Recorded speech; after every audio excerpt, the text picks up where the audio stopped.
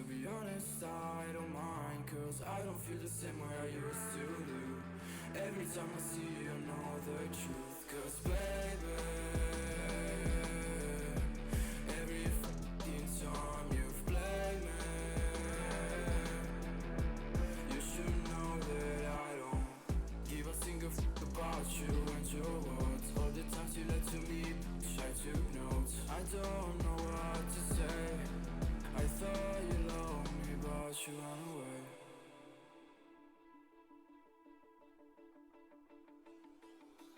I've been living in the shadows for a while. Demons calling me from the afterlife. Dark doesn't faze me anymore. I can see my tears into gold. Yeah, yeah. I don't care, no, I don't care. Yeah, yeah. I don't care, I said, cause baby, every fucking time you've played me, you should know that I don't give a single fuck about you and your words. All the times you lied to me, I took notes. I don't know what to say. I thought you loved me, but you ran. I know people come and go away. Sun is low, that's my time to shine again. Cause baby, every fucking time you play me,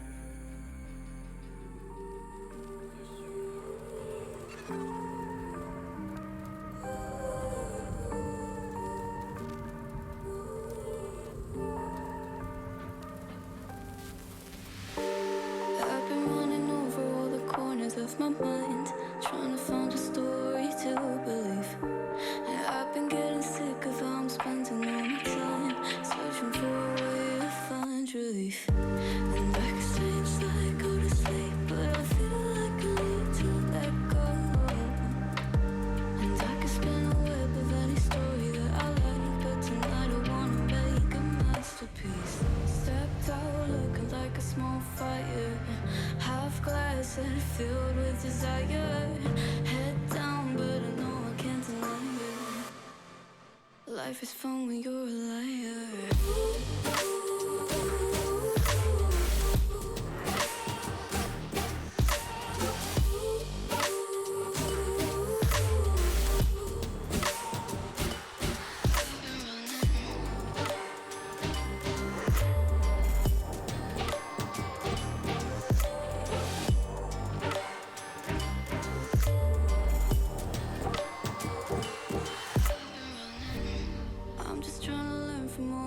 That I've been told I'm gonna paint a new reality. It doesn't take a lot to turn a person into gold. Yeah, I've been getting good at alchemy. And you can stay inside in the dark, but without it you never let go. And when you're done with hiding and you wanna have control, you and I can find a perfect fantasy. Stepped out looking like a small fire, half glass that filled with desire. Head down, but I know I can't deny it. Life is fun when you're a liar.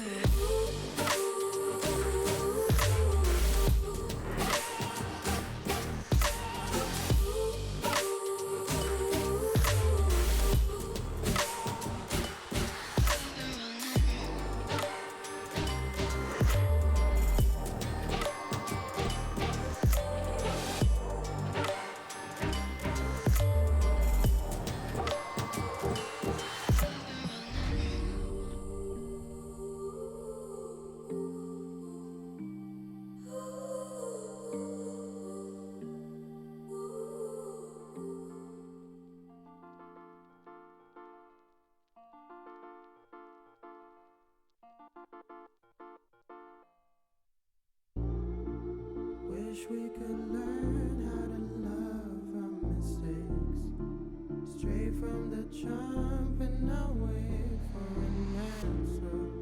Wish we could smile when shit's rough nowadays, change our reactions, Feelings don't die around this neighborhood. We used to sell a double pills, young and misunderstood. My homie, tell me what is changing from your point of view. A smaller circle, but the range is so some deja vu. I recognize my future, and there is nothing with you. Unless you turn your boat around, success might come recruit you. But unless you analyze in depth that we're steps away from death, 1,000 possibilities, act on it, Johnny Depp. For real. Cause we're lonesome childs, trying to know what father brought us down to here. I don't wanna be stuck in countless doubts. I just wanna smile and run away from here. I swear to God, man, I just wanna be a model for my brother. Hey, I just gotta work until I'm on the covers. Hey, I just gotta work until my songs are covered. Hey, I just wanna make it proud to be my mother. Wish we could learn how to love our mistakes. Straight from the jump and not wait for an answer. Wish we could smile when shit's rough nowadays. Change our reactions. You just gotta love yourself. You just gotta love yourself. You just gotta love yourself. You just gotta love yourself. Hope you learned your lesson, girl, I cannot teach anymore. Hope you show some faith in men, I am not like anyone. Cause I am over being sober with myself and I'm with you. I am over being something I am not. I'ma turn it to the man now. Hey, finna get my money, ain't no handout. Hey, finna be a legend like I'm playing down. Hey, I ain't gotta focus on my friends now. Huh? I'ma turn it to a man now. Hey, finna get my money, ain't no handout. Hey, finna be a legend like I'm playing down. Hey, I ain't gotta focus on my friends now. You just gotta love yourself. Yeah. You just gotta love yourself. Yeah. You just gotta love yourself. Yeah. You just gotta love yourself.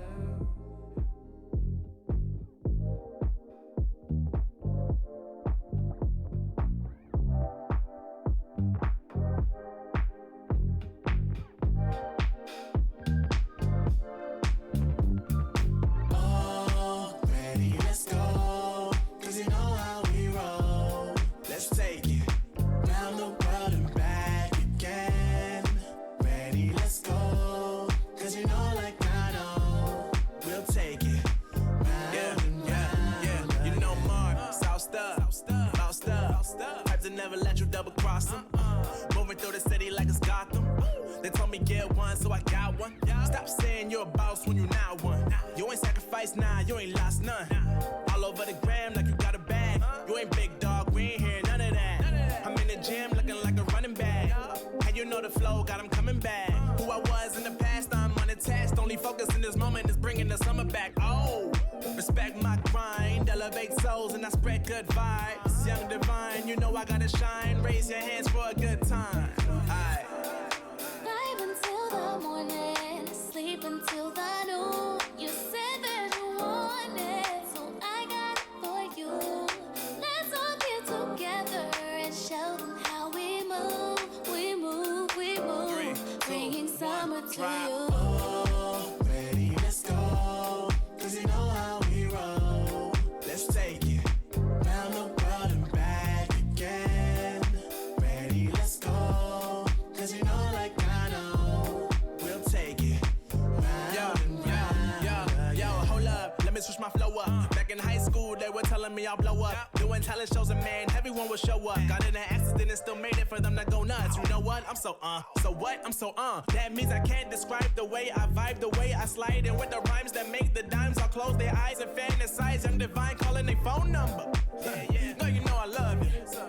And you know me, I can't sleep without blazing beats. On stages for their ones gracefully. And I got a smile that they hate to see. Young, black, successful, though life gets stressful. Though life gets stressful, go and vibe out with whoever you next to. Vibe until the morning, sleep until the noon. You said that you want it, so I got it for you. Let's all get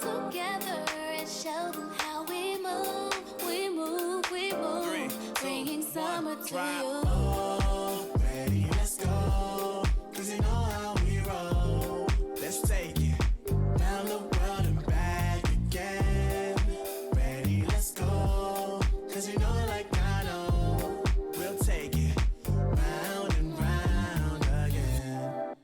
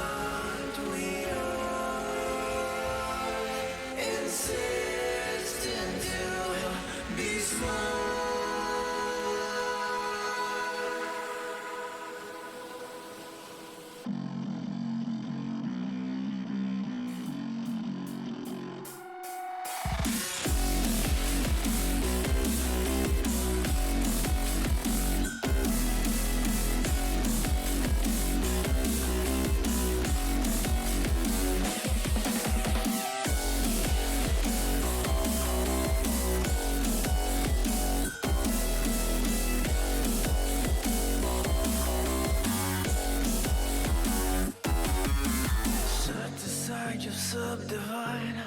I'll show you how it's done. There's no sight, we go inside. The man, he is the one. You build your walls with faith in God. They never come around. Then wonder why we all defy the burden to be born. We're coming home with a mission to bring an end to a terrible land. We are here to your mission. We are many of one. We're coming home with a mission to tear you down from your undeserved throne. We can take your conviction. We are many of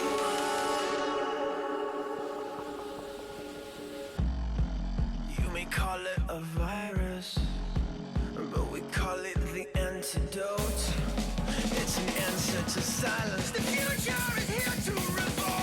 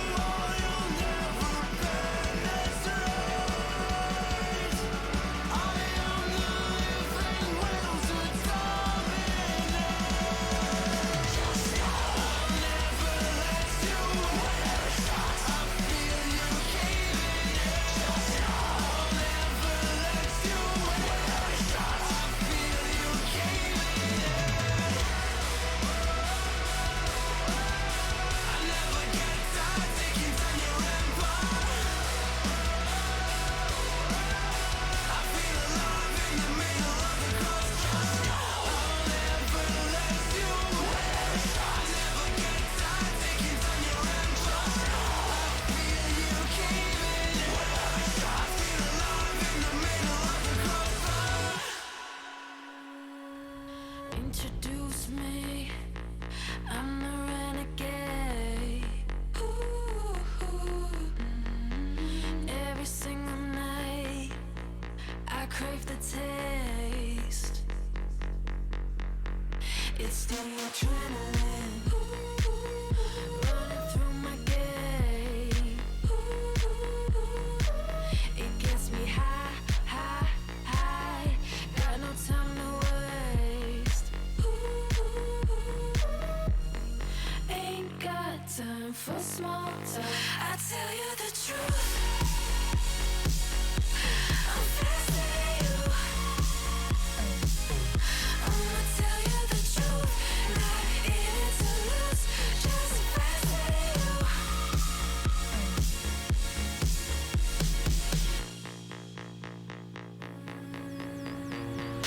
Look into my eyes, I'm not afraid. Take over my mind till it fades. Like a medicine, it keeps me safe. This neon lights lead the way. Ain't got time for small talk. I tell you the truth.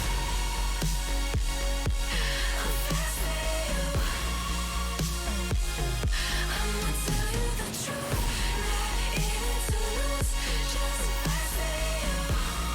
Faster than you. I tell you the truth. I'm faster than you.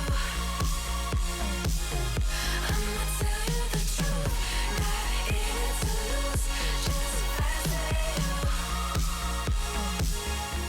I tell you the truth. Just faster than you.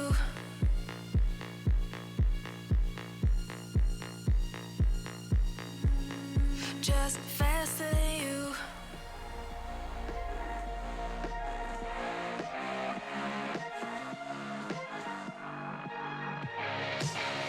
Glasses on, my hoodie's right. Break the door, give me side eyes. I ain't feeling yours, cause I'm feeling mine. Slide back to the future, got my own time. It's sniffing dope to feel right. Got my own high, don't need no lies. Sneaky bitches never ever act with so nice. Alright. You can tell me nothing. Come back when you got something to say. Just put the volume bumping. Take a seat in the back, yeah. You can tell me nothing. Come back when you got something to say. Just put the volume bumping. Take a seat in the back, yeah. Alright, hot damn. Not worrying about man's got a plan. It's not really about the dough, got a time frame. Matter of fact, about to blow up the Hall of Fame. So good, hell I'm all fine. Got a sweet little ooh, and it's all mine. My shoe games, class high, hear it all the time. You can tell me nothing. Come back when you got something to say. Just put the volume bumping.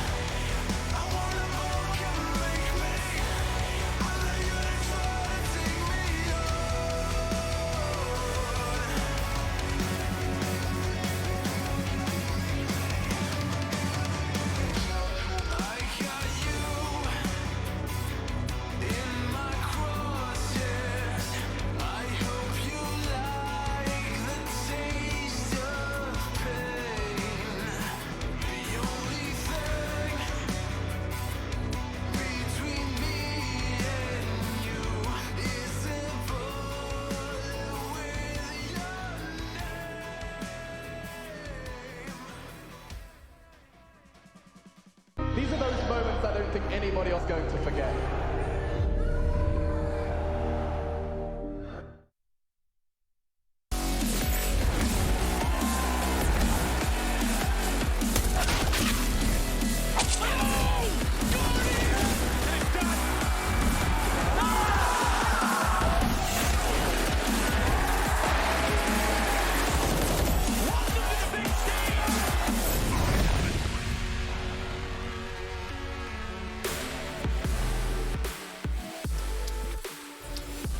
It's the ESL Pro League and its 13th season right here, live and direct. We're coming at you from Cologne, Germany. But of course, Gaming Malta, the home of gaming excellence. Welcome back, everybody. I'm here with Yanko. My name is Trace. We're ready for day number 7, March the 14th, and we've got an action-packed day. Ints versus Nip to start the day. Mouse and FaZe and Vitality G2 to round it all out. Good morning, Yanko. Good morning, Trace. Let's get down to business. I wish we were in Malta. Yeah, it probably would be. It's been raining here for a week. It's going to rain for 2 more weeks. And it's not even just the rain. Like, there's this massive wind thing that's happening. And I don't know where that came from, but here we are nonetheless. I wish I was in Malta, Trace. Yeah, I understand. But on the other side, what we do have are matches, and we have 3 of those. So Yeah, I guess it doesn't matter where you are when all the games are being played online anyway. it's true. It's very We had some good games today. Yeah, we had some good games yesterday as well. But, of course, for our schedule today, we're going to be taking a deeper dive in that. The longer the pre-show goes on, the longer the pre-match goes on, because we still have to get into that first match of the day, Ints and Nip, where we're looking to lay our hat. And, of course, for hats, I don't see any of those around here, but we do have 2 guys that run it to the max just about every single time that they get the opportunity. And today will be absolutely no different as I bring in our commentators. It's going to be Alex and Chad, the resident morning folks. Good morning. Good morning. Yeah. Is this like a school? Good morning, Mr. You gonna do it with me or are I doing it on my own? Well, I know we're doing it on the fly, but we got to be quick on the pickup. When you're setting Yeah, up but a Alex gag, is not a morning person. You know this. True. it is true. Same. But when you're setting up a gag, give me more than half a second. All right, let's try again. Are we ready? Okay, you We're ready? ready and scene. Good morning, Mr. Ceranthus. Good morning, students. Don't worry about it. everyone. Oh, I mean, you did guys you do it, everyone as well? No, well, good morning to everyone, or is it just the We just did the teacher, the authority figure of figure. authority? You guys are Well, look joking at about this. this, but he Right makes behind me him. say Yeah, this that's every wild. morning. He makes me say this every morning. Well, it's hard Every to be- time I walk into the car, you know, I have a good morning, Mr. Ceranthus. Mr. Ceranthus. Thanks for the ride. And, you know, the Mr. part was only added this past week. The only other thing that needs to be added at this point would be, you know, Yanko's big emote debut, which is coming around 2 p.m. And I believe we can about take a this. look Yeah. at this. Yeah. He's been talking about this one for a while. Yeah, we have Look at him. There he is. We have a YNK. What's the official This is- terminology? ESLCS. This is how I feel right now. YNKNOO. Okay, all right. YNK, no. So we've taken this Yeah. one from Yanko actually face palming after one of his team's performances. So Yanko, does There's that only been embody a it? few occasions I facepalm during my coaching career, but you guys somehow managed to find one of them. All right. Well, look, this is what we put out the tweet a couple of days ago now to see if we could get it turned into an emote because the other that's 3 of nice. us have one. And we got this one for you now. Now, are Pro we, League, of course. Yeah. Well, we want to keep it on topic, right? Well, Yanko? you know, and obviously after YNK's departure, FaZe do look to be finding their feet. Well, they lost last They're time. much happier now. Let's start that conversation. They're much you know, happier upon now. the departure of their Everyone's great. coach. Everyone's motivated. They're I gonna thought be the whole best pre-show was going to team. be about Nico Orping, Yanko. I thought you were going to come in here today. Chad, he missed a shot yesterday. Then he died. Then he missed again. Yo, yeah. And he died again. You And he did. kept buying the op. It's blasphemy. So you did It's preposterous. stall the game with Nico. Stop the presses. Cancel the tournament. Kick him out of the team. He's done it again, Trace. Counter-Strike. He's destroyed another one. Forever the Carlos is looking through the contract, like the small print. But can we cancel this? It says Rifler in the agreement, but AWP, I just... How can we take him back? Like, send him back. Well, I don't know if he needs his receipt just yet. He's However, ruined so many great toppers. Listen, Look at Guardian.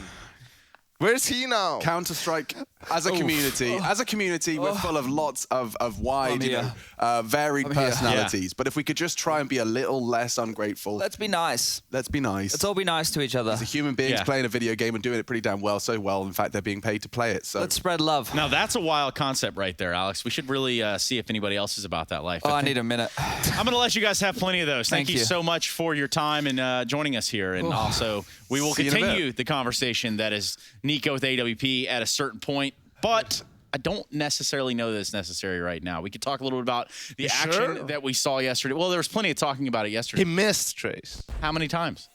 Too many, obviously. Oof. Well, Hence won. That was the big upset yesterday, beating Mouse in a very close series. G2 won with Nico, despite of Nico's best efforts, they won. And Vitality in the game of the day yesterday against FaZe Clan, it was a 3-mapper, was a close game, but Xaiwu came to play.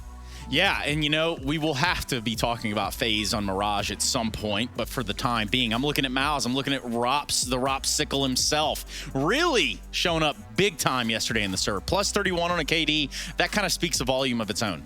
This is in a loss, by the way.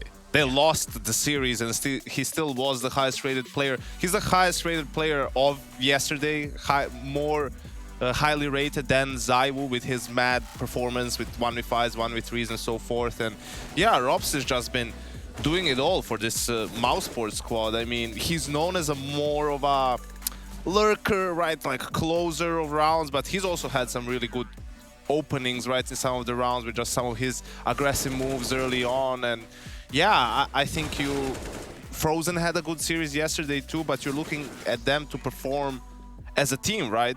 Yeah, and you know, Tom Eric, our producer, was kind of putting the thought in my head that, you know, he kind of got simple vibes from Rops during this game. Which, yeah, it seems can to make sense. It seems to be a recurring theme in Mousesports, right? You know, 5 years ago it was Nico who was trying to carry the team single-handedly. Now it looks like it's Rops. But listen, like on the side of Vents, no one was even positive in that series, and they won. But no one was really slacking too much, right? Like Snappy as the game leader a bit behind, but you know, you look at them, it was really a team effort. And most of the times when a team is playing really well, there's not too many discrepancies between the highest fragging and the lowest fragging player. Man, and you know, I didn't want to do this to you, but we need to talk about Nico. No way. Again. Yeah, I mean, you know, if we're not talking about him in a good light, we gotta be he's talking so about him in a useful. decent light. He's so useful on the rifle. Why would you ever have him up? Like, you know, the first thing you decide to do is like kick a legendary opper and give it to Nico. Like, why? He's not even the best opper on the team, Trace. Amanek is better. So Nico had an AWP yesterday, in case you didn't know, and well, you know, it was a rough start. Let's just put it that way. I don't know that it was a non-starter just yet, because it's kind of weird. Is this one of those things where time heals all? Dude, he played one game. I have not seen an overreaction this much. There's not a more scrutinized player than him. We're all cool, what? man. We're all cool here. Yeah, he had a shit game like a CT on Mirage. On T side, he didn't pick it up all the time. He played a bit of Krieg. He had some good rounds on the T side. He did well in the overtime, or decent at least, right? Inferno wasn't played. I don't think he won a couple of rounds. He picked up the op on Inferno. So obviously they're not gonna put it in his hands every single round. Like, they're still going to use his prowess with the rifles. We saw he's trying to play more Krieg as well. So that's something in between that they might try to use. Like, they don't want to constrict him having to play the op, but you also, you know, have a Krieg which is a bit better long range potentially than the AK, right? And you did say that he was going to look forward to playing with the Krieg more. And for us, I guess we could look at the comparison that Xaiwu versus Nico with the AWP. Sound. Why wouldn't we do that?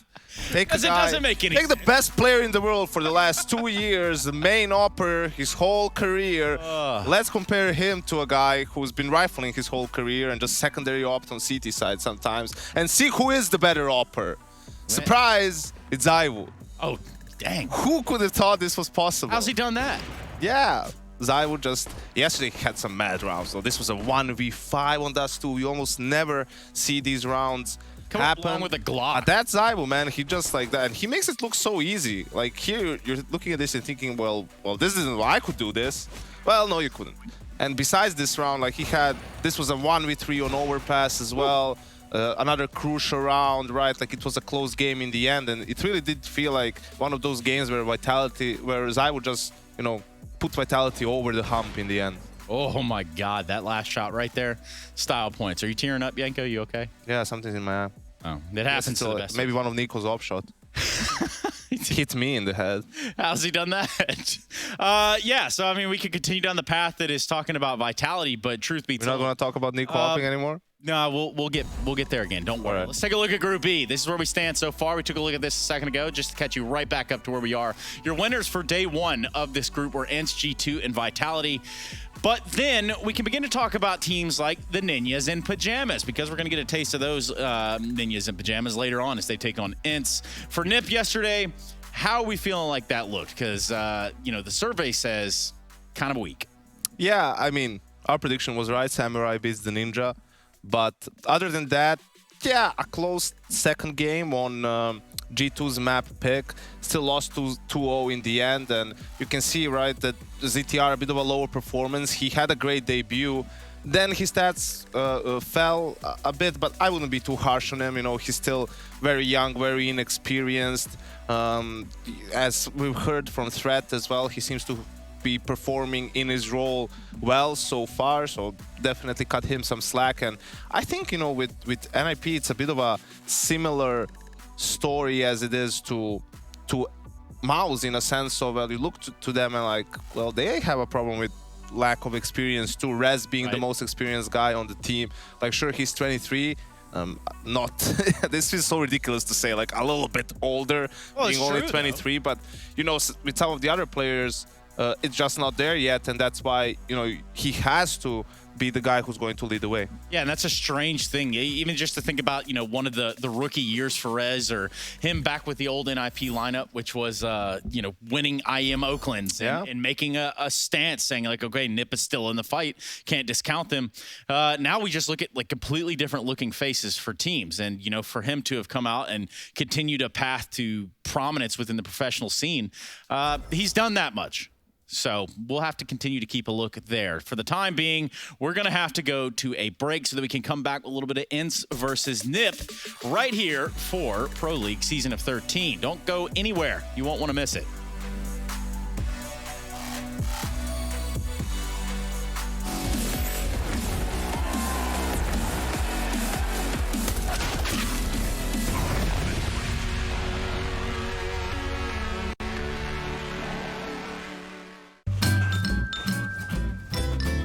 You ready? Huh? Hey, he's a good boy, huh? You ready? Huh?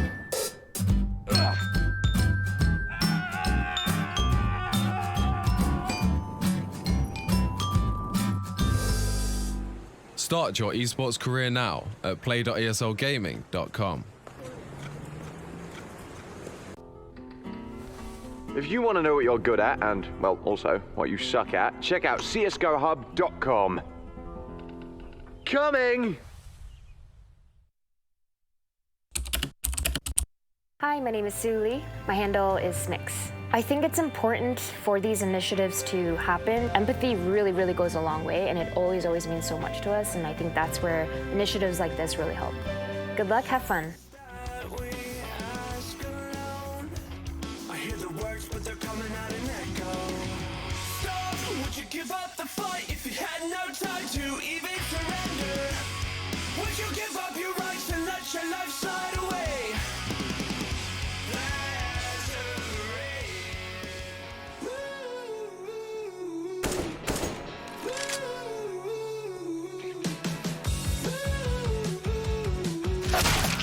Oh. Bon, et c'est sur rue.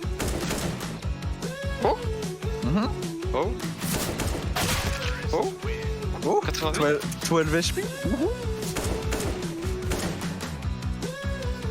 Voilà. Oh, loco. Oh. Tiens là. Voilà. Où est là, Rio? À tout. Hiding like a bitch. Ça prend des visus! Ça prend des visus! J'ai jamais vu ça!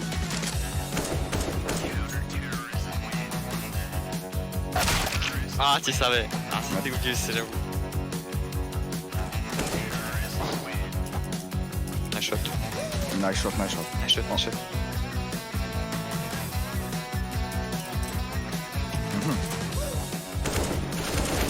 Non! T'as même pas bougé! Et où tu m'as fait peur?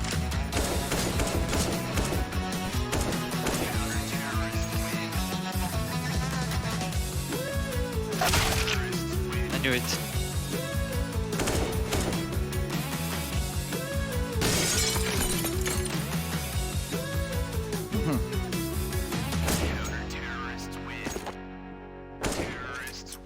Rapide. Nice one tap. You Lucas. Hiding like a bush.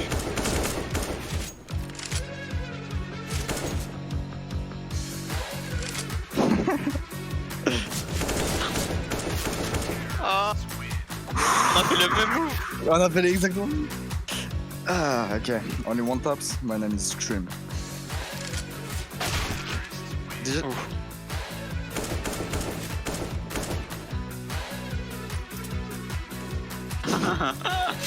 What?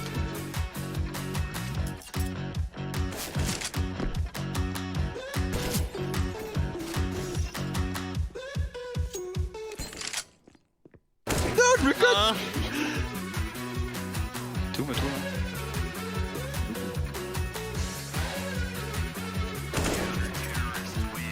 Ok, c'est bon.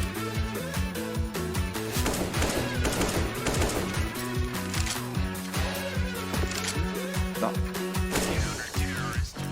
Tu m'as mis 2 pocs à travers. Merde, j'ai pas là. ESL Pro League is brought to you by Gaming Malta, Intel, US Air Force, 1xBet, and DHL.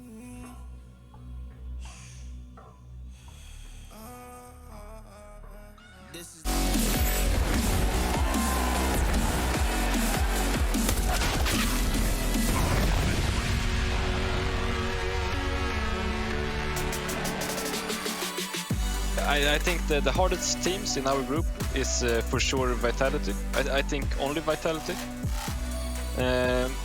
Maybe FaZe will be hard as well, but they're new, so you can't really.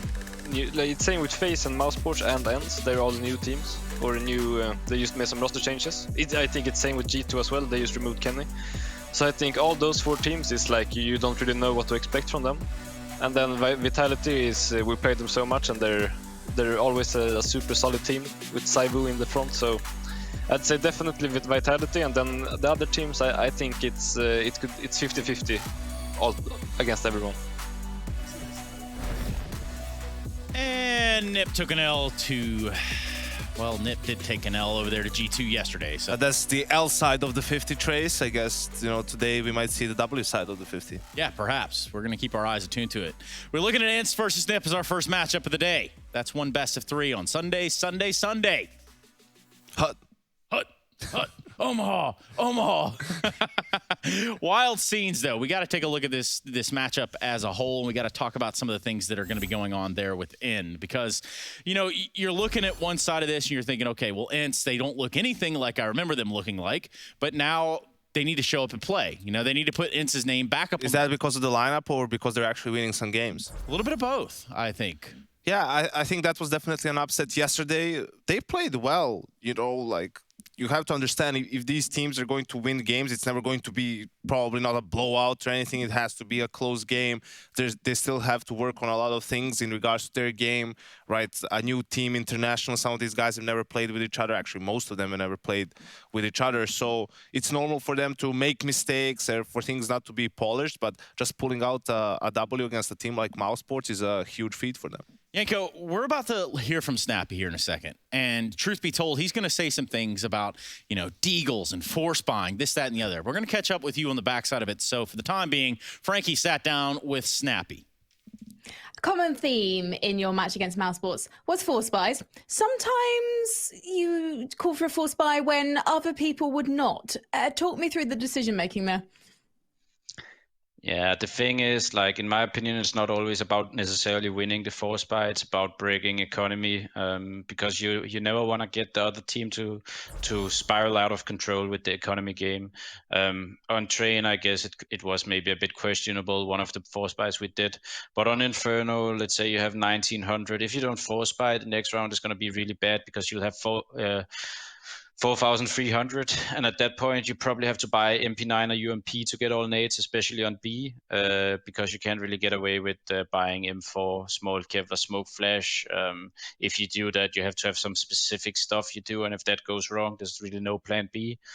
So some of the in my opinion, Deagles are so strong nowadays that a lot of the time it's about playing the percentages. And in my opinion, oftentimes the analysts and stuff like that are wrong about playing the percentages because when you're forced by, let's say you have a 35% win, if you do that twice, like that stacks instead of waiting, getting the economy more tilting towards the other side, and then you maybe have like 55% when you then eventually do the full buy. So at times it's better to do a double force buy. But yeah, of course on train it might have been questionable since we were in the lead, but we did it because we could have broken them, and we ended up breaking them anyway later in the half. So even if it might have been a wrong decision, we still took some guns off them that made us break them later in the half. Very quickly before I let you go, Snappy, should the Deagle be nerfed? It should not be nerfed in terms of headshot damage, but it should be nerfed they should just decrease the damage close, and that they should basically like an M4 has like a 1% decrease, or 3% decrease. The M4A was the silencer has 1%, but that basically means that long distance it gives there's a less damage decrease, and that's pretty much what they should do with the Deagle, and then nerf the damage. So a headshot will still kill long distance, but close distance you should have to put 3 bullets into the body of a guy, right? That would probably be the right direction. Oh, Yanko, I feel like he was looking directly in your soul when he said analyst. No one wants to look there, Trace, but I think it's just a matter of differentiating what we thought is like force buying multiple rounds in a row when you have a big lead is like you can just put yourself in the hole. And even imagine if you don't get any kills and lose the round, well, then your opponent's economy spirals out of control. I think he's on point with what he's talking about, like when you get reset and you have to play a gun round with 4.3, 4.4 plus frags, like that's not a great buy. But hey, this is also what you could do. You could not full buy up until you spend all your money in the bank. We used to in FaZe leave $500 every time we would get reset, so that when it goes to the gun round, you have like around 5,000, 4.8, so you have good guns and that utility, and I think that helped us in a lot of situations. So there's different ways to look at it rather than just, well, yeah, you should force because in the gun round you wouldn't have too much money anyway. Economy. That's what it's all about, Yanko. In the server, out of the server. Money makes the world go round, Trace. Sadly, but truly, very much the reality that we live in. Now, if we look at this matchup on one side with Ents, we're just hearing from Snappy, but we talk a little bit about Nip. We talk about, the things that could possibly show up here, or better yet, the players that could show up here within our Epic's GG players to watch. We're going to have Dika on one side and Rez on the other. And why? Why is this a comparison, Yanko? Yeah, Dika may be a bit of an unknown name for some of the, newer viewers. He was around in the tier 2 scene playing in Sprout, before that in Taz's team in a full Polish lineup, and he's one of those up and coming players in the Polish scene. Yesterday had a lot of rounds with great impact, especially on Train, one of the harder hitters of Ents, and Rez obviously, as we've already said, the most experienced player in this all-around young NIP lineup, and that's why you kind of look to him to be the one who's going to lead the way on and off the server, to be honest. And, I'm still kind of taken by the statistics that just show Ents didn't have a single player go positive yesterday. That guy break even on 0, but still, they won the match, which is pretty wild. There is no I in Team Trace, so it was a team effort all around. Everyone had their moments, right? Even, Snappy bottom fragging on the last map. He had a couple of crucial kills towards the end of that game in some of the gun rounds. Everyone was contributing, and that's what you want to see. As a coach, for example, you want to see a level performance all across the team, because that means everyone's doing their job and you're winning rounds because the system is working, the plays are working, the reads are working. You don't just have one guy have 30 plus kills and he's winning you rounds you're not supposed to win, right? He's just kind of saving your ass. Like, that sure comes in handy sometimes, but you don't want that to be the foundation of your game. No, our foundation, the building blocks rather, will be right here when we figure out our map vetoes for this best of 3 between Ents and Nip. Yeah, for NIP, they're going to get rid of Train, which is good since it's Ents' probably best map at the moment. Ents vetoes Mirage, which is a bit weird. Astralis is the only other team that vetoes it. Well, they actually go for overpass here. I guess that's a product of them having a month basically just to practice. And we see actually NIP with the Vertigo ban. That's strange as well, seeing as how Ents really looked out of their depth yesterday on the map. I don't imagine that would have been a pick of Ents'. We see that they go with Nuke themselves. NIP does go for that Mirage pick, so we'll see how ENCE fare on that. I was going to say it's surprising to have that as your veto since it's such a simple map, right? It's so standard. You think we'll see Train here? What's our last map? I don't think. I think NIP will ban it. Yeah, I think it's surprising that ENCE doesn't go for the Train pick. That could be a product of they were expecting the Train ban, so they prepared heavily on Nuke and decided to just go with that map based off of preparation. But yeah, definitely more than a single surprise in this veto. Actually, everything would have been wrong that I would have said. And, well, you didn't, so that's good. We've got Nuke, we've got Mirage and Inferno. Does this have the makings of a 3-mapper on our hands? Yeah, I think so, right? It's a couple, standard maps here and there. These teams are up there. I think NIP needs to get a win to kind of justify this upwards trend they've been on. Yeah, we're going to continue to keep a look here on Group of B, but we're going to have to jump into the game to do that because what else are we going to have to talk about if we don't have gameplay? We have Chad and Alex to deliver this first best of 3 right to you, fresh, hot, and ready. Do you know what else is fresh, hot, and ready? This banana bread that Chad just brought for me. I'm really proud. Very grateful, actually, Chad. Thank you very much. It's the cinnamon and apple variant. That's the one. Very excited. It's my favorite one. I'm not a huge fan of the chocolate one. I think there's a bit too much sugar in that bad boy, but I've become a fan of ENCE. Now, if you've been watching Counter-Strike for the last couple of years, you'd be surprised to hear me say that. Yeah. I love the pop-off from Snappy yesterday, and I want to kind of set you up as the viewers at home to know the stakes. For both of these teams, wins are very important because they are on the cusp of the names who we think will be making it through from Group B. If ENCE pick up this one, they are putting themselves in the driver's seat to be a spoiler team to potentially upset and make their way through the group. But we are live and we are away. Nade damaging through to main. Hampus, he's been pushed off of heaven and we're into the top side. Yeah, already seeing at least one go down. It's Spinks. Locked out for now. The T side aren't fully committing to this despite taking a bit of early damage. Hampus, he hears this now. Bomb is going down, uncontested. Diha gets it. But ZTR has contributed, and through the one-way, Plopsky arrives. It's Snappy for a double. Keeps it competitive. They are all coming from main. He can focus his attention. The crosshair's just not there. Alu does find a clean first. If he could just find a second, but ZTR too good. Too quick on that trigger and even grabbing himself a kit for later endeavors. 1-0, NIP, take the CT pistol. Yeah, ZTR's a name. Hopefully we'll be saying a little bit more here. It's a difficult one for a youngster like him coming on in. Debut against Astralis, looks good, and then ever since hasn't been able to live up to that hype. Context, when we say youngster, we're talking 17. 17, yeah. 17 years of age. Another babyface killer we got in the server. Yeah, we certainly do. Well, we just heard Snappy talking about 4 spies, Alex. Now, this one here makes a lot of sense, right? They got that bomb down. They're able to invest here. Diha making a bit of a name for himself. He has the Galil. Alu with a UMP. Back 10 for Snappy and a couple of Deagles. What kind of approach are we looking for here? Let's see. As Nork makes his way across into Warehouse, going to tuck himself into the back corner with the AUG. Whoa. For the job. Yeah, any sort of yard hijinks are going to be cut short with a setup like that. Yeah, quite a few rifles being prioritized here, and Rez with a chance. That's what happens when you nade off the door, actively holding it. A deep smoke dropped. I wonder if that's going to completely obscure their view. It does seem perfect. You can see that's an aggressive smoke. Look at that. Look how that feels from the T side in lobby. Yeah, you just don't know what is on the other side of that. And as it fades, you're going to have to do your diligence clearing it. Don't forget the door is blown off. So there is a lot of threat and a lot of scrutiny already upon ENCE. Looks like they're setting up for a top piece here, and they're going to have Diha come in either late for a yard flank. This low smoke that he's throwing right now will put in question the red box. And Alu's setting up some nades towards ladder. Rez with another chance. He doesn't get it. He doesn't, and it's only an MP9 on Hampus. If he goes down, it was a chance for Spinks. The flash pops from Alu. Loses his vision. Bomb is loose. Nork does come out of Warehouse, and Dia's on the hunt. Now, he may not get contact here. It depends entirely on how Nork chooses to peek out. Don't think he's been spotted either. Plopsky looking to clear out Alu, peeking into the line. He's so low, long range. Snappy surely next on his list. Snappy needs to live here. Give Diha some room. Yeah.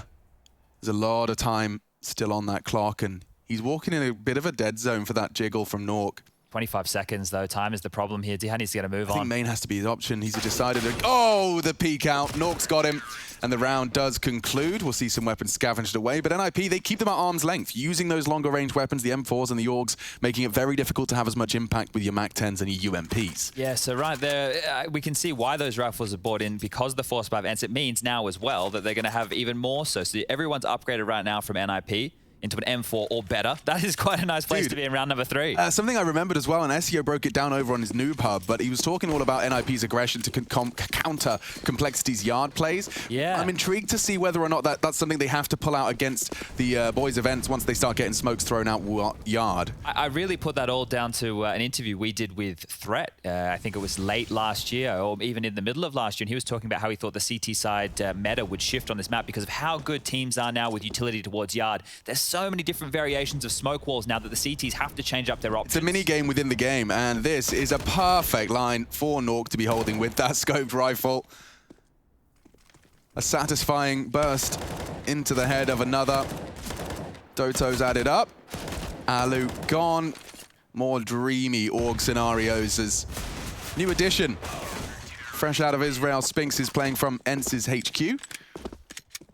Joining this international roster, and I mean international it is. 2 Finns. Snappy from Denmark and Dhev from representing Poland. He's coming for you, Bentet. Bentet's now in Europe as well. It'd be interesting to see if those Extreme boys ever make their way back into the upper echelons of Counter-Strike. It's not looking good at the moment by any means. No, I mean, if you had to kind of create a list of results that don't look good. Yeah, every time I look at that page, I just cringe a little bit. It does hurt to look at, but here goes Nork back in towards the red pole side of Warehouse.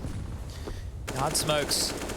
And I think one of the key points you just made is Snappy, the in-game leader. He loves a bit of nuke. Towards ramp pressure. Ampers. Oh, you could not ask for more. There it is. He gets the frag and gets away scot-free. Ramp's lost, as is Secret. This gets interesting now for multiple reasons. Look at their crossfire. It's strong on ramp. I would not fancy my chances breaking through that one if there's no pressure from Secret from Alu. Oh, Hampus can do it all. Yeah, he hasn't even required any help. Another body drop. D has gone, the star of the show, forced to watch. As Snappy losing half of his health in the first exchange. He lives on. Alu is flanking, and Plopsky, he's been checking it intermittently. This time he does find the frag necessary. NIP set for 4. Yeah, I think if Hampus is going to get you 3 kills right there, that is the round done and dusted. Snappy walks in, goes down, 2 players, clean them all up. And some dramas right now in the Ents camp because in the early stages, they're not having too many fraggers on the scoreboard. Dihar is the man we're talking about. It's only 4 rounds played, but yeah, you have to find impact. Doto was someone who impressed us with his clutch work yesterday. Yeah, God. Making that sound cue, jumping back up. I think it was Acor he was out playing over towards Pit. That was quite the series, quite the way to kick off Group B. It's not the gargantuan household names like a FaZe Clan or a G2, but I think that these teams will be budding and pushing to get themselves into that top 3. NIP is a curious one. I think when you see these individuals, Alex, like, man, they can be so hot. But then the next day you wake up and you watch them and they're like, what's going on? The team is also quite young as well when you do consider names like Plopsky, Nork, Hampus, Rez experience. It averaged out about 21 last time we checked. Yeah, let me have another look. Let's just jump on in here. Because they got rid of Twist, right? Yeah, precisely. He might have brought it up. He was... see, I always reference this, and people probably think I'm old. I am, but Twist was playing back in 2013. Just because you have memories of getting AWP'd by him on Cobblestone, back when you were shooting heads. I think it was Nuke then. I don't think we even had Cobble in the pool back then. It was not a CSGO map at the time. But they're back onto these pistols, and it's not... Well, I was going to say it's not a full force buy. Alu actually has invested a lot of money here, but it's back towards top. Yeah, ZTR to be tested. And he's lost out on his first duel. Rez is lucky to be alive, and he's making it count. Topside take has cost many bodies. The trades do continue, and they're not letting Snappy have just a moment's respite. It's costly, and it may reflect nicely on what Snappy was talking with Frankie about. They managed to take 3 weapons away, force 3 rebuys, and Bob's your uncle, Fanny's your aunt, 5K for the AKs. 5 rounds in 4 minutes, so quite the pace to this game here, considering how strung out some of these games of Counter-Strike can be. NIP are just mopping this up, cleaning them up. Nork mowing him down. Now the guns come back out. So this is it. Alu did invest a lot right there. He'll be going into this round with just an AK. Won't be too many problems if they are setting him up for success. Yard Smoke's lopped on out with Doto in the hat pictured on the screen. And Hampus this time to deal with the yard aggression. Flashed off, smoked off, and a lot of time passing. They're crossing. They missed their smoke or didn't choose to throw it. Regardless, no one spotted it out. So perhaps it's Nork. We've seen boosts, we've seen Molotovs, we've even seen flashes. How do they force this AWP out of the stair line? They don't. Dry. Into the thigh. D has gone. ZTR taking a bit of lobby control. It's passive, and Spinks is responsible for it on the T side. He should have him booked. It's about his exit. He can go silently down the ladder, but ZTR would totally have him. There it is. That's a big find from Spinks. Equalizes. They smoke off main and continue to try and hunt Hampus. He's ready, though. Ink dead. Nice shot. More damage. It's not lethal. Snappy and Doto down to 30 and 40 respectively. Still Yard, but you can't plant in Yard. Rez aware, locking down the rotate to lower. If he goes further, though, he's going to meet Snappy in a very clean headshot, but with their knives out, Plopsky's there. They doubled up, and it's enough. The element of surprise converts 2 for Plopsky's AK. Spinks, they know he was lobby. Bombs loose. Everything pointing towards another Ninja round here. Secret seems to be his option. Vents was the alternative. He's making it loud. Yeah, he has to. He's running out of time. It's a very time-sensitive mission, just hoping and praying they don't double. Yoink. Knife out. He's off. Oh, they got to beat him up the vent now. He's even got a molly for this. He can deny the vent road. This isn't bad. If he plants safe, there's a chance. Nork, however, is so fast. If he gets around, there's a plant. It's a plant at most. Okay, the nade doesn't find him. He's done well to recover, and he's recovering the round as well. Isolates the first. Looking for the second, he swings out. Nork's too quick. Damn close, though.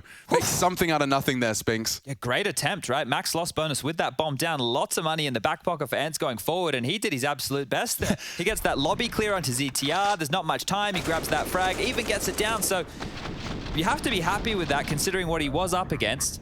And that nade, if it was just a little bit closer, maybe the bomb doesn't get planted. You can see that thought process, right? You know they're lower. You know they're holding the bomb. Deny that rotation with that molly.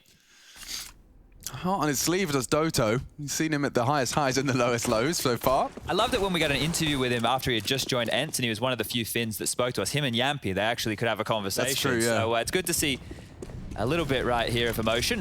Oh, Nork, aggressive. We might even go to leaving spawn. Yeah. Oh! Okay, they're leaving T-spawn now. Smoke's outside. Nork changing his mind. Walls are completely clear. They're rotating top. Rez readies himself. They know this is coming. Had his issues. Yeah, they got the info off the back of that AWP. And look, Nork's already in topside. Like, he got that info and immediately went to help them. He's watching Hart. Can't pull the trigger. He does onto one. Oh, everyone's burning. They are. They don't have the info. Burning. Lots of damage, but they're throwing it back down range as well.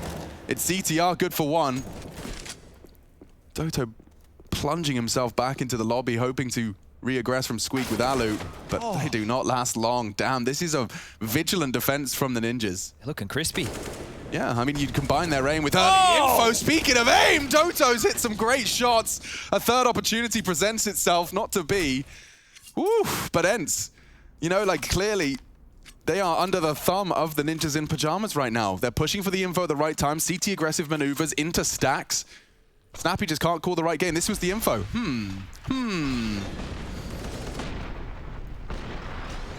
Boom. Yet to see Nork go down, by the way, Chad. 0. We're nearly halfway through the first half here, and the dude has not died. Nork, the untouched right now. He's looking good. He's just been a farm of M4s for his squad.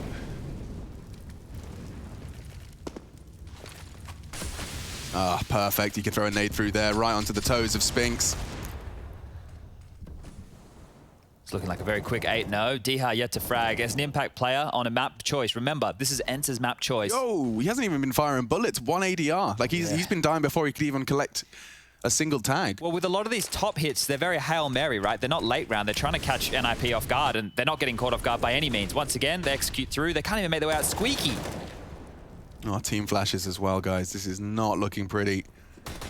One did slip the net, and Snappy, a crucial frag, enables potential plant. Doto's going for it. A fast plant down lower, Chad.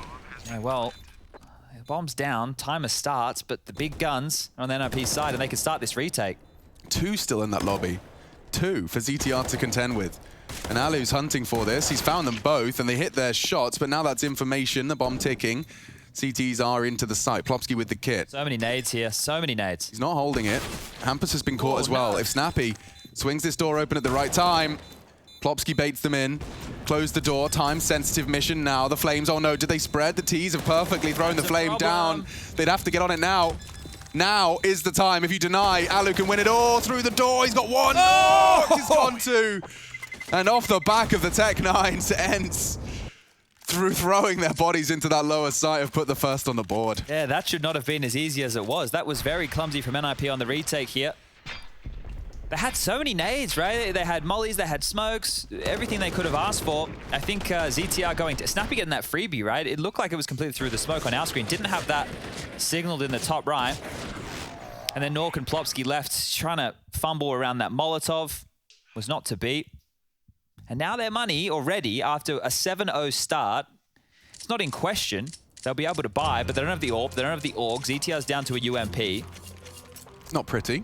No, and look, I think with a lot more weapons being viable, and maybe it's not just weapons being viable, they've probably always been viable. It's just more people understanding how to use them, what they're situationally allowed to do. Counter-Strike in these rounds have been highly contested, and that's why we get a lot more close games, a lot more overtimes. So let's see what ZTR can do with the UMP. As one of the top holders, not the worst weapon for the job, but Alu's got out his big green, the AWP, finally rearing its head on the T side. Oh, Plopsky aggressive here. Might get a timing onto Spinks. Oh, he crashed under it. I think he's got the vision, though. Plopsky's in a lot of trouble. Can use the smoke to get away, though. It's powerful in the right hands. Plopsky maneuvering around the smoke. The spray does find him, though. That'll deter. Yeah, it's going to be the blood on the wall there. Out of there. So Diha having a tough game. Hamper's quite the opposite. He's responsible for Yard. He's tucked in on Secret for now. A lot of responsibility on him, and he's actually chosen to try and drop some degree of a one-way. Not going to happen. It's just a smoke now for Secret. Yeah, well, that works two ways, right? They can't pick for info, and Diha can actually creep up behind it and get into the lip of Secret here. So free territory. True, true. It's almost like the T's threw that one for him. Nice and set up now. Back towards top again they go. Snappy does love a good late vent drop. No contact. No contact at all.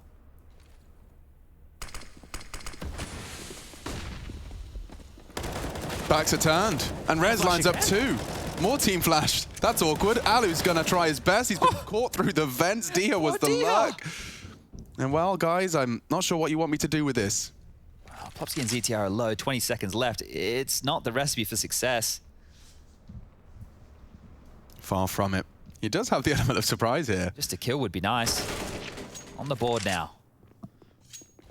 And that'll be it. Now a question of trying to find him if they are interested. There is not too much residual cash in the CT side. They'll take the win, take the W, and send Ents back down to that brutal 3K mark. A lot of these rounds feel the same, right? Ents feign some yard control or maybe have some very light yard control and then go back to top for a set piece. They either go fast top, they wait around, they go top. Either way, they're not having much success towards top. It always feels like there is a minimum of 3 NIP players on this upper bomb site.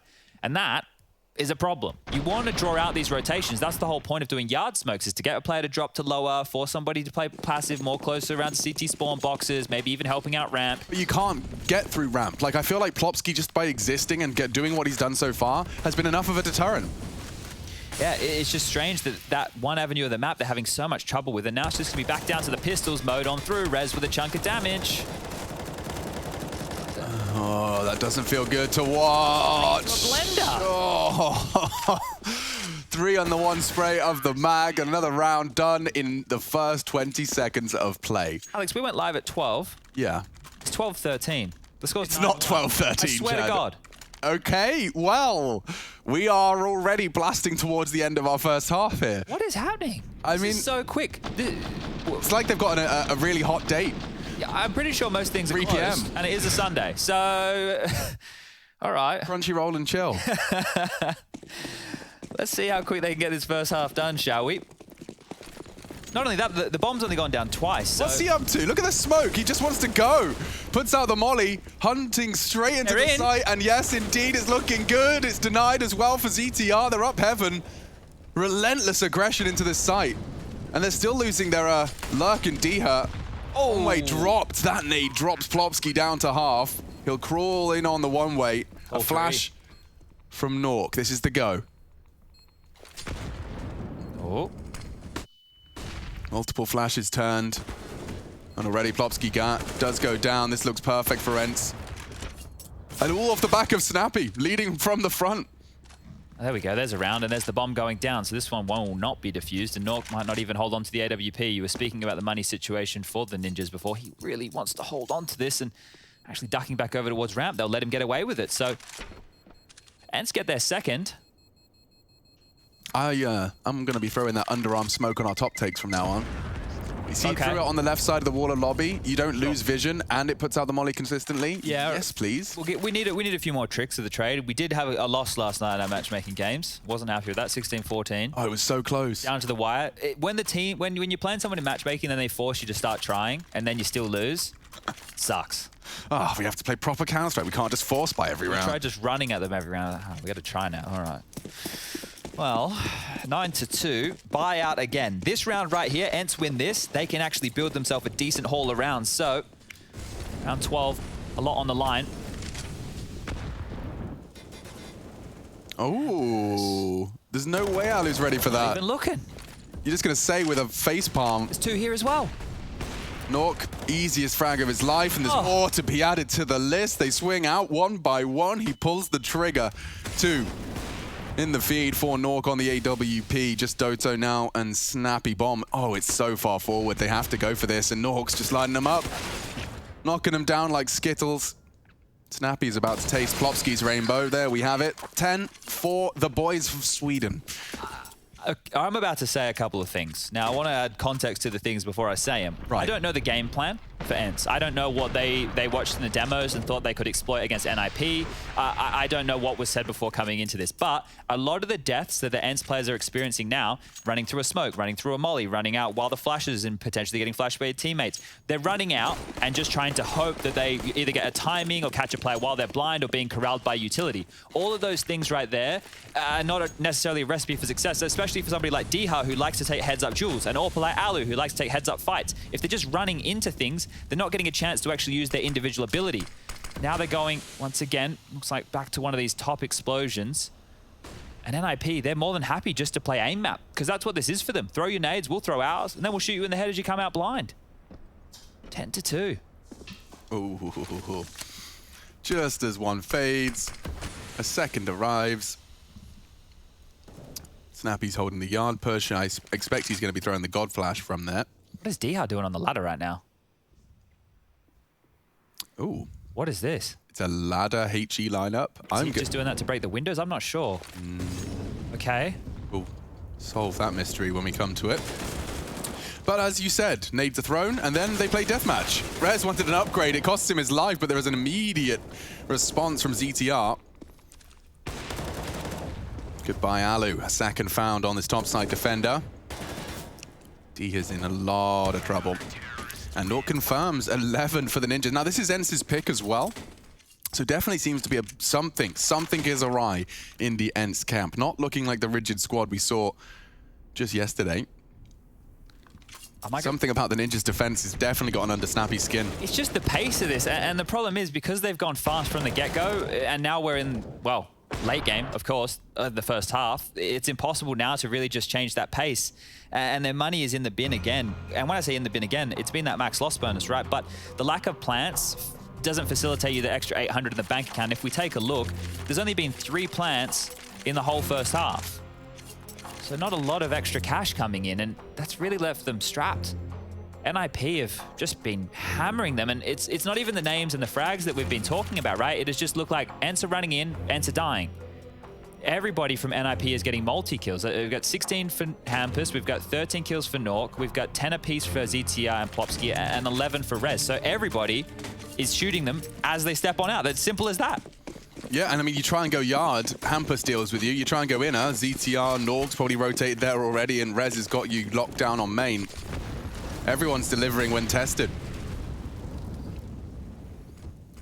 Ooh, okay, Diha. Wow, go again. Straight in. It's a top site take, and this could be the gap. It's 1 for 1. Rez still on the site. Hampus fills the gap. He knows one down there. The bomb might go down. This is how they found their first round. Ents having a man advantage, and now the bomb ticking in their favor as well. Wow. Spinks caught. Doto hunting 2 from Decon. Or Hampus, rather, actually isolated the other 2 from doors. Doto's the only one lower. Now they arrive down the vents, and this is what Hampus is holding. He's ready for at least the first. Won't be having his back. Oh! Alu's missed his shots. It's down to Alu. 19 HP. Gap to close for Plopsky. He has an incendiary. He could just hold it, maybe. And that's the shot. That might even be the defuse. So close, but stolen in the final 1v1. 12 posted by the Ninjas. So you can see their game plan, Chad. You know you're talking about there's only one lower. We saw it when in the previous round, it was Snappy and Alu both squeak as well. Yeah. They clearly want to do late vent as their retake. Yeah, if you can or rather their after plan. Yeah, if you can deny that rotation as well and then come down late, you're able to swarm into the back vents, go out the decon side, go into the window side. But because there was nobody coming through that point of rotation or they were already down, it made life so difficult. That's another close round there, but if they were able to win that one, Ents, that's the difference between an 11-4 and now what could be a 13-2. An acceptable half has now just been turned on its head. The testing yard. Hampus previously has had no issues contending with them. On the AUG, on the M4 this time. 4 of them walking out yard. And of course, NIP have 3 players positioned accordingly. Yeah, look at this. They can spring. How have they got this? They're so ready for it. They've been ready for everything. Flash, ZTR, it's out. High flash and swing. Perfect execution. And now more fragging. Hampus, however, kept equal. He's shut down by Alu, boosting over the smoke. Plopsky is the element of surprise here. They've already killed 2 yard. He won't be ready for a 3rd. And Plopsky punishes Alu as he dismounts. Doto in limbo. Needs that bomb. Oh, and he's lost his teammate as well. Nork just stops. Spinks in his tracks. Doto's gone too. 13. My lord, it's unlucky for some. Looking unlucky for Ents. We have to take a break. One of the quickest halves we've seen of EPL Season 13.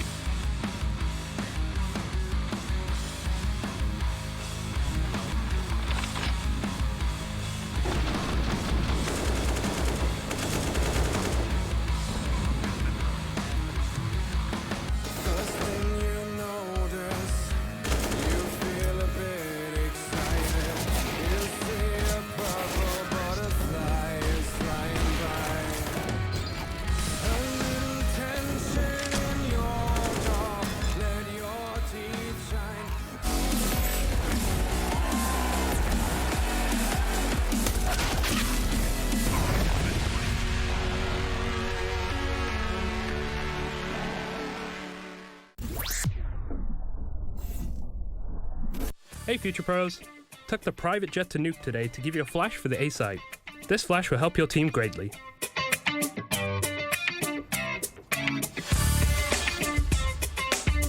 First, make sure you shoot out this window. To do this flash, get into this corner just outside of T-spawn. Aim above the 3rd window in the middle of the white metal cladding. Then run forwards and jump throw the flash as you get into the center of the window. A site is a complex site, so this flash won't blind everybody, but it certainly will help. Good luck, as you're gonna need it.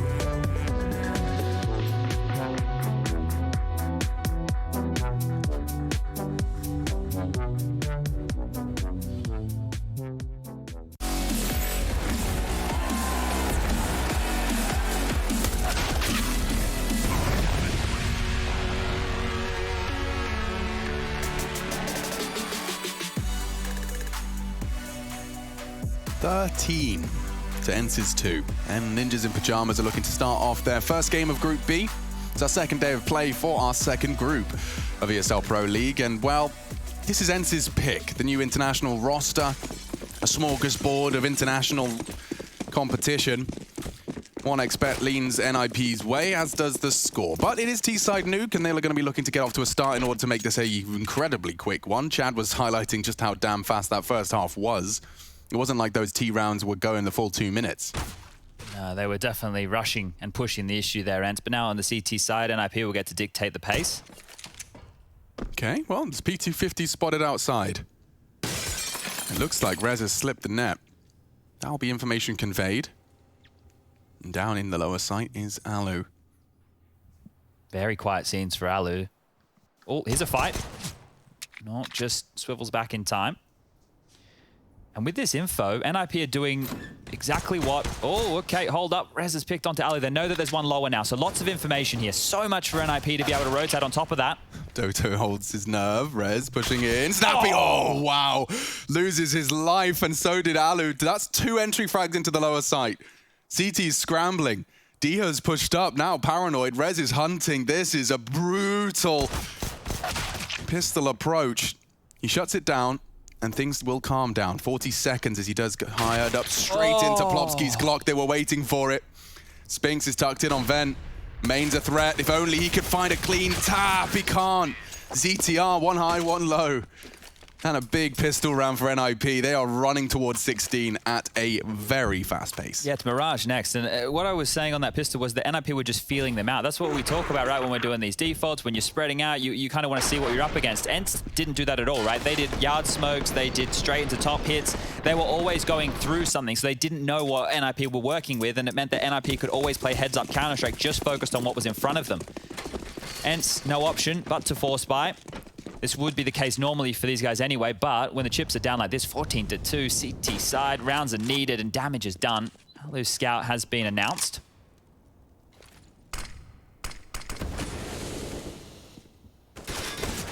Oh, he's tagged another. This is promising scenes. If he can take another shot, perhaps it could get even worse for the Ninjas. So they are hamstrung just a little. The loss of Diha, though, is... Oh, they're kissing in the smoke. Hello, Doto. Completely caught out. 3 of them low now. Yeah, Chat tagging him up. Certainly doesn't slip out of the realms of possibility just yet. Hamper's very loud down the vents. Spinks needs info. He's in the hut. And with 3 backs turned, there is a very small window that it seems he'll miss out on as he tucks in passive. Windows aren't broken. Snappy doesn't choose to break them, which does mean Hampus will have to make a sound cue upon his arrival should he want to contain this. Here he is. Snappy losing out on the duel. Oh, Spinks hears them. This is what we were talking about. There is a world where Spinks can do damage here. There'll be a quick reaction, though. Just thinking about it. Yeah. Thinking about it. Wow, great shot. Chance for Spinks. As Alu had Alu past tense. Now, unfortunately, it's going to be pursuit of something a little less glorious, which is damage. Quick reaction finds Hampus, but unable to convert. 15 to the Ninjas. Ents having their map completely taken from them. Yet to have any impact, yet to really feel like you've played a game of Counter-Strike. Yeah, and that's one of the problems, right, is the individuals in the server for Ents haven't even had a chance to warm up. The star names, Diha, Spinks, Alu, they're the ones that we're going to be looking towards to be putting down a lot of damage in a series like this. Well, Diha has 4 kills, Spinks has 6, Alu has 9. And I don't even think that it's they're like, as individuals playing badly, they just haven't had a chance. Yeah. Right? They have not had a chance to try and put the crosshairs on the head. So we'll be the force again. Alu's going to do this damage, and once more, Hampus and co know how to deal with this, right? If you've got Threat as the coach of the team against Force Buys, that's one thing he is going to have you well and truly prepared for. There's a scout yard. Okay, we can't keep peeking him and giving tags. Let's either look for info elsewhere, set up a smoke wall, make our life a little bit easier, force out that CT rotation, because it is just these upgraded pistols, SMG, scout, that's it. Snappy caught a nade from Plopski, and it's enabled that ramp pressure to be felt throughout this round. Rez is out yard, despite the scout being on patrol. Alu confirms he's still there as ETR does evade the shot. Plopski. Oh, Don't know if you saw it. There was a tip of the baseball cap spotted, and that tip of the gun, the Galil. Oh, he finds another one on the repeak. Huge impact from Snappy. Alu's here as well now. Rez has found Diha. ZTR. Oh. They can put a lot of pressure on ZTR. Excuse me, Doto. 2 from Squeak, 1 from main. He has Spinks pushing on the flank again. With the bomb. And Hampus is completely booked. Rez for the response, finds it, knows there was another on top site, and the bomb's going down. Survival is integral here from Rez. He can't lose this duel. He wins it out. Getting better now. ZTR, full health, doesn't get hit by the scout and completely retreats into the site. Snappy has gone completely unannounced, though, as he drops now. They'll hear it. There's one close, 2 close. No tickle on the bomb. He'll close the door, line up the wall bang. And there it is. Just Alu tagged. Snappy forced off the bomb as well. Rez looking to waste clutch. It's a 10-second defuse. It really does not favor them. Alu desperately hoping to hit the shot. The bullets are sketchy. Oh, Snappy's knocked off. No time. And we have finished in record time. The first map ends his pick. It's a disaster for them. 16 to just 2. We don't quite make the 20 rounds of play. We'll be breaking it down, of course, at the desk when we return. Janko Paunovic, Tristan Sarenthus, guiding you through what was one of the quickest maps of Pro League so far.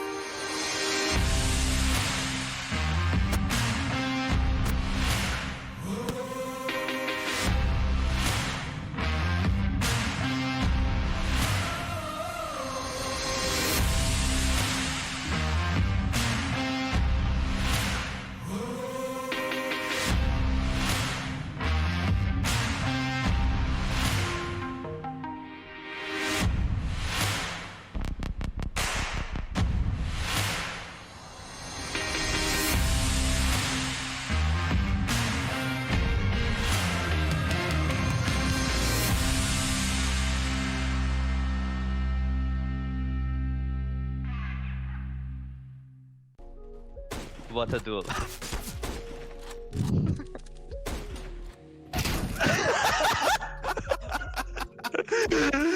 Ok, Hunter.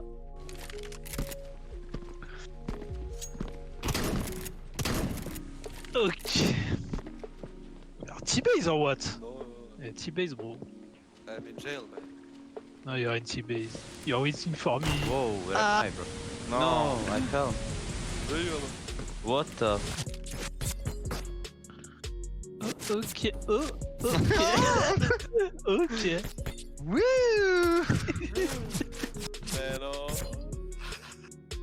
I found the gun. Ah mais bon. Nice.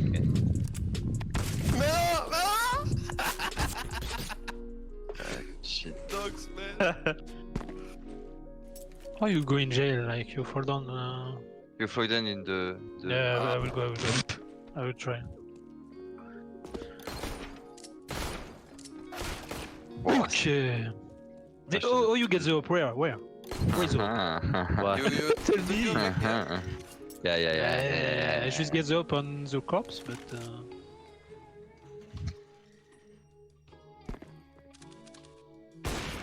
Wow, I'm an egg, man. Well, it's time, Hunter. It's time. You came You up? don't play anymore. Yeah, you don't play anymore. Where is? I don't know. Oh, I see him, bro. He's Okay. Yeah,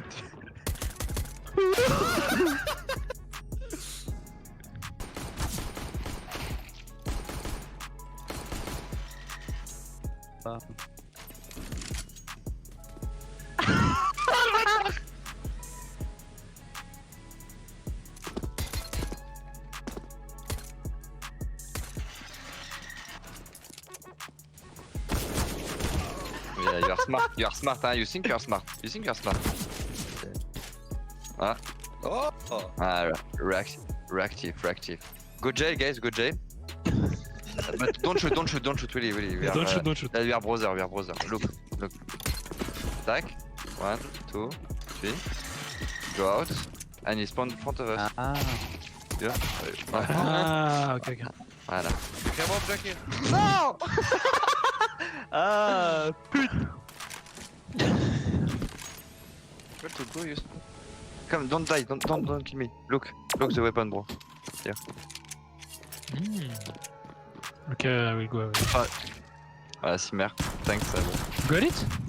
No. No, okay. I gotta pass that.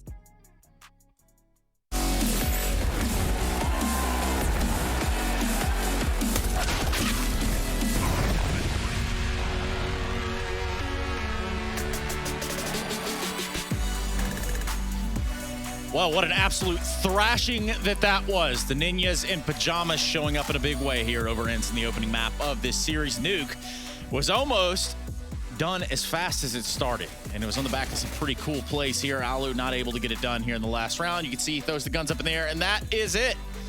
That's how you knew it was over, Yanko. Yeah.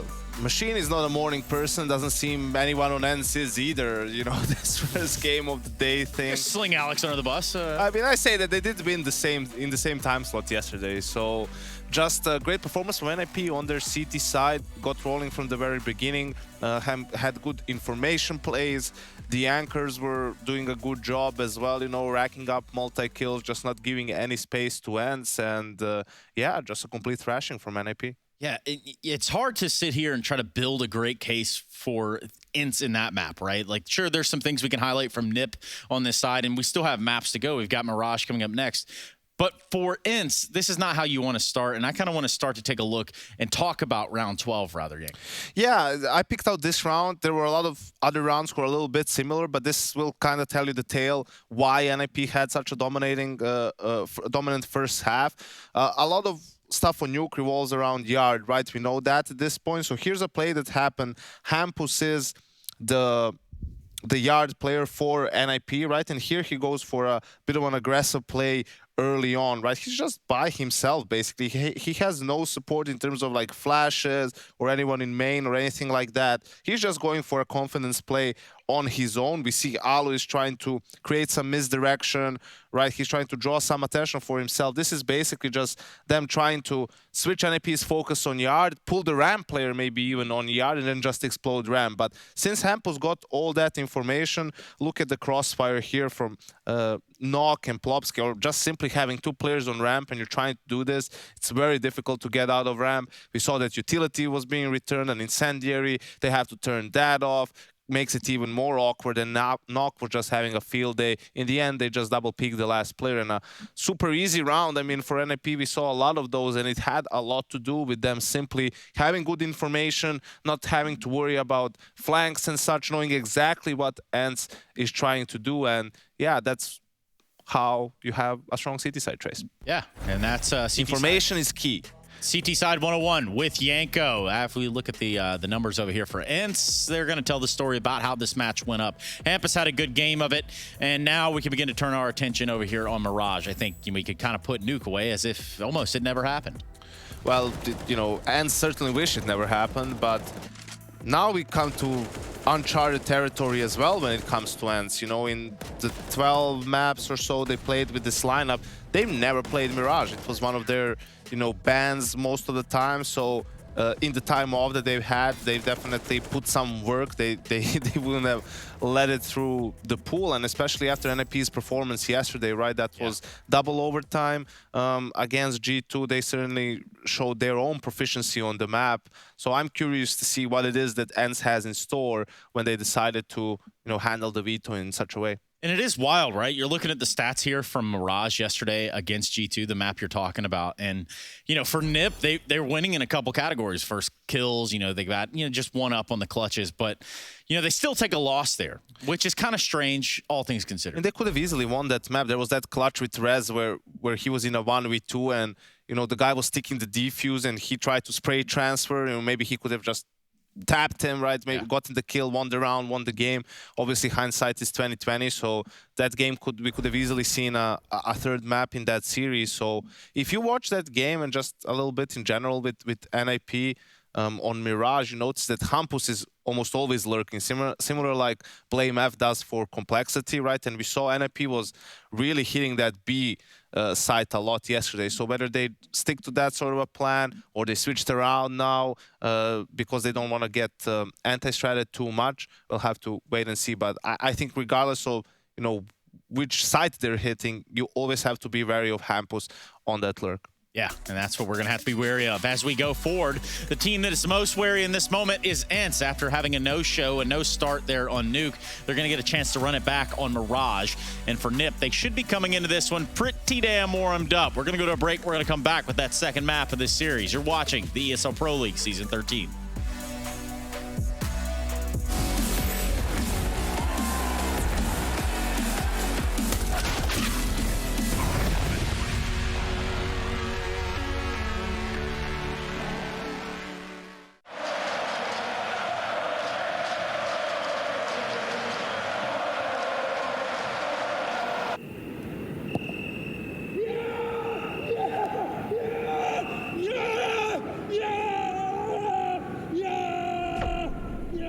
Start your esports career now at play.eslgaming.com.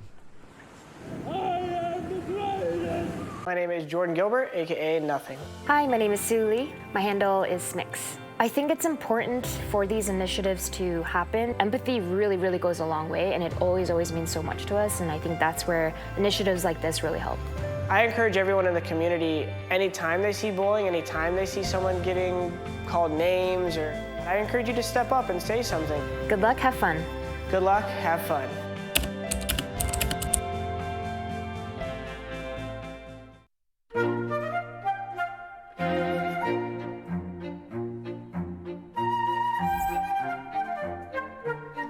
He's going for the big gun. I'm going to go for this guy, okay?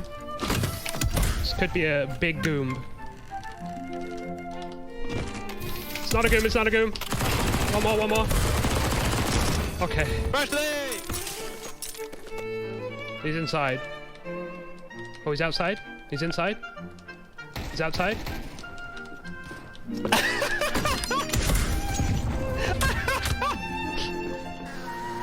Okay, I'm going for some no-scopes. Okay, see you there. 360s. Nice. One fella here looking at you directly. I'm going.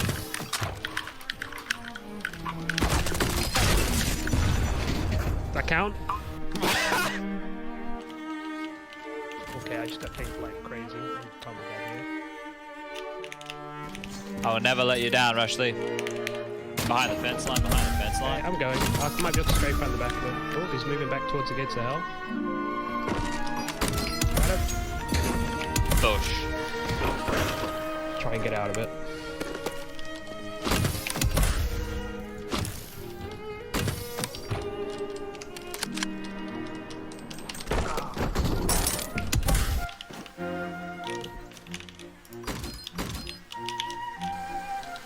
I'm stuck. You got more to put on? That's it. Okay. Okay, I'll tell you when. Oh my god, 2 of them. I'll let you know when I'm ready. Alright, now. Beautiful. Beautiful. Teammate here on that thing, kind of far. I'm just gonna go.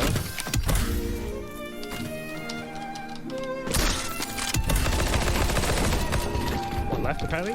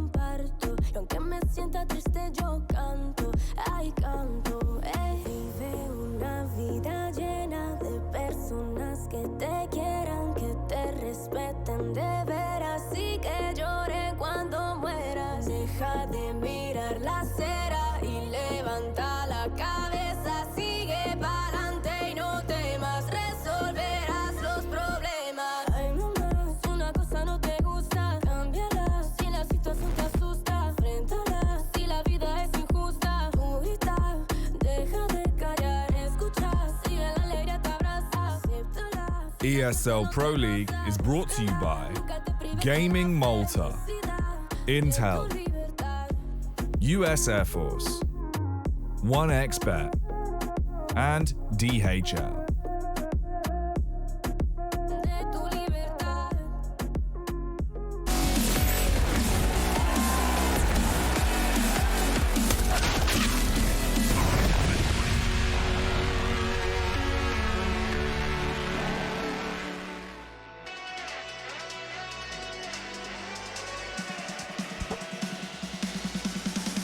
Mirage.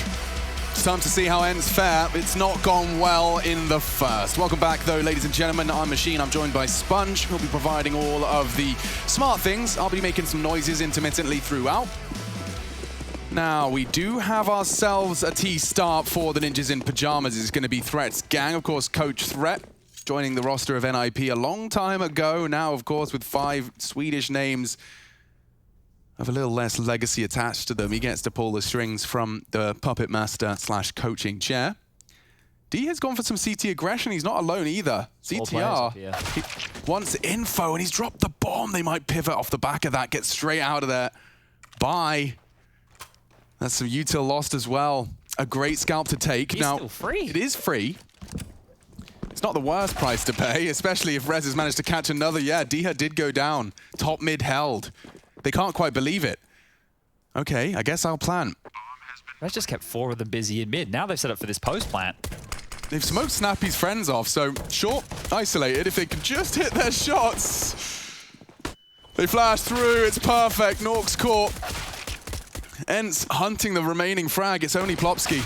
Oh. He's gone too. Spinks up short with 3. The pop flash straight through that smoke, and there you have it.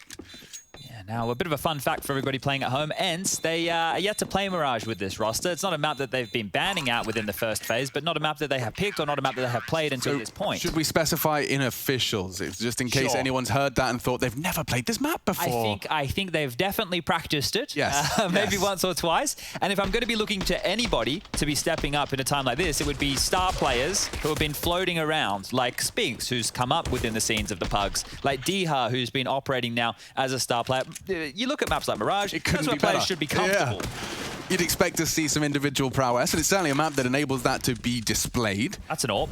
That is an AWP. I was just having to try and work out while we're seeing a scope into our second round. A successful one for Alu has put an AWP straight into his hands. Now, there are AKs in play. Yeah, who has the better buy here? Yikes. I don't know. We'll see.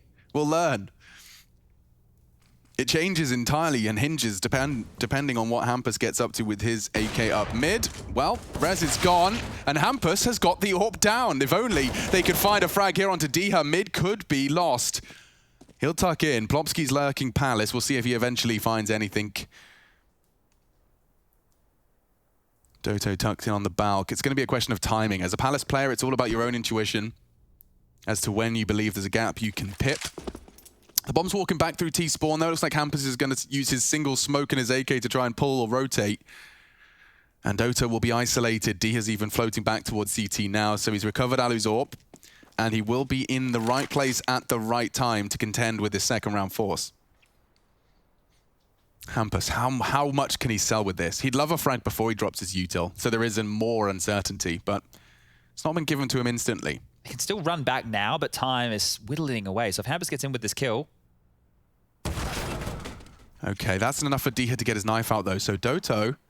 Oh, he's calling for something. We're in limbo. Yeah, Diha falls back out, but I think he's in the right place. The jiggle confirms it, and he pulls the trigger successfully. Only Nork. Oh, great spray. Does take Diha down, if only Doto wasn't so damn perfectly precise. 2 AKs found. You don't think he's got the AWP, though. And that's a lot of money squandered. Yeah, that's a big gun to lose. I guess they've dealt with the force buy, so they've got some AKs. That might make up for it down the track here. But a large investment, and Alu doesn't get a lot done with it. So scoreline 2-0. One more round for Ents, and they've done better than the first map. Yeah. Keep the bar really low, ladies and gents. Yeah, keep it real low. You need to exceed your expectations if they're disastrously low. And if they lose against this, then we might have bigger problems. So just some upgraded pistols. Lots of indication over towards B apartments and underpass early out of NIP. 2 players, Plopsky. He's got a buddy of Rez. They're sauntering on down. Alu to deal with it again. Snappy's gonna be in a... Ooh, I don't know if Hamper's spotted that. It's a nade a lot of players throw, that one right there, that never seems to bounce where they think it does. Yeah. It's that doorway and the angle at which you're throwing it, you think it's steep enough. Oh, okay. If he takes Xaiwu, he actually gets his chance. Damn, Rez. Threatening with the deagle. There's 2 of them in play.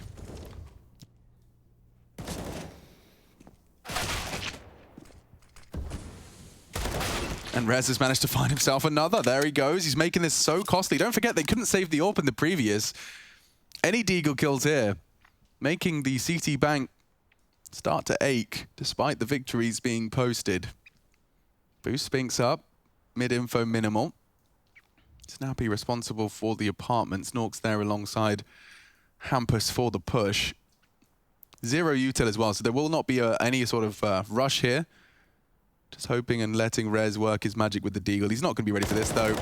And there he goes down. Damage inflicted by Rez. 2 kills. Will that be the only 2 kills posted? It looks increasingly likely. Snappy will finish off the rest. The kills spread nicely between the 2. Spinks and Snappy. 3-0. Ents. Much better start and already better than Nuke. Yeah, so this is looking much, much better. But for NIP yesterday, if you didn't catch their game against G2, they played Mirage as well there, and it went double OT. G2 ended up coming on top of it, but I think Rez was the highest rated player. Snappy's a gamer, dude, so he's got a lineup that he can throw for window from spawn. Not the easiest smoke to throw. I forget which player it is. I think it's Magix from Spirit. He can do it from every single spawn. Wow. Big respect, and of course we've seen Spirit rising through the ranks as well. That's Xaiwu. Deals with the first, more to come through ramp. The flashes are going to ward him off, but missing his. Rez doesn't, takes his head off. They're going to flood into the site now. There's a very quick rotate. There's 3 CTs here trying to keep them at arm's length, but every duel goes the Nip Boys' way. Rez, 2 kills again. No deagle needed, using that AK. Suppressing Spinks behind the flames as well. They could be set for a near spotless T round here. Oh, almost gifting Spinks a chance right there. Rez is going to think better of it. Spinks is probably going to be thinking about the save, dropping on out, bailing on, calling the ripcord, pulling the ripcord. Yeah, like a parachute. Yeah. And ascending very slowly. I just noticed in the most recent bump club they had on, I only had 2 clips. Chad, you don't ascend with a parachute. Come on now. Come on. Yeah, you're right. You ascend? I mean, I suppose you were talking about the brief ascent as he pulls the ripcord. Yeah, you go up. Following by a slow descent. Yeah. Yeah. Not a slow ascent. Like, he's not going to heaven. No, it's quite the jerk. I've skydived before. I've never. You should. I know. It's on my list. Especially considering I've got such a... I'm such a big fan of adrenaline. Okay. Yeah, you definitely makes me feel alive. We'll find someone to jump out of a plane. If we ever get to go back to Australia, I'll get you to do it down there. It's quite beautiful. If we ever travel again. If. God, I remember that part of my life. I felt like I kind of saw the world, did things. My privileged body is very, very happy not to be on planes. That's true. It was real good. Limber. That's true. Feel like I've shaved about 10 years off. Like, you guys don't realize, but we all got like gaming chairs in our hotels to play games. Chad just pumped up an exercise ball. All right. Hello, no AWP this time. Ooh. Still finds an opening, though. We take those. 2 frags across the map. It's Snappy and App, steals with 1. Trying to be the hero is Rez, and he already has been looking good. Hard shots, but good damage. He does threaten. Diha stops the funny business.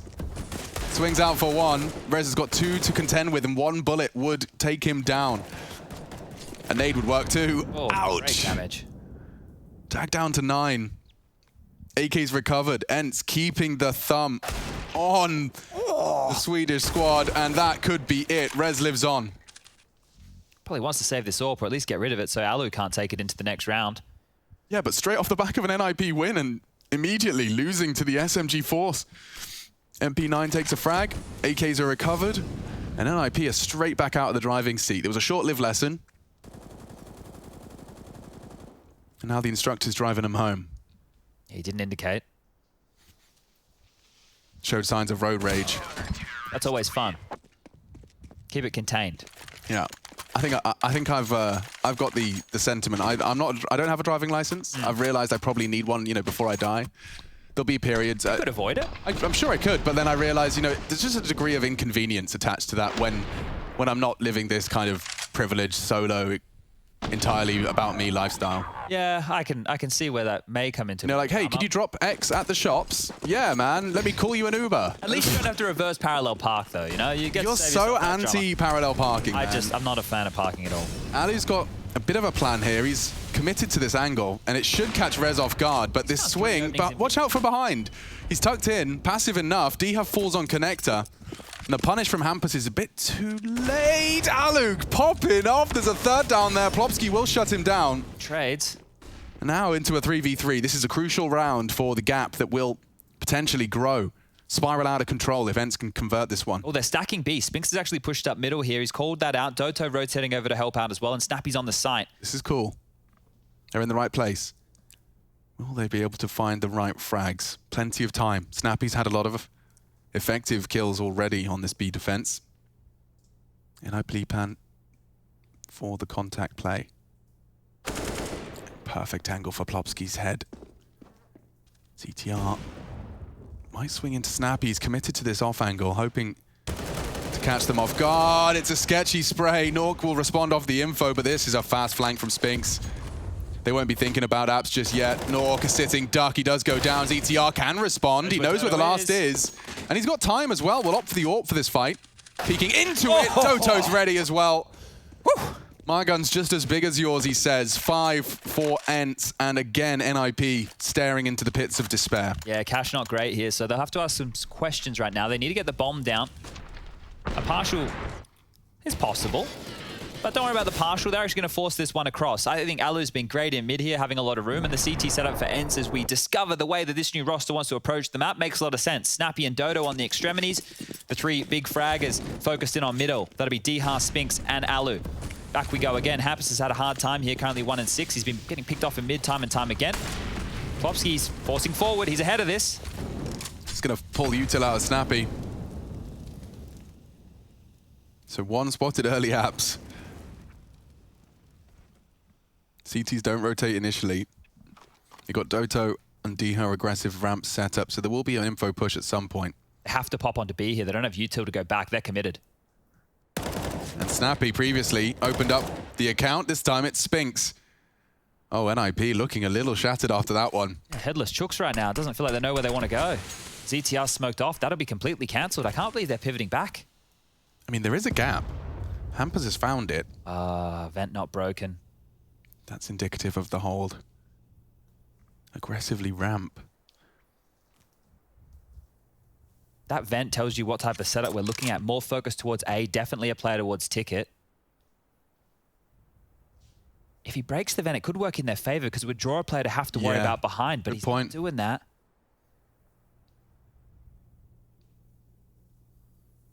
We're going to flash and run down Alu here. Orb CT, Doto aggressively spraying, swinging out with Dihar. And Rez just a little too late to the party. He's trying to crash it though. And Orb trained on his location. 4 CTs hunting him. He is running out of chances. And Ali will take the final one from him. Looking great. Ents, this is almost a replicant of NIP on Nuke. Yeah, night and day. Night and day at this point. NIP have been relatively quick off the bat, at least with their mid control. They've been getting punished, sure, some back and forth trades, but Ents always seem to be in control of this one. The crossfire of Spinks and Snappy over towards the B bomb site. Easy as you like. That completely denied any access. And then Doto, just with a bit of a timing, didn't catch any contact A round. Figured, why the hell not? Let's take a fight. Get some info and forces a timeout here as NIP. They force bought into the previous. Might have to take an eco. I did mention the lack of plants. Well, with the max loss bonus, 3,400 time and time again, means you won't have all the nades, means you won't have all the rifles. You're definitely going to be missing something. Yes, we should see them go into an eco right now. So the scoreline likely to be 7-1. Still nothing purchased in from NIP. Now, in a situation like this, you could always grab yourself a deagle, a little bit of utility, maybe some Kevlar. You don't have to keep it completely bottomed on out. And well, as freeze time finishes, they'll buy on in. Early smoke towards middle. Lots of players now. Alu's going to be smoked off immediately, jumping on out. He could be in problems. Yeah, he's ready for it though, and again, pulling this position out, makes it look easy, can't find the second. Dihar has the support of Alu. He's hitting all the necessary shots. Plopsky makes it costly. Double kill on the CZ, 1 clip, 12 bullets used to great success. Plopsky catching a lot of lead there though, and there could be an incendiary with his name on it. Looks like he'll escape. Everyone's focused on mid right now for Ents, though. Snappy pivoting back. Yeah. He'll be there in time, and the AWP might end up in Nork's hands. But with 70 seconds and the CT's constantly moving, look at this info they're taking. Every step that Diha advances is more information. It's a powerful angle for anyone that dares return to T-spawn. And I think that's what they're considering. Yeah, I don't know how you get past this. I don't think you can. I mean, yeah, this is knives out. This is... oh, and he couldn't be pushing at any better of a moment. Well, Nork, how quick is your shot? Not quick enough is the answer. Diha, double. Ents, 7. Map 2 of this series, and it is clearly going to be a whole lot more competitive than Nuke indicated. This is their opponent's map pick, and Ents are thriving. We'll see the double from Plopsky that made it look a little more competitive than perhaps it was. Good shooting, had the info and converted off the back of it. But yeah, Diha doing his due diligence here on a ramp, pushes for the info. Slowly tightening the noose around the nip neck. Double AWP's out now. Snappy's picked one up for that B bomb site. But this is NIP's first full gun round in what feels like a lifetime. Yeah, so let's see what they opt for, because they've been so stubborn with B. Late mid control here, so not giving up any freebies to Alu. Diha and Spinks are set up with that short and connector crossfire. Alu pivoting back towards window now, and Snappy with all this B information. 4 members of NIP towards middle, make it 5 as Hampus is through the underpass. And slow stuff now, so no pressure points across the map. They're not keeping the extremities busy. They're not looking for timings. They're waiting to see if they get greeted with any aggression. Here it is. One spotted top mid. That's the info. Util starts to arrive, and they start their crawl.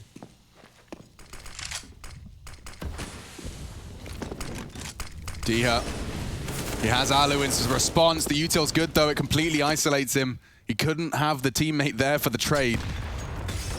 Oh, and more utility, forcing Snappy out of the line of sight. They can advance solo onto Doto. This is great from NIP. They've forced the fights they wanted, but Alu takes one by force. Doto as well. They drop like flies on the way in. CTR is so damn low. It's kind of onto Hampus for some damage here. Over the smoke, he could have a chance. Crucial frag found.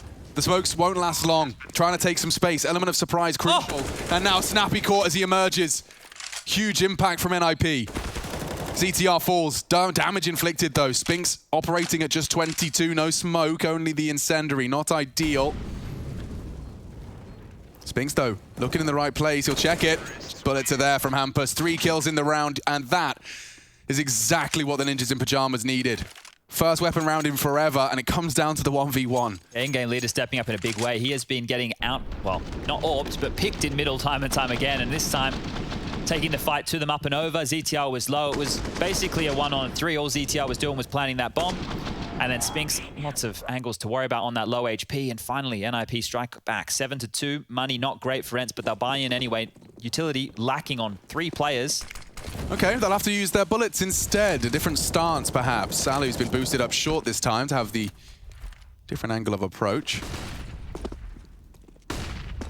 If NIP win this, they can break the bank of Ents here and start to put together a bit of a first half. Bleak is one way to look at it right now, as Hampus is taking all this control towards under window again. Top mid being pivoted on now. Smoke's landing on out, but Spinks draws first blood. Yeah, powerful angle he's got there. They're inaccurate as they mantle.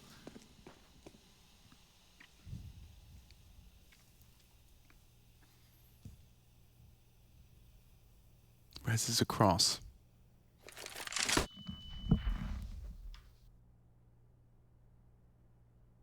They're not getting gifted anything, right? They're not taking the fights for them after they've managed this number advantage. Ents are happy to drop back. They know they're only working with the rifle, so playing the number advantage. Doto now on an information. Oh, you could get more than information here. Plopsky's holding it, but... The timing on this, though, as Nork's coming back through. How far will Doto go? He might even get full... Yeah, ooh. Res, patience. This is definitely heard. He'll know that they're going towards A. The rotate will come in, but Doto does more than that. He actually catches Nork. Flank is a possibility. Diha in jungle as well to punish the cross. One already slips the net. CTR for pressure CT. Spinks, and his teammate will be called upon. Can't plant right now. Short's a threat, and he's lucky to get away from that. Bomb down. double already for Spinks. Numbers favor Ents. And it's only Plopsky, really. Hiding on Dark for first contact. He'll try and bait Resin on Sandwich. Needs at least a kill here. They'll go one high, one low. And that, perhaps not enough. Snappy. Oh, yeah, snappy indeed. Couldn't put a better word in my mouth for that shot. It doesn't... Look, this doesn't show up on the scoreboard. I want to give a big thumbs up to Dodo there. He went back around to middle instead of staying A ramp or apps, and they were still looking towards Palace and A ramp. That's why the post plant positions were so awkward there from NIP, right? So this is the opening you were talking about as they jump up and it's all awkward. But Doto, after he gets that kill, instead of just hanging around and thinking, oh, I'll contain them, he knows that they have to worry about that part of the map, and he's rotated all the way around with his teammates towards middle. So I think a lot of impact there for Doto that doesn't show up on the scoreboard. We were saying the same thing about their previous game as well. Up against Mouse Sports, by the way, we saw them pick up a crucial win. When you've got such a tight-knit group, picking up a win against some of the middling teams is going to be the difference between top 3 and not. And the same could be said here for the Ninjas in Pajamas. You've got some big scalps to have to take down here. We saw Vitality weather the storm of FaZe Clan, and it did look convincing at times as well. So Xaiwu's back, apparently. Yeah, it looked like it. He went on a 2-event vacation. Good to see him back in the server in the way we know he can. Spinks under a lot of pressure. Snappy needs to support as best he can. Spinks does well to find one, and there's Snappy again. Reliable for the frag. Okay, Kitchen's a problem. ZTR has a smoke. You might want to try and set that up. Snappy's being hunted, but he was ready for it. He's so alert today. He knows what's up. ZTR's not expecting a smoke push. This is great play across the board from Ents. Only one more required, but Nork stands tall. Bomb ticking in his favor. Crosshairs right place. Alu too quick. The two AWPers of this round with the impact. Snappy, had he not considered that short flank, a different round could very well have shaped up. Yeah, this is very interesting to see, right? We mentioned at the start, Ents are yet to play this map with this roster. NIP picked it, assuming that they wouldn't be too good on it. More punishy than it was. Yeah, and right now, when you're up against the unknown, how just annoying Alu has been in mid with the AWP, some of the setups that they've been throwing out, Dodo pushing from formation, you don't know because you can't watch any demos. You can't prepare for those things. You go into the back going, yeah, be ready for everything. And that is maybe why NIP have gone for some of these just more standard mid-control. They're starting to feel it out. They're starting to find out the way the Ents want to approach it, but they need much more rounds than 2. Ooh, brave to repeat that, Diha. Loses his life, elevated over the smoke. Nork draws first blood for the Ninjas. This is going to be very interesting now. So when you've got double AWPs and a man disadvantage, there's a conversation to be had. Are we going to be able to find a way back into this round solo? Can I count on Alu's posted up here on Hampus for the equalizer? Baits out the shot, confirms an AWP on connector. Once that bomb goes down, half of NIP's hard work will be done. That's if, I should say, the bomb goes down. They've got to get through the defense so far. Oh, straight into his arms. Straight in. No contest. And just like that, the battleground levels up temporarily. Snappy immediately snatches control. He's going to have a chance onto Rez. Another chance onto Rez. He actually pulled the trigger. He gets him down. Another disadvantage for the Ninjas. Bomb's loose as well. Oh, so easy for these AWPs. Oh, Nork. Good shot, but too little too late there. 16 for Spinks, by the way. I'm really impressed with Snappy, though, just anchoring that site, right? We do see a lot of players, and you tend to put your supportive player or your in-game leader to be the B-holder because it's a job where most of the time you're just playing for info, right? You're jump spotting, you're calling for rotations. Well, this was a big round right here. He's had a lot of impact, delaying them, making sure his teammates can rotate over in time. And 10 now for Ents. So it's wild that we're seeing the maps be blowouts, right? If you win your opponent's map pick, you expect it to be a closer affair, right? Because it was their pick. But if Ents continue at this pace, we might have another fast one on NIP call their second timeout. Threat needing to talk things through because a 10-5 half, they can work with that, but they can't really work with pistols only. And that's what NIP will have with their buy. We'll just get a little recap of some of the highlights so far. Been some close rounds. Haven't seen much of the A site in these replays. No, I think here there was a real tendency to try and punish B and maybe not necessarily Snappy, but Snappy is playing that bomb site. We are back in, though, round 13. 10 to the Nip Boys 2. Ents trying to take us to 3. First time we've seen Ents' Mirage, and it turns out, at least the CT side, bangs. To keep competitive, though, you'll never guess which site they're hitting. Straight in. Tech9's Kevlar vests, even trades. If Spinks doesn't find another, they've managed to get into the site. Smoke. Orp in kitchen, they say. Plopsky forced out. He does get the frag, and that might be enough to deter them. Plenty of time. Look at their money, though. Is this something you want to consider right now, Ents? The scoreline looks great. Oh, Doto's not got the parkour moves. Didn't land the Kong pre. And the missed shot from Alu confirms this round is going the nip way. Trying to make it as costly as he can. Recovers his AWP, or not quite. Just going to be the M4 as he... Looks like nothing. Runs away into the Plopsky gaze. Okay, 4 frags from Plopsky into that one. He's been consistent and persistent in his Apps presence, this time finding the 4 kills necessary. And that has really shattered Ents. You know, they've been going for these 4 spies when similar rounds have been won by NIP and then converting and gaining control immediately back. This is the Plopsky highlight reel.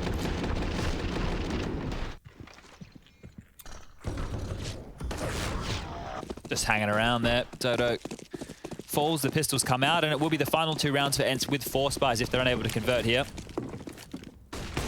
It worked last time. This time, Nork's gone and found his first on the Palace aggression. More where that came from. Hampus, a lot of early space up mid. Oh, baby, a luxury.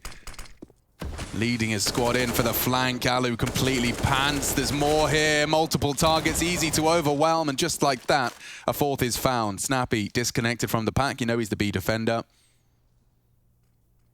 Plopsky already training his aim on that peak. Ooh, nice shot. He's got another one in him. Not quite. Nork. My gun's a little longer than yours. Hits his shot. One more round of those 4 spies from the CTs. Yeah, and the reason they had to do that, right, is because the tail end of the half here, when you get broken, right, there's the closest thing we have to getting broken. That's a technical term. Yeah, so they have no option, right, because the loss bonus is so low that you're either going to be saving one, which definitely concedes around, and then going into the buy with a buy that's maybe not that much better. And how good these kids are with deagles these days, why the hell not? 5 of them, utility's good. Lots of nades. They might go for a bit of a dunk here with the nade setup. If it is a slower default and they get behind the mid box, I think this is what they're setting up for. Triple nades behind that mid box, maybe even under window. NIP have different thoughts. This time over towards A. You're asking where the A plays were. I think we're about to see them. You'll have heard that. You know mid's lost. And Snappy has no info. He's so cheeky on this. Hampus enables the first. That'll draw attention away from A into A, however. Doto and Diha, they've both hit shots. No way they're turning this one around. Diha's double. Awkward now. Nork trying to bail himself out, but already Ents have seized control of this round. It's only Deagles. Goodbye, Hampus. Oh, disaster strikes again for the Swedes. And Diha confirms it. 3 on the Desert Eagle. Get out of my sight. 11 spells trouble. It's for the Ninjas in pajamas. Will we see that third map? Spinks is pulling his team on the way there. We'll be right back with your second half.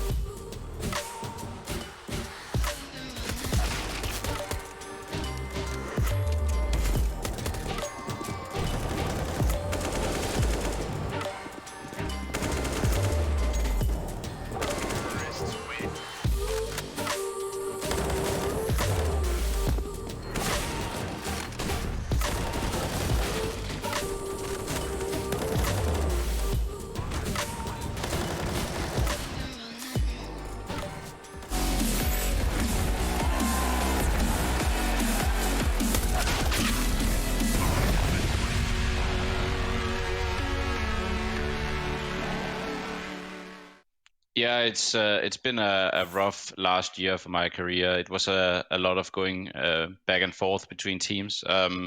So I'm happy to finally have found a home where I feel comfortable. I trust Org and the players, and I believe that they also trust me. So I think this is going to be a good journey, and I hope to be here for a couple of years and do Ents proud and get some really good results, because that's pretty much what I want. I just want to have success, and I'm sure that Ents is the correct place for me. It's been an amazing 1.5 months here so far, and I think the next years are going to be very, very good also.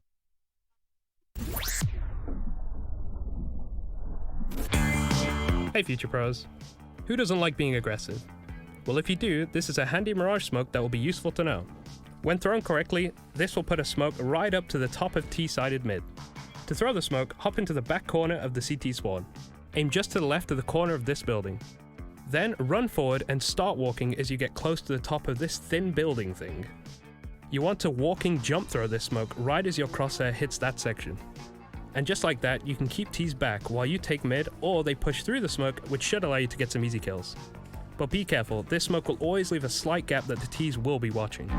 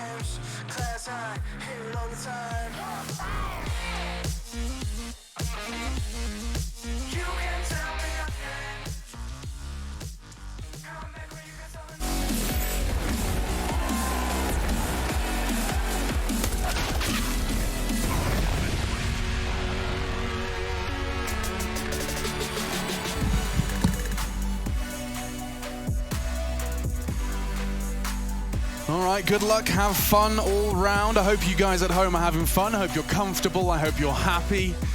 Chad? None of the above. None of the above. Heading to the T side though, and Ents are already within touching distance of the magic number that does bring us Inferno. The entertainment can be extended, or it could be concluded if NIP find the CT side lockdown. We just witnessed Ents truly dominate. NIP looking a little schooled on their map pick, no less. And Nork's in trouble. Rez saves him. Rez has been very sharp. He has. Had a great start to this map. Tapered off a little bit, but if he comes alive here on the CT side, might just be what NIP need. And it's working close up to connector now. Footsteps have been heard. They know that players are close. They're going to try and walk up behind this smoke. And Rez, he spotted one. Hector's the call. Nork executes one. Baits the steps away. ZTR's on stairs. So close to Alu.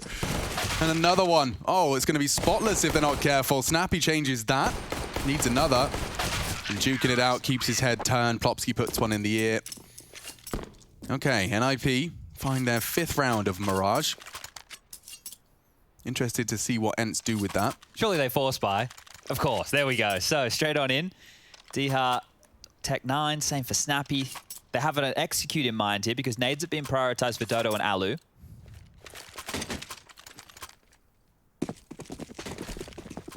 Early smokes towards middle being set up. And over towards B they go. So we saw NIP try B time and time again with limited success. Maybe Ents can do it differently. Plopsky boosted up. And aggressive straight onto Diha. The dinks come in.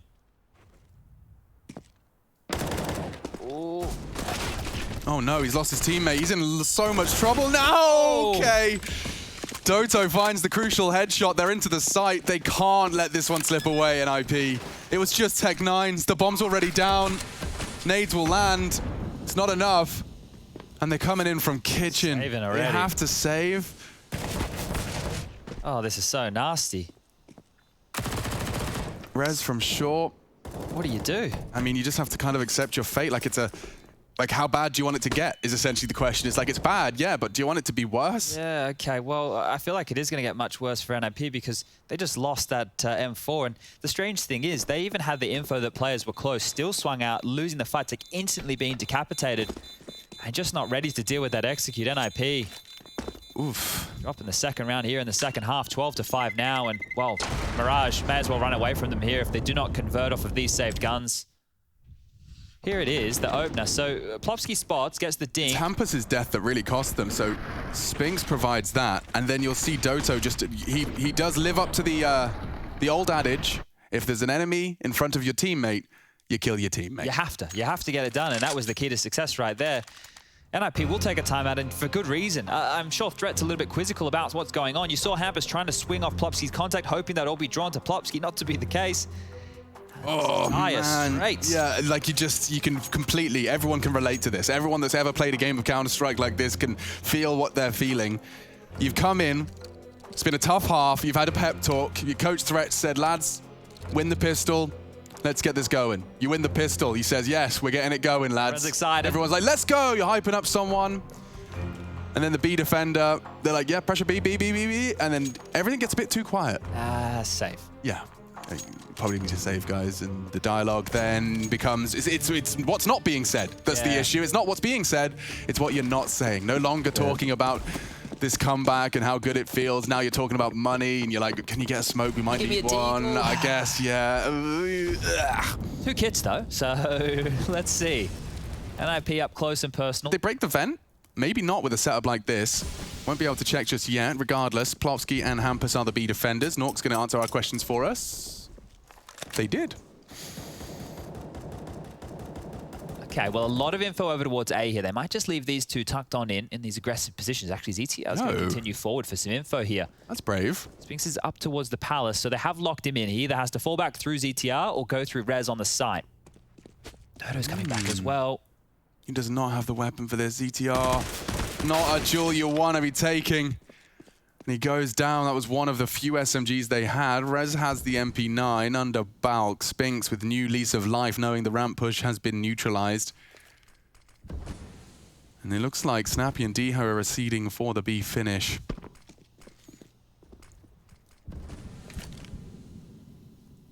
An incorrect gamble stack? Yeah. The thing is, next round they would be eco, so if they could just hold on to what they've upgraded into here. They're selling it. Not only ramp, but also Palace. The spray from Spinks is close. Red's about to get hot and or bothered. Does well for the spray. Bombs into B. Spinks doing as much damage as he can. Take your time, mate. Have some fun with it. 2 more to find. You've already won the round 13. As this bomb will explode. Now he just has to survive. He knows that all the eyes are drawn towards him. He's done his job. Damn, bro. 21. 3 frags from Spinks here on the other side of the map. And Hampus will grab himself the chance of saving the M4. Appropriately, the M4 he lost and the previous B explode. Yeah, a couple of problems here, and I think now if we could just get across to Inferno, most people would be happy with that. These have been 2 average at best maps, if we're going to be honest. It's been competitive from one team on both of these. So if we combine the 2 maps together, hopefully Inferno fills the server with what we want. But now the scoreline 13-5. NIP will only have this saved M4. Maybe not even that. Hampus just survives. No! Oh! Just. Oh, boy. Okay. So that's going to be it because the loss bonus, it's in the bottom of the barrel. Okay, let's have a Hampus hero round. This is Spinks. Does very well to connect all 3 of these frags. Strong spray control. Catching Rez's head above the boards as well as Plopsky on jungle. Oh, look at what he was working with. I think you could just see the little aerial above Rez's CT model. Wow, nice eyes right there.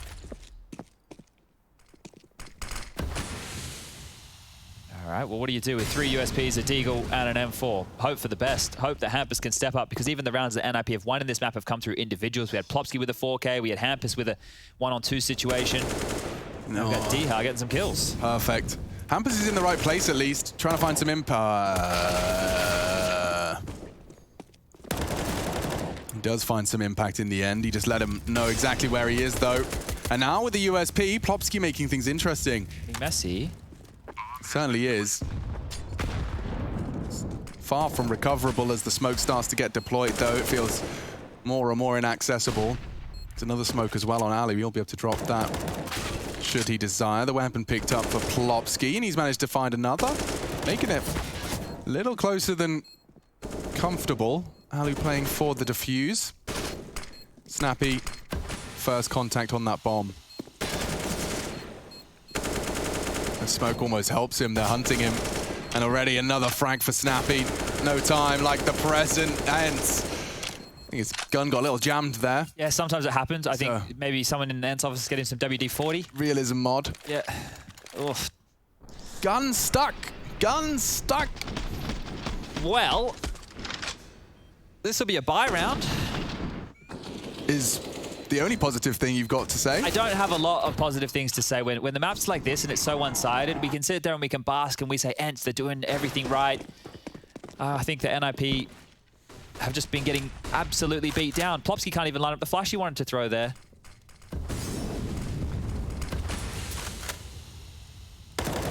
Mid control lost. No information. Passive across the map. AWP for Nork at least. But there's first blood. Simple as you like. Huge frag. And into the A site. He's taking so much info. He's even clearing ramp for Doto. It doesn't feel like an A yet. It feels like Spinks is up to his usual tricks, but there's so much more behind it now. Rez is already tucked in. He's still worried about mid. Window was smoked. They don't have the info. He's had to fill that gap, which puts Nork on notice. They're crawling up ramp. They're crawling up connector. He's gone down. Nork trying his best. A missed shot. Whistles past the ear of that bomb carrier. Doto brings it in. Punches it in. And even more frags favoring Ents. My lord, we are getting this one done quick. Inferno the third. Spinks looking for his third. One more bullet will do it. I reckon he's got this one in the bag. There you have it, 25-9. He's definitely feeling himself. This low ping lifestyle suits him. And a comfortable map like Mirage, right? That you can't get pulled around the map with the rotations as much. It's much more linear in terms of the way that you can be attacking and defending. Good stuff here for Spinks. And now,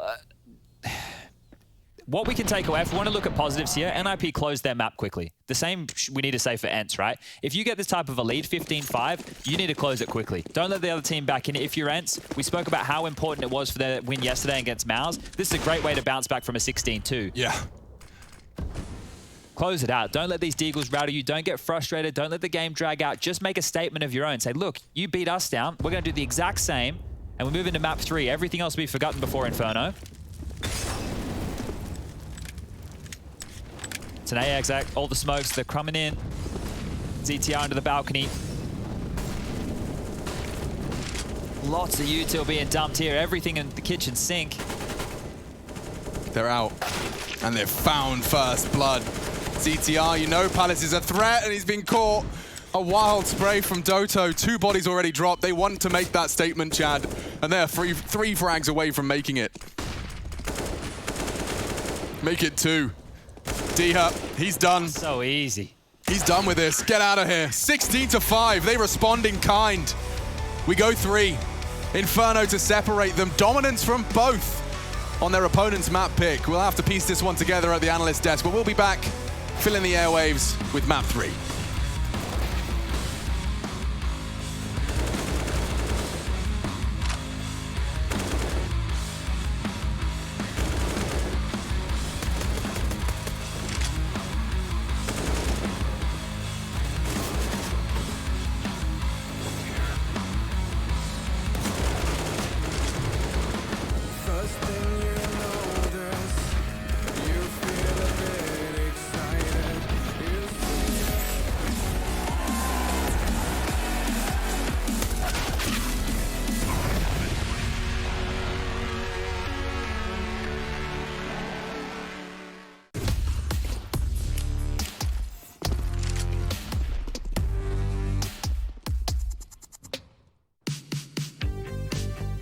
Hey Future Pros!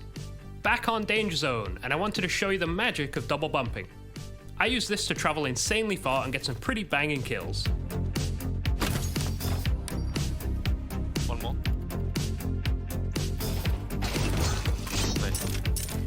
I'll show you 2 methods, the set launchers and the alley-oops. To do these double bumps, you'll need 2 bumps and an exo jump, and do not pick up the parachute. It may seem useful, but will interfere when trying to do doubles. For the set launchers, find a semi-steep ramp. Place your first bump at the top of the ramp and head down to the base. Stand back and place your bump at your feet. Then, without jumping, run in front of the bump and let it push you forward up the ramp and over your placed bump. When you go over your placed bump, hold space as this will give you much more distance. This will send you flying. After getting the hang of this, you will notice many more spots to pull it off. Now time for the alley-oops, which are my favorite but also harder. To do these, make sure you have the long jump bump down. Run over your bump and hit jump and crouch at the same time. Then let go of crouch and hold space. This will give you much more distance from your bumps. You'll also need to understand surfing or ramp sliding to be more specific. This happens when you're traveling fast enough towards a ramp, and rather than stopping in your tracks, it will actually make you glide over the ramp. This alley-oop I'll show you is a good place to get the feeling of this down. Now you understand ramp sliding, let's use the boys alley-oop I learned from Sid and Cobra a long while back, as it's a great place to learn. Stand next to this boy and look towards the big hill. Place your bump down and long jump off it while holding jump throughout. While in the air, throw your second bump to the ramp around the apex of your jump. Then when you hit the ramp, you should slide and get bumped again by your thrown bump. If you don't see any enemies, you can use ramp sliding to mitigate any fall damage you might take.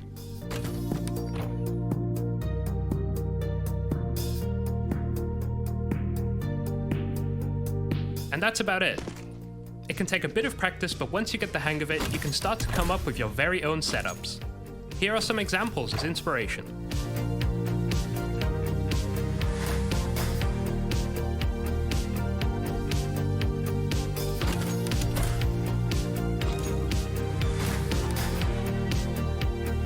Good luck, and I hope to see you double bumping in my game soon.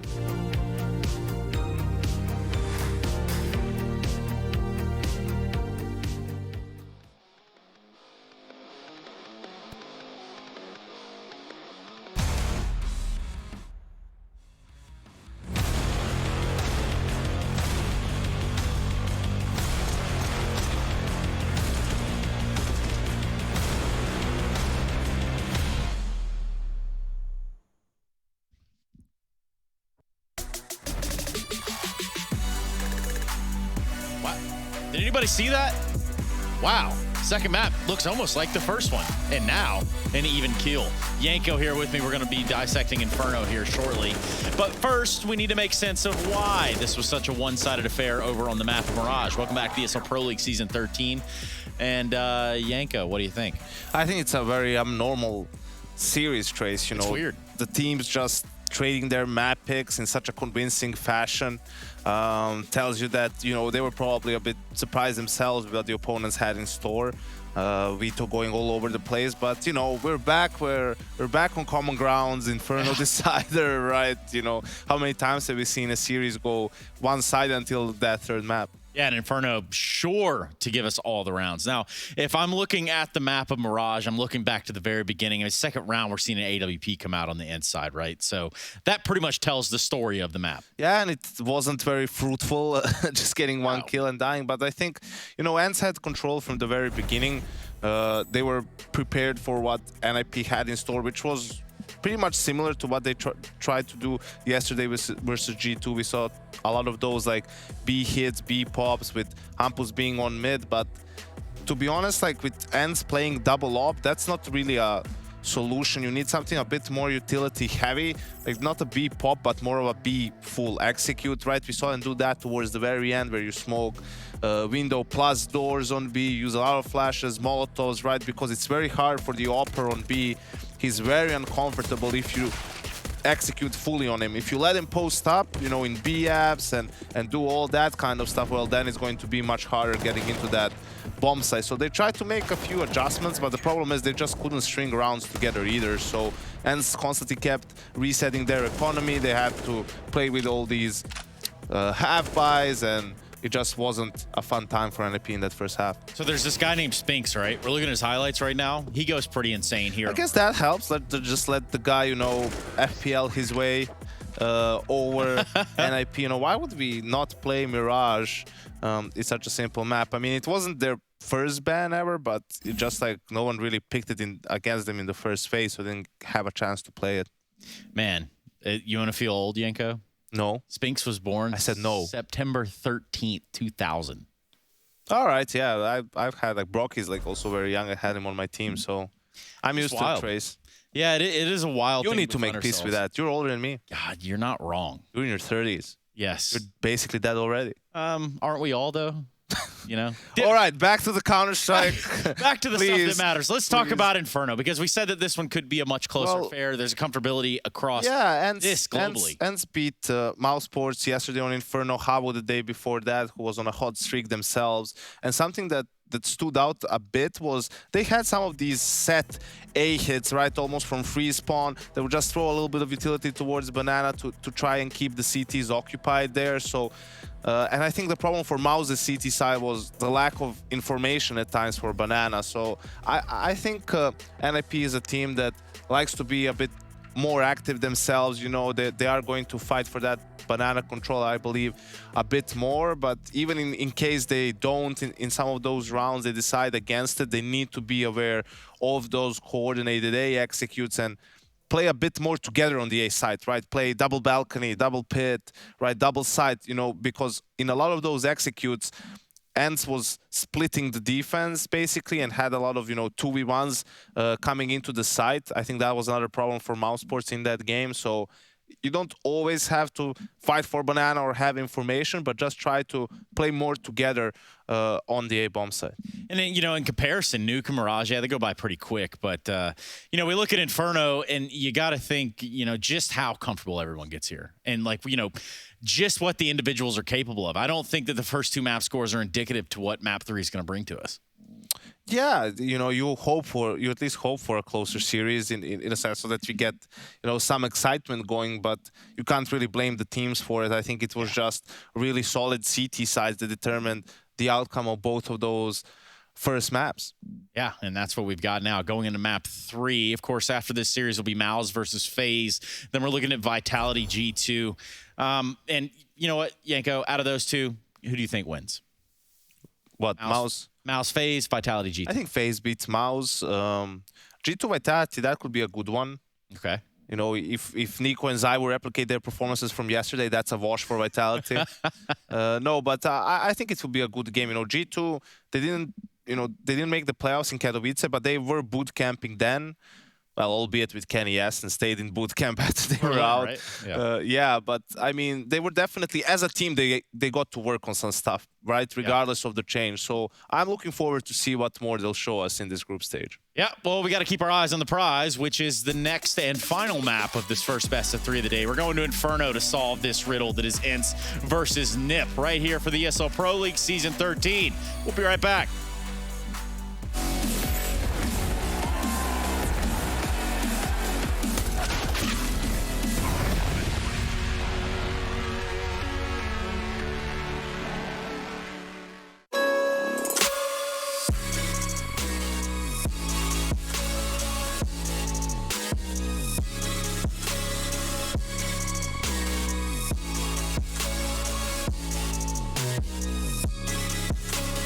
You love it, you wear it. What's your style? Get your merch at shop.eslgaming.com.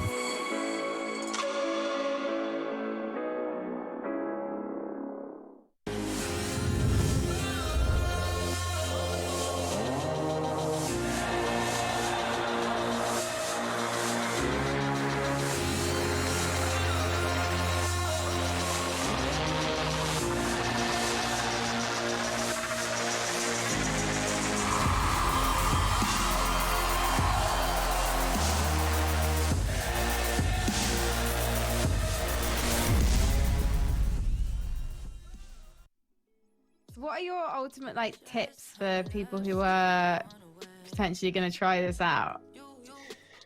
Find a sense that you're comfortable with, because the smooth, you need to be. People call it smooth. I don't know what else people would call it, but you want to have as much control as possible. So whatever you're comfortable with, change your sense to. People tend to have big mouse pads in Surf. So my mouse pad's pretty much my entire desk. I think it measures 120 centimeters to 60, 120 by 60 centimeters.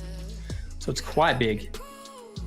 But it's pretty much just comfort and then practice over time.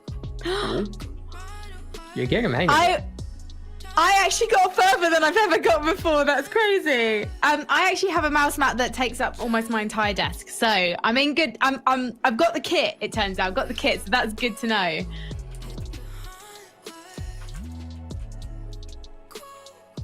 So we want to scoop the speed. Go straight over. Stop. You can feel when you got the speed. You know when you're there. This one's easy. Right, here we go. This is when it gets hard. So I want to. That was good. I remembered to press D. She remembered to press D. She's Okay, lost the speed. Same thing a bit. A little bit of D. It's fine. You can recover. Okay, and now I need to go to my left. Oh! Okay. So, in that situation, it's another learning curve. You want to try and flick off the ramp. So you would hold D and just move your mouse up a bit and then instantly tap A.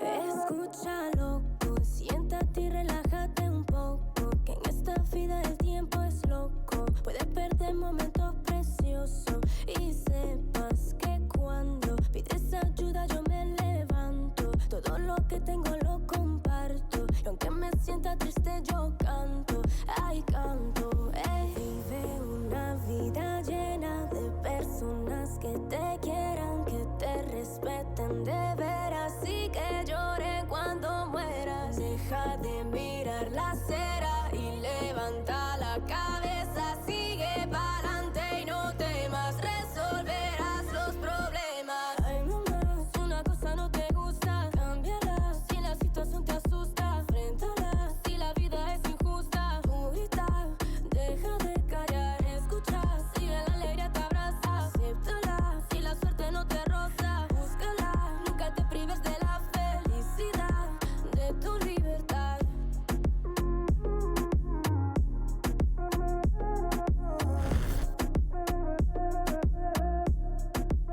ESL Pro League is brought to you by Gaming Malta, Intel, US Air Force, 1xBet, and DHL.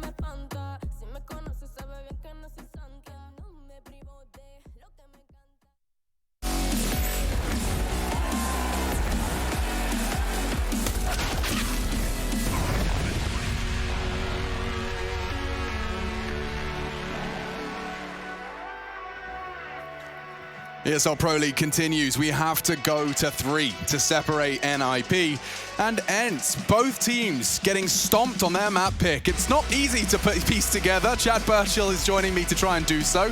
I'm Machine, I'll be shouting. Ninjas in Pajamas versus ENCE, and I'm just hoping for a close one. We've had 2 absolute whitewashes, respectively. Clearly, these teams can contend with one another, but I'd like to see them do it in the same map. At least now we know the individuals on both teams are away because we got the 1xBet onto the top of your screens, and now they've swung over to favoring ENCE in this one, but the pistol round is underway and banana control has been taken. Diha looking for info. He's heard some steps towards second mid. Rez will spot him out at least, and Diha's safe for now. Hampus loses his head, the first bullet out of the USP. And it connects. All right, NIP. They have banana control. 4-man disadvantage for them as they look to test the waters. And more than test. Snappy down. Just Spinks now. Rez up long. Great adjustment. He finds Doto. And that's going to certainly keep the feet planted of Alu. Or not even. He loses his. Spinks now needs another. And he's gone. And just like that, the round is done. Rez starting as he means to go on with a highly impactful pistol on the other side of the map. Yeah, well, here within the ESL Pro League Season 13, we've had these teams both play Inferno so far. Yesterday, we saw ENCE get across the line with the crazy, snappy pop-off when they took down Mouse Sports in that game that went all 30. And NIP, well, they were on the losing end of their game against G2 yesterday. We know both teams are happy to play it, or at least be practicing to play it. So it's not like Mirage where we had no idea about the ENCE situation. Let's wait and see how this one unfolds. In with the force by ENCE. Alu onto the scout. Deagles for the other 4. And Diha, same position, looking again. Ooh, Rez is lucky to be alive there. Very lucky. That's a lot of damage done. Down to 29 points of health. Will have to be passive. Has that AK-47. I want to think better and swap that over with ZTR if the situation allows it. But walking into B is Hampus. Look at this. Fact-finding mission. Should be. Snappy doesn't lose his life there, and he's going to try and slow them down. Spinks set up for success. And now they're softened up as well. An early loss.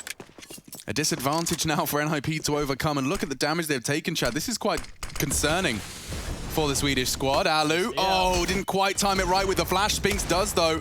More damage trying to evade the flames. He finally fills the feed for 1. ZTR unloads his mag. A missed shot from Alu gives them a bit of space, but so low, Chad. I don't really see how on earth the Ninjas in Pajamas can get reliably back into this site. They'd have to hope for an oversight on the retake. 40 seconds starts now. I think I found a way. Alu. Not clearing this. Will he There's no clear way. this corner? Rez, meantime, keeps him busy. Nork peeks out for 1. Dihao keeps it competitive. Survival, integral. Doto makes it clear he's still hanging around. Rez has been found, getting awkward now. They can defuse. There's a smoke down and Diha holds. And Ents, again, deny the second round conversion from NIP. Lovely force buy right there, isn't it? All the damage by Alu, the Deagles tapping on in, and starting to see some patterns with Spinks. You're seeing the positions he likes to play on this B bomb site. The new box yesterday had a couple of clutches on both sides from there. Boosted up on the oranges this time round. Very proficient working with Snappy over towards B. And now NIP, they have the question. It's already been answered. Straight back in with a force buy of their own. Don't think this one will be too fast, indicated by Nork's scout. So let's take a look. There might be more of this spread and pick mentality coming on through. We know that Snappy and Spinks love to go aggressive banana when they had SMGs. Well, Snappy has one of those now. He's lining up a flash, so he won't be at the point man. Alu will be. Bullets through the smoke, nobody home to receive. NIP not giving away that banana information by dropping their own smoke. Plopsky's ready for a boost up here. It's going to be a deep smoke from Snappy. Plopsky's going through. Wow, he actually hits the shot. Dink and a body. Spinks is gone. And Snappy jumps across for info. I think they want to maintain this control. They can't afford to concede it. Feels like Snappy wants to pick. He was very aggressive in this position yesterday. Well, that's one way to get info. Ali flashes him in. Scout sends them back. Ow! Oh, caught off guard. Hampus has found it.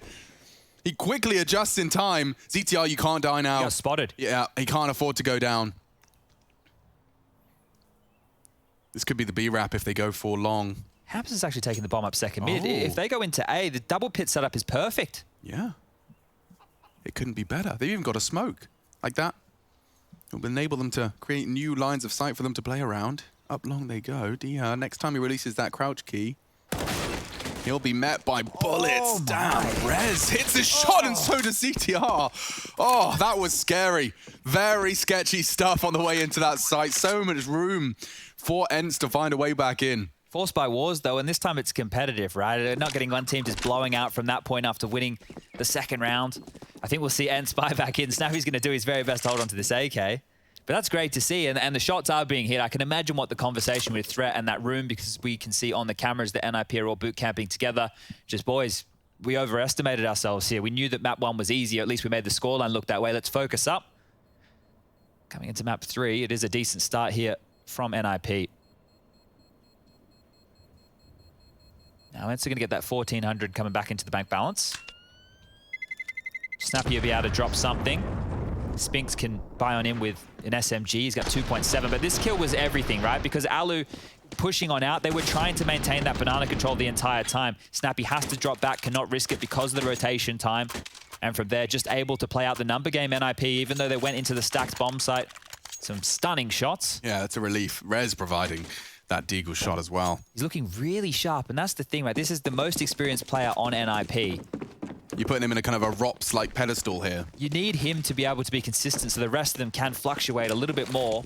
That's fair. I'm actually quite down with that comparison as well. In terms of what you demand of them. Obviously, ROPS much more successful in achieving it so far. Well, for those that are not too familiar, Rez has reached the highest of heights. He was MVP at Oakland. This was going back a lifetime as, oh, maybe seeing his life flash between his eyes for Snappy. Cops a dink, I think it was through the woods, so the audible was there. This is so much argy-bargy, that nade. More damage. Yeah, they've won out in the end. It's only the Snappy AK-47. Oh, lingers on the off angle, and he's good for one. Not enough. Doto through the smoke. A hero play, if you will, but quite the contrarian result. Yeah, we have 4 remaining. Bomb will explode. NIP seizing control of the reins once again. This wild horse that is Ents. Curious to see what the ages of some of the other players are over there on Ents, right? I know that Snappy is 30, and he doesn't look that way. He's aging quite beautifully. But for those people not too familiar with Snappy, he's had a long career, right? We also had an interview piece with him a little bit earlier playing in one of the ad breaks where he talked about his last year in competitive play. We all know the heroic side of the story. Well, Snappy was one of the players that got let go from there, and then since then he's just been around in turmoil of international teams doing his very best to plug holes. And then when Ents imploded, he gets this opportunity. We know that Ents is an organization. We know Natu's over there, so it has some respectable figures. Finding somebody like Snappy to be able to in-game this team, and also if you look at some of his plays individually, look, he's not always at the top of the scoreboard, but he hits some good shots, and he's one of the older boys, right? If you're up in the 30 realms, you're one of the older professional players these days. There's not too many of them hanging around, especially not within the tier 1s. Pats on the shoulder. Scoreline now 3-1. And, well, it will just have to be these USPs and Diha there with that Deagle and armor. So while we have this eco, let's have a brief touch on that topic, because I'm interested and I have an opinion, believe it or not. Okay. You know, a lot of people use age as a kind of a marker for when your career, you know, will peak and trough. And I don't believe age is the key determining factor. I don't argue there will be small physical changes that you may have to adapt to and overcome. Hang on. Plopsky, we're trying to have a chat here, mate. Mop this up for us, will you? Thank you, guys.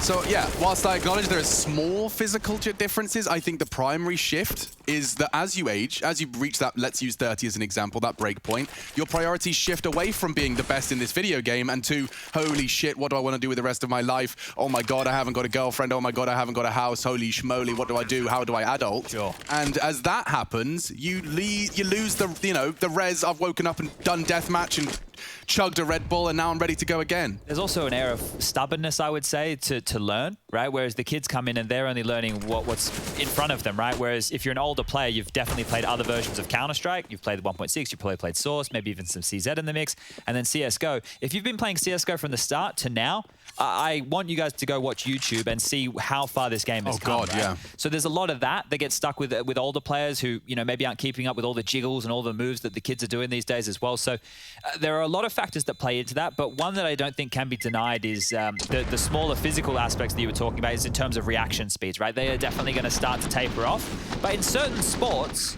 when you're in your early 30s, that's the prime, That's the prime, and that's physical. That's physical sports. I mean, it's not, you know, this stuff, admittedly, it's easy to kind of sweep it all under the rug and just live in this kind of blissful ignorance of, oh, they're Zoomers, they're young, they can do things I can't do because I was born at this number instead of that number. Like, if you want to make excuses for yourself, you can, but I truly believe a driven 30-year-old, as driven as the 17-year-old Zoomer, they would still be competing at the same level. Look at RPK, for example. Look at Forrest, dude. When he was keeping this up for so long, and it was because he believed he wanted to play this game. It was his priority. Oh. Ouchie, ouchie. Diha capping a double nade, but he does get away with it. Yeah, quickly over towards mid now, so NIP are pivoting off of that banana information. Yeah, but they want to throw a bit of pace their way. I think Alu's got a perfect response in that smoke. He doesn't choose to drop it, though. Waiting for a bit more pressure towards short. Diha's coming over, but he is wounded. Here we go. It's fast. It's furious. And Doto finds 2. Big impact. As to the ninjas, they're into the site. Bomb will be planted. Rotates on its way. The cavalry have been called. Spinks had a great top scoreboard performance from him. Definitely living that fiber Ethernet life.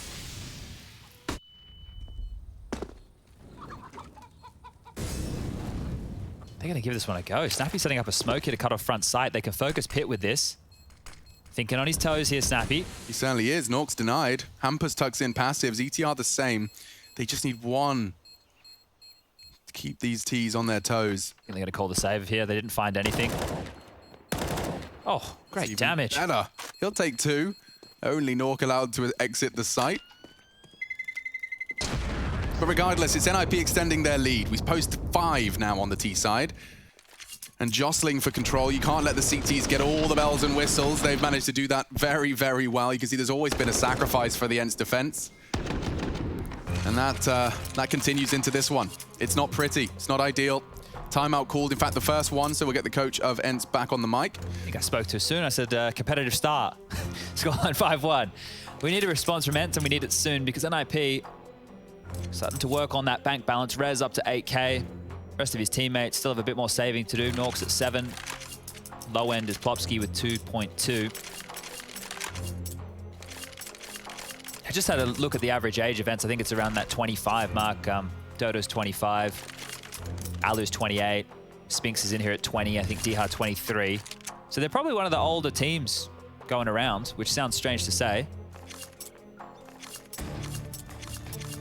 Your esports midlife crisis happens at 25. Yeah, look, it's always an interesting one to see when people come and go from the Counter-Strike world, but you never truly leave. No, it's in your veins. Rez flashed in, enables mid space to be taken. Plopsky juking it out with the util. More to come. Nades evade. Damn, damage done. More on top of Hampus and Plopsky. Rez does get the crosshair in the right place, but Alu's too smart for him. Baits the shot, tucked in. Spinks aggressive. He finds one. He's always good for one, is Spinks, even in the most adverse of scenarios. Tall task for Snappy now. He'll be left alone to anchor this site. So pressure already up middle. Means the Ents are on notice. Another smoke towards Arch side, and they're setting up a boost. Alu nades. Oops. Over the top. Maybe the sound cues are heard. This could end terribly. Can't see anything. Can't see anything. And the spray from Rez, he implies he got the info. Might force Alu back into the B site, expecting that punish. 50 seconds, no info for Doto. Oh, poor Doto. This is not the weapon for the job. Okay, well, he confirms he's under a lot of threat, and he has a flash to delay them. He actually sees one going Arch and does more than that. Doto steps up to the plate. Exactly what was required. A double. Impact felt. NIP shaking in their boots. They've got to get through Diha. Plopsky delivers the crucial shot. Nork, no! He's turned his back. Alu can punish. And Plopsky demanded an ace clutch. Flames already on the floor. Needs 2 headshots, successfully turns, but they're bringing the fight. They're bringing it fast. Can't adjust in time. And a crucial round for Ents. This is going to be a big talking point. They've won the round. It's what happens next for NIP. Yeah, I didn't think that Dodo was good for 2 there. The fact he grabs that is, like you said, impact. Round-changing impact. NIP have that money. They can drop guns across if needed, but all in all, they're still sitting pretty. 5 rounds this early on in the T half. It's good. You can see, so one player just coming later to that smoke. That's what enabled the double. Plopsky eventually with the trade. Even the shot onto Diha was nice, but they ran him down. The molly to corral him towards the back of the site, and then just swarming Snappy and Alu. Get the job done and get the second round. All right, well, now they've got everything they need. This is going to be very telling of how the Ents defense will go.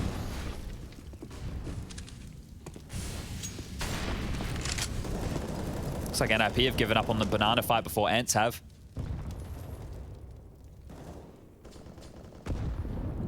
Ugh. Peeking into an AWP on Boiler. Can sour the mood. Oh, but he splits the difference and loses his life. They swing successfully. Doto, already been the hero once. Can he do anything this time? It's Diha's turn, baby. 3 as they swing up short. Huge denial, the multi-kill potential. Doto provided one of them. He's low as well in pit, but Hampus and Nork are just staring into the abyss now. You haven't got any progress. Your teammates' corpses litter the site. Spinks has even locked the door behind you. Snappy proceeding towards long as well. They've paused this. They've made it clear they haven't moved. And now the CT clutch is wrapping around their throat. They can't get out of this one. And the toes are spotted. They know where you are. Hampus's head is visible. Doto knocks it off for his second. And Nork required to clutch. He knows the cold Zero box is a threat and not going to hit the scope quick enough. Diha will steal away. What could have been 4 is definitely 3. And the same for Ents as well. They've managed to string together 2 rounds here. Doto did so much there, right? It didn't look like he was going to survive for too long. He drops the smoke, like nades and mollies were getting thrown his way, and then while everybody was drawn towards that pit, Dha pounces with 2 big kills, and then closes things out here onto Nork. Money's still there for NIP to facilitate a buy. Deagle for Hampus, UMP for ZTR, but everybody else with the AK-47s. Can Ents deny this cash and get back in this game? Alu spots a few. He'll be getting out of dodge. That information integral right now because it was a 3-man B lane from Ents. They can already start rotating a player over. Utility to delay. Dha drops that Molotov. You shall not pass, he says. There's a few more bullets through the boards. Quick pop quiz. What was the flamey, horny boy from Lord of the Rings called? Sorry, one more time? Gandalf, you shall not pass. What was the flamey? I don't know. You don't know? No. The Balrog. The Balrog. I've never watched Lord of the Rings in its entirety in one sitting. Well, I think a lot of people could say that. In one sitting, that would be... Like no, just one film. Oh, you haven't actually watched a single film? In full sitting. Like, I've watched it, but over the course of... We'll have to change that, Chadney. We'll have to change that. We've already seen an early casualty in their extended. Doto deals with 3 on the advance again. I've got deja vu. NIP collapse. Breathless. Plopsky fills his lungs with air for another attempt. They re-smoke. Alu is a crucial component of this retake. Hampus surviving, even baiting the shot perhaps with the drop weapon. Regardless, it's Plopsky's chance to plant. So despite the heroics of Doto, we've got a round here that's starting with every passing second to tick further in favor of the men at the disadvantage. I say that, Hampus is held well. He's even found a second. Swings onto Snappy. And just Spinks. He's been great so far for Ents. Really proving his worth with every passing round. Isolates, but Hampus has found himself a 4th. And they turn it around, turn it on its head. 6 for NIP. Despite the heroics of Doto on the defense. They stabilize, pause, and this time pull it across the line. This is one of those situations that I think Snappy was probably alluding to earlier. When we had that piece about him talking about force buys. So if you take a look right now, going into the next round, for Ents is only $2,400. Most of the players haven't invested just yet. Doto has, and it's telling me they're going to go for a force buy here. So it's interesting to go with this with the money all over the shop, right? They have enough to make one of these buys work where they'll have rifles and light utility, but it's always that question. We're in the middle here of the first half. They're trying to wrestle for control. They know that NIP have been kept honest with their money as well. So these type of rounds is where you can swing the tide of the game. The problem is on the CT side, especially on a map like Inferno, you can lump Nuke in the mix. You could probably do the same with a couple of maps. You need quite a lot of utility in the early stages to deny that space, right? You need banana control. You need utility to smoke off mid or halls. But maybe they can make these pistols work because they do love a force buy. They're becoming more and more proficient with it. And Dha in these situations seems to just go out looking for frags. So let's take a look. Try and use that Deagle to lop off a couple more heads again. Great patience from Spinks. He was in the flames there, standing in the open, but just holds his nerve long enough to convert, places the crosshair correctly. Oh, they're going to see Doto over the flames here. Okay. Ollie was not deep enough. He trusted that. It started well, but this is a nightmare. Oh, what? Oh, Plopsky can see through smoke, dude. Just as that molly black smoke filled his screen, he still catches a glimpse of that USP. So Alu's gone too. Now, don't forget, they fully invested into this one, so finding as much as you can is a component. Only Snappy there. They're going to contact walk up, so he should be good for 1. A second would be dreamy, but duck under his crosshair. And the Dha flank is held by Nork. Oh, with his knife out, he actually loses his life. That's punishing. Dha grabs what he can. It'll be a UMP, a Desert Eagle. Now the AK as he surges forward. He's ahead of the smoke. A wild spray does reveal he's close.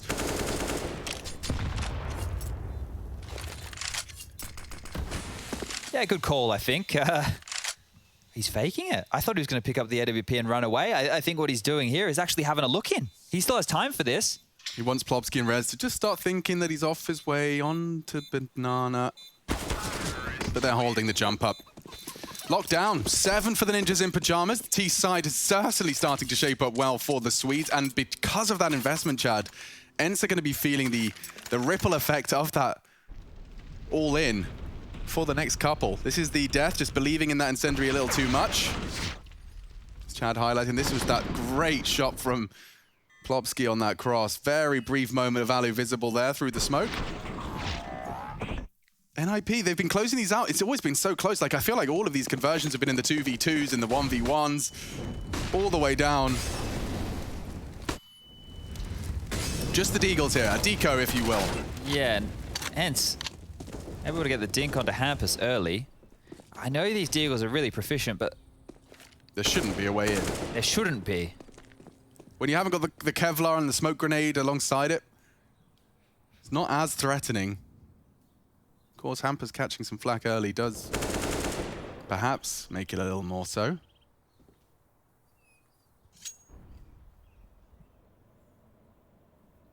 A complete banana control here, and with Plopsky posted up this aggressively, and he was even taking fights, they almost want to head into this B-bomb site. Just exec? Yeah, I think that's probably a great call with all this util. No smokes being baited on out because there are none to be thrown. And decapitated, so they will be onto the site. Spinks goes down. Now it's just about damage. The problem is, NIP, if they pick up this round, are going to won the half with 8. Another smoke towards CT. Post-plant positions being set up now. Lots of bullets being thrown through the smokes as they hear those deagles and footsteps rotating on over. And the punishment continues. Oh, Snappy's deagle has been exactly that so far this game. Just consolation frags at this point. They are just locked into coffins. Nork the first contact, Plopsky the savior. If everything else was to go disastrously, Snappy wants more. He'll have a look. One more deagle headshot for style points. Nope, denied by Nork, and so no kit on Doto. Just trying to keep their feet planted on the site, try and take another one of them down, but it's just him. NIP posting 8 and have successfully converted their T-half of Inferno here at the round 12 mark. Let me see this second one. He was so ready for that. Did he jiggle it or just hold? Oosh.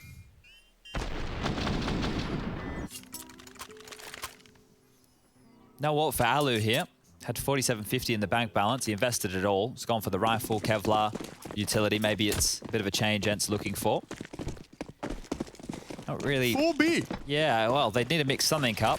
They've been getting banana control when NIP decide to gift it to them, and here's another one of those situations. So they give them banana control. The first 2 throw all their nades and then rotate back. The second 2 take it late, but nobody's home, so they just wasted 2 buckets worth of utility on nothing. At least it's info. Yeah, and Doto so good on these multi-kills, but the flash from Nork is just perfectly popped. He was not prepared for that. Hampus is really fast on this. Oh my god, D here is going to have his nade pulled. What a fast flank. Alu's in jeopardy. The bunny hop from Hampus keeps him alive. He lives to tell the tale. You can see his face. He's just in disbelief, dude. I think they were waiting for that right there. The maneuver of that double banana set where they have 4 players go and throw all their util. Right. Because as soon as that second set of utility went, NIP walked up into the mid wall and executed. It's like they knew that there were 4 players over towards B because there was so much utility being dumped at banana. When Ents did that yesterday, I don't think too many people were ready for it. NIP today, more than ready for it. They didn't invest anything into banana. They didn't take any damage from banana. And they're able to punish the rotations and keep all 5 players alive where Ents have to save. So unfortunately, this is a lot more like the last 2 maps that we've seen. This isn't a competitive affair by any means. Ents limping in with a lot of these buy situations where they're either forcing or then the next round they'll still buy deagles instead of full ecoing, means they go into gun rounds like right there.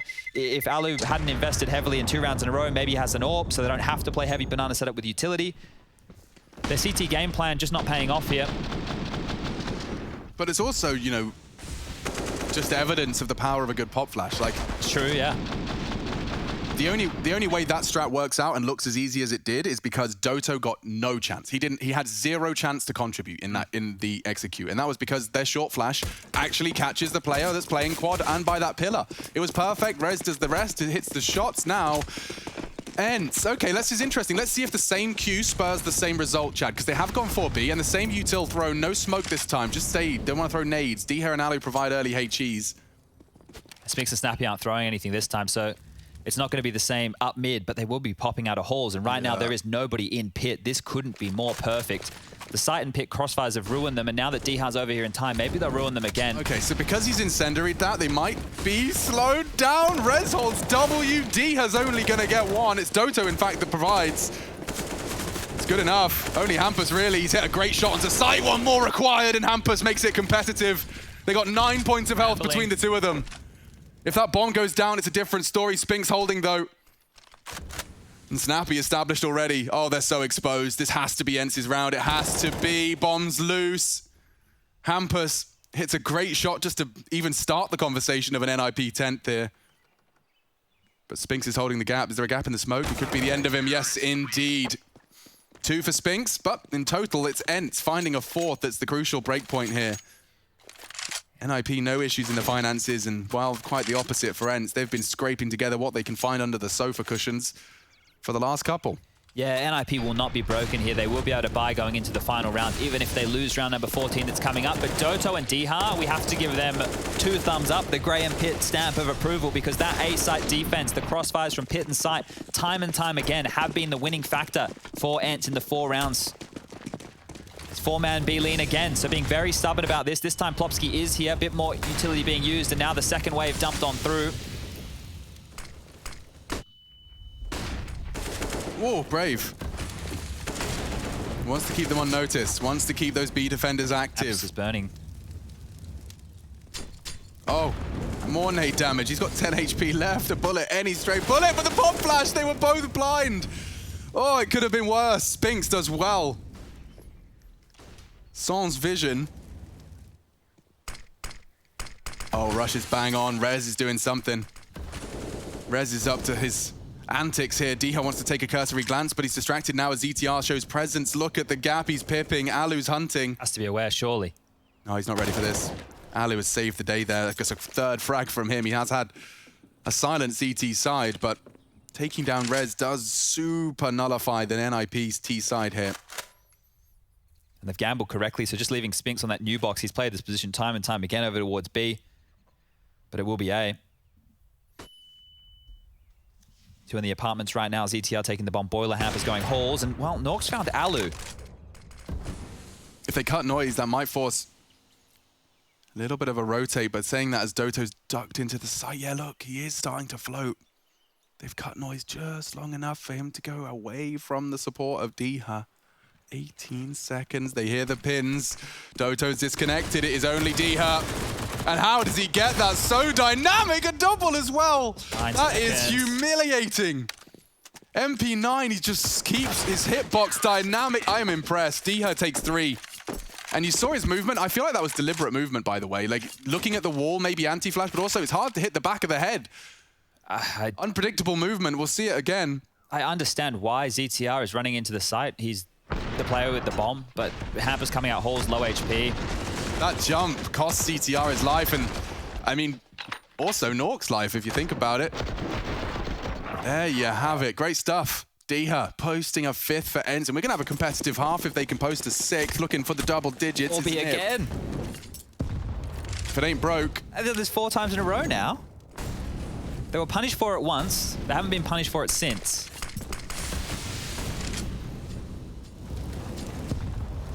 Plopsky getting involved in Banana a little bit later.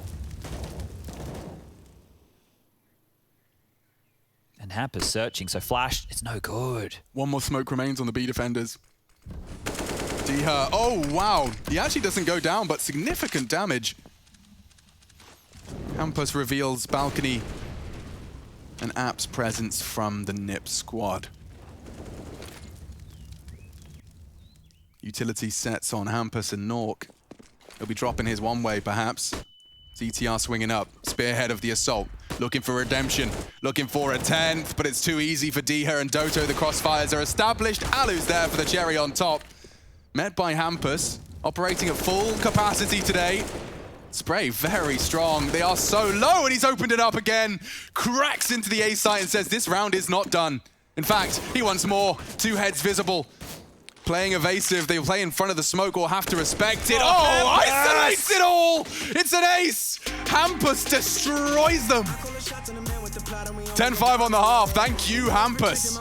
Heart beating a little quicker. We'll be right back.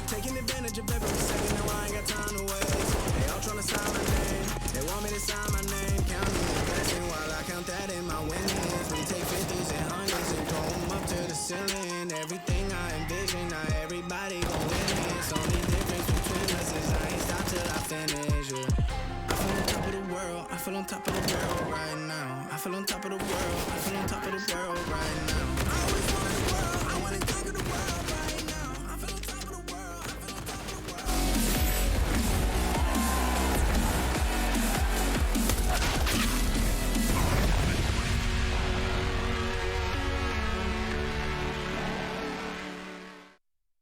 With the competitions, do you always play a tier 8 map? Or do you have like stages maybe for newbie surfers? Like me. So the tournaments or just for competition? For competitions. We haven't really had many competitions other than just the surf tournaments.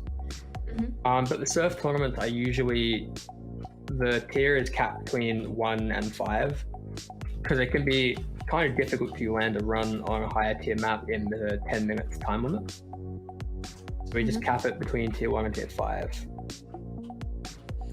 And you have vetoes in tournaments as well.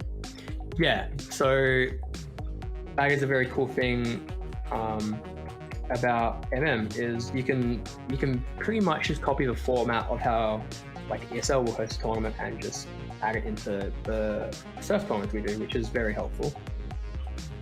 First tournament I hosted, one of the players actually beat one of the WRs in the tournament. He just went insane and just beat one of the WRs that had stood for like, the map wasn't new, been around for years, so he just beat the WR in the tournament, which is insane to think about because I get nervous playing in the tournament, and I'm sure most players do. So to do that with nerves is crazy to me.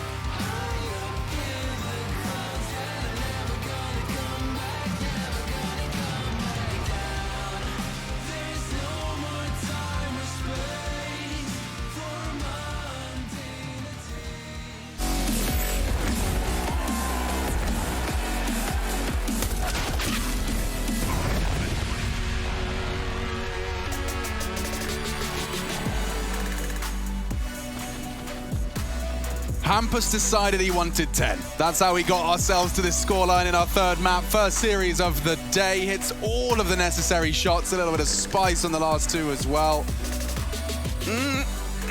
All right, well, you wanted to have a closer game, Chad. I think Ents posting 5 does certainly set us up for the potential of a competitive inferno. Those third map deciders live on in infamy. Or we could very well see the Swedes just knuckle down and see Ents staring into the abyss of a brick wall CT side. Pistol will have a huge role to play in that momentum to start us off. Everybody in second middle right now, so nobody's facing mid, nobody's facing banana. Dualies, dude. And the kit, no less. You're going for an aggressive move. You don't want to lose the kit there. And info. CTR does go down. Rez tapped away at another. Feels like he's found 3 frags every USP round. Very hard targets to hit. Nork makes a bit of a meal of it. Tagging down Doto, he'll play passive pit. Rez from the balk to put pressure onto Spinks. And in fact, that is going to be Alu to deny this. Rez, if you don't hurry up, there's a timer on this. Time's up. Just like that. USP, long range for those little taps. 2 heads to contend with. Hampus, the only slight change, and maybe now as Nork provides 1, he's taken down Doto and Pit. That's such a big frag to find. They're tucked in. They check their corners. Plopsky's got the perfect weapon for the job. Flashes, they're in bulk. No kit. It's planted for them, though. They can swing out on this unless Hampus can lock him down. He's lost his life. Gets awkward. Nice shots from Alu. No time. Ents will take it. Gets damn close, though. Damn threatening.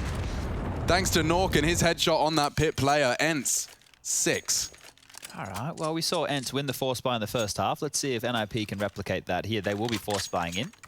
But I like that pistol round right there. You know, they're able to very quickly deal with some of the problems that are happening in current Inferno, right? You know, most players, when they get a good spawn, you always hear it, even when we're playing Pugs, Alex. So whoever gets spawns like, can I run across and check second mid? Well, by doing that, they have all their members in second mid. No one facing middle in case of CT-sided aggression. We've been seeing more and more of that down Banana and mid. And then Ents just power on through, get into the site, deal with that retake, and how they have to deal with this. 3 stack and B. 4 smokes in play. Could you move your face? I've got a flash to throw, please. Excuse me. Yeah, my flash. It's just there. If you could just... Excuse me. He bounces off his teammate's head for the Beautiful. pop. Yeah. That works. And already he's found 1, nearly 2. Softens him up for the Deagles. And there they are. Hampus with 1. Body shots from ZTR converted. And even the scout tag has been hit. It's a 2-on-2. No kits. And definitely not the weapons for the job. I feel like the best option right now is to run boost res through that smoke. I know that seems absolutely ridiculous, but what is he meant to do with this? I mean, yes. Hope he pips the gap of the new box jiggle. Oh, he spotted him out. Goes for the most audacious of Mag 7 shots. Xaiwu down! He's tagged them both down with the Mag 7. 2 pump jump. Just like that, we do see a retake. Second round. They are never safe, Chad, in Counter-Strike Global Offensive 2021. Oh, I can't believe he's just pulled that off with the Mag 7. Oh, dear. It's great when you see somebody in Pop Dog on train or, you know, in a corner. Yeah, but retaking B. Oh, dear. They were playing safe, right? They're trying to tuck on in, make sure they don't give anything away. And by doing that, they gave Rez enough room to make this stylish Like, how are play. you supposed to make it work with a scout and a Mag 7 retake? You know, that's where you stare at each other going, well, give it a go, I guess. Yeah, cool, guys. We pulled that one off now. He's just giggling to himself. Ents will bounce back with their force buy. AK on Snappy, Deagles for the rest. Let's see if we have any back and forth this time round. We got 4th. Yeah, no back. In fact, Diho might want to press the S key as he's catching nades. Yep, second nade on his face. That's enough to give away the AK to Spinks. Oh, you can't go through this banana smoke. It feels like less of a smoke, more of just a death sentence. There's a gap on it. That would explain it. I suppose you don't have that info unless you actively challenge. Yeah, and it's a hard fight to take as well. The CTs are already trained on I hadn't him. considered that, but yeah, if you flub your, or deliberately flub your smoke, just as I say that, Spinks makes the AK work. It's enough to perhaps 5 for Plopsky. And nice movement, just steps away from the crosshair and hits his shot. It's only Alu now on this banana challenge, and Plopsky gets the information. He's under scrutiny in the trade, a crucial one found. It's only Doto whose Deagle is primed and ready. That was it. That was a small window by which he could have jumped through. Instead, Nork posting 12 for the NIP squad. I do like what I've seen from Doto, right? Like, I think as a player who's come in, and when he was joining the old Ents roster when it was all Finns, he was coming in as more as a supportive element, and I still think he's doing a great job doing that, and coming in clutch in certain environments too. I forgot what we were talking about at the Balrog. I just got a weird text from Yanko saying Balrog of something. What's it called? Yeah, Balrog of Morgoth. Okay. One day, Chad. Yep. Fellowship of the Ring. Me and you. We'll do it in Malta, in fact. We'll get Hank involved. Okay. We'll be locked in that basement for 3 days. Yeah. You have to talk me through Dude, everything. I can't believe you haven't seen Two Towers with all of the brilliant storytelling leading up to the huge raid. The Urukai are at the walls. Well, now I don't have to see it. I saw a meme the other day that said, oh, it was so good. I'm actually going to find it. Yeah, you have completely missed out on a chapter of life with the Two Towers hype. All right. Let me try and bring some hype. Let me do a bit of play-by-play right now. Yeah, hit me with Snappy it. flashes top mid, and away they go up. They barrel arch side is on the cards as Nork tucked in towards Library, AK-47 in hand, and he peeks on out. Nork holding down Mouse 1. He's found the first. A flash comes through, and well, bottlenecking them towards arch side. It's 4 big kills as ETR takes down Spinks, and that's round number 19, 13-6. We love a good eco round. Pretty hype, pretty hype. This is sensational. Dude, I still listen to Toss podcasts and realize how insufficient I am. You know, like the dude was doing it ahead of his time 10 years ago, and I still can't keep up. I wonder what he's doing these days. Wearing a shirt, Playing sipping golf. a martini, doing business on his phone, closing it after 20 minutes, walking out into the white sands. Something like that. Yeah, I think that's how the story goes. Rez has opened up the account for the Ninjas 14th. He's put in the request. It was a solo aggressive mission, and so is this from ZTR. They're just playing aggro CS. Very aggy. I mean, it does just mean that anything that was just said on the break for ENCE has to be rewritten. 100%. And it looks like they wanted to go towards B, and that's been denied as well. The retake utility here from NIP to deny top banana control, half-4 smoke and molly. It's a bit of a classic these days. So they will have to put the brakes on and continue to wait. But this forward position by ZTR, he's still here. He's getting the wrong You heard it. Oh, no. Doto, the aggressor, has found an equalizer. And right now, A, as far as short and apps, is open. Rez needs to rotate over and plug this gap. Push towards halls. Have to be very careful on how you pick this in case someone slipped up and through. I think he's just grateful to be back in pit. Grateful to be able to contribute. It's hard for him to play bike right now because he doesn't have a smoke, so... One way. On how Rez deals with this. Most coming up short. Nork responsible for long and maybe called upon as Rez gets tested on short to hold this line from Library. Nork can't help him at all. Oh, Lord. Smoked off. Rez has to be a hero here. They're swinging in. Nork does draw their attention. Rez pulls the trigger just before Doto can silence him. Enables him to maintain an advantage. He's hoping and praying he could have a boost over the smoke, but they're not there in time. The troops just arriving now from the B rotate. Doto, oh! Nice shot again. Shooting. This is 3. He is responsible for all of the frags so far as ENCE look to be securing around here. It's an awkward Nork AWP for the retake, as was the tongue twister of saying it. Plopsky, a lot to do. Baiting the shot and enables another swing. Plopsky, all of the impact. Just like that, ENCE do all of the hard work, and it's taken from them by Plopsky. So cheeky, isn't it? Does the jiggle, baits Snappy into that, and then just goes wide to take down Doto on the site. Big stuff. You can see that's really motivated them. Losing ZTR after finding an early advantage, that could have soured the mood. The fact that Rez finds one before Doto's feet hit the ground, Doto doing everything within his power to make this round competitive, but this is the bait. And he does stabilize onto Snappy just above that box. Well, this is a gun round from ENCE. The rifles are good, the utility not so much. 3 smokes, 3 flashes, and a Molotov. So, 3 to B. Hard to make this one work. See if Snappy wants to take some space early. He does. He really does. Completely negates all of that util. Stepping out. Looks like his teammate caught some flak elsewhere. It's Diha on T stairs who's down, and now Snappy's getting nades thrown his way. Oh dear. Plopsky's timing perfect. And he catches Alu. That was one of the healthy ones. Looks like NIP's Inferno is certainly got its variety. Aggressive banana maneuvers. Ironed out in the server beforehand. A gap. Oh, that shouldn't happen. Plopsky's done that a couple of times. Finding frags he shouldn't. Towards A we go. CTR. Had a bit of a mare last time they tested his Cold Zera box. He's got res in support this time.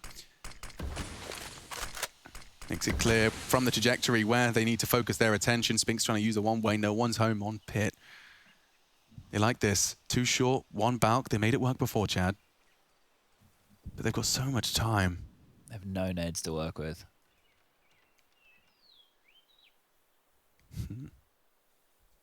Who peaks first? Yeah, who's going to break?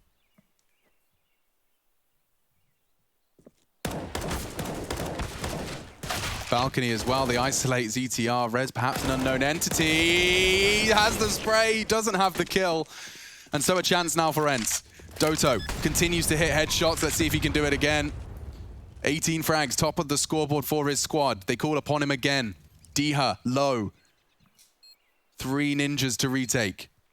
And appropriately creeping, sneaking. Silently crawling now through the apps. That will be the finishing touch. That will be hunting down Doto. That's if Nork doesn't find him first. Now 3 different points of approach. Dio has managed to find his first and the second. He's here to clutch up, and he's doing it quick. The time's ticking. Every second favors Dio. He'll take another ace. Clutch 7. Found for ENCE as they evade match point even. Diha keeps them competitive. Oh, dearie me. And NIP losing that retake has lost them not only the round, but their economy as well. Great stuff. Just really taking their time. Remember how this round started? It was drawn out. They had no nades. They had nothing. They came in with 3 smokes, 3 flashes, and a Molotov. Go on, son. not deterred. That's a really uncomfortable duel. You can easily find yourself locked into a reload you really can't afford to be taking, but preserves his bullets, little bursts, finds the head in the most crucial of moments, and he clutches up for ends. Okay. Ooh, very noisy. Very, very loud. And a shotgun does seem like a good weapon for the job. Can't fault him. Bam. Doto is gone, and he may even find a second. His teammate Nork has found him. They're going to splurge into B. Plopsky says no, though. Oh, Rez. And Rez is quick to This the is ridiculous. push. They're going to have their knives out on the rotate. Oh, no. Straight from the highest of highs to the lowest of lows. A force by loss. They can't afford to stomach it. Snappy, however. A Mac 10 and 2 HP. I feel what he feels. And it hurts. Rez takes him down, a third now from the star of the NIP show. And Alu, known to be a star in his own right. Given 45 seconds with a loose bomb, and Nork hunting. Gonna deny that before it gets going. NIP, they've got a lot of them. 8 match points. One expect, given you the impact player. Yes, indeed, his impact has been felt across the board. And across the 3 maps of play, you can see how quick that first one was. If you missed Nuke, so did anyone that didn't tune into the first 30 minutes of the show. Yeah, if you wake up 30 minutes late, we're sorry. It definitely happened. You're probably good if you missed it if you're an Ents fan, but glad you were here for the second map. So as we stare down the barrel of what is probably GG, let's see if another one of these cobbled together buys from Ents can work. ZTR spots a bit. Plopsky sees nothing. So dead, so dead, so dead. How does he get 2? Finally, someone shuts him down, but they've maintained an advantage by virtue of the double. Gap, Spinks staring at a wall. It's only Snappy now to defend their chances, defend their honor, and that's it. NIP, Storm to a strong start in their group. Group B has another name to watch out for. Ends go 1-1, but the Ninjas start with a strong 2-1. Ends fall. The Ninjas are here in Group B.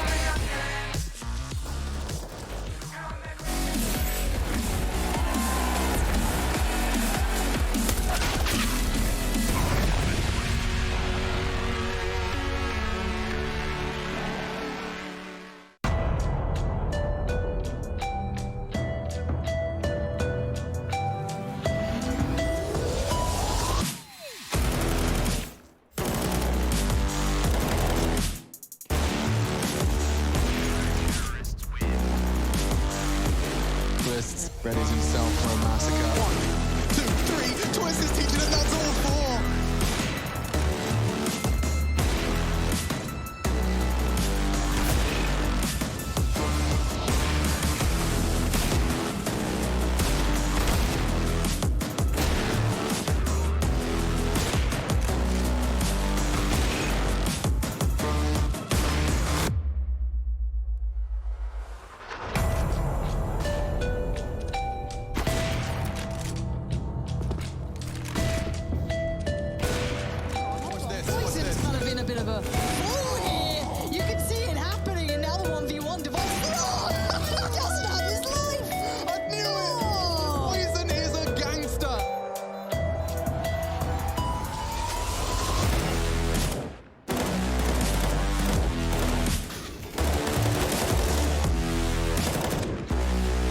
Left with a Julian task.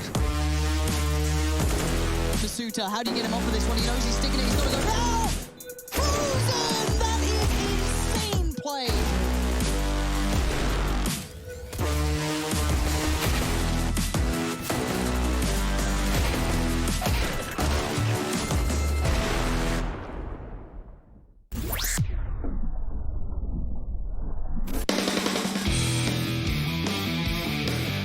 Future Pros, retaking the B site on Inferno can be pretty tough. However, the molly or incendiary I'll show you all today will help clear out one of the little hidey holes a T could be in. To throw this molly, secure ruins first, then get into the corner next to the sandbags. Aim up and place your crosshair in the midsection of the ruined roof between these 2 points. Get your crosshair in line with this kink in the scaffolding, then simply running jump throw the molly. As you can see here, this T did smoke the molly, but from this angle you can see that the molly does in fact completely coat the area in flames. Good luck and happy retaking.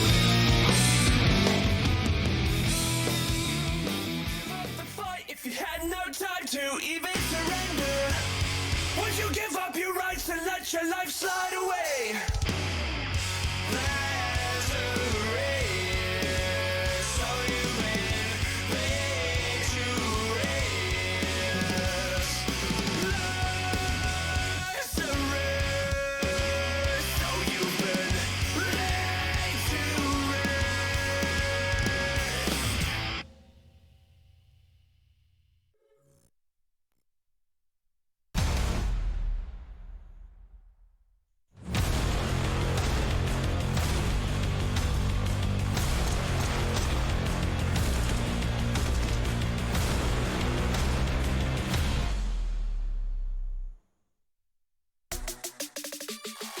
Går sist också. Nice. I smoken. Taget. Men det är smoken nära på. Nice! Nice! Nice! Nice! Well, that does it. Nip, top ends after what was a back and forth affair across 2 maps. And by that, I mean one map went one way, the other map went the other. Nip, though, showing good resilience here. They net them, or they keep Ints to a 5-round start over on their first half. So all things considered, it did go according to plan for the Ninjas here. I got Yanko with me, and we're going to begin to break this one down sooner rather than later. And Yanko, I think we just get right into the cool stuff pretty much right off the top. What do you think? Yeah, we can do that. NIP basically giving Ants a taste of their own medicine, so to speak, after they wrestled that early control of the economy. You could see how that made it easier for them to control some of the rotations for Ants. Especially, you know, we talked about banana control, how important it is. Here's round number 6. Early on, you'll see Ants opened up 3B. And NIPs actually wants to do a fast A strat, but what they do before that, I'm going to pause right here so you guys can see that all 3 players have nades out, right? So they're going to triple nade basically towards B, the pool area. They're going to molly sandbags as well, and that's going to keep the 3 Ants players occupied on B for so long. Meanwhile, look what NIP is doing. They're already grouped up towards the A side. They're just going to do a simple A pop, smoking long over here, smoking small pit too, and they're just going to come in, and the first 2 players are going to run into site, and they're going to clear out that A bomb site real quick. So you can see how late Diha is to come back. He's still not on the A side. He's going to get smoked off right here, and he isn't going to be able to help his teammates much. He only has 12 HP to begin with. He took a lot of damage from those early nades as well. So this is a cool move because the triple nade usually is a tell that the T's want to fight for that banana control. And that banana fight is a bit prolonged nowadays, right? You know, there's a smoke, then a flash, then you're kind of waiting for your opponent's flash, right? So it takes a bit longer. So you just throw the nades and you get out of there. By the time they realize you're not actually fighting for it, you are already hitting the A-bomb site. Yeah, a little bit of a misdirection, if you will. But there is no misdirection here. We're going to be directing this one on into Hampus, who did catch a W today. Hampus, congratulations, my friend. Good job. Thank you. Thank you. Let's just start over where you guys actually struggled, which would have been Mirage. What, you know, let's talk a little bit about that and how it really fell apart for you. I think the Mirage game, I think they really countered our T side. I think they watched our game yesterday against G2, and we pretty much did all the same things as yesterday, and they had a lot of setups that countered us in the middle. Like I died like a noob a few times because they had full control of what I was doing. So I think they used to really counter us on Mirage, and their lineup had no maps played on Mirage, so we didn't really know how they were going to play or anything. So the Mirage pick by us was just like, it was a flow pick. Like we expected to pick Overpass or Inferno. And when they vetoed Overpass, I was like, let's just pick Mirage, see what happens. And we saw. Wasn't a good move, but we got Inferno as third, so I knew we were going to win anyway, so it was no problem. Yeah, congrats on the win. I mean, for me, the veto was a bit surprising as well, the way it went. Were you surprised by the fact that they picked Nuke over Train as well once you guys left it in? And also, I was surprised by your decision to leave Train in because they haven't had a great vertigo either. I doubt that would have been their pick. Yeah, but I think like we were ready to play Train against them. Like we watched some Train games they played, and or I watched, and I really felt that if they pick Train, there's no problem, we will win. And the Nuke as well, like their Nuke is a bit similar to us, or to ours, at least on their T side. Like they have a lot of rounds just copied from other teams, as do we. So we just watched like our analyst had a 5-minute video. We watched it and we knew what they were doing on Nuke, so it was really easy. Every round was just exactly as the demo. So yeah, it was just, I don't know why they picked Nuke, but if they would have picked Train, I still think it would have been the same outcome. Cool. So first of all, props to your analyst, because that's pretty cool. They're making those guys can help. Indeed. Yeah, they when he's people amazing. Mahone TV on YouTube. What's go on? Say that again. Mahone TV on YouTube. Cool. Well, I'm sure someone will. It's amazing.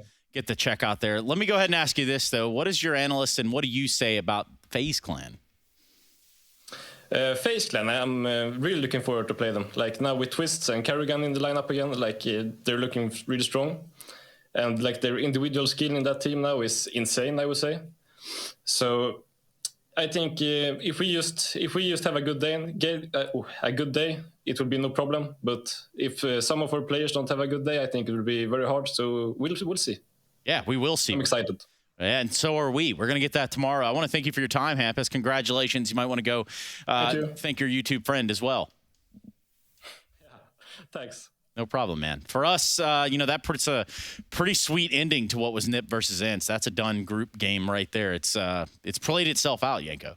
The battle of the Nordics goes the way of the Swedes this time around, Trace. It does. Yes, indeed it does. Well, I mean, ENCE, yeah, they got that whole international. Just tells you how open this group is, right? ENCE beats Mouse yesterday. Now they lose to NIP. Close game between NIP and G2 yesterday as well, right? We have FaZe Mouse coming up. Yep. Who knows what's going to happen there? So I think this is definitely, with Group D, the most open group up there. And I think we're going to see a lot of teams beating each other in this one. Yeah, Mouse versus FaZe. I guess you guys like combine the two lineups there. Yeah. Mouse versus FaZe. That's going to be what's coming up on the docket. Vitality G2 thereafter. We see Mousesports, FaZe starting 0-1 and having found a little bit of success. That comes to a brief end. But we have Mousesports versus FaZe Clan coming up on the docket. We're going to be going to a break, and when we come back, this is the place to be. This is the ESL Pro League Season 13.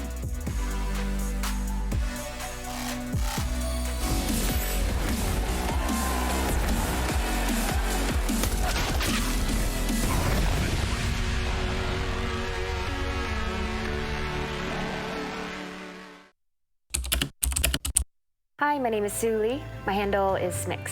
I think it's important for these initiatives to happen. Empathy really, really goes a long way, and it always, always means so much to us, and I think that's where initiatives like this really help. Good luck, have fun.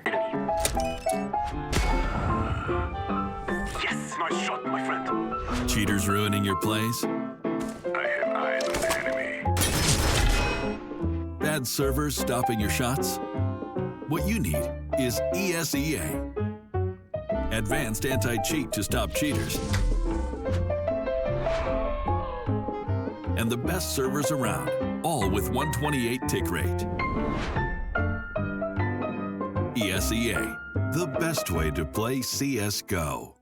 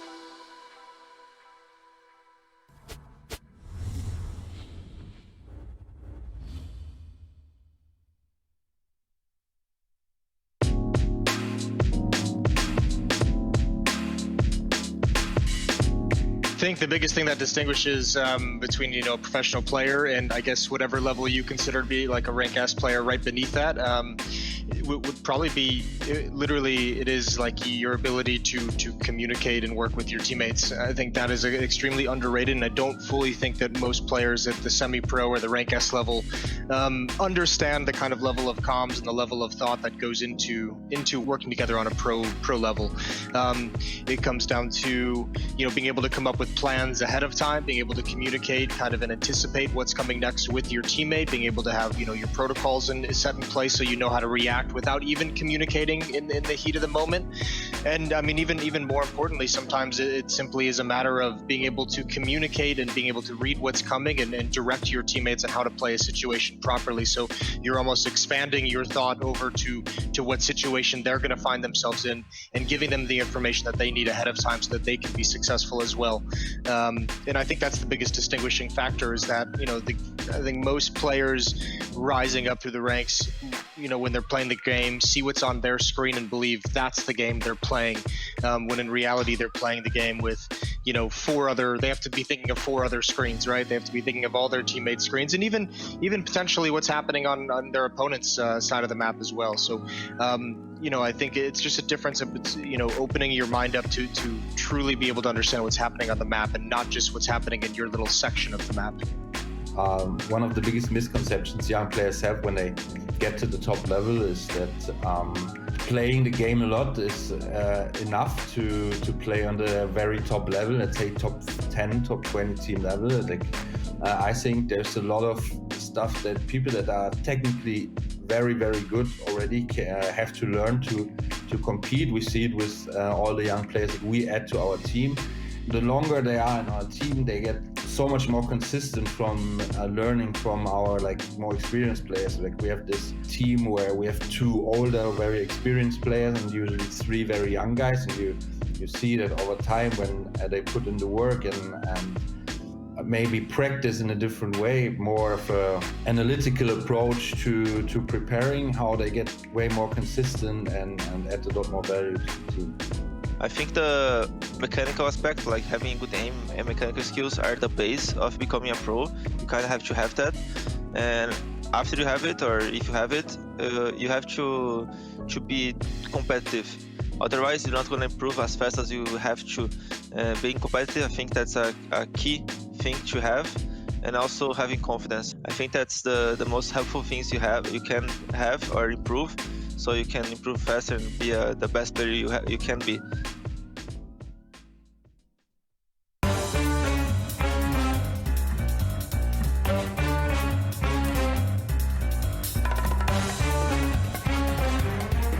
So little, so consistently, but it doesn't get much more little than this. 5 USPs, no armor.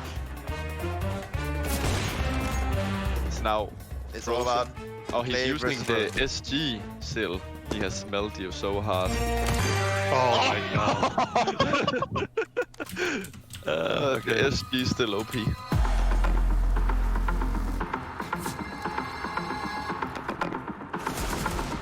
One-on-one, Frozen versus Frozen again. Frozen again.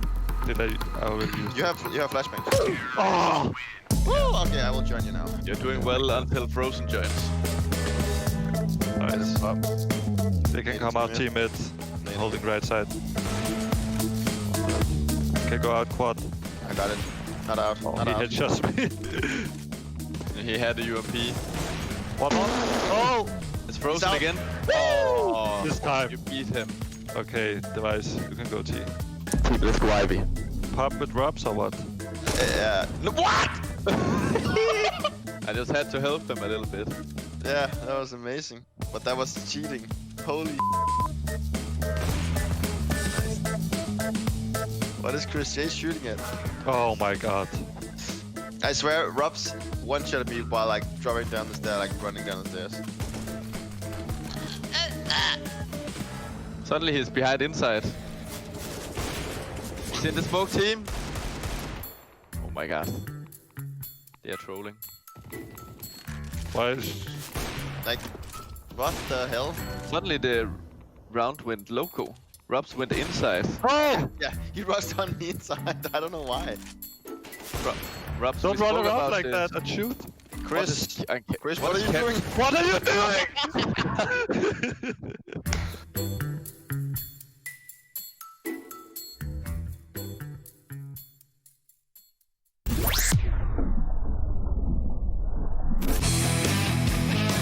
Hey Future Pros, Train is the game and we have a slick smoke to cover CT connector. This smoke is great for pushing that pesky AWPer off position, and coupled with 1 or 2 more smokes you have a great outside execute. To master this, hop up on this dumpster and nestle yourself between these 2 crates. Once done so, aim just to the right of the corner of this building and let the smoke fly. Train ain't easy, but hopefully you can find some success with this top tip.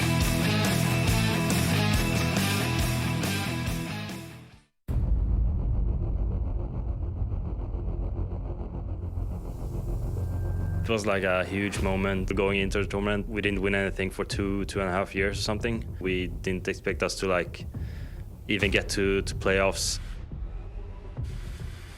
Our mindset entering the grand final was super good because we had some good results before that, and we had a lot of confidence. We were playing really good as a team and individually, so everything felt good. Being behind backstage, you always like you have a lot of rush in you, and you just want to go out and play. Playing in such a big event, one of the biggest arenas with the best crowds, was important for us all, considering where we were in our careers. You knew what they were going to do, how they were going to play. They never backed down or played like a slow game or something you didn't expect. They always came in with heavy skill. I think it really suited us playing against such a style. We really knew what we had to do, and we knew if we hit our shots, we were probably going to win the match. Bomb down, and Guardian's gonna go searching with the AWP. Wants to peek truck early, and JW comes out just as he looks away, but look what Nico's done. He's gotten Crims and Flusha. It only would take 1 bullet. Nearly gave himself away, but nothing. JW could do phase hold on and take their 5th.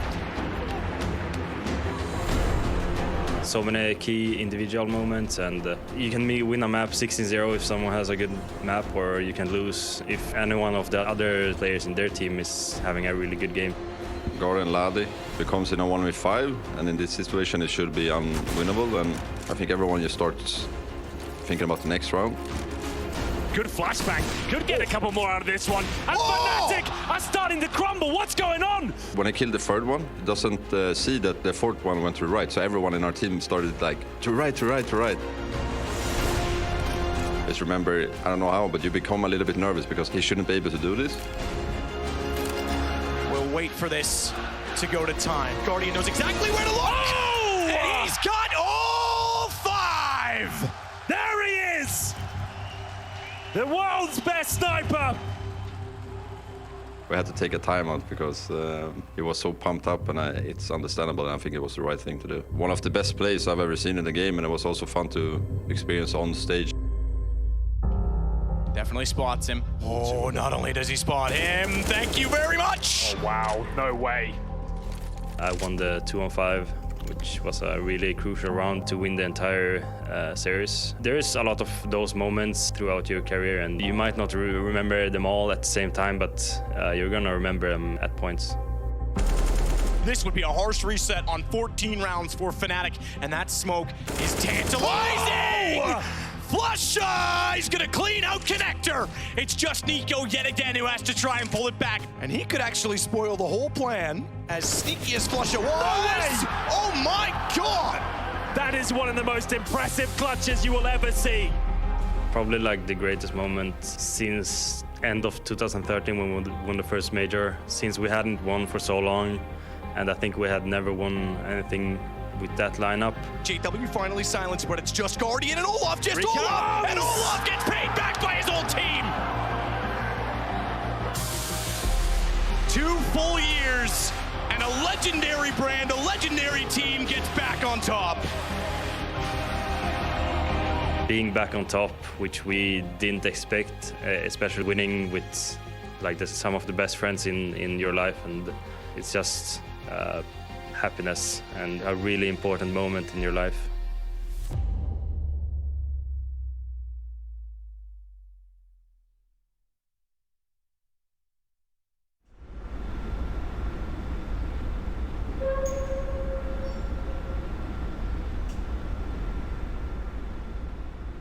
I actually don't have any idea. Wait, 1 second. Maybe it's Vertigo. I think overpass. Yeah, it's Vertigo. It's Vertigo. No, it's overpass. It's overpass. It's a train and overpass. It's Nuke, I think.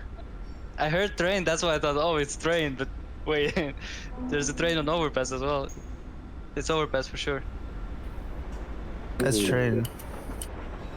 It's like T-spawn. It's the train for sure. Yeah, it's definitely the train for sure. Train? Yeah, it is train, but I can't recognize exactly which place the sounds comes from because you don't hear that much when you're playing. T-spawn maybe or Ivy on the train, I think. Yeah, I'm pretty sure it's T-spawn train. Ivy, I think. Is that bomb site B? Oh. Not overpass? No way. It doesn't sound like that, man.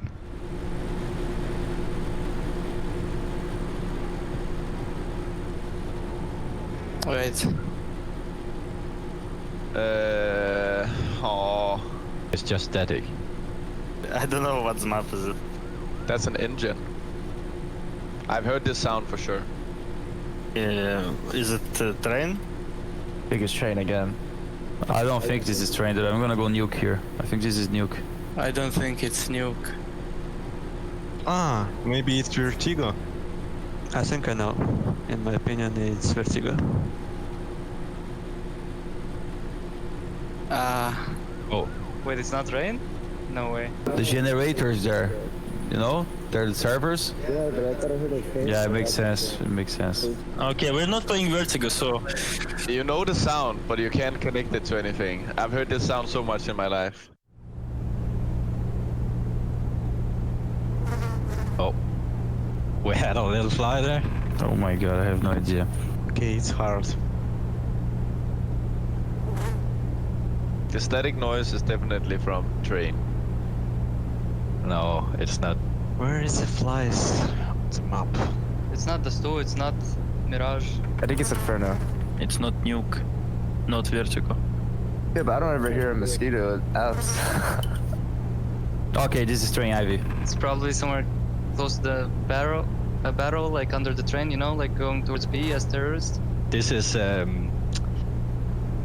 trash area on train.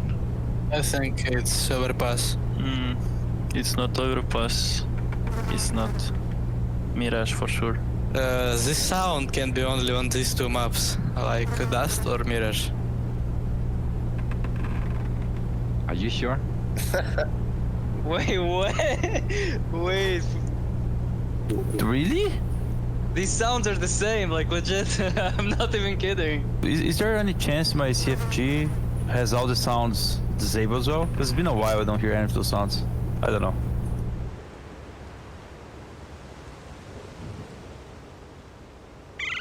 It's the birds. I think it's maybe Inferno, because... Airplane on Inferno? No. It's so familiar sound, but... Oh. I'm trying to close my eyes and like think of where it is, but I have no idea. Oh, this, like... Another mosquito! You know, birds too. This is Ivy train. It has to be. The birds again. This one is Ivy train. Definitely a nuke. It's nuke, I think. I'll go for a train again. That's why the mosquitoes was on my mind for the last sound. This is Ivy train. 100% confirmed. Inferno. Could it be? No. This is overpass, I think. You know, this sound of bird is telling me it's overpass for sure, but I don't know where I can hear the bird. Overpass. Oh, this is overpass. This is overpass for sure now. Legit. I'm going 100% overpass. I will say it's overpass. Maybe playground. Alright, so those devs, what are the devs doing? They're mixing all the sounds for all the maps. Yo, we need to study our maps, man.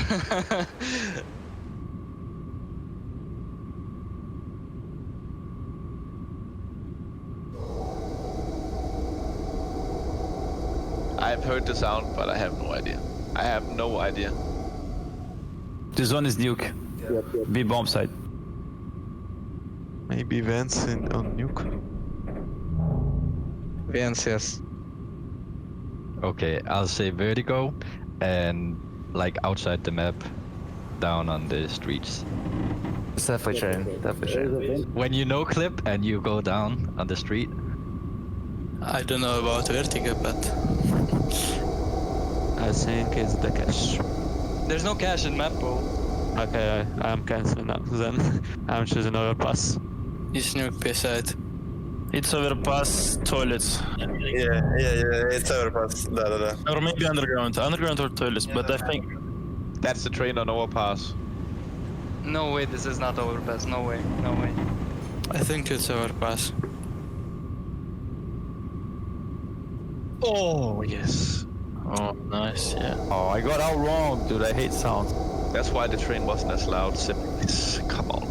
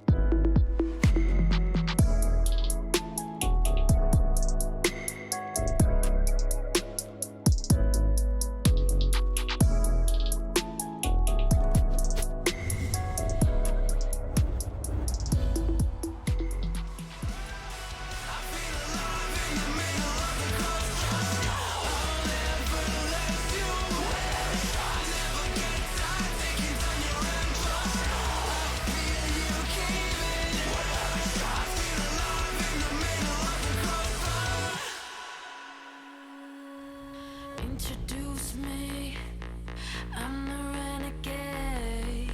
Ooh, every single night, I crave the taste.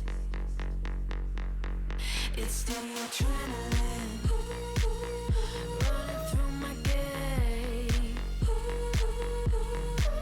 It gets me high, high, high. Got no time to waste. Ain't got time for small talk. I tell you the truth. I'm faster than you. I'ma tell you the truth. Not in it to lose. Just faster than you.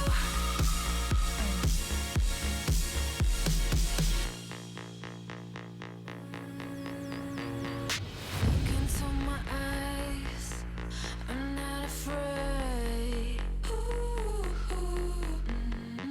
Take over my mind.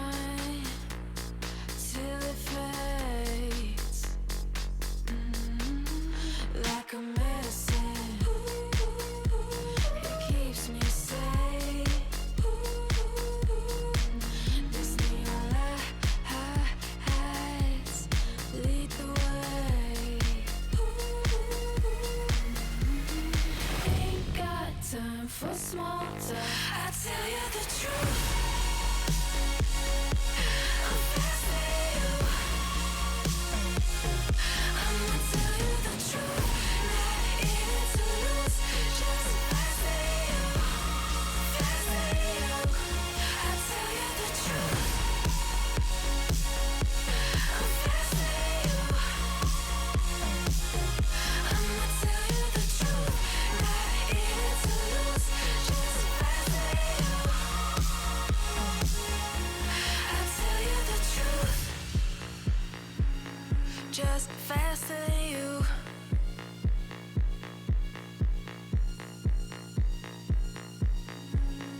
Just faster than you.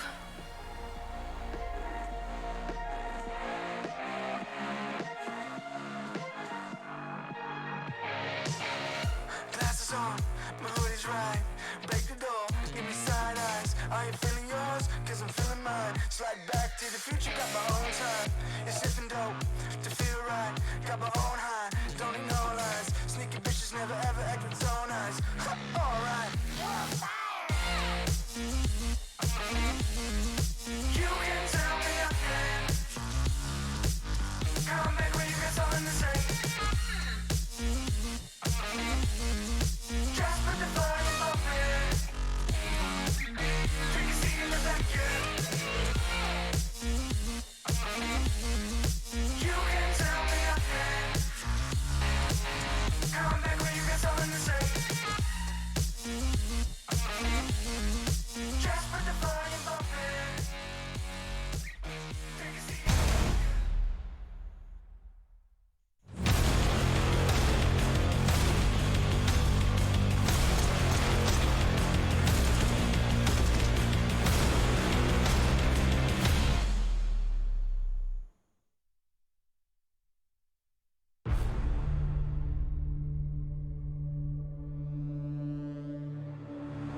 Carrigan is just left to run between bomb sites and gamble as to where these tees are going. Now 1v2 does have the kit to work with, no armor though behind him, so has to be a bit careful. Oh, Carrigan, another kill. Now just one man left, and he's even digged down. Yeah, Carrigan, this is one hell of a start. 4 kills from him.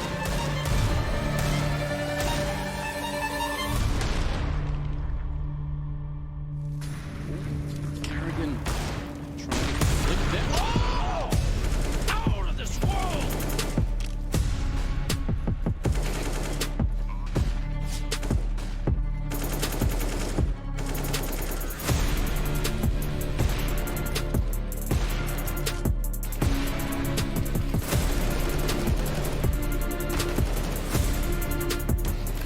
Down to the in-game leader. Vote goes down. I dare say he gets his first kill. It looks good for him and he will nail it. Up to the Desert Eagle to 3. And he goes down.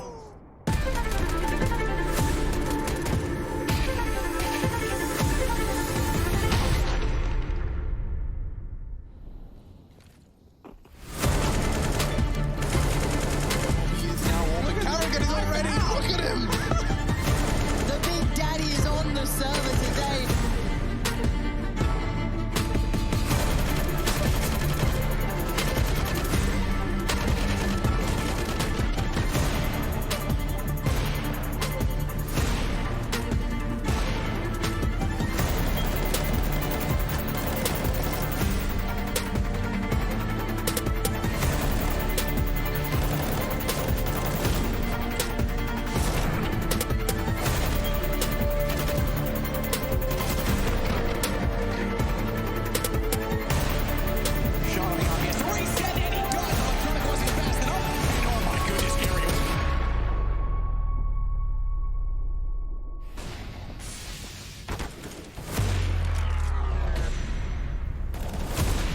One versus two on the favourable site.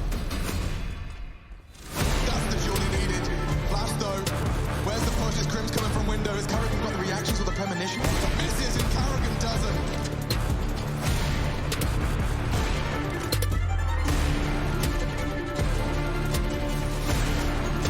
Just 2 players left to get past Carrigan, and I know an entity and I know a factor. Flicks on down. Carrigan drop the bomb. 7 seconds. He's stolen it from Fnatic. The map goes the way of that.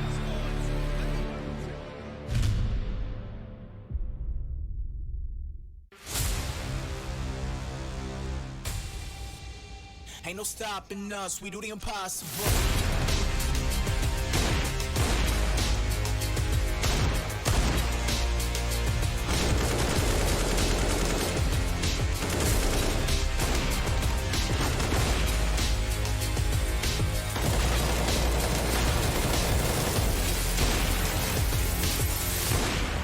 Robs has already caught him, and now they're coming from one direction. They can focus their attention, but Cold Sarah's on a mad one!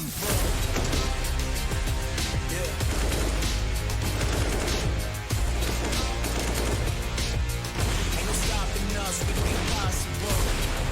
Straight to the top, we're the top dogs and you're not. Too real, never fake it. So close, I can taste it. Ain't no stopping us, we do the impossible.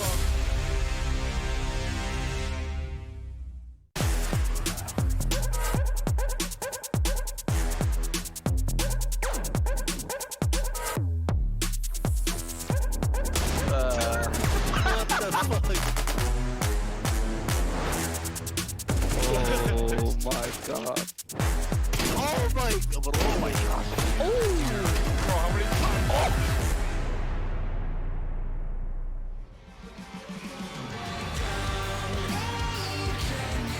ESL Pro League is brought to you by Gaming Malta, Intel, US Air Force, 1xBet, and DHL.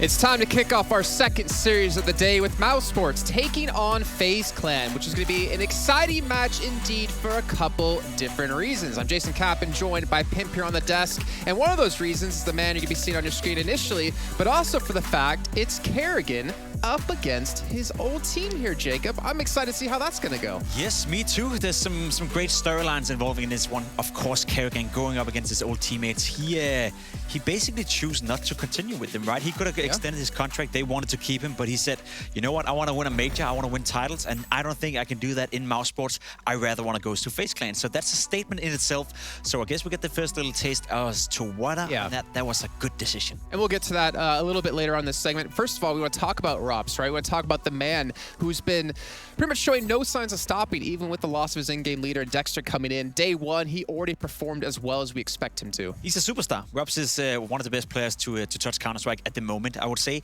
He doesn't often get a lot of credit for it. He's a very quiet player. He doesn't have a big personality. He doesn't need all the social media attention, and he doesn't really do anything to drag that attention towards him. But look at the way he plays on the server. Look at the consistency Robs has brought to mousesports, no matter the circumstances. There was periods where mousesports were not doing too well. Robs was a constant. When mousesports were doing well, Robs was the big star player. And even now, losing Karrigan, and we don't really know where to put mousesports on the world ranking, well, Robs is still delivering as a world-class player. He's up there with the very best. Honestly, I think that's very impressive. I mean, you being an ex-pro player, like, for someone to be able to have a change in leadership within the team, having a new in-game leader come in, your old in-game leader coming out, and still putting up the numbers that he does, I think really shows how good of a player he is. But also, in one aspect of, for Dexter, it means you don't really have to micromanage him at all. You just kind of letting him do what he does best, and you change the team around that. I guess you could argue. It just speaks to his fundamentals of the game, I guess. He's a very easy player to work with. We've heard Karrigan say as well that Robs is probably one of the best teammates I've ever had, right up there with the very best, because he's just a fantastic Counter-Strike player, putting in a lot of work and easy to work with. So it must be a treat to have Robs in your lineup, no matter what in-game leader you have. 100%. And obviously, there's a lot of great players alongside Robs on his team as well. And we start to want to focus on two players individually when it comes to this matchup. And it's going to come down to the offers from both sides, right? We're going to be talking about Brokey. We're going to be talking about Acor here. And I'm really curious to hear what you have to say, because Brokey did show some good signs in their match up against Vitality yesterday, but Xaiwu is just a completely different beast. Yeah, of course. Brokey is a player that by many, I guess he in a period was a bit overrated for my liking. I think he's a good player. I think he's a talent, and I think he definitely showed glimpses of what he can do.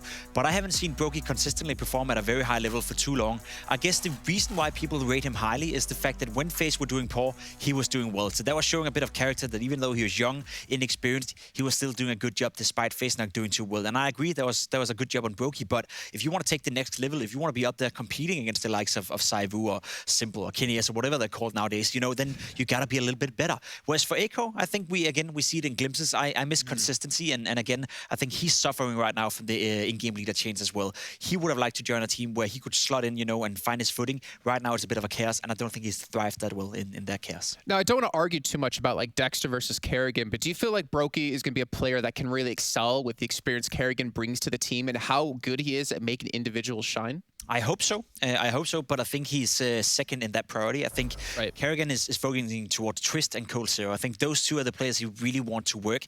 Not saying he's not going to focus on Brokey as well. Of course, he has to feel comfortable. But I think if FaZe Clan ever want to be the best team in the world, you need to activate Trist first and foremost. You need to find a place where Cold Zero can be the rock stable player, and then you can look towards Brokey and maybe enable him.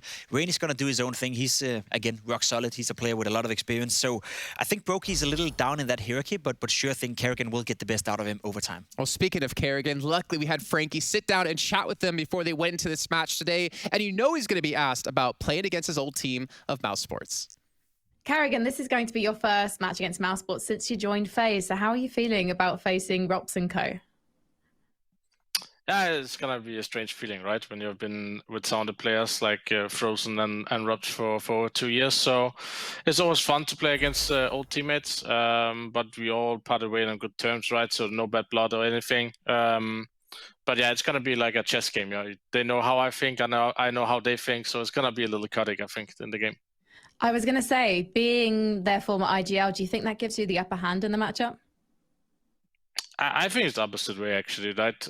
When you have played with an in-game, you know how he thinks, and I can't really change that, right? I kind of still bring my own style to the new team, where they are playing another style, which I have to be aware of, right? So I think always the players have the advantage.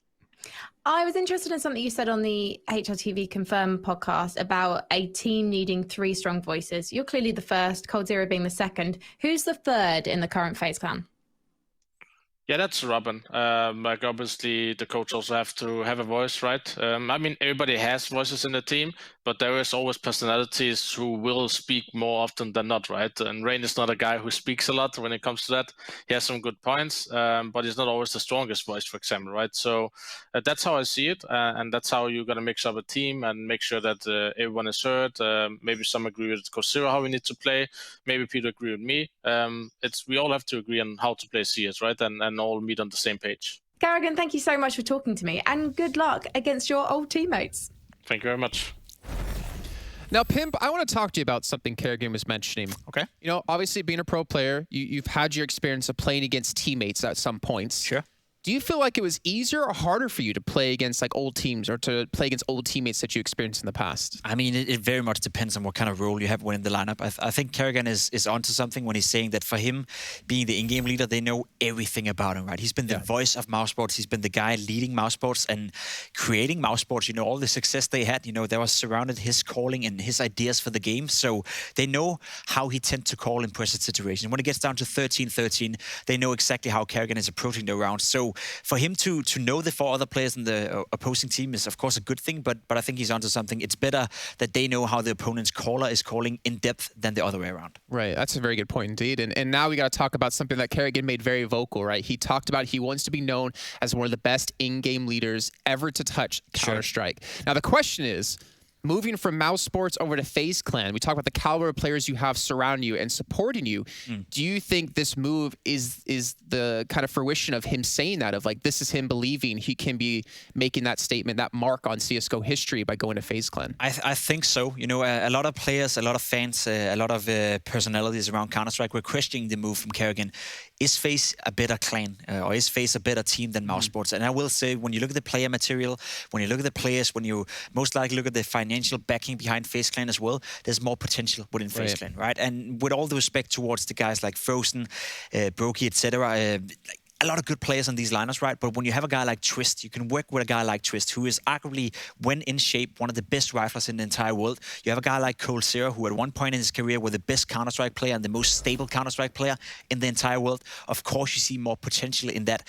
I think the only player right now Karrigan is missing is Robs. I think that's the one player he would have liked to bring into FaZe Clan, and then you could create a super team. But apart from that, with all due respect to the rest of the Mousesports guys, I don't think Karrigan is going to miss them, because the new play toys he has to work with, probably more fun. And I think it's fair that Karrigan shouldn't feel bad about leaving either, considering the amount of time he's been able to put into these rosters as well, right? But now it's time to take a look at the vetoes here. And I think this is going to be really interesting to see how this series will go in general. We talked about A-Core up against Brokey with the Op battle. And we're going to see what maps are actually going to be playing on. It looks like, first of all, we're going to see Vertigo being banned away, followed up by Overpass. I'd be surprised if we don't see Mirage in here as well after what we saw from FaZe Clan yesterday. Of course, it's an easy pick, and we kind of knew already. But FaZe Clan picking Mirage makes sense, especially with the performance they had against Vitality yesterday. The T side was good. The CT side looked good. We didn't get to see that much because Vitality didn't really get to challenge it. So that makes sense.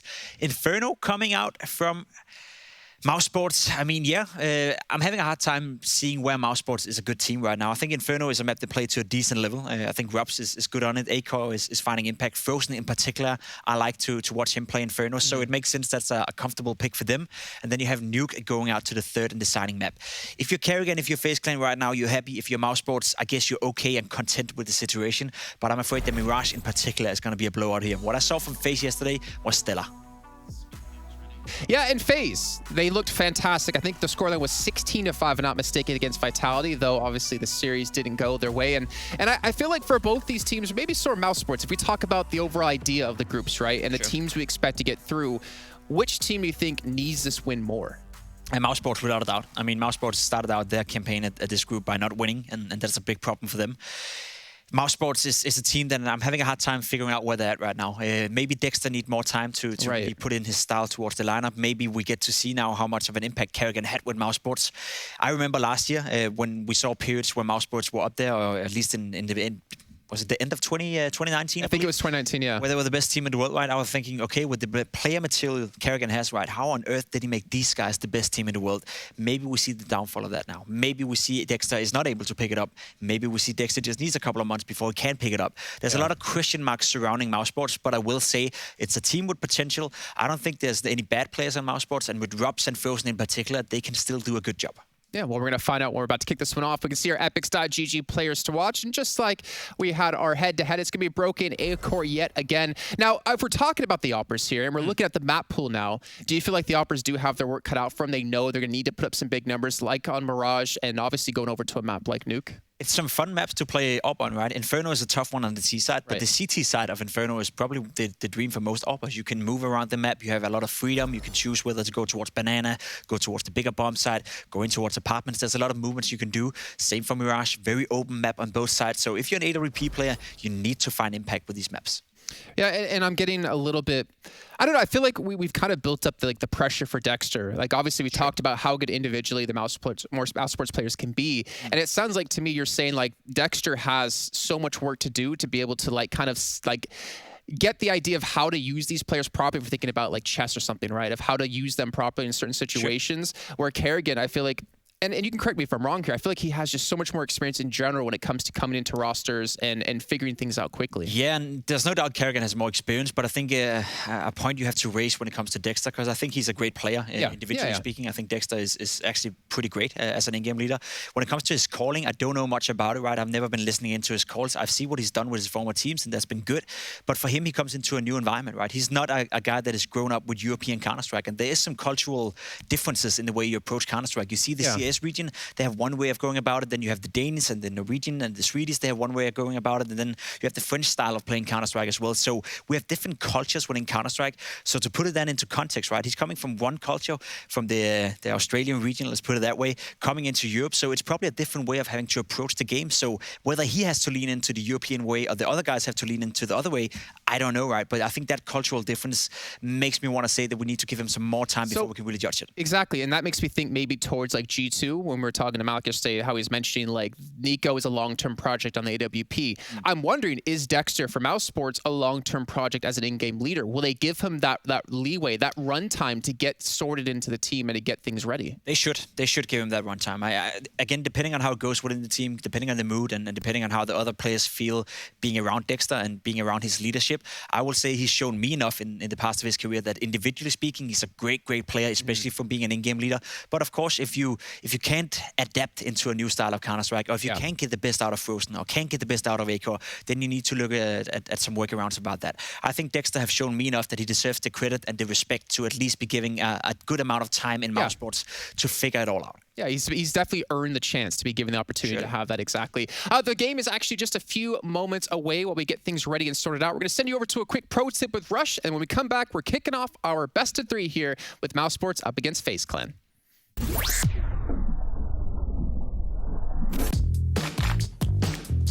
Hey, Future Pros. Ooh, we got a fun one for you today.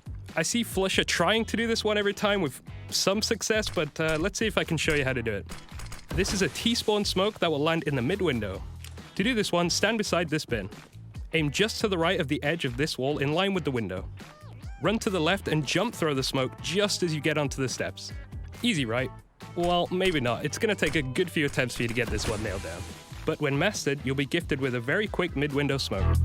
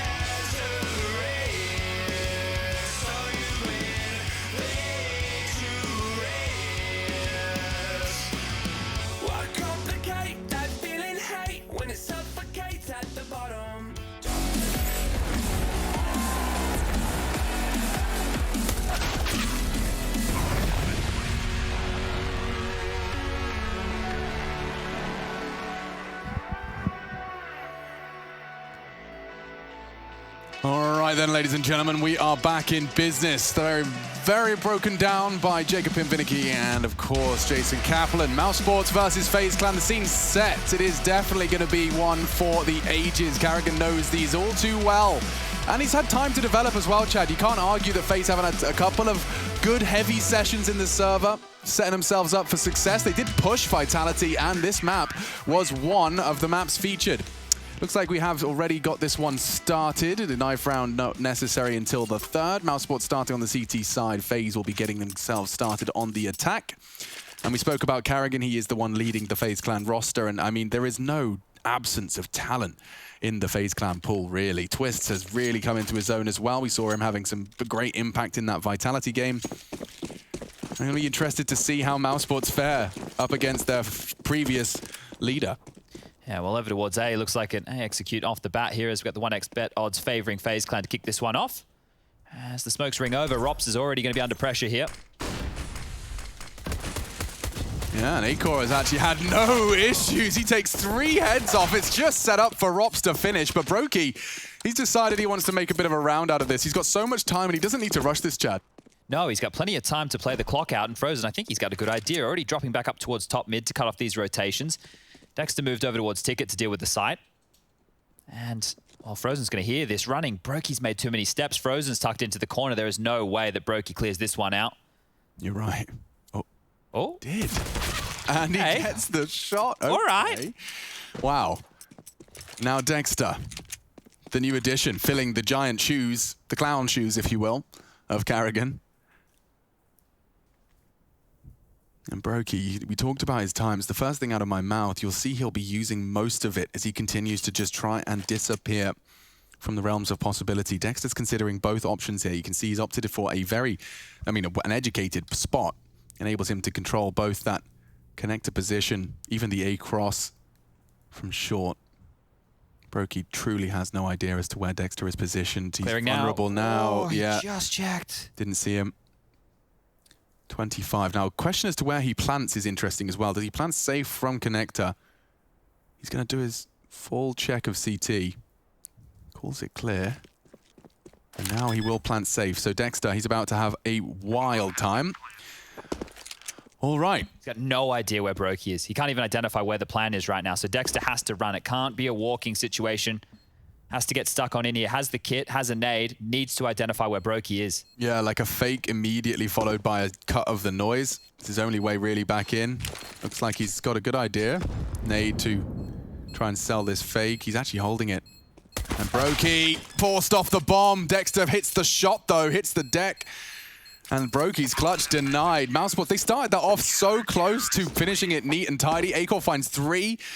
FaZe managed to make it pretty damn costly as the dust settles. We'll see how that starts. You see Acor, triple kill. Immediately, Rain and Brokey chime in for 2 and 1 respectively. And then the clutch, very close to being realized. He goes all the way across the map for that one. Yeah, Frozen's going to be kicking himself there. I thought he did everything and more by tucking himself into that corner. The fact that Brokey was cognizant that push had already come on through.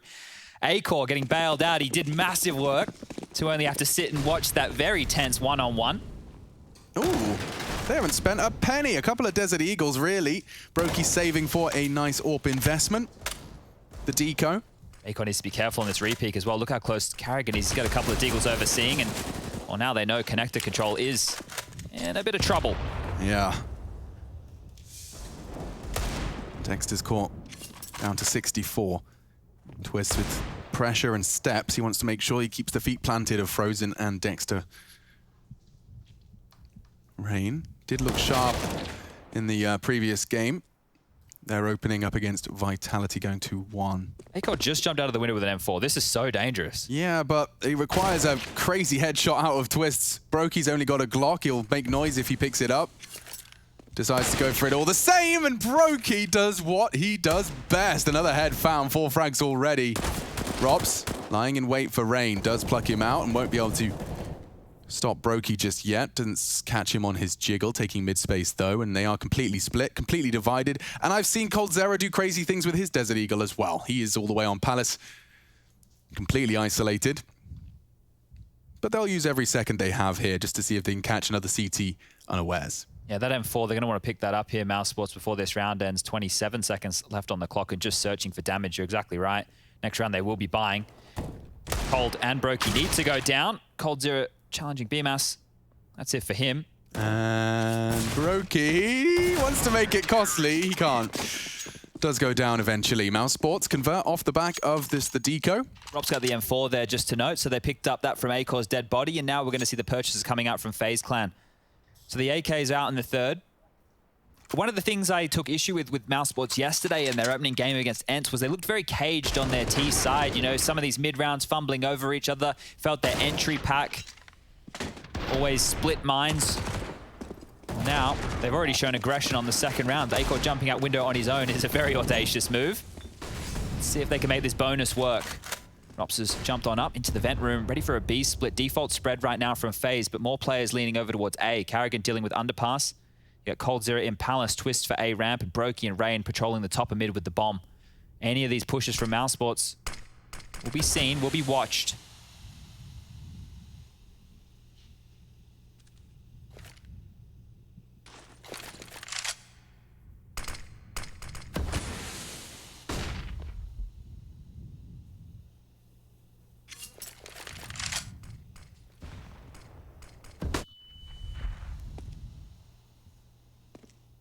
Happy to give them mid here, Mouse. Really just playing for the extremities right now. Rops is using their smoke against them, crossing back across window, and now they're posturing for a bit of a B split, making it look that way is Rain. Smoked off, denied, and now with 50 seconds left, FaZe haven't been offered any opportunities to look for a pick here. They do have that mid presence. Twist has been very passive here on ramp. He starts his crawl now. Bemis is set up close. And he's gone down. Dream scenario now. Rain to try and tip the scales back in their favor, but it's so costly. He goes down. Acor makes it good on a second. And Cold given an impossible task. Rops confirms our suspicions, and they will manage to hoover up at least one AK-47. Oh, so close to Quite opening getting up. the second. Could see just trying to pick that up on Brokey's dead body there. Didn't quite get there. And now the money for FaZe. You can see that round. Like, they weren't offered any aggression. There was no picks available. Mouse were happy just to let them go for their default spread and soak out the clock. So FaZe potentially ready for aggression, granted with none, and now they'll be back down to pistols. It will be Deagles, 4 of which we've already seen a round like this, and Brokey has a flash. See if they can find any heads this time, because over towards A they go. Might explode off of Brokey's flash. Utility ready from Rops. You can see him positioned over towards Connector to help out BMAS. Bemis has fallen, and this round, just like that, can fall as well. Misses shot. Acor doesn't get a second chance. Frozen, however, from Connector does neutralize the swing. FaZe just Deagles. But finding those quick headshots on them has put them into a favorable scenario. And this is where Mousesport's like, you have to weigh up your options. You don't want to let this round go away for free, of course. Of course. But you don't also want to throw all your weapons into a bomb site that's locked down. It's only Deagles. The nades are softening them up. Dexter's forging a path. Frozen's found it. Smoke on. They have the kit as well. It's perfect. Just need to deny, and the Hail Mary through the smoke's not there. It was sketchy for a second, but Mousesports, they stabilized gracefully. Well handled there. You can see there was so many moments where that could have fallen apart after the opening 2 kills onto the site, but the lack of utility, the lack of ground on that A site meant that Mousesports could take their time, use their nades, and push them right on back. Frozen, without this kill, this round gets out of control, right? Maybe they push across to CT, get some ticket under their remit, and then the retake for Dexter coming through becomes so much more difficult, but Frozen well handled, 3 kills. And he's a name who's going to need to step up, right? Frozen and Rops are the 2 names in this team with their star power. If we want to go toe-to-toe, we want to have a star-fueled fiery Mirage. They'll need to step it up in a big way. Carrigan will have heard that smoke. They've got a double orb setup. You rarely see a setup like that. Carrigan completely caught out, but Rain has made a lot of room on B, and they want to actually swing on this. They're into the site immediately. Frozen, a lot to do, but he does have backs turned at the moment. The element of surprise converts onto Twists. Norwegian perhaps next on the list. Flame does force him out. Frozen finds another one. Brokey would need a quick second here. Misses his shot. Frozen punish. No, the no-scope. Brokey can't get across. 5 now for Mousesports, and Carrigan described this as a chess game. Well, it does seem like Mousesports have at least put the pieces in all the right places. Yeah, they've got the board set up for this one, and so far, looking great. I'm enjoying the fact that they're happy to take fights. Mousesports yesterday felt a little bit timid to me. You cannot be timid against FaZe, so Frozen just walking in on his own was the round winner here, able to deny they were looking the wrong way. I'm not sure what gave them the indication that there were players coming from short. But it was enough for Frozen to punish. Guns back out, max loss bonus in play. No AWP for Brokey, has to be down to the Galil. Range just sell on this one, gets himself across mid-box. And the underpass walk begins. 2 players below window. Acor needs to think better of this, and he rotates back while Rops and BMAS push up close for A ramp info. So there's so much space towards middle right here, but Mousesports, they've done this before. They've given all that space to FaZe, and it worked for them. And if you're Mousesports as well, you know Cold Zera's alive. Palace is probably populated.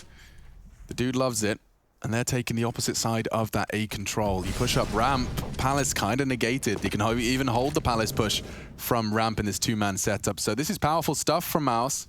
Gives them early info. Rain, however, surging into the ladder room. They're putting a lot of faith in Rops and BMAS here. Acor's actually dealing with this vent window boost. Dexter just cleared out B.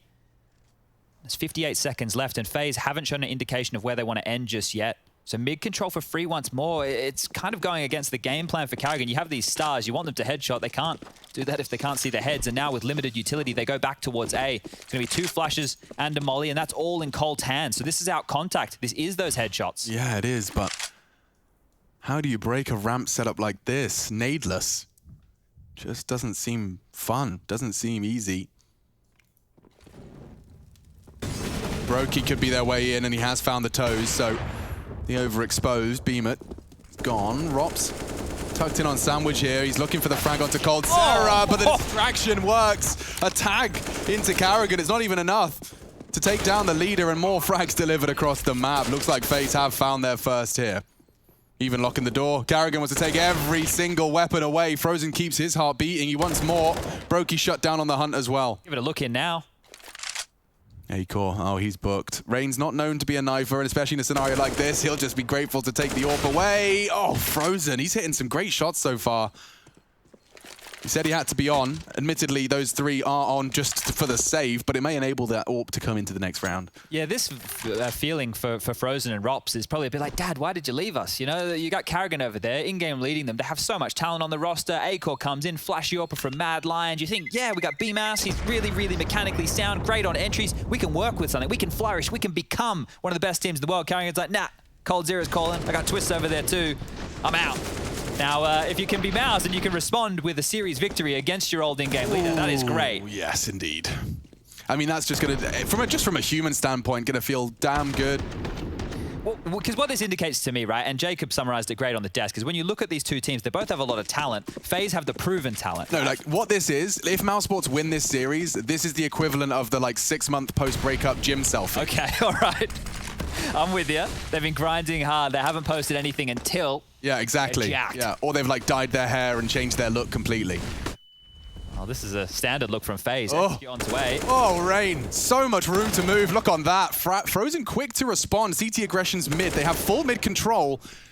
And Cold's trying to keep Dexter busy on B. I wonder if that's going to force a rotate. Oh, weaseling around the smoke here. Dexter needs to find himself another avenue, but Frozen is hunting. He's been very proactive. What is going on? Is on top of triple. Acor not expecting that. Now a push underpass. This is a wild game of Counter-Strike, folks. Okay, so just calm down. I'm talking to myself here. The bomb's on its way to B. Robs has got contact on A, but... Oh, Dexter's dead. No confirmations as to where Cold is coming from.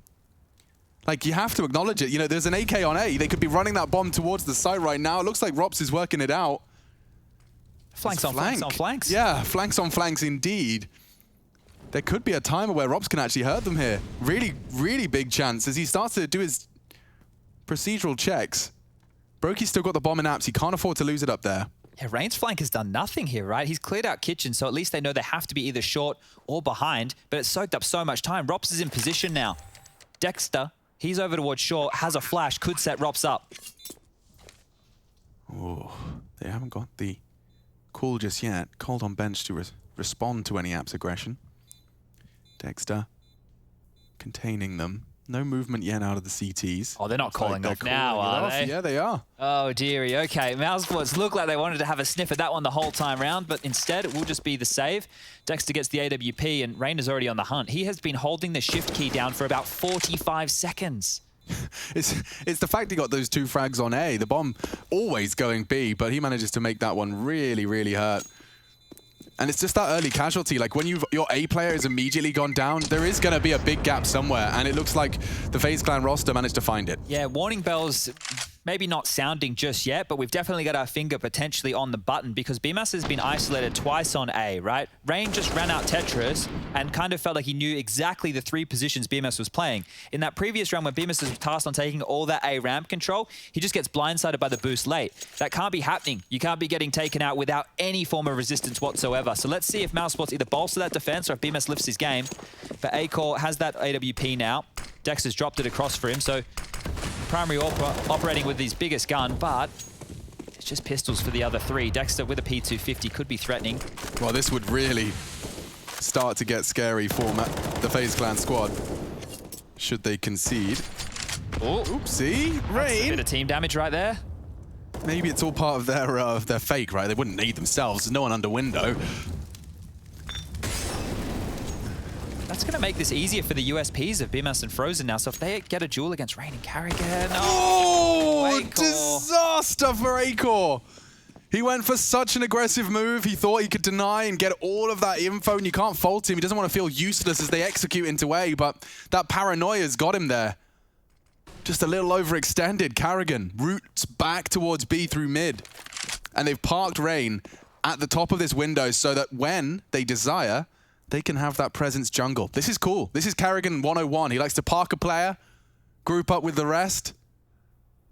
And now looking for the info. It's a hard one for Rops. That's both the rifles completely isolated into 2v1s. And now, well, there's only 3 left. Rain does take that window space, does make life difficult for Dexter, and they can take their time. 30 seconds. Bemis would have to play spoiler. Frozen's completely disconnected from the pack, and I think Carrigan's going to check his corners, even jumping to confirm it. Okay, so they've dodged that bullet at least. FaZe Clan needed to pick this one up, and the fact they've done so cleanly is even more convincing. Yeah, I think Frozen went looking for a gun there, but FaZe Clan, they're known to keep their room tidy. Made sure he couldn't scavenge any of those weapons. And the scoreline with the 5-3, the guns will come back out, but Acor is going to be skimped on an AWP at least. This was great by Carrigan, just with the timing there. You could see Rops just not ready for it in transition. And that's a fight you're always going to win against the USP at close range. So let's see, can the MP9 of Acor do what the AWP didn't? He's going to have to hold window with a bloody MP9. 4 multi-kill rounds out of Frozen so far. Good to see him starting strong. So they want to force the issue over towards B as Rain gets to entry frag mid on his own. So much space for Rain here. He's doing a great job.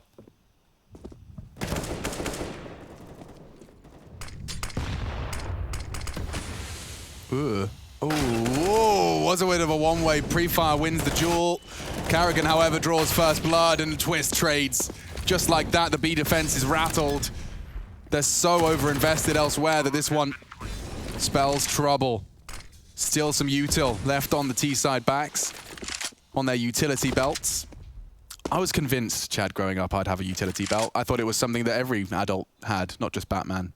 It'd be cool though. You know, you've seen those dudes where they got their phone on their utility belt. What would you put on your utility belt? I mean, the closest I've come to feeling like I had a utility belt was the fanny pack era. Okay. Yeah, I still have a fanny pack. More like over the chest though, right? Yeah. You did it like diagonal? Yeah, like a side sling. Yeah. But it just, you know, the fact I can put all those things that would just have those weird bulky pockets that make me look like my dad. Yeah, that's the look I go for. Yeah, the dad wallet. Yeah. Yeah, it's not a good look. I don't know if anyone's ever said it out loud to you. I'm more about functionality as opposed to... No, that's Chad. The functionality argument starts when you're 40. You can't start throwing functionality at me at 30. I feel 40. Yeah, congratulations. I'm happy for you. You can sign yourself up to the retirement home at 55. All right. We're not far from that. It's just going to be LAN kids, I'll set up the LAN center. It's going to be LAN cafes for us when we retire. It's actually going to be so lit. We'll all just make TikToks from our retirement home.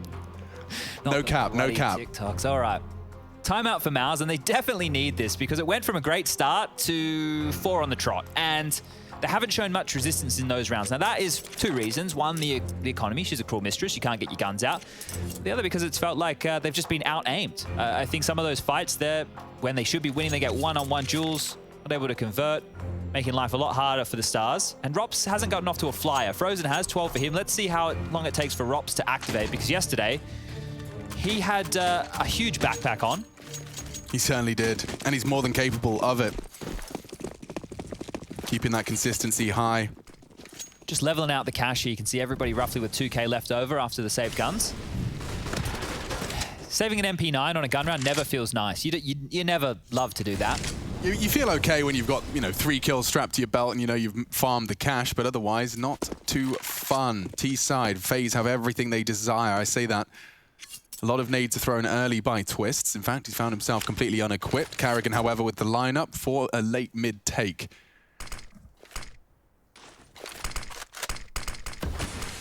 Interesting to see Rops' response. He wants to actually throw his own smoke to play around. May think better of it upon silence on the first.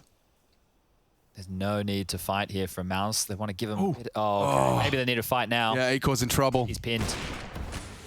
They know he's going ladder room. He's been tagged up as well. They're going to molly him. Oh, it's getting hot in there. They really want him. Forcing Acor down to 4 as the flames hit the floor. Ops needs to adjust in time. Caught on the off.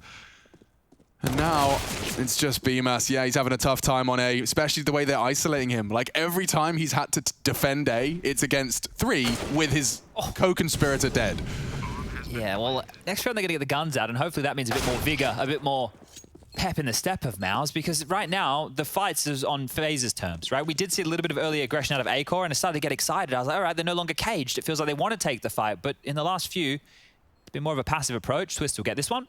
Of course he will. 3 kills for him now. And the fact that we haven't had to say his name a lot is the scariest thing I think we might be looking at here, because FaZe, if it was going to be Kirby or Olaf when Carrigan joined, I wasn't excited. But now that Twist is there, sign me up. Yeah, there is reason to start waving that FaZe flag once again. And there's, I mean, the storylines establishing themselves. You know, we've gone full circle. We're now in this. Yeah, we have to. We're in the storyline now where it's former greats looking to return to glory. Yeah. You know, we haven't had that twist of the knife in some time. Yeah, it's crazy, right? Because Twists, I would say, for the last 2 years has been within the top 5, right? Unfortunately for them, Liquid getting a bit locked over in Europe within 2020. Yeah. Cold Zero as well, his performances towards the tail end of FaZe with Nico, it wasn't the Cold that we all know and love. It hasn't been for some time, and yet, you know, I think there's a lot for him to prove for himself. I think he's made that clear that, you know, he's one of his harshest critics. Oh, there he is. Has drawn blood. Goodbye, Acor. He's in Palace. Wait, look at Rops. He's pushed up on that smoke. There's a timer on this.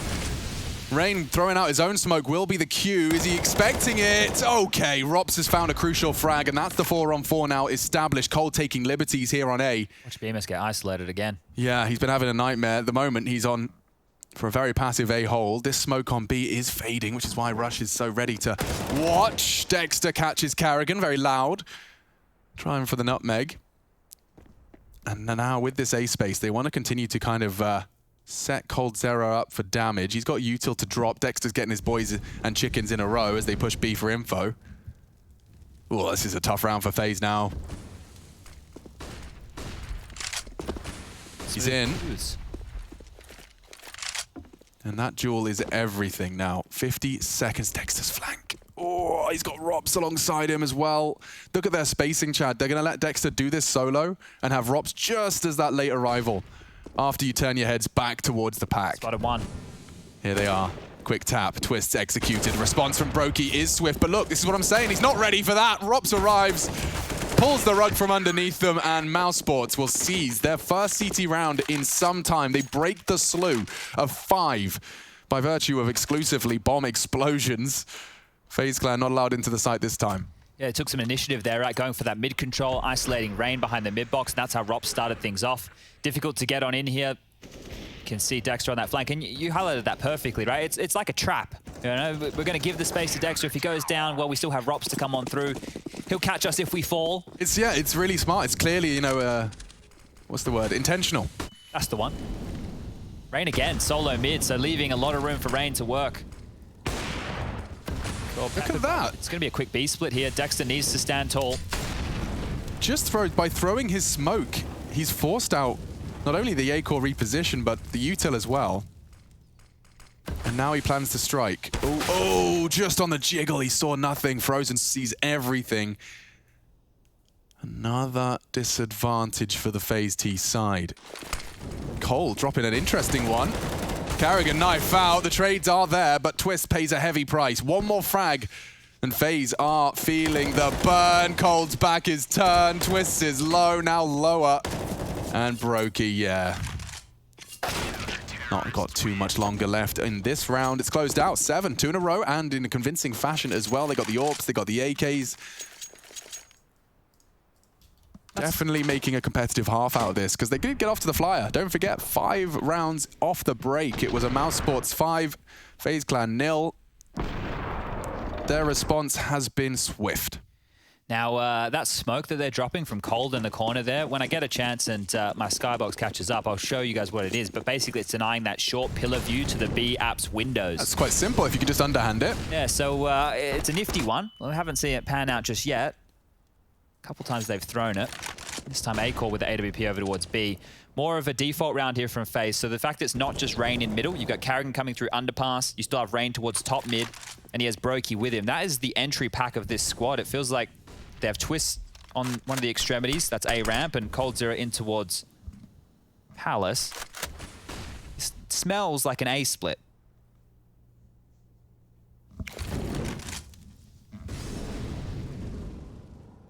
GTs on B haven't done too much smelling, though. They have no info. They will now, because they just burst into the site. Oh, Robs! Wow. Loved the script there. Misses his shots. Rain quite the opposite. And Frozen. Save. Can't hold just like that. A big burst of frags. You can see the health on FaZe. They definitely had to fight for those. But winning out, they have the majority.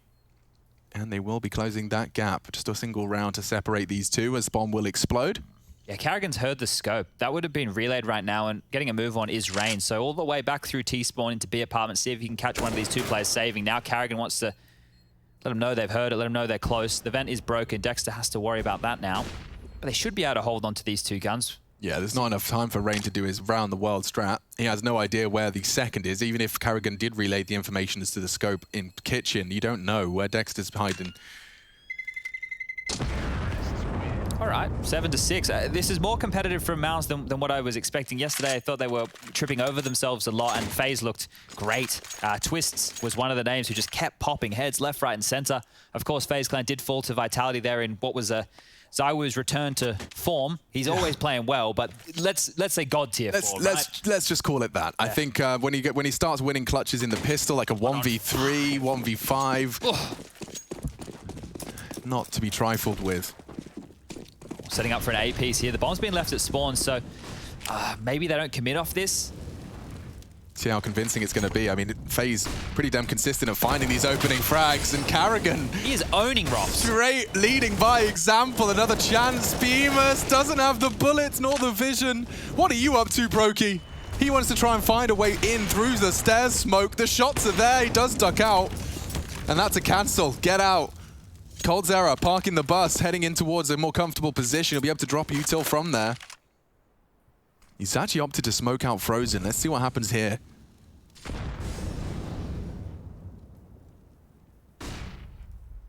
CT is a threat. They surely acknowledge it. They don't have any util for this, though. Like, they just have to hope that Brokey can hold it. I suppose he'll peek out.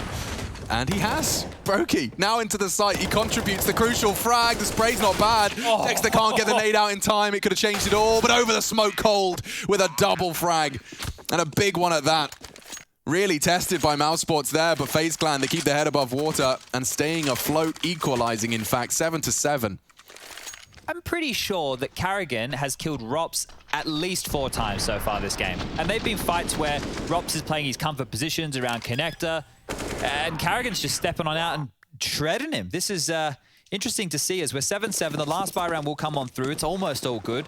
Dexter's the only one without a rifle. Akor's gone glass cannon here, and Rops is jumping down mid, wanting to take the fight to FaZe.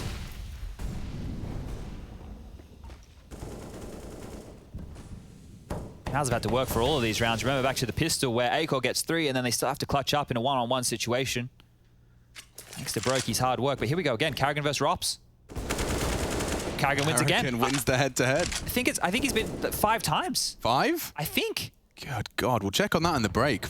Let's see how this final round of the first half shapes up. Dexter, lot to do. Not the best weapon for the job, but he does win again against the leader. There's the Brokey trade, but it would be coldzera to try and tip the scales back in their favor, and he's found it again. Bemis caught out. The A defender for Mouse has been having a real tough go of it. Now with the bomb retreat, Frozen can ruin everything. Oh, he has! Takes down the bomb, takes down the Brokey, and now, well, Cold has got an impossible task. Not to say he's not going to deny the odds, defy them, rather. But with an angle held like that, with the bomb loose and the clock reading 40, it could end in a blink of an eye. 8 to Mousesports. They win the half. It's a narrow margin, but looking competitive. Karrigan against Mousesports. Mousesports against Karrigan. You frame it however you want. We'll be right back with your second half.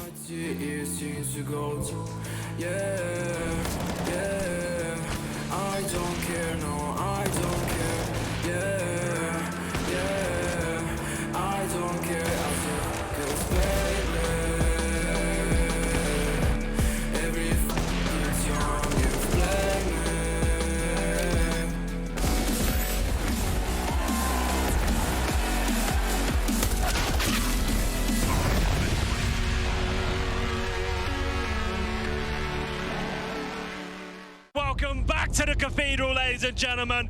This is a final of biblical proportions. Grand Slam on the line. This will be one for the history books. It's time, ladies and gentlemen. Let's light up the Lexus! The first part of 2019 was all about Team Liquid, and for good reason, as this North American roster plowed through most events without breaking a sweat. And it was no different in the Cathedral of Counter-Strike. Nearly got knifed. Smoke's down. He has to get around them somehow. And he gets it through the window. As favorites, Liquid went all in during the tournament and soon found themselves just inches away from the trophy and the prestigious $1 million Intel Grand Slam. Only Vitality stood in their way, and even though the battle ahead would be tough, Twist set the tempo almost instantly. WebBK doesn't want to let them go that far this time. He takes the fight to them. Twist even gets one at range. Down to just two. How does Twist find the second? He's got the bomb. He's got armor. Twist! He baits him out somehow! A third! And he's looking for it all the ways! RBK's gonna try and swing around the backside. Twist switches back to the Deagle instead. Confidence in his name. He's in his RBK is found!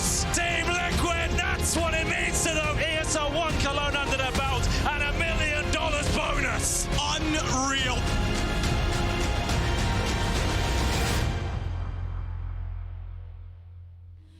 Every single night, I crave the taste.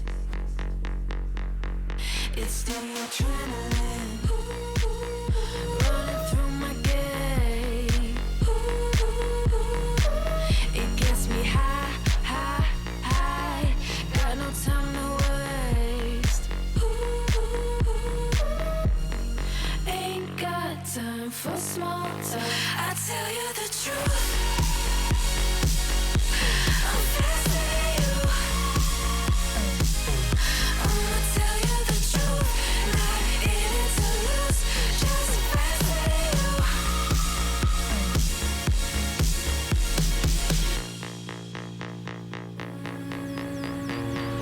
Look into my eyes.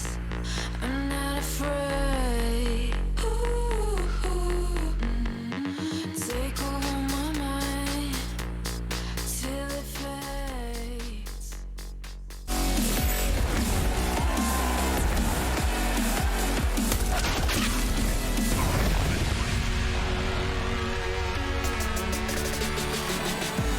But yeah, back in my day, basically you played Counter-Strike in like these stadiums and like thousands of people gathered in real life and like cheered and gave you high fives, and I don't think we'll ever see it again. Yeah, it was the best of times. It was the very best of times. Welcome back to the show, ESL Pro League. It is our pleasure to be bringing you Mousesports versus FaZe Clan, and my God, has it already been close.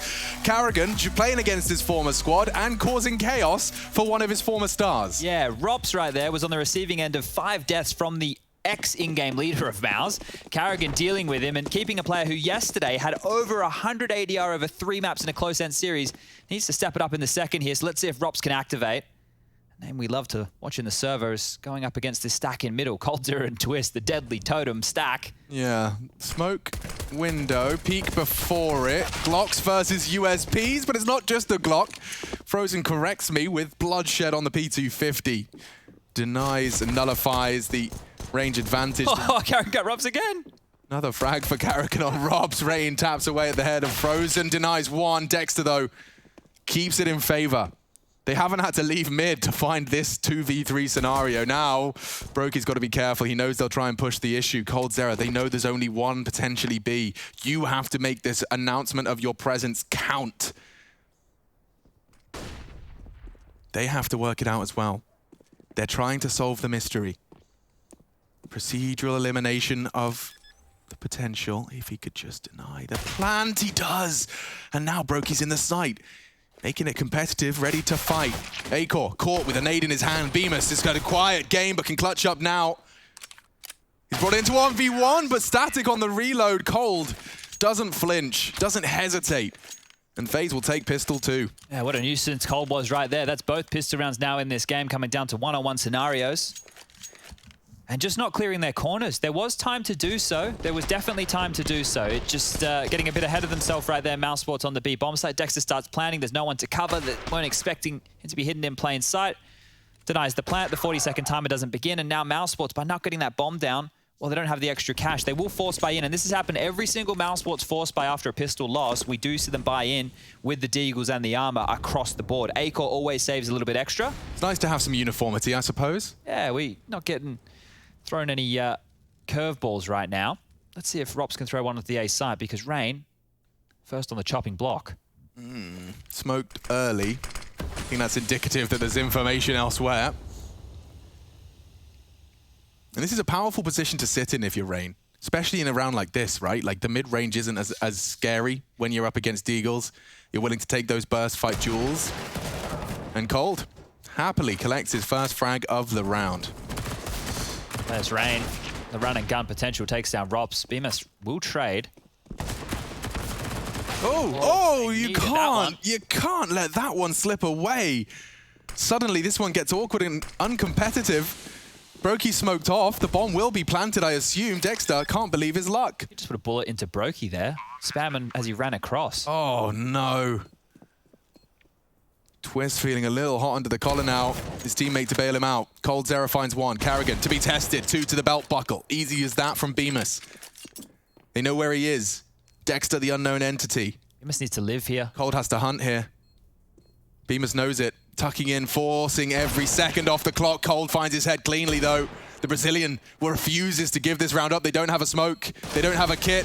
Dexter can win this. He really can, especially now he's found that. The jiggle's enough. Confirms they're off the bomb. That's it.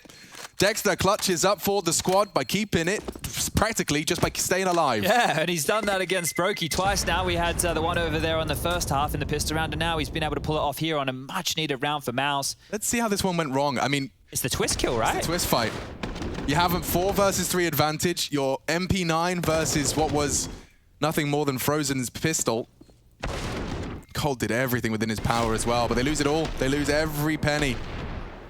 This was the frag. Confirmed he's off the bomb. There you go. Mission accomplished. Mission accomplished. And that is going to get the momentum swinging very swiftly back in favor of Mouse. I love Frozen's hair. Yeah, he does look like he's going Super Saiyan. All right, well, straight over towards A. Lots of utility, lots of AKs, and the FaZe clan forced by. No strangers to a deagle win of their own.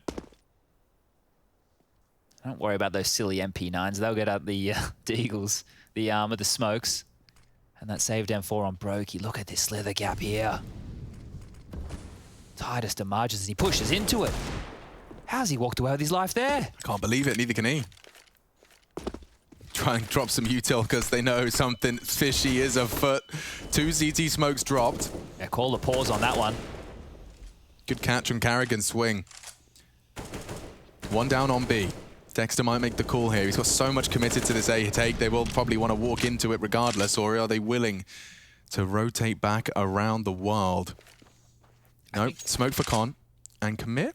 I think the pause is great. I think this is really good, right? Because that util that was dumped would have been the undoing if they ran to the side. Now they can just wait for aggression, and there it is. So Rain, they know he's under balcony. They can isolate. There's that smoke you were talking about. And Dexter's still top mid. What a nuisance. Brokey is taking the only weapon they have to the wrong site. He's going CT now. 30 seconds. This is the commitment.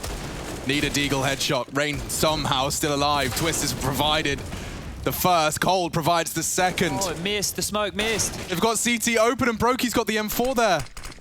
Dire straight. They're trying to run to B. I think they can make it. It's only Brokey. Acor has the bomb on his back. That's the duel. Okay, Mousesports. They'll take the 10th, but by golly, did they have to work for it. Jeez, that one was messy. I was enjoying the pause. Then that smoke miss, that connector smoke, you could see it. It was looking like there was smoke coming out of a chimney above connector there. So someone has missed a bit of a basic smoke grenade. You can see it here on Frozen's POV in the top right of your screen. Some of the things that I watch when I see Mousesports going for these plays is there's not clear who's going to take what fight. It feels like everybody's trying to take all of the fights as they're going, but they do walk away with that one and force FaZe Clan to take a save. So, oh, it's dicey, but it doesn't matter. 10 to 8. Towards B they go, and there's this stack. 4 players ready to push short. Mid's getting called clear. Rops is going to deal with most of this. Or is he? They're pivoting back towards B right now. Rops with the late flank. Will he be there in time? There's a chance if they get some good dinks here that they'll deter the squad from committing. Yeah, feels like a stack, gang. Feels like a stack. Rops could be found by Carrigan. You need some great taps, though, and he's done enough. Quickly traded as they swing through mid.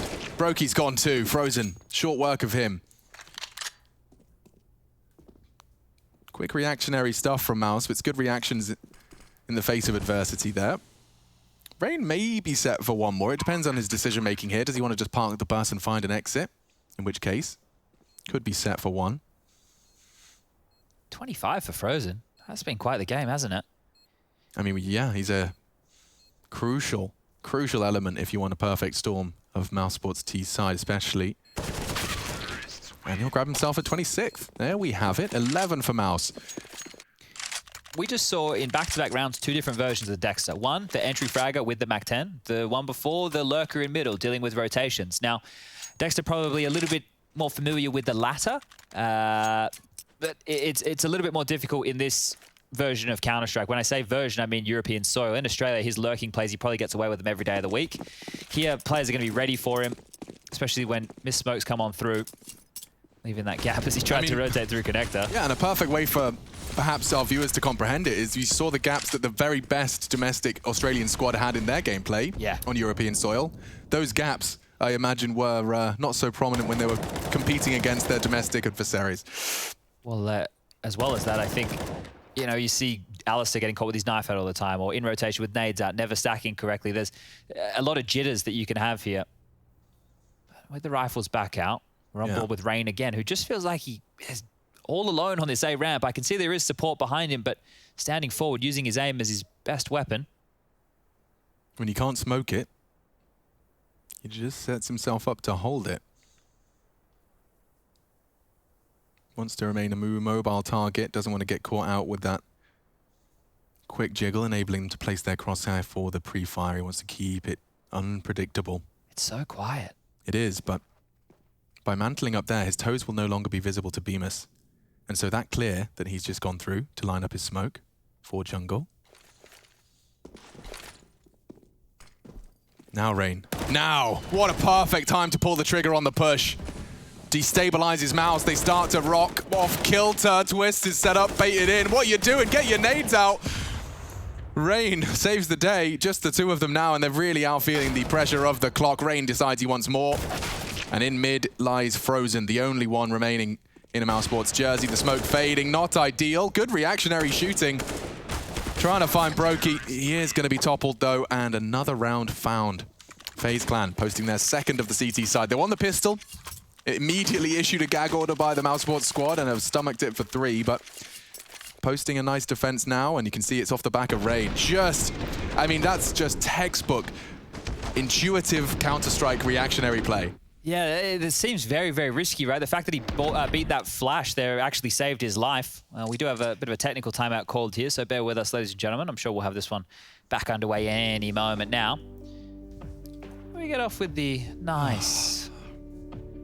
Well, I want to say somber. It's not somber. Soft music. I feel like this is the kind of music you'd play behind, you know, those like really pretentious like self-help videos where it's like my morning routine, and it's like I wake up at 5 o'clock in the morning, I go for a run, I go for another run, I come back, I curl the irons, send up a quick stock, check my stocks, head over, have another shower, bang my 10 out of 10 girlfriend, and start my day at 8 a.m. You too can do this too. Buy my book or my audiobook, available now on all platforms. Pay me so I can tell you how to succeed. We love a good pyramid scheme. That's how it works. Just give them money so they can tell you how to make money. I think the problem is with that right there, ladies and gentlemen, here's a bit of life advice from my 31 years on planet Earth, is when you do things or want to get motivation, or not even motivation, discipline to understand what you need to do, you're the only person who can figure that out. People can tell you all the right answers. You're not going to listen unless you're there yet. I was having a huge existential conversation with my mum the other day. We were talking about that same kind of thing, you know, like the realization that the onus of the outcome of your life and all of the things you will look back on, the only things you can do with this sentience we're given. Everyone's dealt the same ridiculous puzzle, just with different pieces. And, you know, the realizing that the onus is on you. You're the only one that controls your destiny in that sense. You know, just gets all of that negativity, that pointing fingers at others or other situations for your situation. It can be quite overwhelming, like that realization. But I think in general, it's quite liberating. Yeah, I feel like that a lot of people, and fair enough, because I've only started doing this recently, don't know how to talk to themselves, right? You got to check in with yourself. You got to be... Yeah, well, especially when you've got the negative self-talk going. If there's no filter, you know, like if someone said the things you say to yourself out loud in a room, your mates would stand in and go, "That's a lie, dude. You can't say that. That's not true." But instead, when it's all just mumbled around in the secrecy of your own head, that self-talk is accepted as fact. This is giving me vibes of the streamer who's been montaged now with that Call of Duty clip at the end. I love that one. That's kind the of animals are dying. Okay. Counter-Strike. Well, thank you for tuning in to our short mental health podcast. Yeah, if you didn't want to hear that, we're sorry. Sorry, I mean, we could have talked about nothing. If you did want to hear it and we helped you, we're trying to help ourselves too, so... Every day. High fives. Discipline trumps motivation. Twist's definitely going to be motivated to find double-digit frags here in the second half. He's had a quiet one considering just how much he contributed in the close game we saw in the opening 4 phase. Still, both of these squads are 0-1, Chad. Both of these squads are hunting their first win of the group, and it's a competitive group. This holds a lot of weight in the grand scheme for top 3. And this very slow pace from Mouse. It didn't net them anything in the last round. Just playing heads-up Counter-Strike late was phase. Let's see if they can do it again here. It's mid-control smokes, but then being able to pivot, not under threat, not taking any damage, not being pushed around the map right now. They're just able to stand and fight. So a minute still remaining on the clock and nothing is yet to happen. And I feel like we had similar scenes with this out of Mouse Sports over there on Inferno yesterday. No one willing to take any risks, or maybe risks isn't what the call is.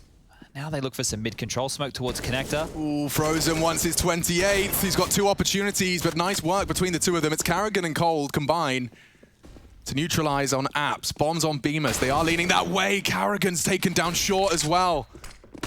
Oh, Mouse Sports, you're in trouble. Beamers wants to save him. They take space, but they lose face. Carrigan gets another. Just the 2 of them. They can make it if they try. Cold and Carrigan combine for all 5. And now the gap getting even smaller. We saw the half. It was an 8-7 half. It seems we're going to be going the very same way, trending in a similar direction here for the first map's second half.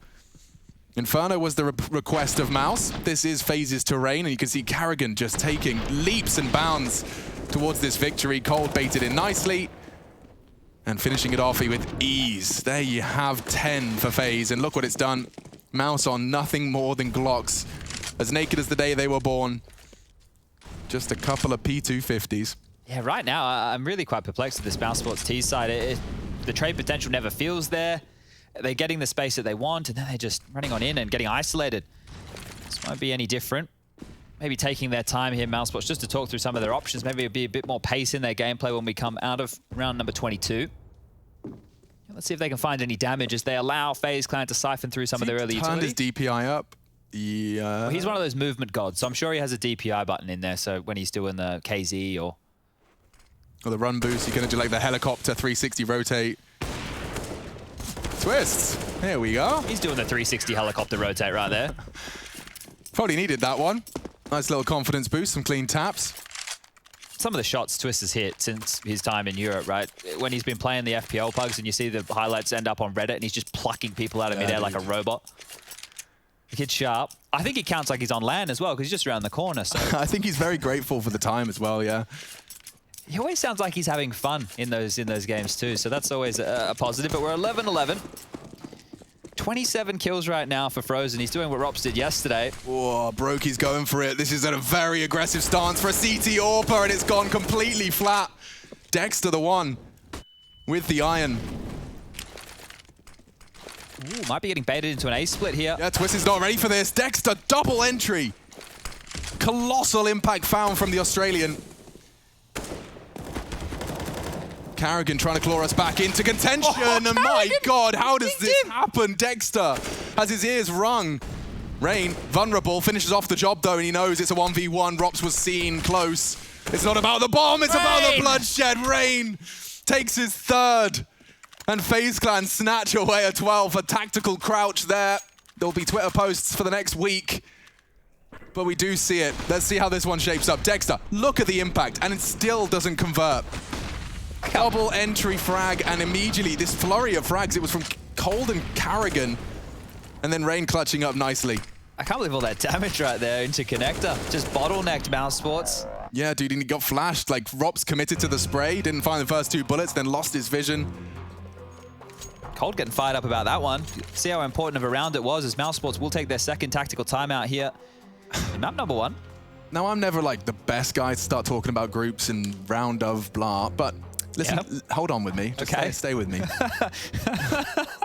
Now, both of these teams have already lost a game. Yep. Top 3 required for Pro League, the play-ins, playoffs, whatever you want to call them. So my question is can I say that for both of these squads, winning this game means you can probably weather the storm? You know, you're giving yourself the bye against one of the top dogs. Like, you can get away with losing a G2 or a Vitality. Well, FaZe have already lost to Vitality, so yeah, I think that this win is actually probably more important for FaZe getting out of the group than what it is. That's actually helpful insight. But then at the same time, Mouse have already lost to ENCE, so it's very difficult to tell. And tonight, if the series gets split, because G2 and Vitality will find themselves at one of them 1-1 and one of them at 2-0. So what's going to happen is this group, if we continue to have all these teams on 1 win, NIP on 1 win, ENCE on 1 win, whoever wins this series on 1 win, this group is not going to be like the last group where we came to the last day, it's like, yeah, you win your game, that's cool. It's going to be round difference, head-to-head, tiebreakers, maps. Yeah. This one is going to be a mess. So, yeah, every best of 3 you win. If you win it 2-0, you win it convincingly, or it's a close one. Every single result, every frag matters. So let's get into it. Group B, it's kicked off at the moment. G2 at the tippy top of their group. We discussed their win yesterday, albeit a hard-fought one. Yeah, it was a biff yesterday. That was a good game. Yesterday we had some really good Counter-Strike, especially individually speaking. Fast stuff from Dexter again, trying to replicate the success of before. This time, nobody fighting him in middle. It will be a 3-man B lane, and Brokey, the timing, he's just looked away. Ooh. He goes looking, still hits it. Oh, they've got mid control, but now FaZe is all around them. Yeah, Dexter's taking a quick move here, very quick move. The smoke's still up, it enables him to crawl. Twist is gone! Dexter finds another huge equalizer. That was the kitchen player. And Bemis isn't done either. Carrigan looking for info off the back of Dexter's presence at window. This is sketchy still though, right? They know that Brokey's with the AWP over towards A. Yeah, but I don't think Mouse can afford to lose another one of these. This has to be the Mouse Sports conversion of the double entry. Rops is ratting the smoke, just as he looks away. No trade available. For Cold, no, safe and sound. Bemis is there, just like that. Mouse Sports do convert, and they do so cleanly. I am liking the space that Dexter's been taking in these rounds, because if you consider what this Mouse Sports roster lost since Carrigan left was an unbridled in-game leader who would go aggressive and take room when his playmakers wouldn't. 1 minute 24. He's so taking that fight on Kitchen. He's very lucky to win that one. I don't know what Twist was looking at exactly, but wasn't the head. Rops as well, got to give some credit where it's due. Getting a crucial double kill there and using that smoke to great success, just lurking out of that palace smoke thrown by the CTs. All right, what's the call here, Dexter? What have you got in store for us here? Closing in on 30. Frozen's been man-possessed on Mirage. Dexter's going down underpass to potentially sell a bit of a mid-default here, while the rest of them will be setting up for a B execute. So he's going to smoke window perhaps later. Or a deep connector smoke, one of the two. Yeah.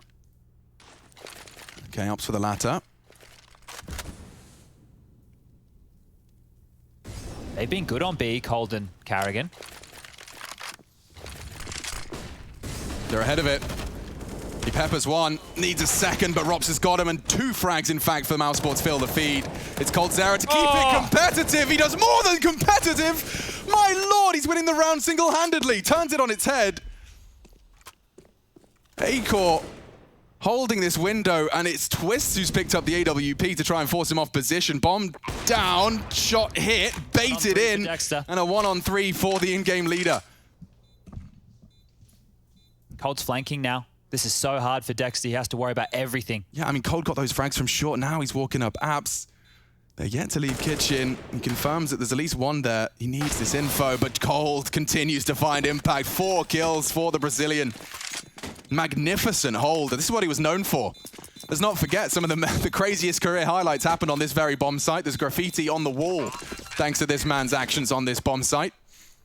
And we'll see how we find it again. Let's watch this replay. So the first, absolutely a formality, but this, committing to the spray, he sees a glimpse of him and laser beams Bemis. That was so late. Not only that, Chad, but to be on short and to find your triple kill, then to walk all the way underpass to apps to ensure the round is yours. It's a great round from coldzera, and it's put 14 on the board for FaZe. Yeah, every second of this game now is being used to its absolute full potential at Counter-Strike in the top level. Pushes out mid, spam through, damage done. Nade is good and shot is better. Brokey onto Dexter, no room for you this time round. FaZe are looking good for the 15th. That entry is huge and the damage, look at that. BMAS and Acor both operating half HP or less. Now this is where FaZe might want to be adopting a bit more of a passive stance. Because as these smokes fade, Acor will hunt.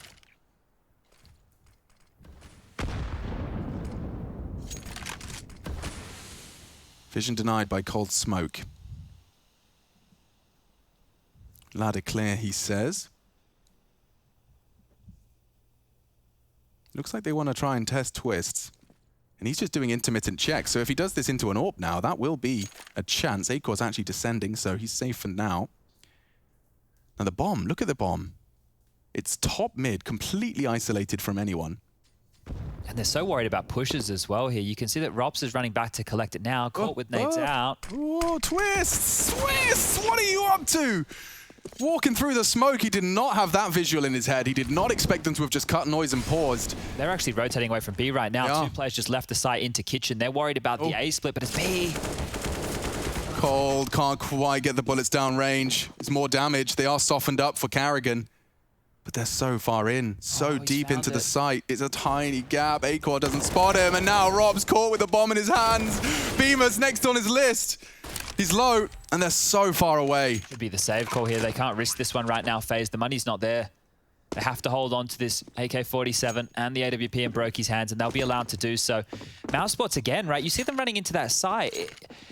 They're all focused on the same area, right? You see that? They were all worried about Van and close sight. Nobody considered bench, which Cold's killed them from a bunch of times. I know he was dead. It doesn't mean another player can't play bench. It's not exclusively Cold's position. Like, they were just so unwilling to be ready for multiple areas of attack. Carrigan could have had a multi-kill in that situation. So they're lucky to get away with it. 14-13 now, and it's a tight affair. The bomb will go off.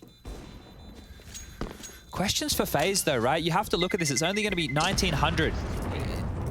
Well, 1,400, 1,900 in the next, so it's even worse than I initially anticipated.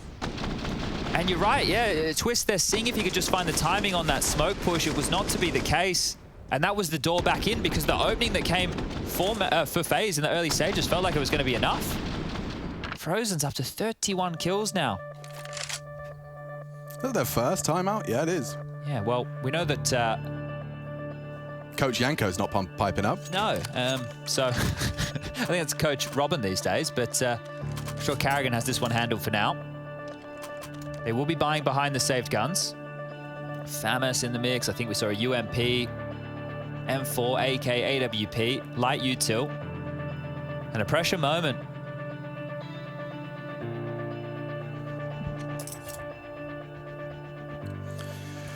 All right, then. Their extra 30 seconds of breathing time has elapsed. Let's see if FaZe Clan will collapse. They put all their pennies into this one. Mousebot's chasing the equalizer. Nice smoke to regain control of apartments there. Yeah, just park Carrigan up behind this smoke. Just get a flash for himself here, and he can just play close range with that UMP, but more of this slow stuff from Mousesports. Brokey's found a kill in the meantime, A ramp, so that's one of the stars of Mouse dead already. Just Frozen over here to sell this fake.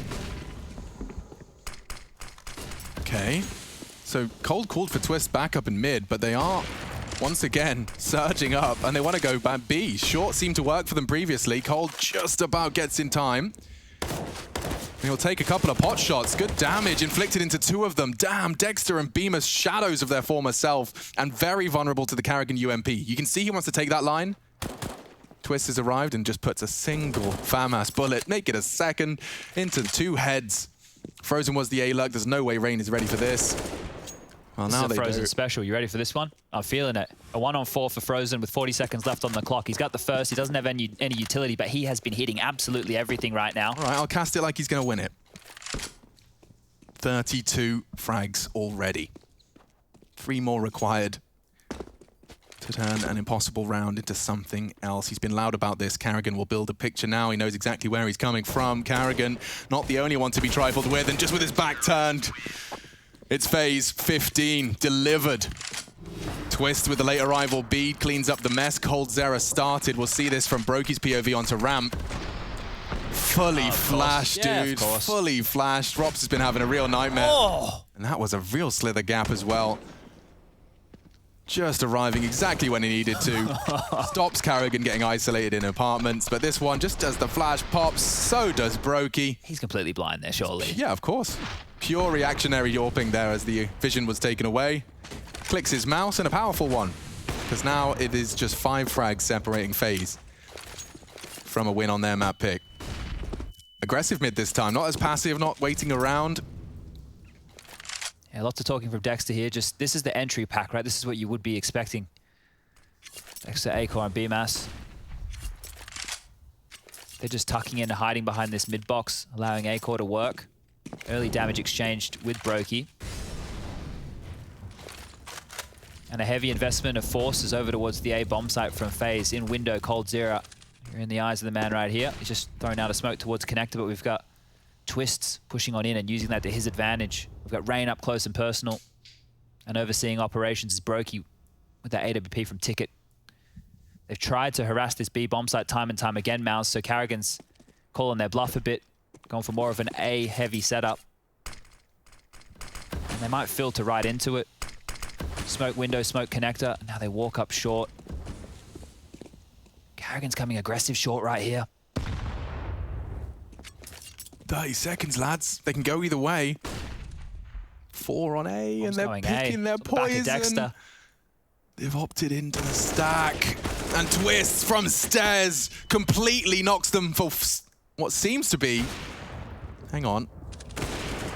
No, it's not enough of a lockout. With 19 seconds, they'll continue to go. coldzera, however, has beheaded another. Looks like FaZe are spelling the first map victory here, and Robs is the last to fall this time. FaZe, Mirage is theirs, albeit half 4.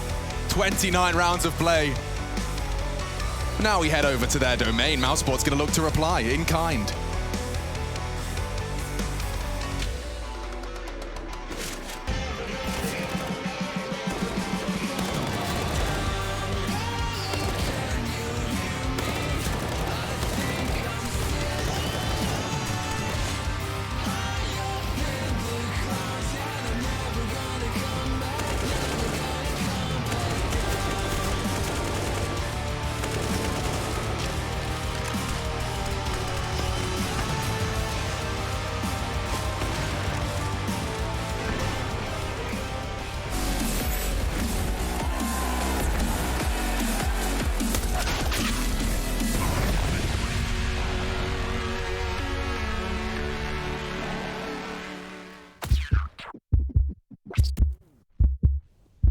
Malta has truly its finger on the digital pulse.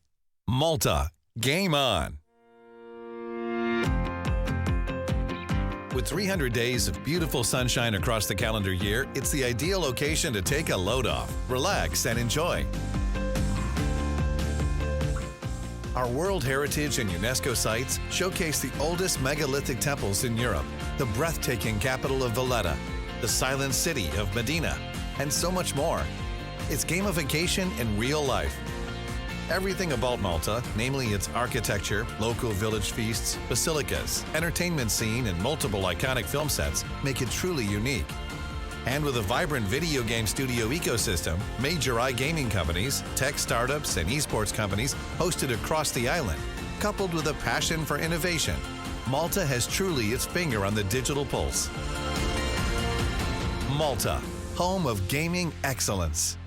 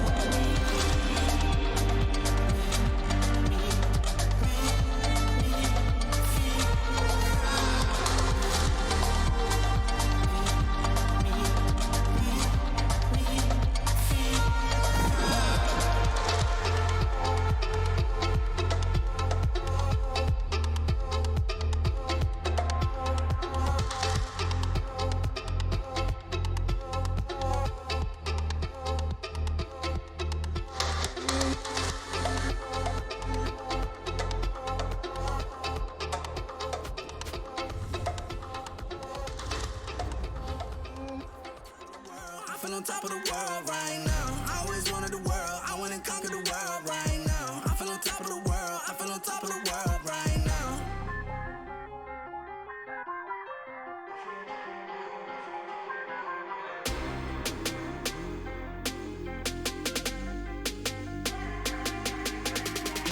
I call the shots in the man with the plot and we only go bombs away. Ain't no one protecting my mind as a weapon, that's why I'm a dominate.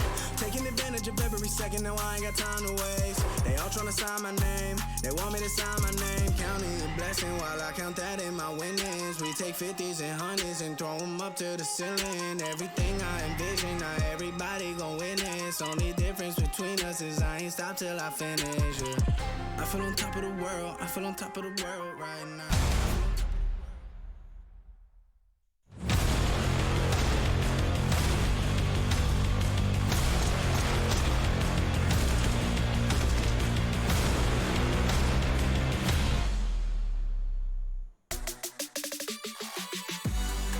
The bomb. One HP, let's go. Where? Nice! Let's go! Good shit. Fucking go, boys. Good shit, boys. I need to reboot PC and shit. FaZe Clan being pushed to the brink here on map 1 in their series today up against Mousesports, 16-13 in their favor when it came to Mirage, which kind of makes you wonder what happened yesterday against their match with Vitality, where they won 16-5. But they win nonetheless, and they do get themselves that 1-0 lead going to Inferno, which will be Mousesports' second choice. And Jason Kaplan still joined by Pimp. And we got to start breaking that one down, because that was a very tough game for both those two teams. It was, you know, you look at the scoreline, you look at how the game went, it was back and forth, it was always close, always a lot of nerve in it, but coming to think of it, right, Mousesports, they went up 5-0, got off to a very good start. They didn't win the second pistol round, but they converted in the sense that they broke FaZe after winning the pistol round number 2, and by then they were technically up 8-1 in this game before we got into all the buy rounds. So if you word it like that, if you put it like that, then you can think to yourself, okay, so in all the buy rounds and all the rounds where both teams had the same amount of utility, FaZe Clan were the better team.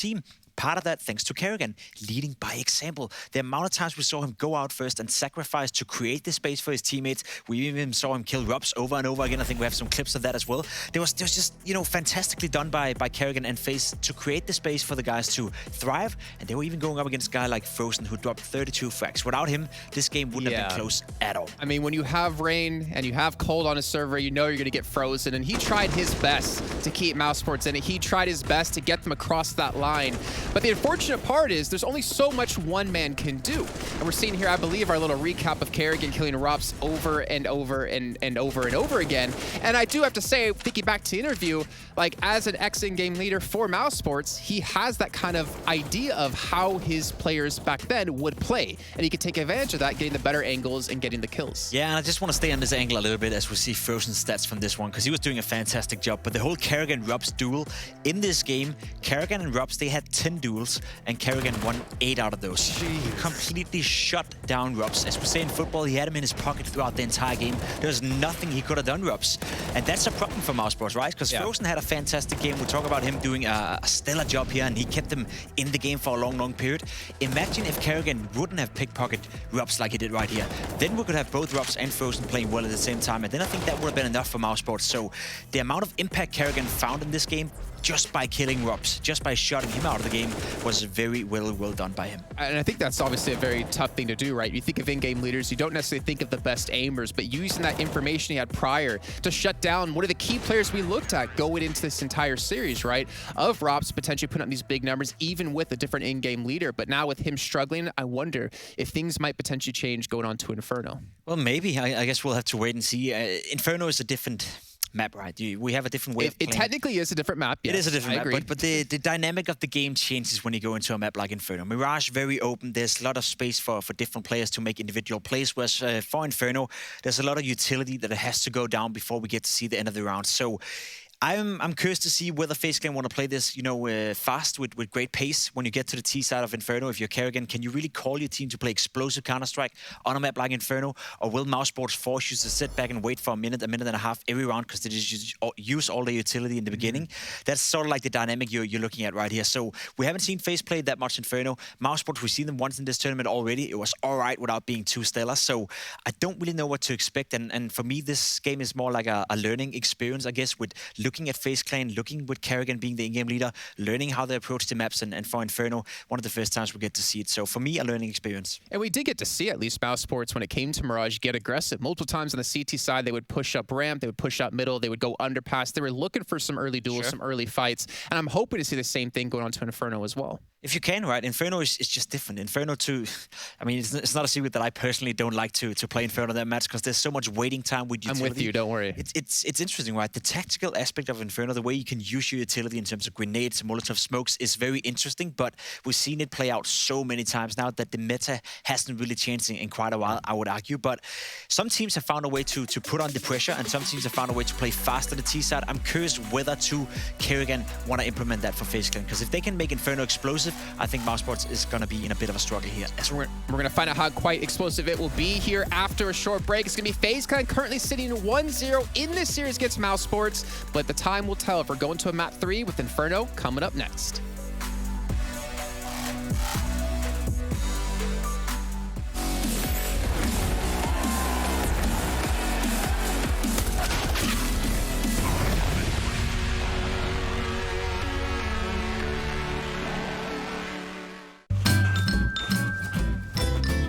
You ready? Huh? Hey, he's a good boy, huh? You ready? Huh?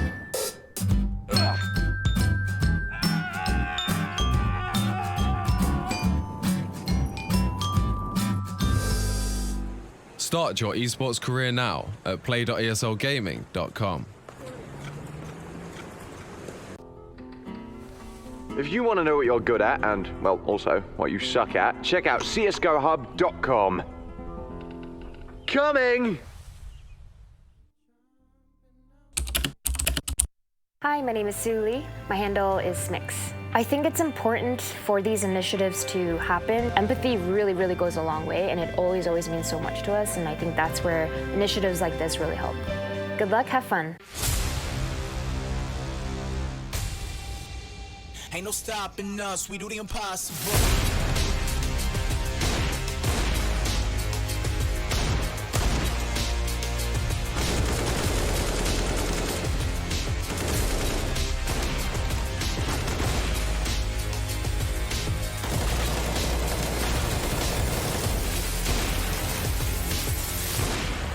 Robs has already caught him, and now they're coming from one direction. They can focus their attention, but Cold Sarah's on a mad one!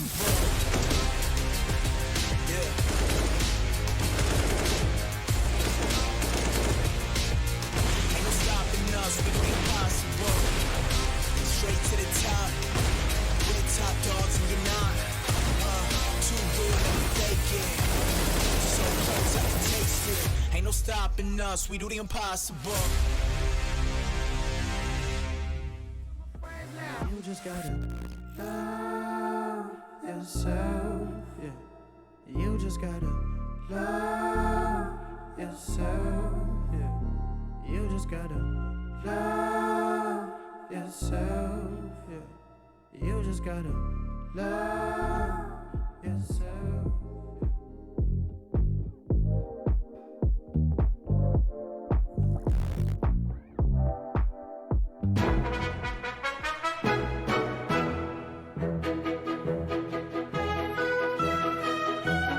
Stay rush.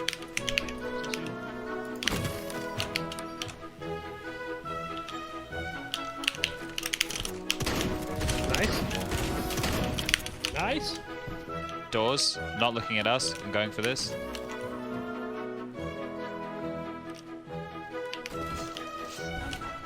Nice. Inside.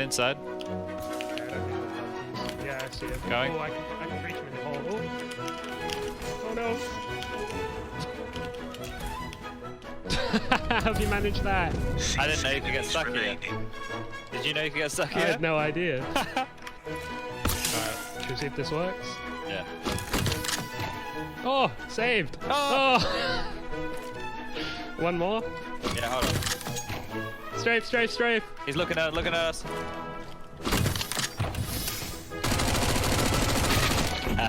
Okay. I would Everything have is saved. takes that. Parachuter Bertram coming in. Commander. This guy on top of the tower parachuting up as well. There's so many parachuters. We're gonna try and pluck him out of the sky. Oh, he's got a shotgun!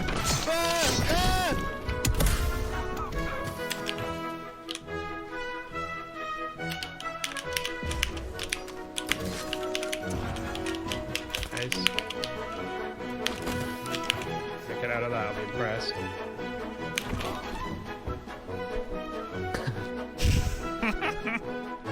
He was shooting at me, but I don't see him. Yeah, he's somewhere in the trees. Yeah, he's down, I'm good.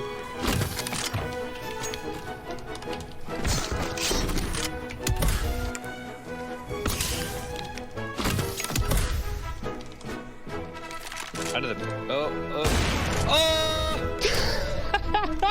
Perfect. How about that one? That's pretty nice. Impressive performance. Thank you in advance. ESL Pro League is brought to you by Gaming Malta, Intel, US Air Force, 1xBet, and DHL.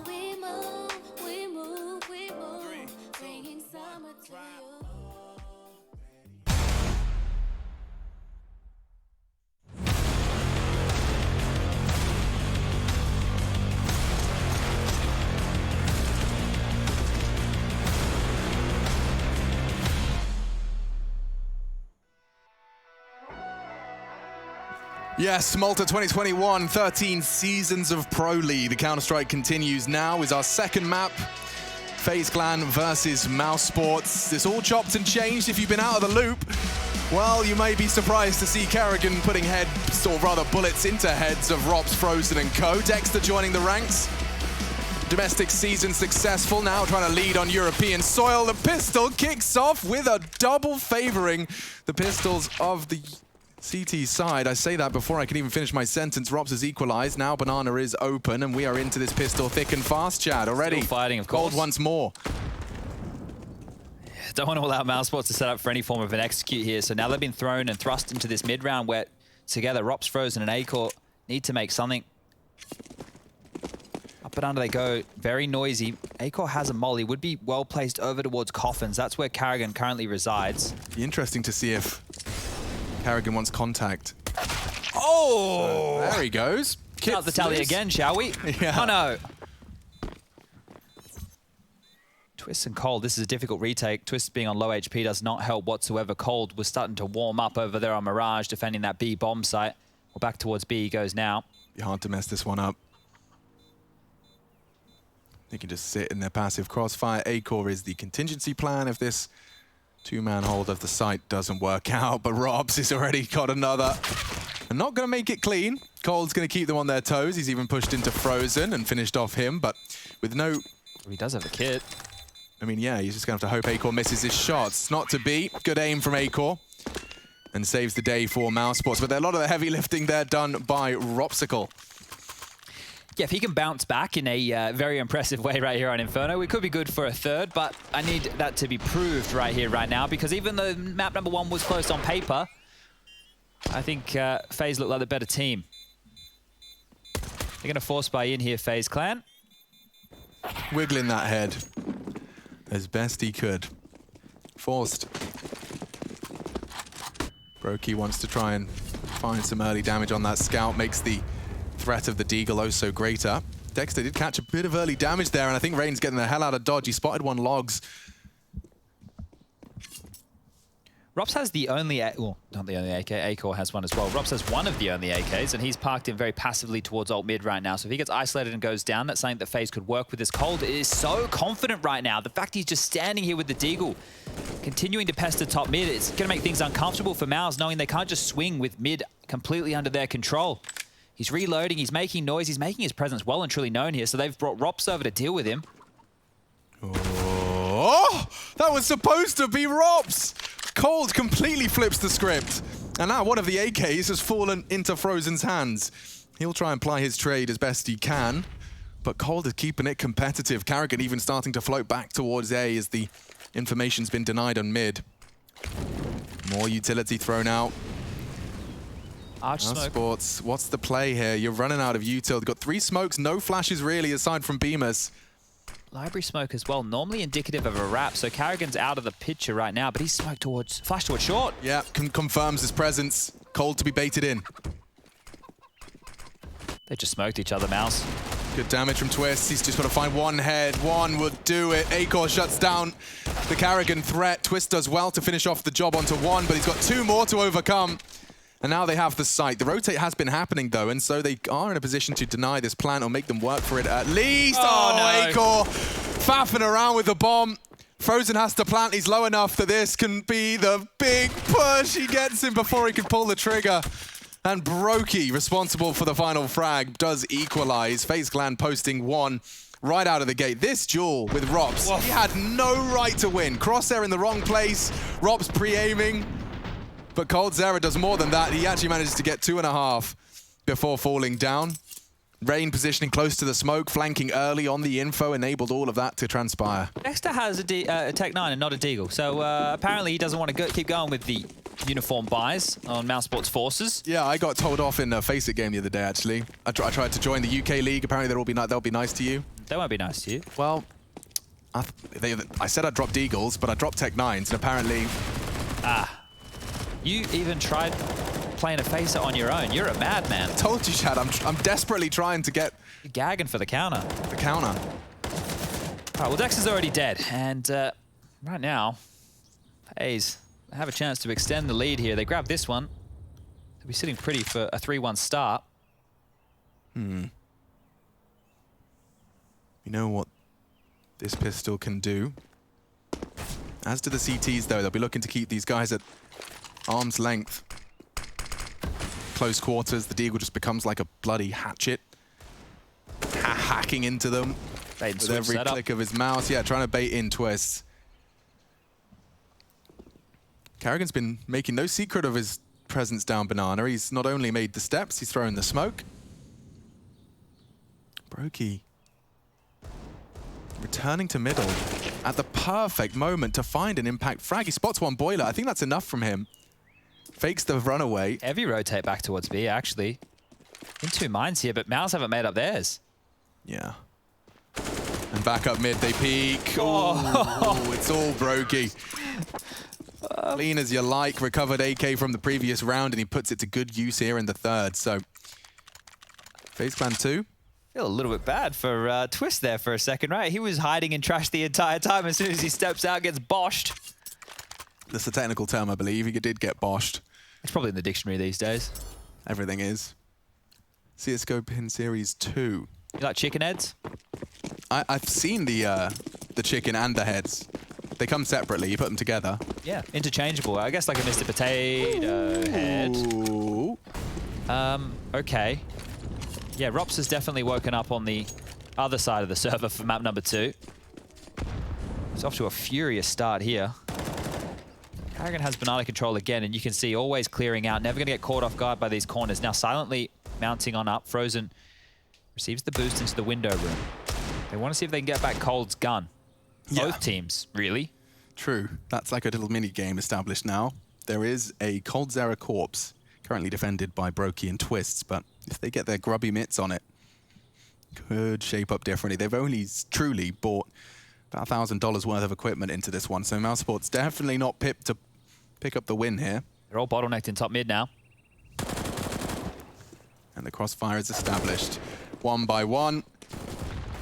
Going forward rather than backwards, Brokey brings the fight to them. And Dexter looking for a Hail Mary burst. Is not to be. FaZe do deal with it. And Mousesports are going to be bringing out the weapons again, so we get to see whether or not this gap will extend. Bit of a bonus round of sorts for Carrigan and Twists. Brokey's into the AWP here. His impact will be very, very interesting to see. Someone who's still growing into that role, I would say, now that he actually has a full-time in-game leader there to use him as he'd like. Might even see him start to grow in a little bit more aggressively on the big green. Definitely got the capability for it.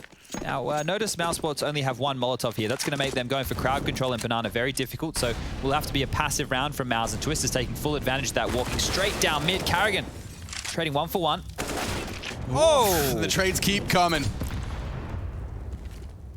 Just like that. Right at the start of this round, we have what I was trying to call a 3v3. That's been denied as Rain unloads his mag into the smoke, catches Dexter sleeping. Now Acor trying to take early space. Look at this round. Why does it feel like there's 20 seconds left on the clock? They're already up short.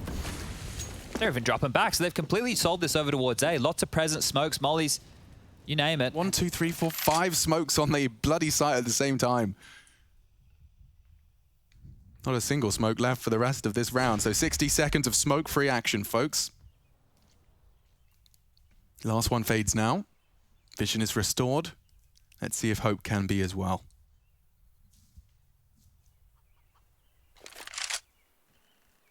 Contact. No info initially. Steps. That will get them alert. Molly's going to force Brokey out, though. He has to deal with this. coldzera bails him out of trouble, but on the swing he goes down. Frozen has a chance, elevated just a little bit. A plan? Well, that would force coldzera forwards. He's opted to remain passive, and so Frozen now has created himself a favorable fight. Oh, it was onto Rain. Quick on the trigger again. 3 frags from the Norwegian, 2 on Banana, and 1 just to close things out. Neat and tidy, the 4th is put on the board.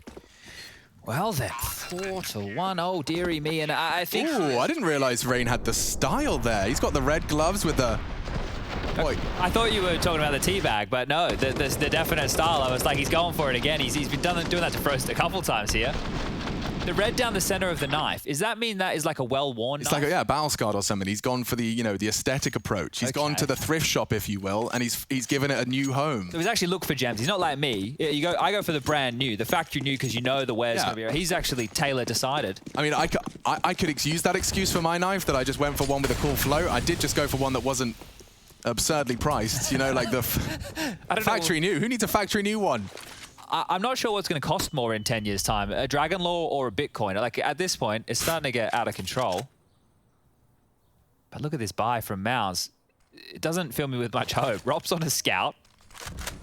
BMS with a Mac-10. They're setting up for a bit of control towards middle. Smoke towards arch side. Carrigan holding onto his nade. Very stoic with this one. Just flash through. That'll be the cue. Nade trickles onto the feet of BMS and puts him down to 68. But this setup on A is looking strong. 2 towards Pit, both playing bike. Rops won't be having any more action as Arch will. That's the bomb first, bounding. Yep, spotted on long, and Acor actually takes the AWP out of Brokey's hands. Carrigan has to go into damage control mode here. And actually screws the spray, finds Dexter and a fresh magazine. It's Rops who's opened up the account on Pit. That's a huge find. And now Frozen's contributing as well. They can't surely be turning this one around. A 2-man advantage as well. You know Rain's the B player. Twist, known for his Pit prowess. Oh, he's actually leaving Pit. He's choosing to leave it. Choosing to leave it. And he's just sitting duck for Rops' scout. They can't believe their luck. AK's to be scavenged, and Rain to accept the pain. It does look like they've converted this one. Can we recap how that went down? Yeah, it was just that Arch presence, right? The undoing right there. So Brokey dying meant that Carrigan has to now worry about 2 positions. They can either push their own smoke, which is deep towards Arch, or he has to worry about the mid to B. And just that right there, the nuisance that caused for so many players drawn into that position. Rops' kill with the scout. I still can't believe I'm saying this. Rops' kill with the scout is what softened up the A bomb site. And then Rain, well, he's stuck over towards B. He has to worry about mid to B. He has to worry about Banana. You don't actually know where all the T's are. And it just leaves the A bomb site with Twist, who he takes a risk, but they knew he was Pit, so he was trying to reposition to give him the element of surprise. Yeah, you can understand his thought process. As soon as I say, Twist, last one left, you know, it's not rocket science to start looking for him. Too, yeah. And he's thinking the same thing. So this was the death. Acor finding a huge Deagle frag. It opens up, puts the AWP in their hands, and they continue to build upon it. And it was Frozen, who not only finds this shot, also managed to count on the rotate from Rain. This is his second scout opening. Yeah, I watch Carrigan in that position, right? And you know that he's going to get collapsed in on at some point, either through the smoke push late or they're just going to pin him down. But it's one of those things where, because you're an in-game leader, you have the extra bit in the back of your mind, like, oh no, I know what the rotation looks like. Normally I'm the guy filling these gaps. If I die right now, there is a huge gap. Oh, that's a miss flash. Not the end of the world, still gets the pot shot off, so threatening as both teams have AWPs. Burning cold, very hot toes. Oof. Part of me wants to see Cold take the AWP this round. Regardless. At the moment, Banana is completely given 2 mouse sports. They're flying their flag there, planting it with pride in exchange of util. Rain wants to make sure they know that there is going to be a threat. You can't walk willy-nilly up. There's been a period of Inferno CT sides where that boost has been really underutilized just because there was a whole period of Counter-Strike where it was so commonly pre-fired, it just lost all power. Well, they've set him up now. Let's see. Will there be preemptive shots, or is there just the whole new meta established that once again, Carrigan converts off the boost. Rain swings out a wild spray. He doesn't choose to transfer. Frozen predicted. Brokey does seize the advantage. The bomb going down now.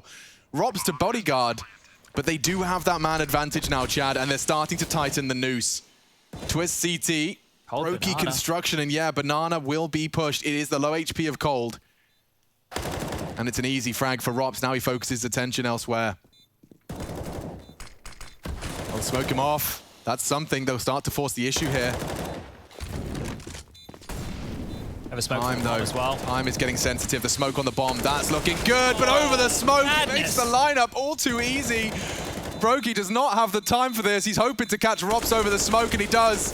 Can't quite transfer. Maybe take Bemis with him as he flies through the skies for an additional pad of the stats. Mouse Sports take 3. It's very, very costly right there, but FaZe come out on the worst end of this one. Mouse Sports will be able to buy, they'll be able to drop guns, they'll be able to make this work. FaZe have a question to ask themselves. Do we want to force to wrestle back this economy, or do we want to take a save? As soon as Rops deals with Cold Zero here, all pressure relieved from the flank, and they can focus in on CT and Coffins, and yeah, sure, Brokey gets the kill, makes it look stylish as well.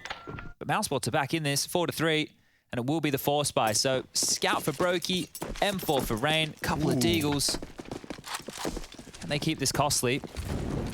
We know the utility usage from Mouse and Banana is good. We saw that yesterday against Ents. I want to make a bit of a comparison. Maybe we'll wait for a lull in gameplay because we're about to have a Biff and Banana. Flash is ready. Yeah, and it looks like with their powers combined, Rain gets away with murder. He was close, fully flashed. They swing upon him, but now with nades and flashes alike, they've not only saved their teammate, they've nearly taken down Bemis as well. Weapons will be swapped over. Rain has contributed through his survival alone, and now mid for Mouse.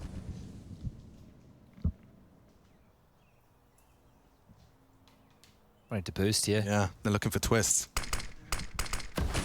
That smoke might lead to a peek, and Twist has worked it out, but still Rops beheads him.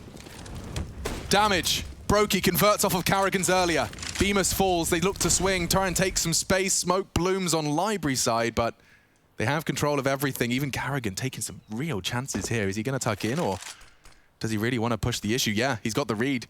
He'll tuck in for now, wait for the confirmation that they're committing. Brokey does not have the best weapon for this.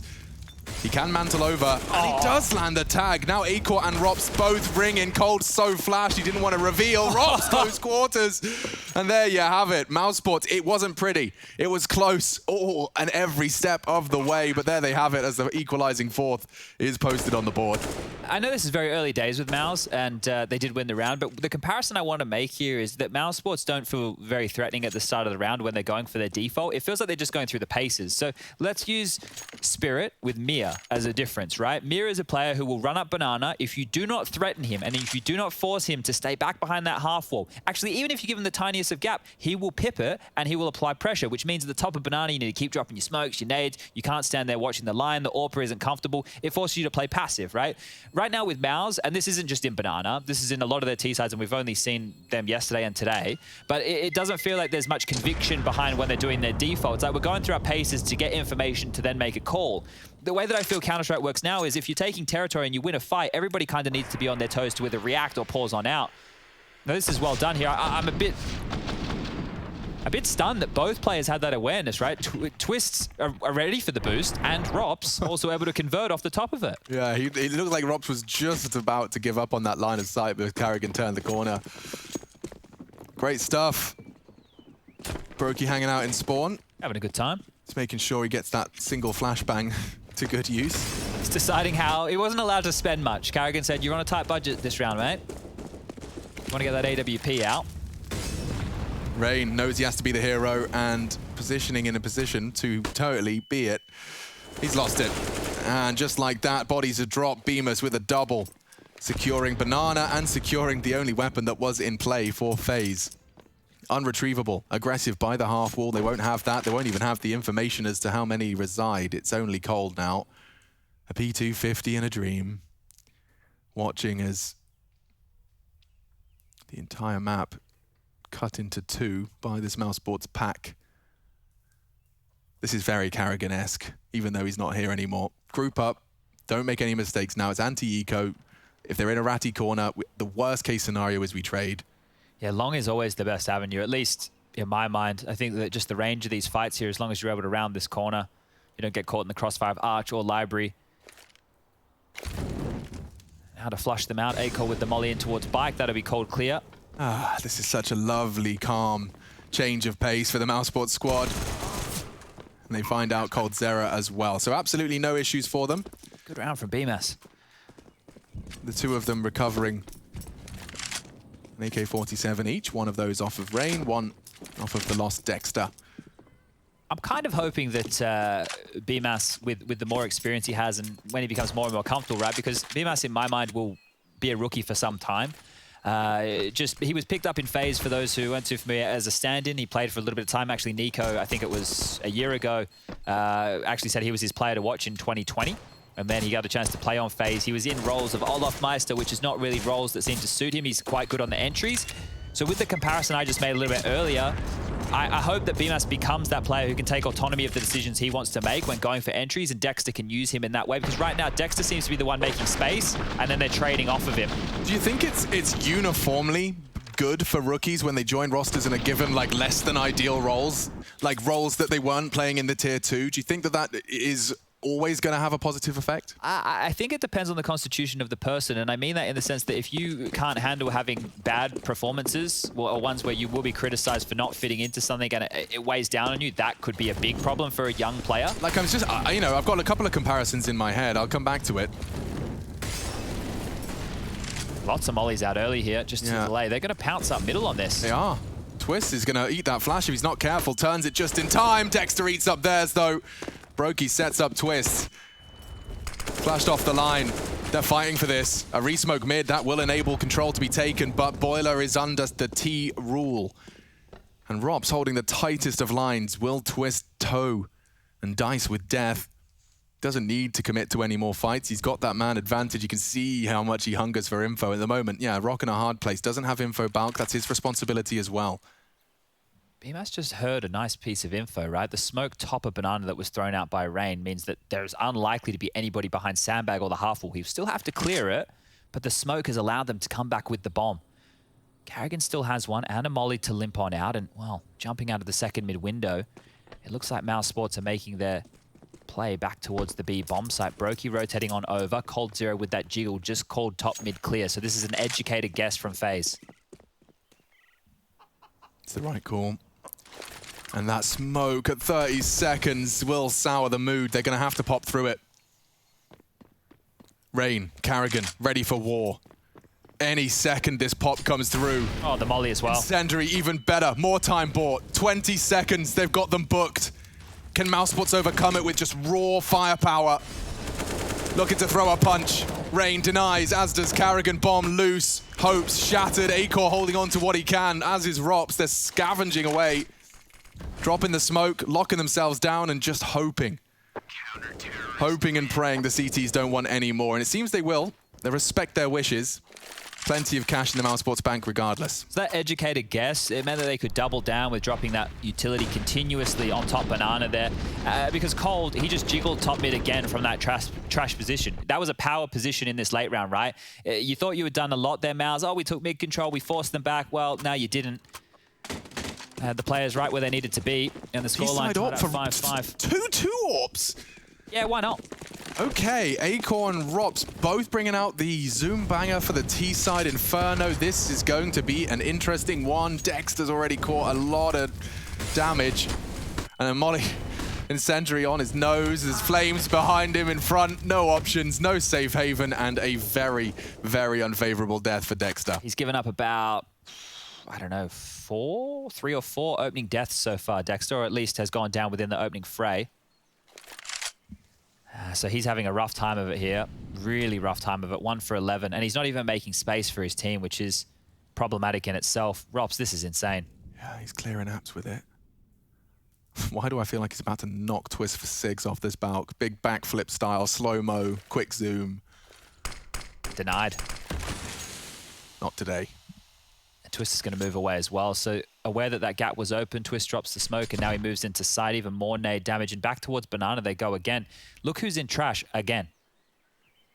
Thank you, Rush. There's no worries over towards A at all. Watch this. Jiggle, clear, nothing here. Nothing mid, get ready B. Brokey's on the rotate. Carrigan fends off the first. And above the flames, Rain can spray. It's Carrigan who knocks them down. One more. A-Core.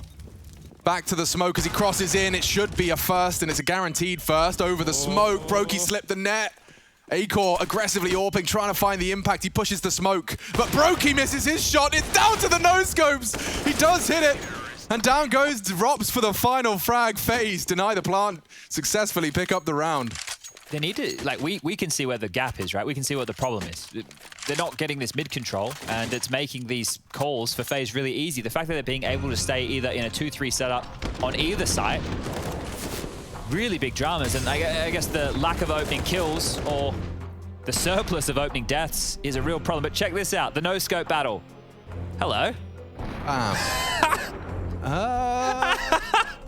That is so awkward. That angle makes it look so awkward. It's perfect. I got info as well. Someone tweeting me, Toke. Thank you very much for reaching out. He says Rain's knife is actually the highest float stat track M9 Crimson Web. Oh, okay. So that fancy style points I was giving him, I guess justified by the float value. All right. Does look pretty spesh. Giving us the inspect as well, just to fully appreciate it. Flexing on us here. That's a pretty thing. All right, well, guns are out for Mouse again. Score 6-5. It doesn't feel like Mouse have 5 rounds in this game, if I'm going to be honest with you. Yeah, they did come by virtue of getting into that site, forcing the saves. The B players, of course, just sitting there unable to contribute. That is really so dangerous. We saw it in the first game as well. Like, against good teams, that deep banana smoke, it's got thorns on it. You just don't want to go near it. Yeah, it gives you so many avenues to harass. Nades down towards the T stairs. Lots of bullets through it. Right now, back towards mid-control. Mouse Sports go. This time, Cold's not in trash yet. Still a chance for him to pivot into this position. So there's the arch smoke. He's denied vision. The nade out. He's going to throw this once they flash up and make footsteps. There the flashes come. Looks good, actually. Oh, I didn't get the bounce. That could have done so much more damage. I had to line it up in the face of the smoke. Drops his incendiary as well. And Cold has rotated to short. He's in support of Brokey. Fires off a shot. And off the flash. Oh, there's 2. And he takes them both. Cold with the impact. Finally silenced. Frozen paying a heavy price as well. But here they come. Carrigan fast on the heels. Brokey trying to delay as best he can. Just survival. Looking for no-scopes. He's pulled it off. Wins the duel again. 2 no-scopes in a row. Up against A-Core. And that extends FaZe Clan's lead. This is where things are going to get really interesting. Mouse Sports determining their own fate here. Alex, how would you feel if I told you Brokey has 17 kills? Oh. Yeah. A quiet 17. Yeah, because this is the thing, right? we talk quite big picture until like the action happens and someone sprays down 4. But the thing is, so far in this game, Brokey's somehow gotten to 17 kills, and I swear we've mentioned his name about 3 times. So yeah, I mean, I think we probably just say his name was like, oh, another one from Brokey. And there he is again. Yep. Just the consistent opening kills. There goes A-Core. He's doing a phenomenal job, Brokey, right now. Yeah, he's fast cementing himself as a top contender in the AWP conversation. I just feel if Twists only has to have 4 kills and you're winning rounds in this fashion, something is going very right for you. Your AWPer has showed up to play, and he gets no slouch on the rifles either. Ooh, Carrigan, hang on. You've overstayed your welcome. Oh, dear. Oh, dearie me. Yeah. It's not fun. Bemis could have made that cleaner, and it does mean there's only 3 now as they walk on in. More supportive flashes, but Dexter making space. Huge space found by Dexter. All of the frags coming from him, unarmored no less. Mousesports have turned this one on its head. Robs is holding. Twist, you talked about him, hasn't needed to contribute too much just yet, but this would be a very, very big swing of momentum. Rob's so ready, he had all the cues, he knew what to do. Cold handed this one on a silver platter, not to be. Dexter will take his 4th. Not bad for someone with 5 kills, all in this round and for a round on the board. It takes FaZe Clan down to the 2K mark for some on the low end. Yeah, so not all round wins are weighted the same. The fact that Dexter has just won that one this late within the first half here, and he's been able to do so when the money of FaZe Clan is not perfect, this may set mousesports up to walk away with 7, maybe even 8. FaZe are bought on in. They've got themselves the AWP on Brokey, who's playing lights out right now. Rain with a M4, Famas for Cold, Deagle for Twists, and Carrigan operating with an SMG. This round right here might determine who walks away from this first half with the 8 rounds next to their name. They're going to go for a boost. Barrel clear. Cold's following him here, just trying to really set him up. Might get Acor, he does! Perfect.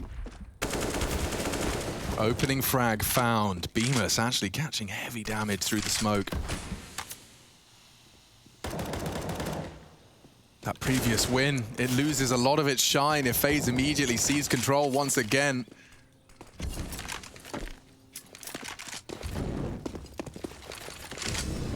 Seems a bit flustered here. They want to take mid, and have done so successfully. Carrigan's pushing. Yeah, and he's about to confirm that there's no one home. He actually takes down the AWPer. Have to go A now, there's no choice. He's sending them in, channeling them in. Cold with a Famas baited in. Rain's caught another one. Oh, Cold, he's been spotted out. What do you do? He takes the fight! The one thing you wouldn't expect, and it's perfect. The one time taking that fight, they spot him back, assume he's never going to repeat. FaZe Clan take the 8th, final round of this half now. Spelling trouble. Let's see this from Carrigan. Long range, back of the head, and just at the right time. Look, there's still a minute on the clock. He's taking a lot of liberties to be taking that shot then, Chad. Yeah, a lot of these teams, and you've highlighted this a few times, are doing those pushes where they're allowing one player to go forward with wide spacing for info, and then one to swing through when you think that that pressure point's been dealt with. There again, it pays off for FaZe, and the buy will look good for the final round here in the first half for both teams. Nade skyrocketing down. Dexter on the receiving end of a bit of that again. Frozen chunk down, and they're pushing. They know he is there. The smokes are there. The bullets for Carrigan and connect. I thought he was a dead man walking. Bit of a spammy boy there. Oh, they tried to contest, Chad. That was an attempt from mousesports to battle for banana control. There we go. It's Frozen through the smoke. Almost a second, and Robson a 1-on-4. Where's your money? Well, he's just trying to bait Twist into a peek, and he does bait him into a peek, just checks the wrong corner. Oof, 9 to FaZe, 6 to Mouse. Will we see a third? Find out in 2 minutes.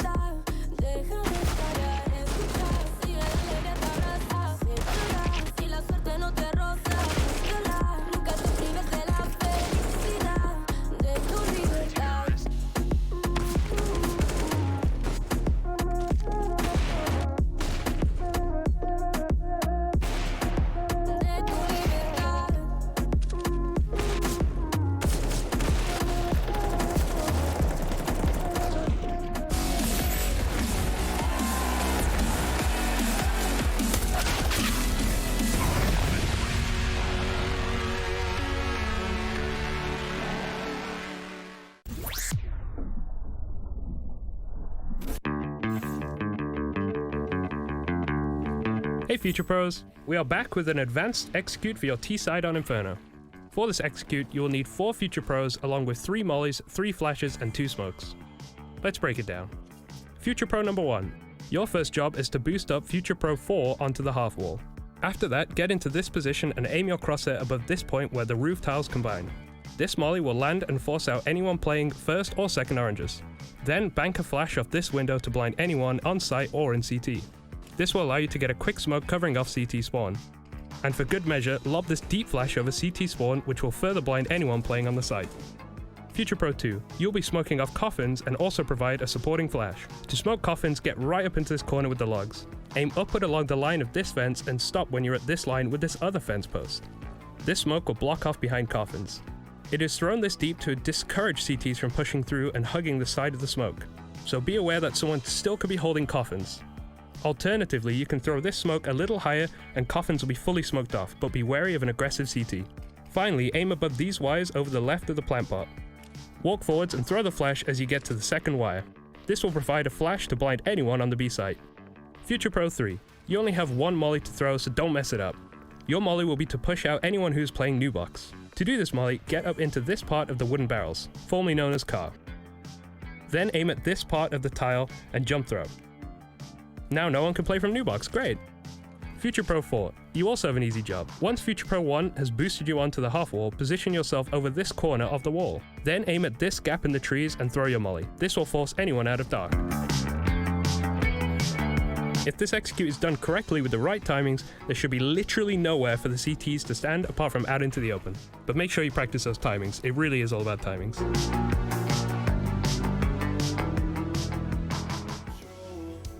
We feel the heat, but we don't wanna let go.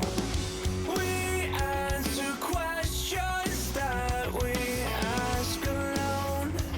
I hear the words, but they're coming out in echo. Stop, would you give up the fight if you had no time to even surrender?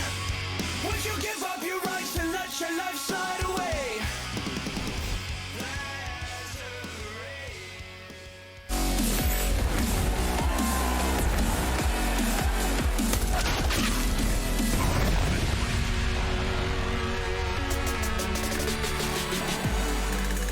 9 to FaZe, and I'm not talking German. 6 to Mouse Sports. They're not speaking German either. It's an incredibly international rosters across the board.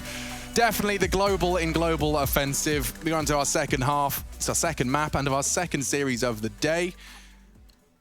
Chad's here as well. Hello. That was very chirpy. I'm proud of you. Yeah, I'm chirpy. It's Sunday. We're having a good time. Chad, the days mean nothing for our weird little world.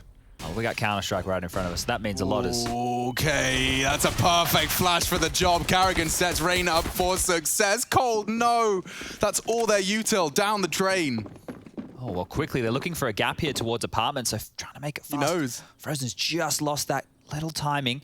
BMS pivoting back now. They might hear these footsteps as Dexter and Aiko have also pushed through. So they're bottlenecked. Yeah, he's trying to get himself into pit, and it is enough of a gap to take some serious map control. They kind of just have to wait in pit, though. Oh, never mind. Oh, Frozen. He's not done. More to contribute in this one. Carrigan can't do much. Wow, that one is over before it really begins. You see them lose those early casualties, have to make a game plan on the fly. Now, before we get too far ahead of ourselves, Mouse won the pistol in the first half, and then they lost the force. So let's see if they can convert this time round, because guess what, FaZe, they're buying on in. Deagles are plenty.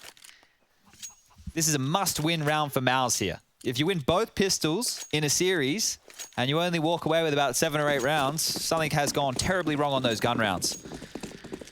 Yeah, but there's few rosters that can boast the individual caliber on each Deagle. That's true. Like I have seen a crazy Deagle highlight from every single one of these 5 human beings. Looking for the clicks. Here's the first. Ooh, twists, knocks off Bemis. Akor's scampering, he has to run. Yeah, they've got so much space by virtue of just the single frag. Smokes Bloom. What are you gonna do? Spells their doom. There's no way in. It's only Robs, and he's gone too. Dropped him. They can't afford to let it slip. It's how Chad frames it, and immediately the picture is painted. Falling off the hook, dropping on the ground. I think all this one right here for Mouse Sports is saving 3 MP9s. I could not think of a worse thing you'd have to save right now. Maybe USPs, Glocks, that might be worse, but that is over in the blink of an eye. Twist had the full operation of apartments on his lonesome. Just, yeah, go on up, find an opening kill. And then Carrigan on that space knew that was a double halls aggressive setup. That's why they punish Arch, right? You know that there's nobody going to be close mid. You know that B rotation is far away. They run on Arch. Akor has to fall back. There's no cavalry, no flashes for him, no one there to help him whatsoever. He's out of the picture. It means that Rops is swarmed and he died in the back. It all comes down to that little piece of information. A lot of people, maybe you don't notice it. Maybe you just go, oh yeah, they were just going outside. But this is playing on your toes, and that's what FaZe did.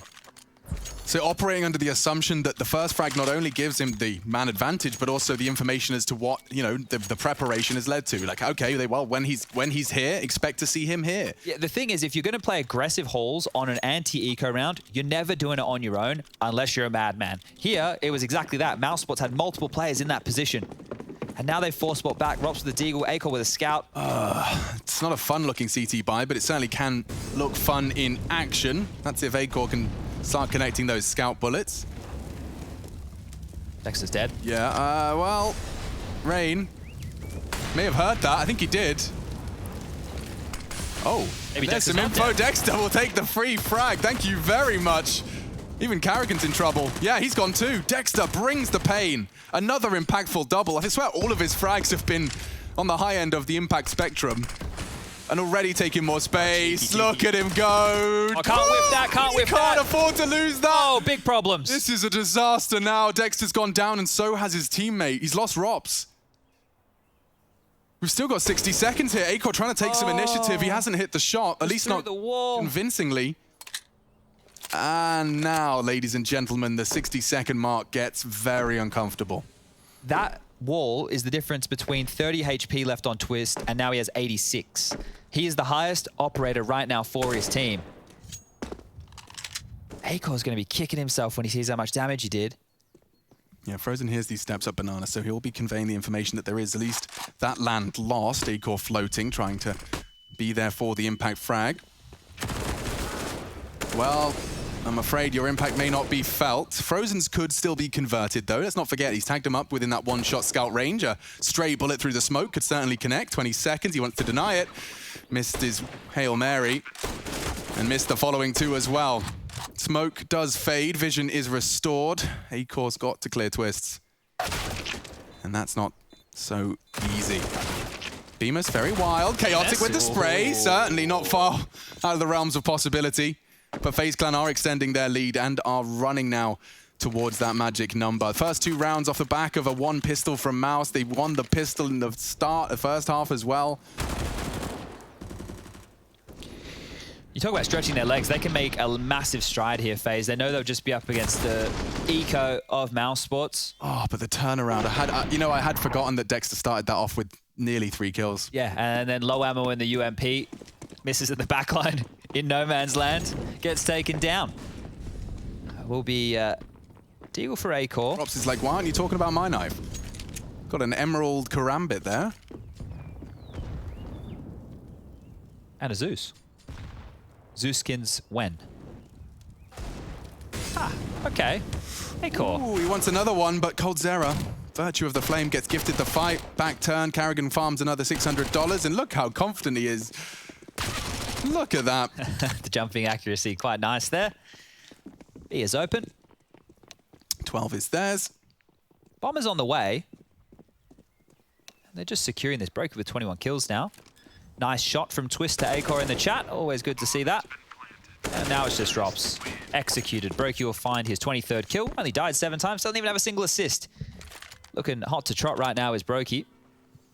Yeah, I mean, plying his trade with the AWP on CT now, as we were talking about, more than capable with the AK-47. And it's a luxury that not all teams are afforded. Yeah, and the thing is, they don't even need to call into an AWP, right? It's not something that they need on the T-side of Inferno, so just get him operating with this AK. Carrigan's even going to hold on to this MAC-10 in a bonus situation. Twist is repurchased on in. And on the other side of things, Mouse Sports, well, they've got the buy, they've got the rifles, they've got the AWP. Do they have the round? 3 players over towards Banana early. Lots of nades, they're getting pushed. Look how fast that smoke is. The flames arrive as well. Carrigan has demanded control of Banana, but miscalculates. And the spread of that molly, just a stop molly thrown by Frozen, has found them a trade. Well, if they're quick back up mid here, they can isolate. We've seen this position from Rops a lot. How prepared is Rain? That's the question, isn't it? Like, Rops is very, very proficient from this boosted position. And look at the element of surprise. Great to see it from the other POV. You rarely see it. Just how hard and how early that contact is taken. It's ahead of when you'd normally be getting shot at. And it's enough to convert a crucial Mouse Sports round. Only Cold now. Bomb under Bemis rule. Here's Acor set up as well for the boiler swing. There should be no way in. He just needs to make it expensive, Cold here. Go down with a fight. Kicking and screaming. Make as much noise as you can. Can't even shoot a bullet. Acor takes him down. 8th round. Well, FaZe can buy, right? They do have residual cash to work with. The only one with no money is Twist with 1.4. Carrigan, he buys into an AK. Actually not dropping Twist it. He'll get a Deagle. So the only player without a rifle is Twist going into this next round of play. We'll consider this one a gun round for all intensive purposes. Intensive purposes or intense and purposes? Which one is it? Yeah. I thought it was the first one. Well, I've been saying the first one, and then I heard a lot of people saying the second one, and now I'm like in that weird spot where I'm like old enough where I should kind of know what it is without asking, but I'm asking. Let's find out. Because Tweeted us. For all intents and purposes, makes sense. Yeah. Like that actually is a sentence. That's true. Intensive purposes just sounds like you're doing something else.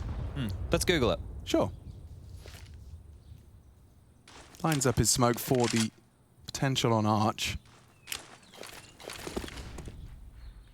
I have the answer, but let's wait for this round to finish. Okay, Rain. And the entirety of FaZe Clan now testing the A defense. Bemis, he's had his fair share of woes and they continue. Oh, Twist has got the deagle. Now Acor can't miss that. Mousesports having a round stolen away from them. It's not over yet. FaZe, they're wounded, limping around the site. Frozen can certainly be the hero here, partnered up with Acor. Pressure points from either side. But they had all the pieces in the right place and now at a disadvantage. The flash is important. Caught by both on site. Brokey has his vision restored, but now the swing. Acor would have to hit the Hail Mary. I think he realizes it's too little. Too late, though. 3 frags to his name. Brokey even wants to punish. Look at this. Making a beeline for the hunt. Oh, heard the door. Let's move on. Really wants to deny this. Yeah, Acor's going to get away with that, and he did find a lot of frags in that round, but still not good enough. Karrigan went down through the wall, right? That was a freebie to kick off the round. This is it. And that's how the round started. Now, shadow of how the round finished. Twists gets his 10th kill right there. Big one onto Rops with that deagle.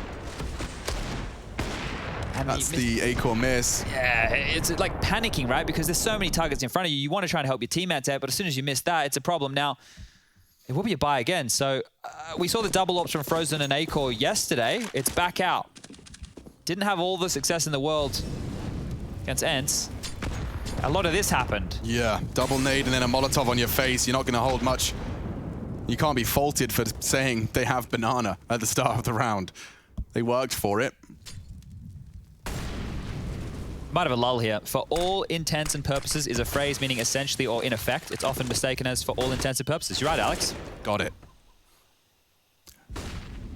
Just slowly working out how to adult better every day. Yeah. But we all do it silently, so we all operate under the assumption that everyone knows what they're doing. The truth is, no one has a clue. We just don't talk about it. Oh, Karrigan. That should be Rops is there all day, every day. Aims for the belt loops and finds them, but hang on. What's going on? Chad, they're in A. Yeah, they gambled over towards B with all that early utility over towards the top banana. That kill onto Dex to help things out, and now... Oh, no. Look at the angle. It's so perfect. Rops, however, denies the inevitable.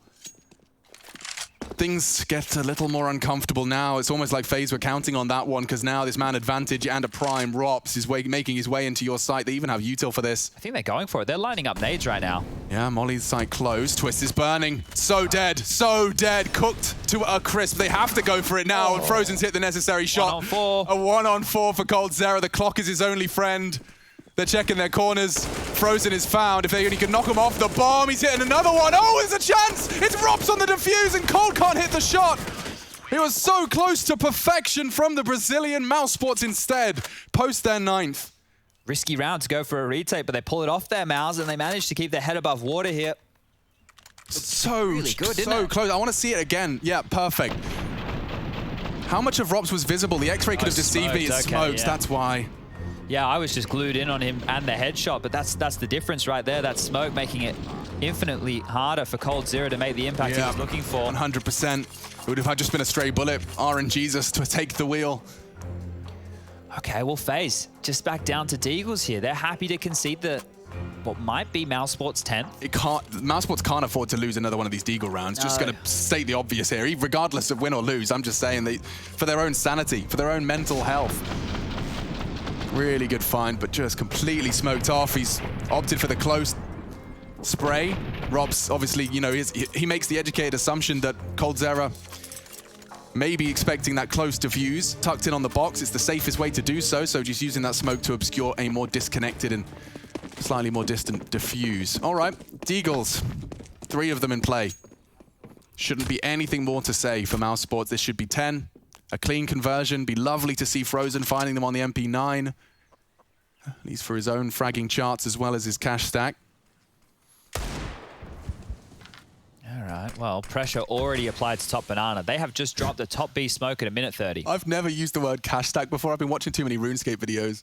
That's great. I'm using it all the time. Cash stack? Yeah, dude. When you carry your cash stack, that's your actual income. You know, that's what you keep in the bank. This is problems, Alex.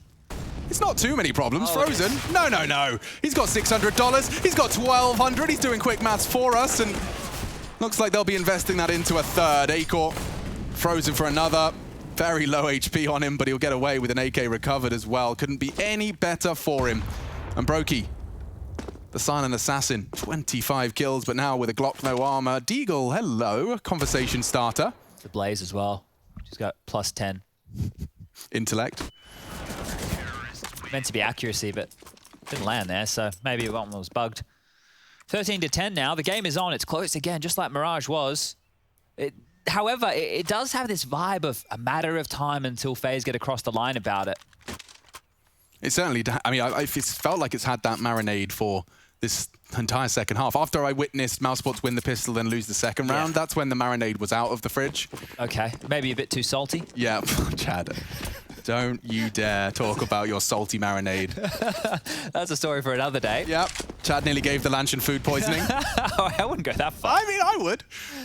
Just dramatic effect, at least. Anders keeps telling me to drink more salt. Yeah, but Anders is not one for health advice, is he? The dude's drinking olive oil from the bottle. That's true. Rob's being cheeky around a bit of a one-way here, but nobody home on the Palace Ascent. Now, very passive scenes here from FaZe. They do not want to give up an opening death by any means. Now they'll start to have a little bit of a look for Boiler and Hall's control. So just allowing those early aggressive maneuvers of Mouse to go without anything. Sure.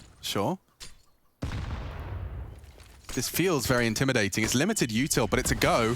And with the flash and smoke combination, Bemis has no info. Arch is open. Wide open, and they've slipped the net, 2 of them. Dexter responsible to house this unknown entity, but Carrigan's calling a great game here. So he's got so many options. Did Rain see him? I think he did. And Dexter's already focusing back on B.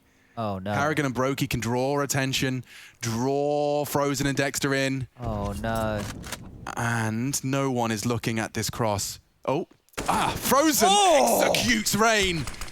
They're ready now. Smokes have bloomed. A CT smoke in front of Nubox. Dexter throwing a bit of a change of scenery in. They can't find the same lines of sight, but they can find frags. Need one from Frozen. Great spray. Bomb loose. Still has to be the hero. Still more required of him, but Cold Zera wins the war of attrition. Smokes bloom. Bomb down. Mousesports staring down their barrel of a 14th for FaZe. And Twist can secure it right here. The hell was one headshot. Only one more to completely guarantee it. It's Acor coming in from CT. This could be the difference, but no. Double peaked. Rob's with everything to do and no time to do it. He's going to have to accept his fate and get the hell out of Dodge. We have a 14th for FaZe. And to recap how that one shaped up, that was a complex moving puzzle that Mousesports couldn't keep up with. I can't believe how much access they got to CT spawn, right? They were just through for free. This is the same arch gap we saw them pip with the long wrap. Yeah, and the thing with it is there's no info at 50 seconds left that the comms are there's potentially players in CT spawn. Which is what you saw Dexter acknowledge. You know, that's the comm. And then the fact he pivoted away without getting punished is crazy. The gap, they took it away from him. They got onto the site, but I can't believe sir, it. Please, can we have a skybox for that take as well at some point from the desk maybe? Just because what I think they did so beautifully there was the pop flash came first. Bemis loses vision, tucks in. By the time his vision's restored, the smoke blooms. Like, it was so perfectly timed that there could be a miscomm. Yeah. Because he's flashed, it's smoked, he throws his incendiary. By that point, they're already up speedway. And Acor bringing some speed to his way in round 25. That was a stretch, I'm sorry. I still liked it. Thanks. They went on to B though. Look at this. Carrigan is so punishing. He wants another one. He knows it could be the underutilized Frozen. He's desperately holding onto his smoke, but it is forced out. A gap. Oh, he saw him. They know they've crossed. The site could be theirs. Frozen doing the dance in the smoke. Bullets are thrown down range. Through the smoke comes Acor. He's gone too. FaZe Clan with the bomb going down. Frozen the only one who can voice concerns. It looks like it's just stacked against him. An MP9 and a dream. It's just not to be. They're so late on the retake. Brokey's already gone hunting for more space. Mounts Frozen's head. And oh dear. B site exploited back-to-back rounds, and it's Carrigan at the front lines there. Double kill, in fact. Yeah, that was just that space I was talking about, right? When we see teams who are happy to walk up and take those fights and back their aim, just like Karrigan did right there, if you hit that shot, think about how much pressure you can apply. Your teammates are behind you, they're following you in. The Molotov from Frozen, it delayed them for a second, but that's all it did. It just delayed the attack on the B site.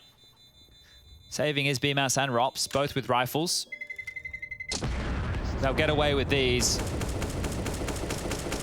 But is it going to make a difference? 1900 for Frozen, 21 for Dexter, 21 for Acor. We were talking about Mir earlier, and these are the kind of fights that we would have seen Mir taking. It just speaks some truth into what you were highlighting in regards to that CIS, that punishing lurk, the confidence in their own ability to make you. Every CT jiggle is a risk. You know, like, that's scary stuff. The amount of times I saw Spirit winning maps based off of the fact that every CT jiggle felt punished. They just stopped taking them.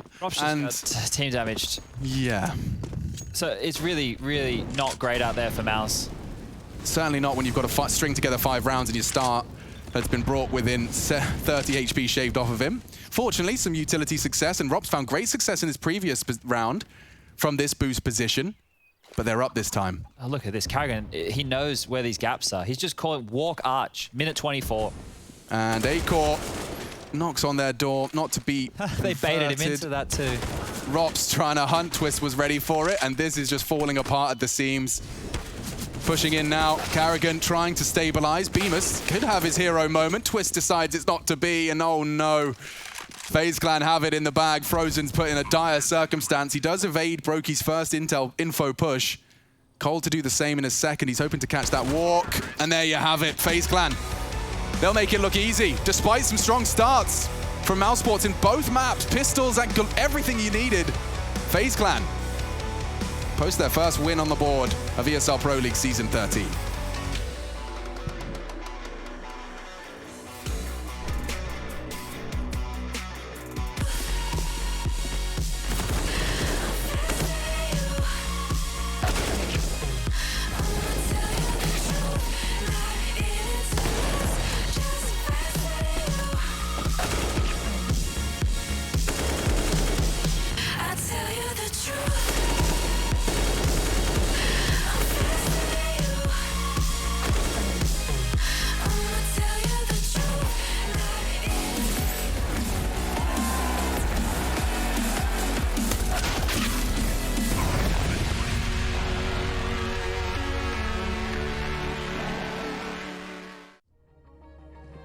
Now Cirque has got to turn around. He's got players coming from every position but the Palace. They didn't have anyone here, so they've got to bear it in mind. And now Cirque out with 2 has suddenly stripped this man advantage away. Karrigan. Oh, he is ready. I was going to say, oh my word, where's this come from? This was a 4-on-3. Nick Stacy trying to stand the test of time, and this thing's not going anywhere. And here comes the B play. This is what it comes down to. KNG looks to try and be the defender of the site. The breaker of dreams!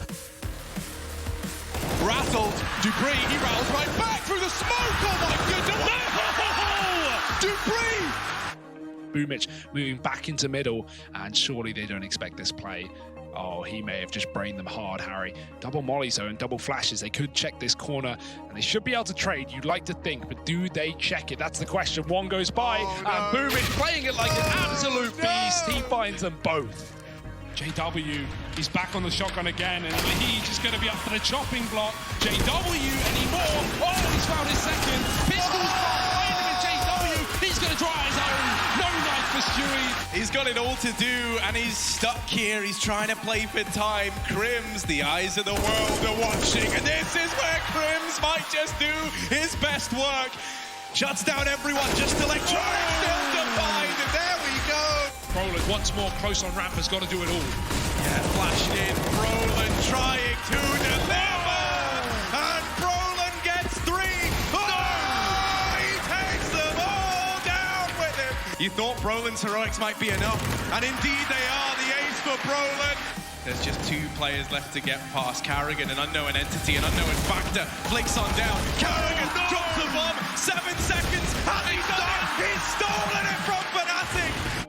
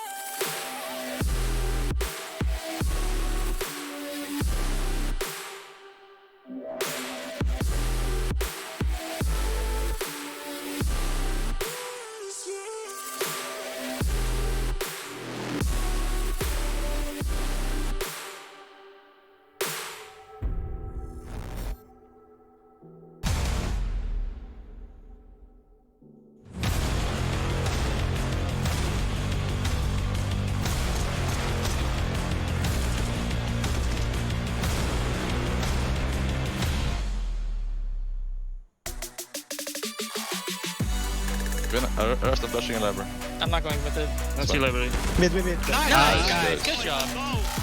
Fucking nice. Good job, guys. Sick, man. Nice. Yes.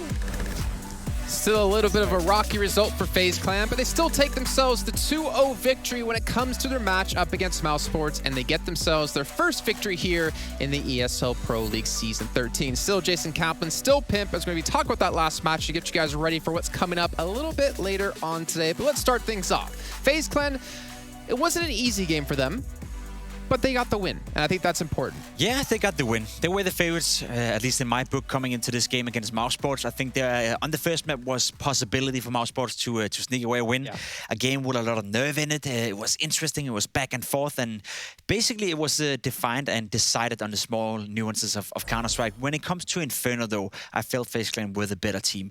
Mousesports, the way they approached the Inferno game right here, I liked it in a sense, but when you win both pistol rounds, as Chad also said in the cast right here, and you still don't win, you're not even remotely close to win a game, then you're not doing well enough in all the other rounds. And that was the problem for Mousesports. They had, I would say, you know, they had some areas of Counter-Strike when it comes to like setting up positions, setting up each other with flashes, yada, yada, yada. That was okay. But when it came to the execution, when it came to actually deal with FaZe Clan and the firepower they had, they couldn't deal with it. Yeah, I think you even mentioned it after map 1 that when we came to the pistols and we looked at the buy rounds, FaZe Clan seemed to be stronger overall. And if I'm not mistaken, you have a clip you actually want to break down for us in relation to the pistol rounds. Yes, and this is where everything just went to hell for Mousesports. They win the pistol round, they go 9-7 in the game, and you think to yourself, okay, if Mousesports convert here, there's a good chance. They have 3 players towards the small bomb side, right? And if you want to take banana control, that's fine. You leave 2 players over towards B, that's okay. The problem for me is that they don't go aggressive banana, and they go aggressive in apartment. So if we play out the clip right here, you can see there's 3 players over here doing nothing. There's no reason for them to be 3 players. Now, you have then 2 players in apartments going aggressive right here. As you can see, Twist is sneaking up. He's got to win this duel, and this one duel is just going to ruin everything for Mousesports. Because look what happens. Rubs is now alone.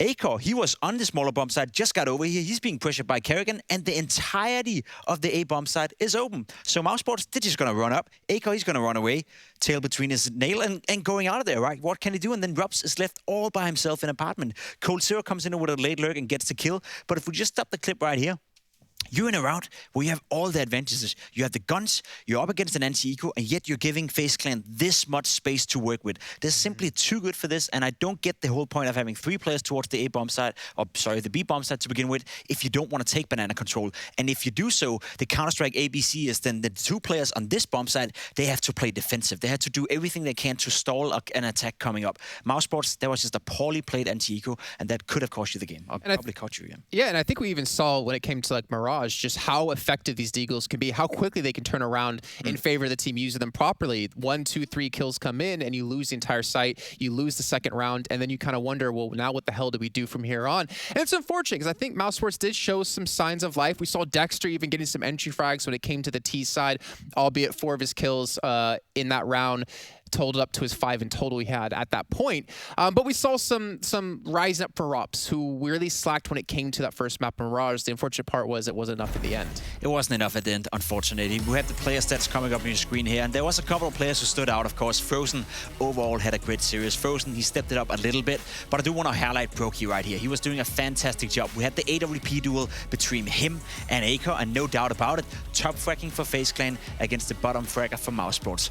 I don't think Acor had a bad game. Again, I don't think Acor right now feels very comfortable within Mousesports. You see him constantly move around. You see him constantly being the guy that has to fill out gaps, whereas if you're the AWP player and if you're the star of your team, you're the one taking charge of the game. He's the one deciding where he want to go to peak. He's the one deciding where the rest of the players will have to fill out gaps for him and not the other way around. So I think Acor right now is suffering from the fact that Mousesports are still relatively new to So do you think maybe that's due to the fact then, because the emphasis is always seem to be put onto Frozen, always seem to be put on Rops, that he doesn't get that like kind of freedom to be the star, that X factor for the team? He doesn't have the ability to play those positions. Well, you'd have to be within the team speak and within the practice to really know, but I think it's just a work in progress, right? Dexter is coming in, as we spoke about. There's so many new impressions he has to deal with, so many new players he has to deal with, and so many different characters, I guess, within Mousesports he has to set up. And as I said, I think the priority list is quite clear. You want Robs to play well, you want Frozen to play well, and then you can start to build an Acor afterwards. So for my taste of money, it's a clear sign that it's still very early on for Mousesports. I don't think they did a poor job here. They just got outclassed by a team who right now is just slightly better. I think it's really easy to forget for Dexter that he's been mostly playing in Australia, right? Playing in that region alone, where you have the likes of Kerrigan, who plays against these enemies so often, these opponents so often, or eventually his teammates. He gets really good understanding of how to utilize them, or like what their strengths and their faults lie. For Dexter, I feel like that's the toughest part, is you're coming into a team and you're coming to a region that you don't normally play against that often, or as often as other people do, and you have such a steep learning curve to have that, as we discussed before, hopefully they give him that time, that ability to finally learn a little bit more about his team and what he can do with them. They should. Like, there's no doubt that Mouseport should give Dexter time. Again, we don't know because we're not on the team speak. We're not part of their practice. But from the outside looking, I'm not too worried about Mousesports. I didn't expect them to do well in this group stage. I didn't expect them to beat some of the top tier teams we got in here in terms of Vitality, FaZe, G2 for that matter as well. I think those are big tasks ahead. It's not okay that they lose to Inns. You know, that's a problem for Mousesports. They should at least finish 4th in this group. That should be their goal. And that is where it is right now. You know, people expecting Mousesports to be up there with the very best, that's way too early. So give them some time, let them figure out some solutions, and again, look at the talent they have. Robs is still a world-class player. Frozen, doing a good job. There's plenty of material to work with for Dexter. And I remember we talked about when the series began, saying that Mousesports, this is a must-win for them. And then later on, we had actually Chad talk about how it's also a must-win for the likes of FaZe Clan, because the likes of the teams you're playing, the caliber of teams you have in the group, thinking about this thing as a whole. Mousesports, a win they pretty much needed if they wanted to have a chance to make top 3. But FaZe Clan as well. We saw them have such more one-sided games, if you think back to Mirage against Vitality yesterday, and then they struggle here today, just barely winning by with the matches we just had. So I do wonder, where would you rank FaZe Clan right now against the likes of your G2 and your Vitality, even though let's just ignore the fact we saw FaZe and Vitality play yesterday? I think they're good. I think FaZe Clan is doing a fine job. You have to remember yesterday Xaiwu came back alive. You know, he was putting up a 1.52 rating. He was clutching it out left, right, and center. Let's say he just had a normal day at the office. Normal for him is a 1.30 rating or whatever, right? I could see FaZe Clan win that game. So I think they're doing a good job. I think they were looking solid today. They win on their opponent's map pick. I know Mirage was a little bit scrappy. They would probably agree that it would have been nicer to win that a little bit cleaner, but they were struggling in some pistol rounds as well, and they were far behind in both the beginning of the half. So overall, when I look at FaZe Clan, I think they should be fairly satisfied, and I'm not worried that they won't qualify at all. Yeah, speaking of FaZe Clan, we actually do have an interview coming up right here, right now with Kerrigan. We'll get him here on the screen in just a few seconds and get to talk to him about the team. Kerrigan, first of all, can you hear me, man? How you doing? Yeah, can you hear me, guys? Of course, you sound wonderful like always. So first of all, congratulations on that victory, but I want to hear it from you. Are you guys satisfied with how you won that match in the form that you did?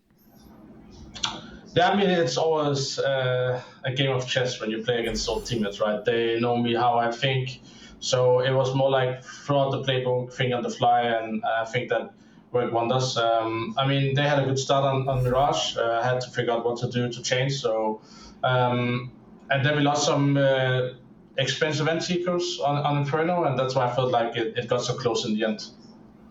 Kerrigan, we saw on Mirage, you and Robs had a lot of duels in between you. I don't know if you know, right, but you won 8 out of 10 duels against Robs on Mirage. Was there anything in particular you noted down, or was that a part of your plan, or was it just pure coincidence? I mean, I've been working on trying to figure out to outplay the Connector, play with different moves in Connector, right? So it doesn't matter if it was Robs or whatever. I feel like I had a good timing on Robs today, but it's not always you're gonna do that. So he's an incredible good player, right? So it's hard to time him, and there was like one game off for him. You would definitely feel he wasn't there in the game beginning of CT side Mirage. Sure. Looking at yesterday as well, you lost to Vitality, you lost to Xaiwu. I would say he was playing fantastic. Are you overall satisfied with your progress as a team so far? It's still relatively early for you, of course, in FaZe Clan, and you are looking solid on some maps. Is it too early to start judging whether or not this has been a success or not? I mean, if you look at the game, right, we're playing top 5 team in the world. Xaiwu didn't have so good impact on the first map, and I think you could see that on the result as well. And then you wake up the beast by giving him 1-on-5 pistol round on Dust 2, and you know it's going to be a tough game from there, right? They played really good CS, and I was really focused on, after talking with the team today, after we watched the game, to take the positive from the game, because we cannot expect to beat everyone. We need to be on the same page with expectations. We have sat down as a team, talked about that. So for me, it felt fine to know that, okay, that's the one of the games we can lose in the group. You know, like, we cannot expect to go 5-0 already. Bring a new game leader, a new player. It's always tough, right? So far, so good, I would say. Like, beating Mousesports 2-0, they're in the same boat as us. So yeah, I would say we're progressing in the right way. So anything else than qualifying for the next stage would be a disappointment for you guys, yeah? Yeah, I think the word disappointment can be tough, right? But our expectation is to go through to the playoffs. Depending on what fashion we're losing as well, right? If you're losing because of a three-way tie or stuff like that, if you lose 2 matches, win 3, and you go out on a tie, that can be unfortunate, right? So we need at least 3 wins, and now we have 1, so we need 2 more at least to have a chance to qualify, right? So yeah, I would say it will be pretty disappointing for us if we don't qualify. So Kerrigan, I don't really get the opportunity often to talk to like in-game leaders of your caliber, and I want to ask you something about what was your goals, like your initial steps as coming into FaZe Clan as an in-game leader to accomplish in terms of getting the team to work well together, and then down the line, let's say in the next month or so, what's your goals to hit there? What are you trying to focus and work on within the team? You have 1 hour to talk about. Yeah, we got time. I'll try to short it a little down, right? Coming into Katowice with 3 days practice, I decided to think long term. I didn't think about short term, what we need to achieve for that result. So I threw everything they had out of the window. We start from scratch. I will implement my style. We will make sure the players are getting a good feeling. That was very chaotic in Katowice, right? But I see, if you're watching the game, you can see a different FaZe Clan right now. We're playing to our strengths of the players. Coach Zero is waking up as a clutch king. Russell is getting impact, and Hovey, like Rain, is getting kind of a new role, but he's not always hard into fracking. So for the first month is for me to get to know the players, to see how the players involve in the new roles and how they adapt to my system. And always work from 0 to 3 months. It's all about a testing period, right? So you go into a tournament, you might win it, you go out in group stage, next tournament, try to figure out where we can improve as a team. So down the line, we want to be the best team in the world. When it's going to happen, it can take time, right? But I have put into my head, and probably also the team, that the major coming in November is the goal where we need to start feeling like a top 5 team, right? And being semi-finals and finals. So yeah, for now, game by game, improve day by day. And at some point, we need to see if we can do something extra to improve. Okay, I got one more small question. I'm loving his answers, honestly. I'm so sorry if you want to leave. Don't worry, this will be the last one. You said you're trying to get the players to work with your system. As an in-game leader, when you come into a new team like this, how often do you take into consideration the players' ideas into forming your own plan? That's part of my DNA, I would say, right? Okay. I look at the demos before I join a team. I look at the interviews, the mentality, how to think about the game. I study all small details before I get into the team, right? Then I'm also going to challenge the players, playing outside their comfort zone to see how they evolve as players, because I feel like playing the same role for 5 years, that's not much you're going to improve on, right? Rain has played hard entry for 5 years. Like, he knows what he has to do in the entry, right? But if you put him outside his comfort zone, he might improve as a player if I want to use him a hard entry later. So yeah, play the ideas of the players, how they feel about the game, the positions they like, and tell them, okay, you're not going to play that position you like to begin with. You're going to play another one, and I'm going to put you later in if it doesn't work. And I think having that, they know that I'll do what is their best interest. I believe they bring more to the table then, and obviously, them believing in me is also a key factor for me to implement my style fully, right? And I feel like the support I have so far from all the players with so much experience, it's just lovely to be here. Okay, I mean, I have a million more questions I could ask you. I'm just going to hold on to those until we get you back on the show. But thank you very much, Kerrigan. I really appreciate it, and congratulations on the victory today. Thank you, and have a good night. You too. I loved how he talked about how he's challenging the players. It's such a cool aspect of it. Like, yes, you have these players who have these preconceived notions of, okay, what I'm doing is right. This is how I want to play. And then he comes in, he's like, okay, well, what about this? And I think that really helps players like adapt and grow. But at the same time, as he mentioned, the players have to have that level of respect for him to listen to him and to like be willing to adapt and change their styles to what he can see that they can't. Yeah, I guess the players have to respect themselves as well. You cannot play one certain way of Counter-Strike for 5 years and expect to be as successful as you were in year one at year 5. The game changes, the meta changes, the way you approach Counter-Strike, the way you have to act as a professional changes. So it's not really, they say it's not new news, right? But I think Kerrigan is one of the few in-game leaders out there who really thinks it into his way of working with the players, that he's deliberately trying to put them out of their comfort zone sometimes if he sees a potential idea. You also have players who are just so good in their role, like Robs, for example. You don't want to take him out of his comfort zone. You want to do exactly what you did with Robs, you know, for the rest of his life, because he's so stable at it and so good at it. So it's about knowing your player, it's about knowing the tendencies, it's about knowing all the different nuances of Counter-Strike. And as you said, this could be an hour-long podcast. Yeah, it really could. I mean, luckily he just did one recently with HLTV confirmed, but we do have to head to our own little break now as we get things ready for G2 up against Team Vitality. It's Nico, it's Xaiwu, and that's coming up at 7 p.m. CET.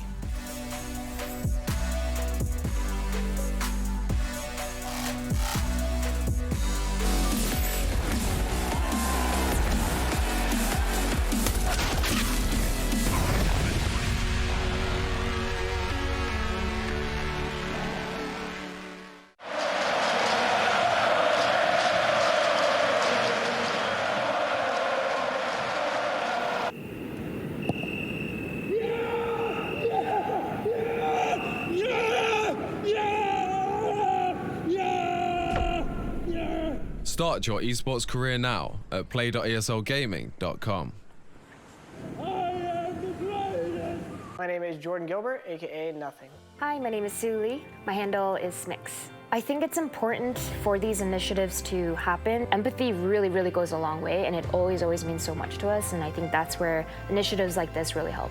I encourage everyone in the community, anytime they see bullying, anytime they see someone getting called names, or I encourage you to step up and say something. Good luck, have fun. Good luck, have fun.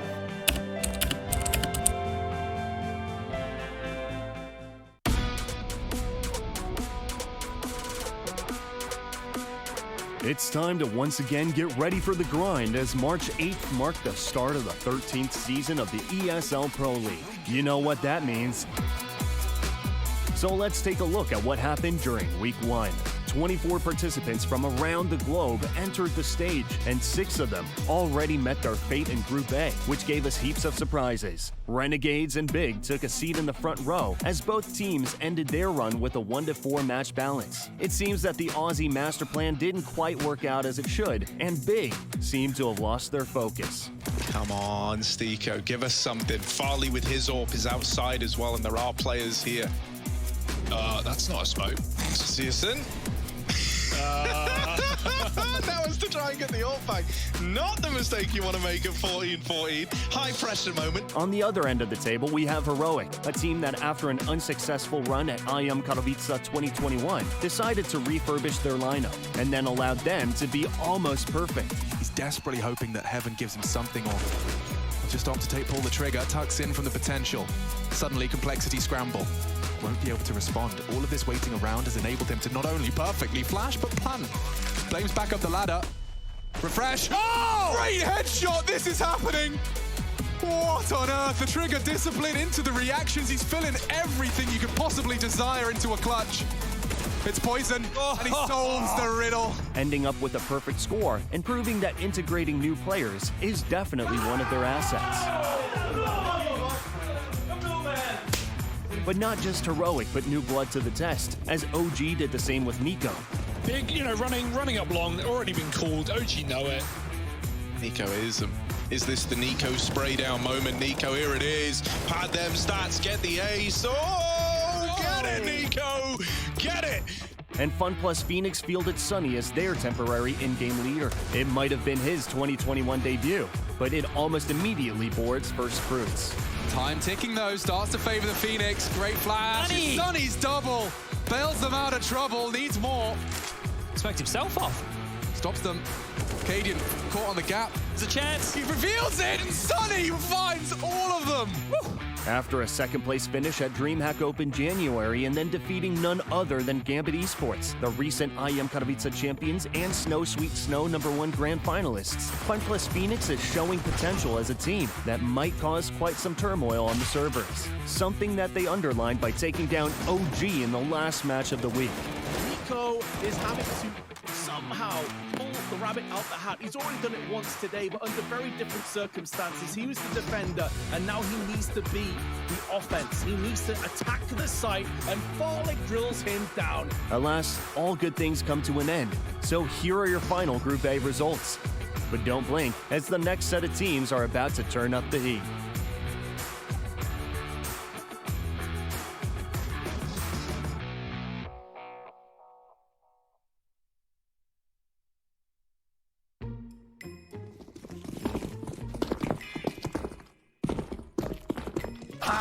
No, I got wrecked. I got wrecked. Guys, what the fuck is this shit? What are you supposed to do? You're supposed to, like, travel through this maze and get an AK and kill Sirsum, the bad guy. Every step there is one guy dying. Yeah. Yeah, there we go. So there's no electricity now. Now there is. I can go. Okay, now you go. So I will Same one sacrifice guy for the has brain. Ramp boost. Oh, we can ramp boost actually. Yeah, this one is active already. Like, Pablo, if you win this, you get free pizza. how can I win this? What the fuck is going on? Go, Pablo! No, you piece of shit! No! What are you doing? Wait. No. Oh, this is the last one?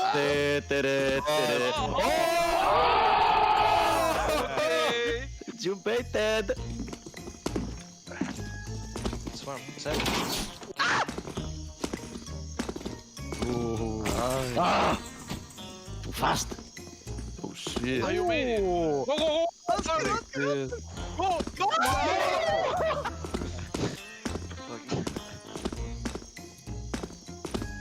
Okay, for the... Okay. What's going on? Oh, look at this guy. Wait, did you win now? Did I win? What? Can you go to the left here?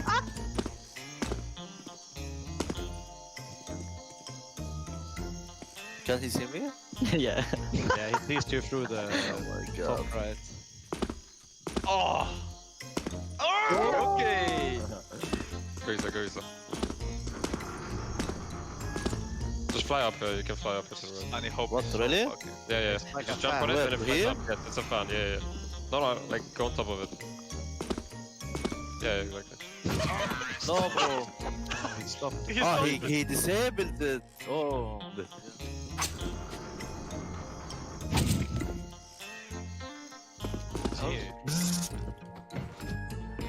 I don't know what's gonna happen here. Oh my god! I think it's over. Wait, is it over? No. Yeah, it is. We never went this far, so you better go find a hiding spot.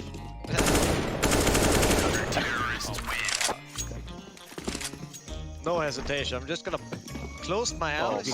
Count down. One, Wait, what is this? What? Oh, I'm closing my eyes. How did you have AK?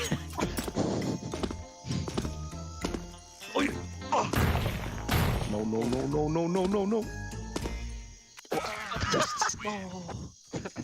Yeah, I think you will never win this map. It's too You hard. played it? Yeah.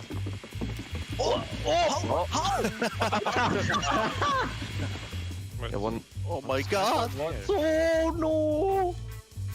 Oh, you found me. Fuck. Oh. Oh, you can do it. What is this? Help!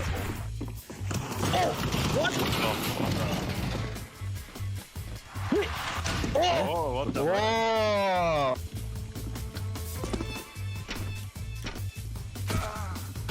Wait, what? Oh my god. Crazy people.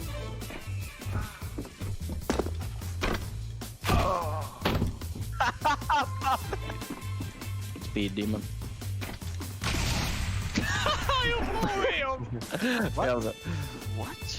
How did you die, Oscar? I have no idea. I sacrificed for the greater good. So close. Okay.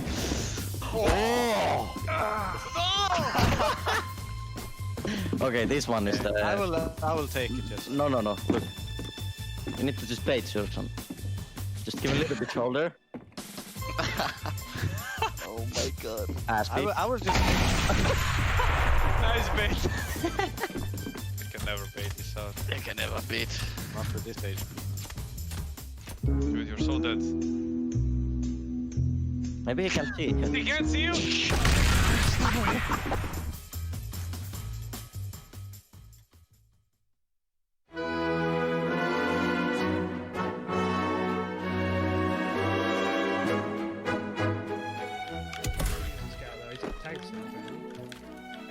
Yeah, I've seen him. I'm going for this.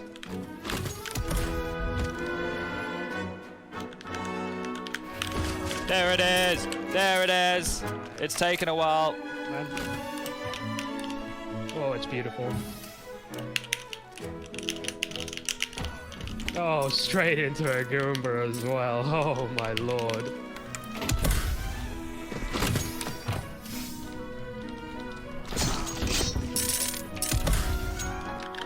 I see one guy over here is coming for their drop. I'm just gonna go. Push late. One more behind. Towards the tree. Go ahead. Sorry if I bumped you. Go and screw it.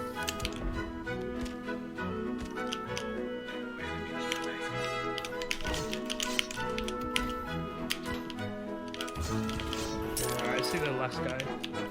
Enemy remaining. Oh dear. I'm on a tree. Oh, dude, this is good. No. I got him. I still got 3 breaches here. Ah, nice.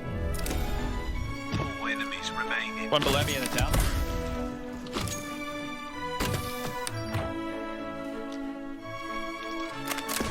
That guy's about to bomb down. Oh. Oh. Yeah, one in the road here, Freshy. I might go for this.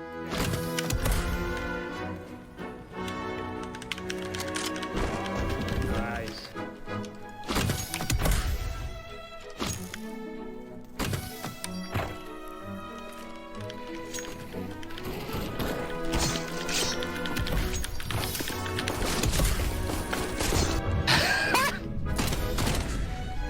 Oh, the poor guy, man. I was trying to bump mines at it.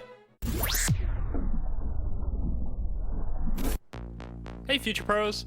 Today I'm traveling to the wonderful world of Sirocco to teach you all how to use the mobility package to its fullest potential in Danger Zone.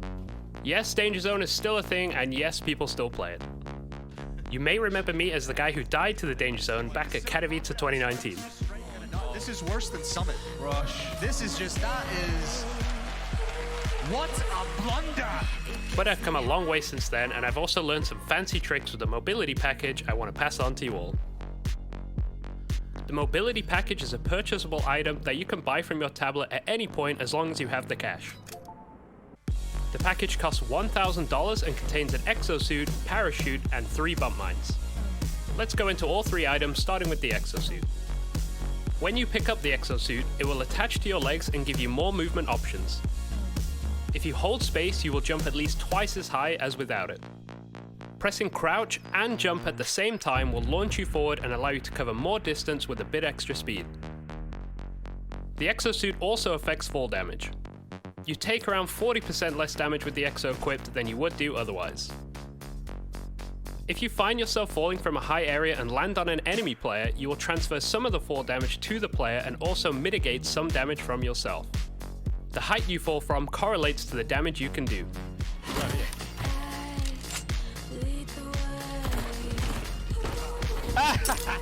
You like the view?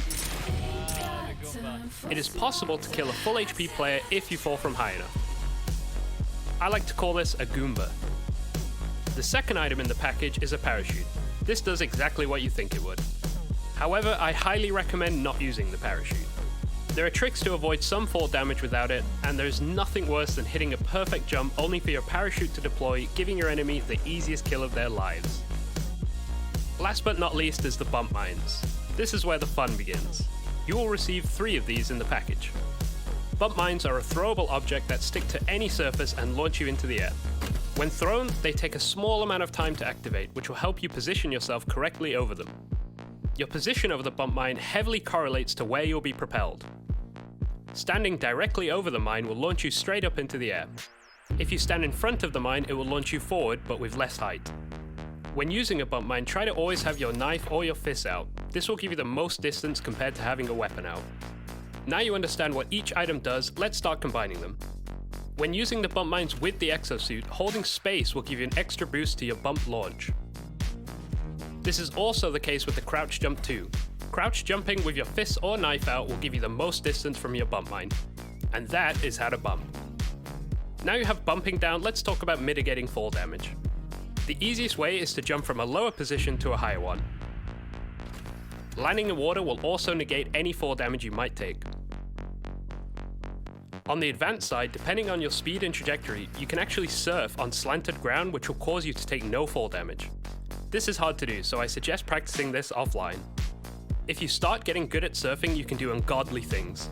For example, placing a bump mine at your surf spot ahead of time to allow you to cover practically the whole map.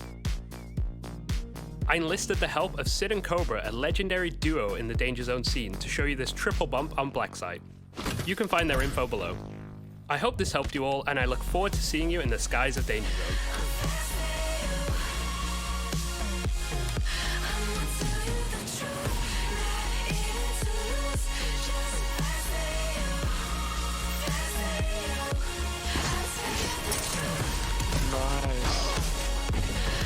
Not so nice. It was kind of nice. Someone clipped that maybe?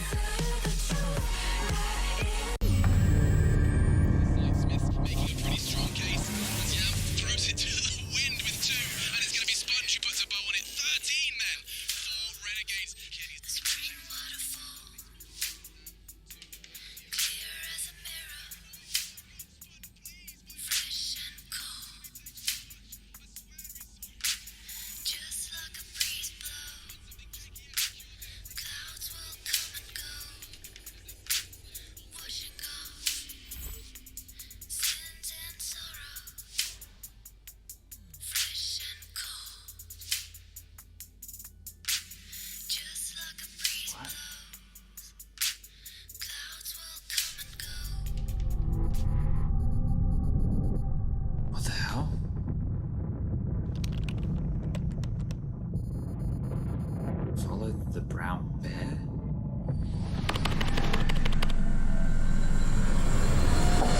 Who is it?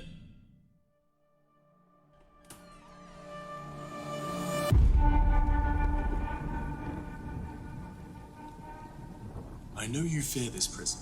A prison you cannot smell, or taste, or touch. A prison for your mind, for your soul. I want you to break free. And I know you want to. You want to feel the taste of victory on your lips once more. And so, the choice is yours. You take the blue pill, and the story ends. You wake up in your bed, and you're coaching that spawn-based Counter-Strike you've always been dreaming of. Or, you take the red pill, and I show you how deep the casting rabbit hole goes. The team you're coaching? Cloud9.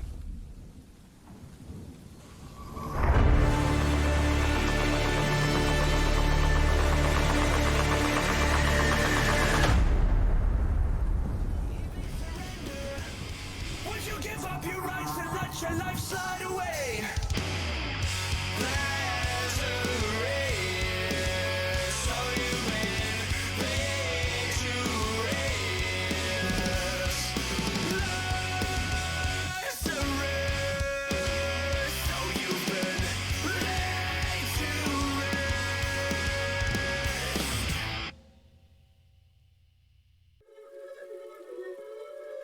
Yeah.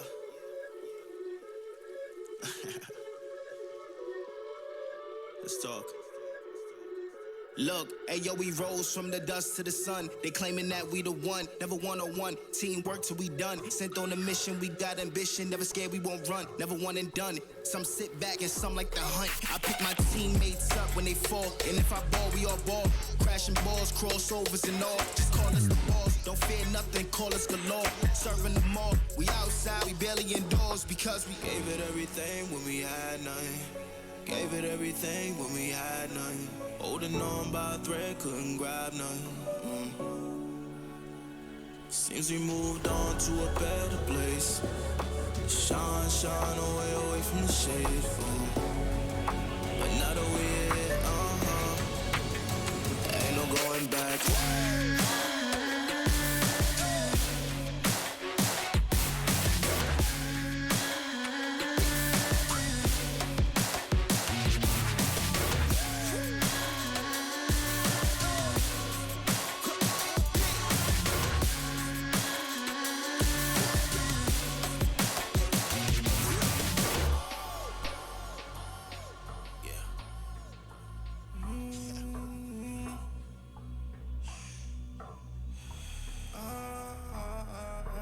This is the moment to go. This is the moment to shine. This is the moment to show. Show me the rocks you could climb. This is the moment to feel the path like you legally blind. I can promise this is ours cause we built for this, kill for this. Pushing buttons, do it quick, push it off and do assist. Oh, y'all think we new to this? Pound for pound, break it down. Watch what we gon' do with this. Teamwork got us fluid with. Make y'all look like sewages. Gave it everything when we had nothing. Gave it everything when we had nothing. Holding on by a thread, couldn't grab nothing. Seems we moved on to a better place. Shine, shine away from the shade. But now that we're here, ain't no going back.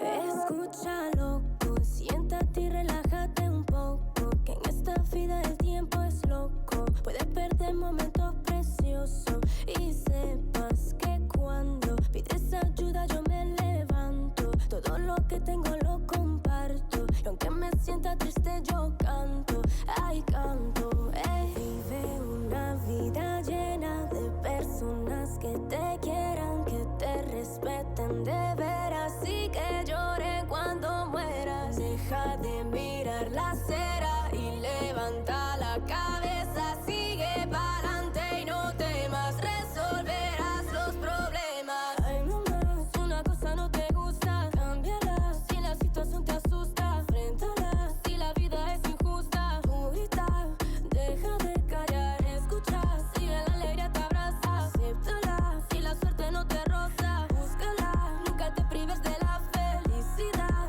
de tu libertad.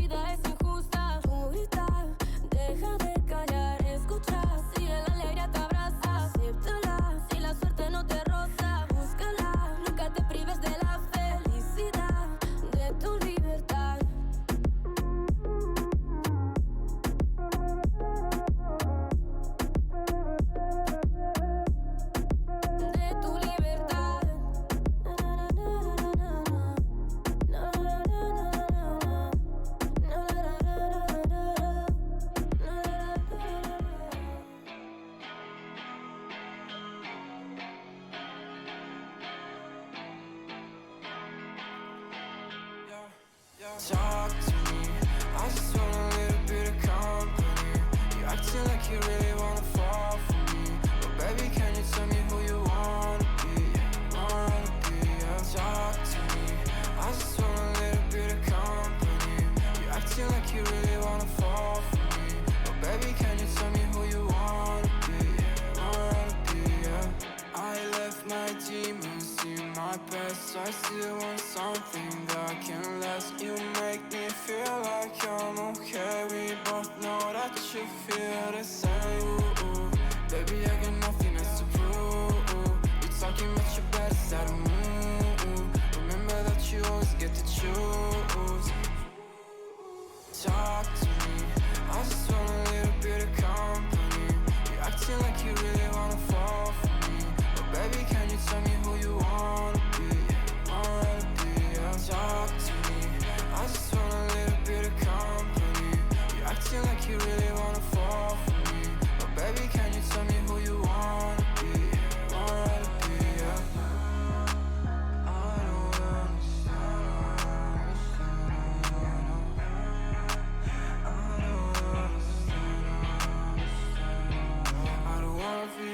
Yeah, I guess you got my intention. Got no place I'd rather be, feel like another dimension. I don't wanna talk, baby, you should let it go. I don't wanna go, let me stay a little more. Talk to me, I just want a little bit of company. You acting like you really wanna fall for me, but baby, can you tell me who you wanna be? Talk to me, I just want a little bit of company. You acting like you really wanna fall for me, baby, can you tell me who you wanna be?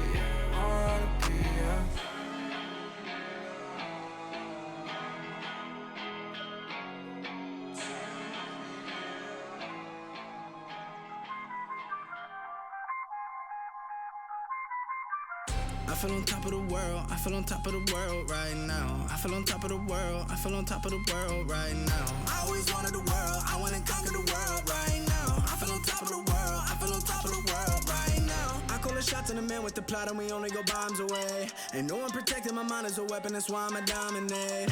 Taking advantage of every second, now I ain't got time to waste. They all tryna sign my name, they want me to sign my name. Counting your blessing while I count that in my winnings. We take 50s and 100s and throw them up to the ceiling. Everything I envision, now everybody gon' witness. Only difference between us is I ain't stop till I finish. I feel on top of the world, I feel on top of the world right now. I feel on top of the world, I feel on top of the world right now. I always wanted the world, I wanna conquer the world right now. I feel on top of the world, I feel on top of the world right now. Savage, you've been distracted, your best my average, there's a reason for that's a fact. So they snapping back, mad at the fact that I don't have a backup plan, I ain't need that. Outworking everybody when I relax, so I ain't tripping about none of y'all feedback. Heard that, wonder when I'm gonna peak at. And that's why you count your blessing while I count that in my winnings. We take 50s and 100s and throw them up to the ceiling. Everything I envision, now everybody gon' witness. Only difference between us is I ain't stop till I finish. I feel on top of the world, I feel on top of the world right now. I feel on top of the world, I feel on top of the world right now. I always wanted the world, I wanna conquer the world right now. I feel on top of the world, I feel on top of the world right now. I feel on top of the world, I feel on top of the world right now. I feel on top of the world, I feel on top of the world right now. I always wanted the world, I wanna conquer the world right now. I feel on top of the world, I feel on top of the world right now.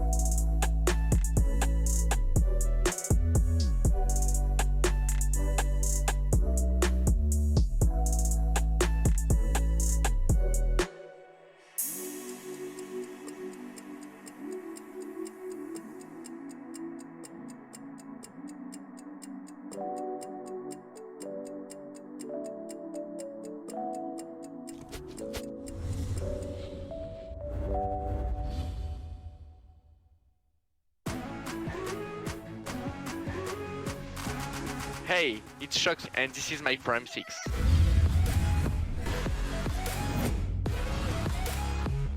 Okay, so for my Prime 6, I will pick Jax as an entry because you always need someone to go first, and he's the type of guy who loves it, who likes it, and who does it really well. And on CS, you always need someone to go first because if no one go first, then you're never gonna win a run. So you better have Jax on your team. And for my anchor, I'm picking Robt. He's been really solid since a lot of time now.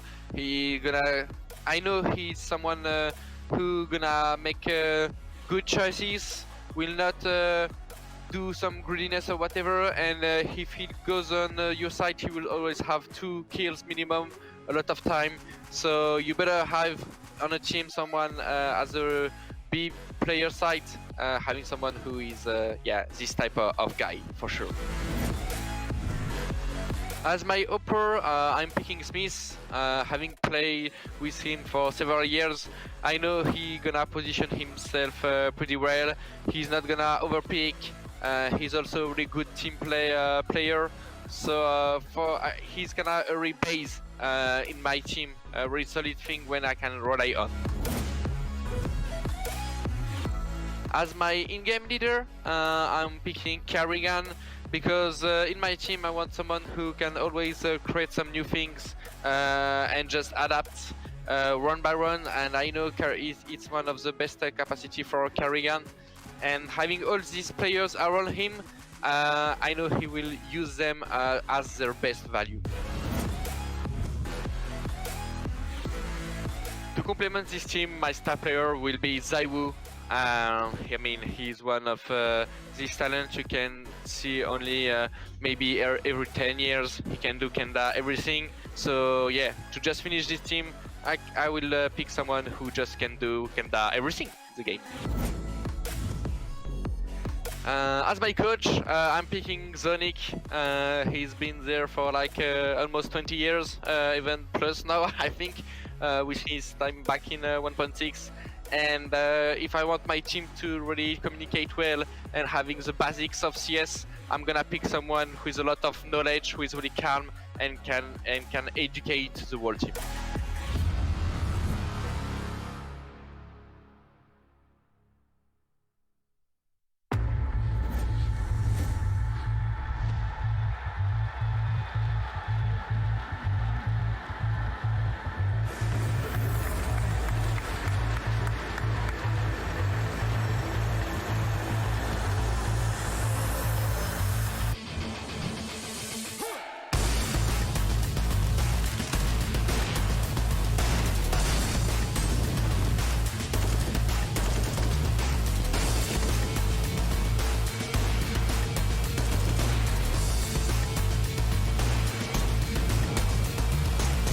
Got the bomb down, but where's Xaiwu's frag? He's got to start posting something, but from where?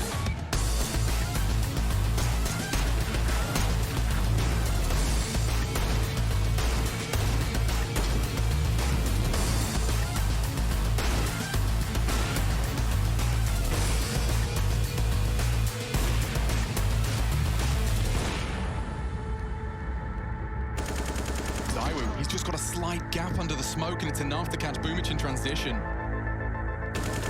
Xaiwu wants to pull it across the line. 2 frags onto 2 of the best. And now swings out for another. He's possessed. Xaiwu won for another ace. Another clutch. It's Perfecto hunting him. No one has been able to knock him on his ass yet. And he's got 6 HP. It didn't stop him before. And it doesn't stop him again. Xaiwu!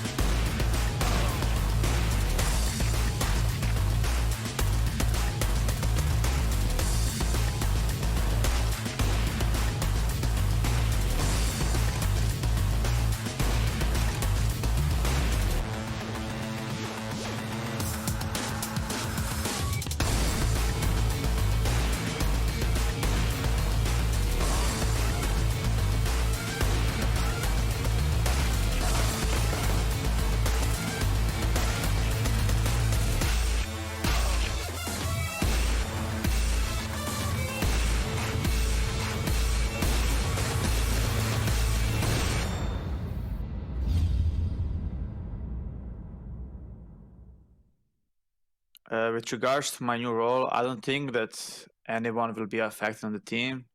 However, I think that Hunter will be doing a much better job than what he did when I was kind of playing his role.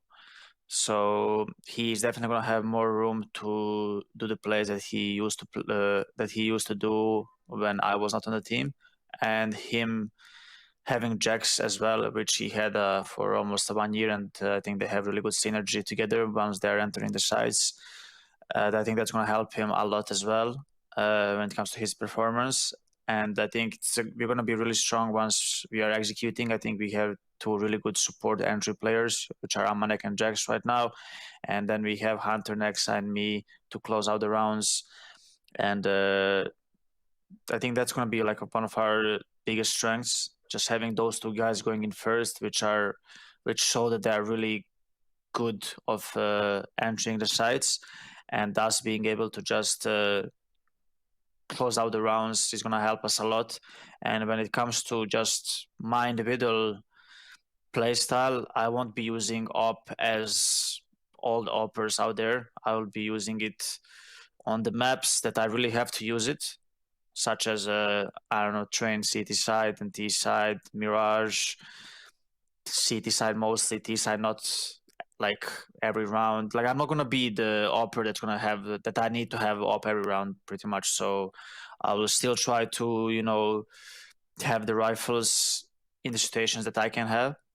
And yeah, I mean, I think that I have a good game sense of being this kind of guy that's behind the team and sending the team in with right support, with right flashes and smokes, and just dictating the tempo sometimes, because the AWPer is most of the time support, right? He's throwing the smoke flashes. So I think that I'll be really good when it comes to communication when I have to send the team into the side. So I think that's gonna help them as well.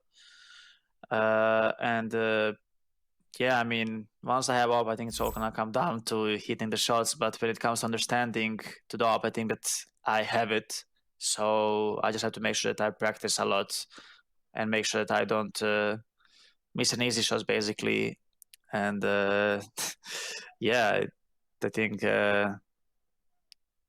it's gonna, like, once when I take a step back in this role, it's gonna give more room for people to, you know, do more plays, such as Hunter, Jax, and Namanek as well, because now they are gonna be like these guys in front, so they have more room to work around, and I will just be supporting them and then closing the round out in the end. So I think it should work really good, but we don't know until we try it, right? So I mean, in practice it has been good, but you just have to replicate it on official games.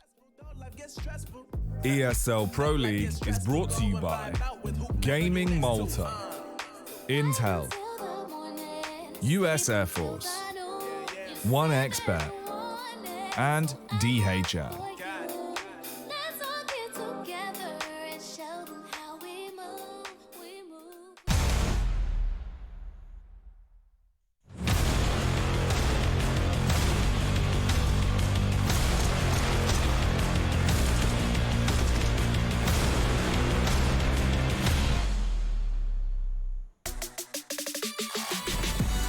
It's time for the match you've all been waiting for. Team Vitality take on G2. And more importantly, Xaiwu takes on Nico in the newly crowned op role for the side of G2. And I cannot wait to see how this one's all going to break down. Jason Kaplan joined by the very pumped, veiny looking pimp here, working at the biceps right before we came back on air, and is looking good on you, man. I'm sorry, I'll bring it back. G2 Vitality, let's go. That's better. That's better. A game that I've been looking very much forward to see for many obvious reasons. Of course, yesterday we saw Xaiwu coming back into shape. He's been struggling a little bit in the beginning of 21 so far, but yesterday he was standing out like being the star he is. And then, of course, going up against G2 with the roster change, with the role change as well. We got to see Nico play with the AWP for the first time yesterday. I wouldn't say he did too bad, but he didn't do good either. It was a little bit of a lackluster performance considering how good he is. So he gets gets up against Xaiwu today, that test in itself is going to be a statement to how well he's going to do for the future as well. I mean, that's a tough test, right? Yes. That's like the hardest test you could possibly imagine having as someone being appointed the op role for the team. But we did hear Nico talk a little bit about in the interview there, saying that he's not going to take it every round. It's not necessarily going to be a hardcore op role every single time. He use it when they need to. But we need to take maybe a closer look at these two players, the two operas for both teams between Nico and Xaiwu. As we heard Kerrigan say before in the interview, you don't want to wake the beast up. And when the beast woke up yesterday, pulling off that 1v5 pistol ace on Dust 2, we know what Xaiwu can do. And you can see here the stats between the two players. He was stellar. Xaiwu yesterday was stellar. He was back to a level where only one player can contest against him. And that's not even Nico. That's simple, right? Those two are the two best players in the world. Hands down, no doubt about it. Now, Nico, yesterday, he was doing all right on Inferno. He was not doing so well on Mirage. He was not really feeling too comfortable. I feel he was being put in positions, right, where he had the chance of making a shot where he was just lacking a little bit. It was the very first time we saw him with the AWP, so it's way, way, way too early to conclude anything. But all I'm saying is that if he struggled yesterday, he'll have to do even better today against Xaiwu, because Xaiwu is a different beast. And I do wonder if Amanek might pick up the op a little bit as well, like we did see yesterday in their match. But let's take a listen in. If you guys missed out on the interview after the G2 match, we talked to Malik, and you can hear what he had to say about Nico. So for the starter, I think we should be all in. That's very important to behave like that. Like if you do the move, you just go all the way. The commitment is key, and he needs to practice. We played Mirage 3-4 times. We decided to play all maps in 1 week instead of focusing on 2 maps, and that's it. So for that reason, he like also a bit of experience about what he can do, and also the play styles and the rounds we have been calling is maybe not the ones that help him shine as well. So that's also a topic. But if he needs to play more AK in the future on some maps, he will. As I said, we just need to win. We just need to build a team that is like dangerous at all times. And if he needs to op less on the map, he will. If he's transitioning really well on the map, he will op. That's as simple as that. Now, we heard it from him, going all in with Nico. It's a very ballsy move, I will say, considering there is a potential chance maybe you won't qualify out of the group. So we expect them still to do so, but it also reinforces the idea that they've realized this isn't going to be a short-term change. This is in for the long haul. It's in for the long haul. He also did say in that interview that he's a star player. Nico is a superstar. By then, we're going to give him all the freedom, all the space to be a superstar. He even brought up I think it was Simple, you know, that does the same thing for Na'Vi. So clearly, the way G2 sees this is that Nico is such a talented player that he should be given any space, any role, whatever he wants to do on the server is whatever Nico is being able to do on the server. I like that. I like the all-in approach. I like the fact that you're realizing, okay, Nico may be a best player, Nico may be a superstar, and there may be some potential we haven't seen from Nico with the AWP. Still too early to tell, right? But it also puts on pressure towards Nico. Yes. Because what if you don't deliver, right? You're investing so much into one guy, and we've seen it before when he was in Mousesports. He can handle it. We've seen it in FaZe as well. He can handle it. But Nico has never been part of a team that for a longer period were the #1 team in the world, and that must be the goal for G2. So I personally am very curious to see how that's going to pan out. I think Nico has the talent to pull it off, but does G2 have whatever it takes to surround him and support him in that sense? I'm not too sure about it just yet. So you're saying he has the talent, but does he have the consistency to play at that level time and time again, like Xaiwu, like Simple? Who does, right? There's only two players. It's like having Cristiano Ronaldo, having Messi, and then you put in Neymar in there, right? Neymar is a fantastic football player, but then does Neymar have the consistency to be compared to the likes of Messi and Cristiano Ronaldo? Most likely not. I'm going to keep nodding because I totally know football. You have no idea about football. Well, there we go. I think a lot of people out there would understand what I'm saying, right? Neymar is a fantastic player, so is Nico. He has the potential to once in a while be up there where you think to yourself, okay, if he could do this every single game he played, he could be compared to the likes of Simple. He could be compared to the likes of Xaiwu, but we haven't seen that from Nico. At least not in the current setting of Counter-Strike. Maybe with this new role where he gets even more space, who knows? It's still way too early to tell, but I'm excited to see it. I think it's a ballsy project, and I will be following it very, very closely. Well, you mentioned Xaiwu, and yesterday, if you guys missed out on an overpass, and Dust 2, of course, you missed out on some crazy clutch, some crazy things that he can do, and you have a certain clip on overpass you want to break down for us. Yes, I kind of want to break down this clutch once again. We have the situation right here where Xaiwu and Misuta is in a 2 versus 3 situation, and you can see there's constant movement going around. Xaiwu is constantly looking for something. Misuta, he will go down in CT spawn in just a couple of seconds. He'll die, and if we stop the clip right here, right? We often talk about how do you win a clutch like this. Well, Xaiwu, he has to isolate these duels. He's in a 1 versus 3. What Xaiwu is going to do is he's going to turn around towards Twist, and he's going to isolate this duel right here using this box as his cover. So as we play out the clip, Xaiwu goes for the duel, and if we stop it right here, That's one duel, right? That's isolated. Now he again can have one duel towards Cold Zero, one duel towards Brokey. He's going left, hide the box, good for the duel against Brokey, and now he's in a 1v1. So even though Xaiwu was in a 1v3, he managed to isolate all the duels to make it a 1v1 every single time. And that is so well done by Xaiwu. We get to see the clip as well from his point of view. And the level of understanding, right? The level of reaction Xaiwu has when he gets into these clutch scenarios is just unheard of. No one in the world, to my understanding, clutch is better than Xaiwu. Yeah, and you were mentioning it yesterday as well, that like every step he took, every movement he made was very specific to making that clutch work. If he moved a different direction at this time, it might not have worked out for him. If he doesn't, position himself here, he might not hit that shot. And that's what makes Xaiwu so good. If I'm not mistaken, the last time we saw Xaiwu go up against G2, he did also clutch out in overtime to win them the game. Let's take a look.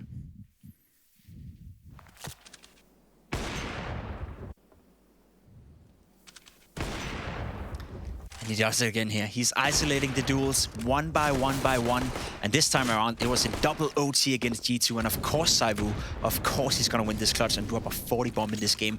There's no one better in the world at clutching. I was having a discussion with one on Twitter yesterday saying, nah, stats don't lie. Siblings is a better clutcher. Sure thing, if you're in 2017 or 2018, Xaiwu last year, Xaiwu this year, no one has the ability to turn a clutch into a winnable round like Xaiwu. We saw it with the 1v5 pistol as well. Siblings is a great clutcher, but as an individual player, nowhere near Xaiwu. Neither is anyone else when it comes to clutching. Simple sometimes have the same ability, the same understanding for the game, but consistently speaking, every single time Xaiwu is in a 1v2, 1v1, 1v3, I can just imagine shots sitting back and thinking, we're going to win this. I mean, okay, so it might not be football terms, but it is terms that I can relate to. With basketball, it's like anytime you watch Michael Jordan play, you know you were in for a good time. You know you're in for flashy plays. And I feel like that's the same thing Xaiwu brings to any game of CS. You know you can depend on him to pull off something crazy, something extraordinary that's going to keep you watching time in and time out. But now I have to kind of transition to something else that's going to be important in this series, the vetoes.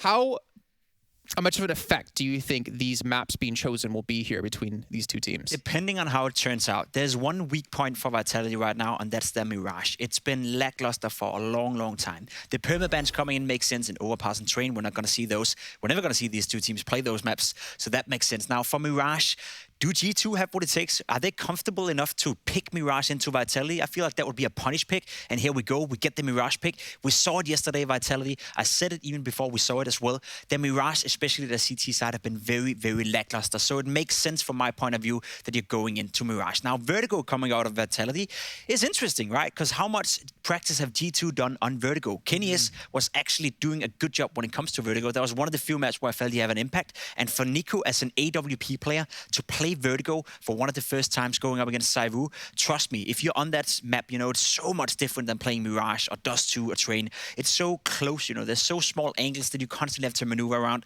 There's always a smoke in place in front of you, and it will be a tough one for Nico. Now, Dust 2 is a third and deciding map. This is where Vitality is very happy. They're one of the best teams in the world on Dust 2. They showed it yesterday against FaZe Clan as well, that they still play that map to a very high level. So just by judging the veto here, if G2 want to win, they need to win 2-0, because they're not going to win 2-1. I think Vitality are too strong on Dust 2, so this is their chance, right? They have to pick Mirage, which they did. They have to beat Vertigo. Otherwise, if we get out to a third map, I'm afraid that Vitality still, given their experience as a team, have too much cohesion together to deal with this G2 lineup. Very true indeed, and we're seeing even our Epics.gg players to watch in this one. And, it's not very often you see a 100 overall rating, but Xaiwu has definitely earned it. You can see Nico up to 88. But I want to throw our minds back to what, Nico was saying in an interview right before we got into this, of saying, like, I'll run the op when we need it. We saw Mirage yesterday. Omnic ran it, actually. It wasn't even him to be necessarily the one to do it.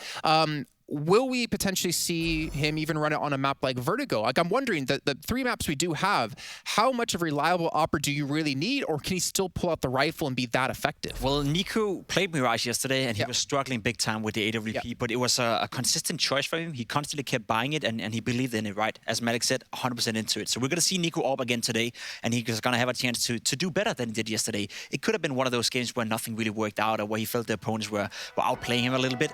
On Dust 2, Nico is a world-class AWP. He showed that in FaZe Clan, so I wouldn't necessarily worry on that behalf. Vertigo is the big question mark for me. I think that's going to be a big task for G2. Well, you know what? Vertigo will be happening. It won't be the first map. It'll be map number 2, so we have to get into our first one here with 2 new casters as well. They haven't shown their faces yet today because, you know what? We don't really want to see their faces. We just want to hear their beautiful voices. Let's head over to Harry and Hugo to kick off map 1. Ah, how nice of JCap. How lovely is that guy? Aren't we all just thrilled to have him here? Are we? Now you're more toxic than him, Harry. Yeah, right? It's funny how that can happen, JCap. Yeah. Well, thank you for the throw. I'm sorry for my colleague. And yeah, we're ready. We're excited. French derby, although not really, but also sort of. Yeah, G2 so French. Yeah, well, they are now. They got Jax back in the server, something to keep an eye on. Yeah, I mean, thank God they got rid of Kenny, that not French guy. Yeah, it didn't really work, did it? Either way, here we are, G2 Vitality, and we're back on Mirage. We saw this yesterday from G2, so let's see how things are looking in comparison. They managed a 2-0 NIP, close maps, Vitality. Taking a peek into middle, Shox gets out of the connector that's already smoked, and G2 starts to run amok, starts to run fast through Con. Shox, nice shot, but he won't get any more done. And Xaiwu for the back of spawn, picking off a single kill. His teammate does die on the balcony, and the window isn't broken either, so Hunter can't flank these CT players, but he's calling the rotates. He hears every footstep. Bomb getting planted, Vitality with no kit, in for a retake. And all three coming from CT. The P250 of Nexa down in Con isn't even needed. Hunter just pushes ahead, takes all those fights. Jax as well getting stuck in. And so G2, they find that pistol. That's an intriguing start. Certainly sets us up for an exciting series, Hugo. Yes, indeed. Yeah, Vertigo in the pool, that's, you know, always cool. Oh, I'm really feeling CS today, man. I'm so... Just you wait till the real guns get into play, man. That's where things are going to go up a notch. Sorry, I didn't want to cut you off just with me growling. No, it's fine. Growl ahead, growl away, growl ahead. Right now, Vitality, that's a well-timed Felt like I sounded like a mob from Minecraft. Minecraft YouTubers or content creators, big on CSGO right now. They're going big on the CSGO trade, I've seen. Well, nowhere better to go. So shout out any of our new Minecrafting viewers. Sometimes you got to learn to craft before you can mine. Wow. You know what I mean? No, not at all. It's deep. Well, G2 are pretty deep on cat right now. Moving up to a B split, no info. So I was trying to grab it. Can he actually stop someone? There's util down and G2 come around the corner. Scout shot is good. Any more from Apex? He just misses that second player, but they're up close, killing Masuta, who's hidden in the smoke, not to his own choice. Scout gets a tag, but nothing more. That's a good D from Xaiwu. Can he make this round a reality, or will it be G2 back on the board? But that kill going in the way of Xaiwu, he's looking to try and get another pick into this site. Oh, running them down. The bomb plant comes in. Xaiwu cut down by Hunter. And now it's left onto RPK. A 1v2 to navigate between Nico and Hunter. And already dinked down low on that first peak. The odds of RPK finding anything here out the window. G2, 2-0. They get the conversion. You thought with the scout getting openings, Xaiwu coming in with a couple of digs, right? Maybe there was a bit more of a chance there for Vitality. If Xaiwu had armor, man, you know, maybe he hits that headshot on the van player. He just gets tagged up. G2 looked for a pick into the B site, but that plan got axed, Hugo. Like a pickaxe, like Minecraft. Is today Minecraft day? Today's Minecraft themed. When's the last time you played it? A long time ago now. Gotta say. But Rush talks about it all the time, so I live it out through him. X is on a bit of a speed run right now. He's already at connector at 140. His team are B, so smoking top con, that cuts off Xaiwu from being able to kill players crossing short. Not that they're doing it yet, the bomb will be coming. Nex is backed out. Nice molly from lower, and Nexa finishes the job. Shox is trapped. Another re-smoke on the connector side. Vitality have so little info, but they know G2 are in middle. That's something at least, but still defaulting. One on B, one on A. Options are open, seeing if these CTs decide to get aggressive. They will not. And this should really be a clean third round. Wouldn't be surprised to even see G2 run a bonus in that next round, maybe upgrade one gun and keep a couple of SMGs for another faster B play. Exa waiting, rewarded by Apex. That's a good shot, Xaiwu. Avoid it, mate. Get out of there. Go B, and G2 will. Only one man here. Easy clear. 3-0 looking inevitable.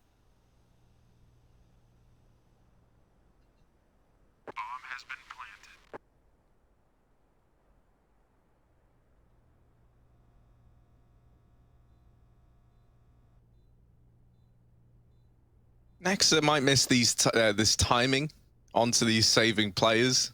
It's now or never. That's actually pretty good, yeah. All right. Oh. That's funny. I'm glad you like your That's jokes, funny. Harry.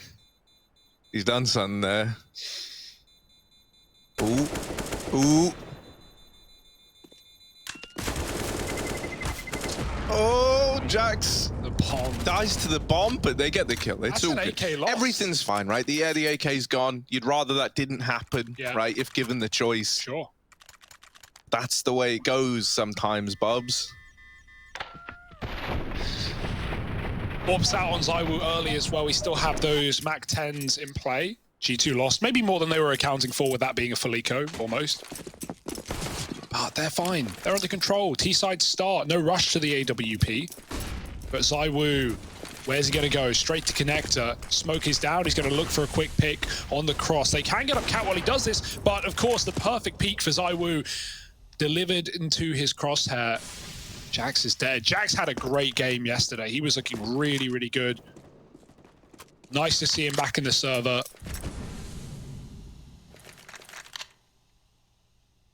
Looking like an A-crunch for G2. Not a lot to play with. Late mid-smoke coming into the window.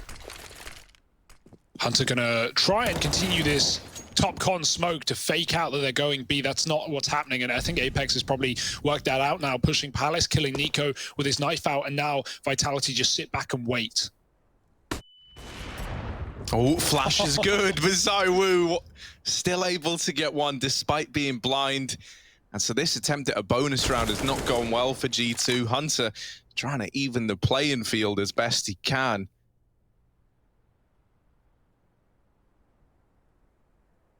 Pushed up deep in Palace, right? It's Apex. That's someone else you got to worry about here if you're G2. Xaiwu. Oh. Just isolating each and every one of these fights. They try to flash Hunter in, and Xaiwu striking after the flashbang is told, puts Vitality onto their first, nice and early. What a painful round to play up against if you're G2 there, right? Xaiwu, after he gets that first couple, he drops out, and CT goes all the way back, and Apex makes that call. Like, I'm in Palace, I'm gonna let them out. You know, they can have the bomb site if they want it, but they won't be getting a plant. And Xaiwu goes, fine, I'll play CT. The flash comes in, he waits for it to pop, he re-peeks off of it, free kill. Nothing you can do if you're G2. If you don't flash, watch him be scoping. If you do flash, well, he'll re-peek. 3 kills from Xaiwu, and Vitality find their first. It's all too familiar territory. And now the money, really not that great for G2 either. Definitely buy here. You got a couple of rifles, 3 at least. Nexa could buy an AWP, but he's rather going to drop over AKs. And actually, that will arm 4 players here if he doesn't buy utility. So options are open, and yeah, he'll go for a Galil to buy some grenades. That's what Nexa does. Team player, in-game leader.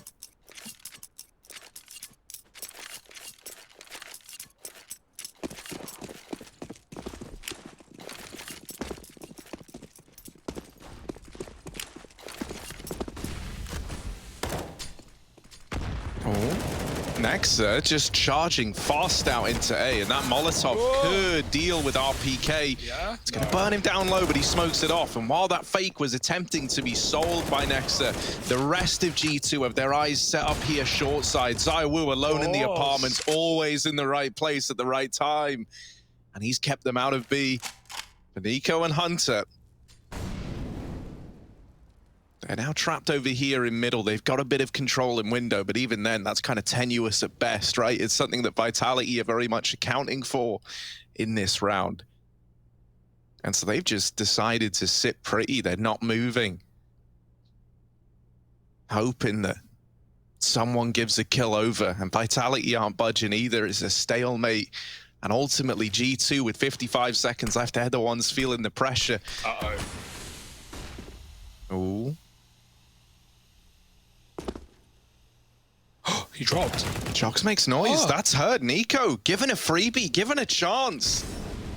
Oh dear, that's not what you wanted if you were Vitality. You had this round in the bag. Now low HP RPK is the only man trying to hold on to this A bomb site. Losing Shoxy there might really come back to hurt Vitality. Xaiwu, the pressure is on for him. Down into mid he goes, can't afford to miss this shot to Nico. And there's the flick, deals with Nico the second time around. It's left onto Hunter. Now RPK, not much of a threat here, not much of a problem. It is Xaiwu, the man that you're worried about if you're Hunter. Trying to flash him off the angle, he's tapped him out of the round and now down to the 1v1, but RPK is quick on his feet and even quicker on the trigger. Vitality, they take a second, and I say Xaiwu wasn't the man to worry about. Well, was the man to worry about. Hunter brushes him aside, but can't get past the 4 HP RPK. Yeah, no thanks to Shox there.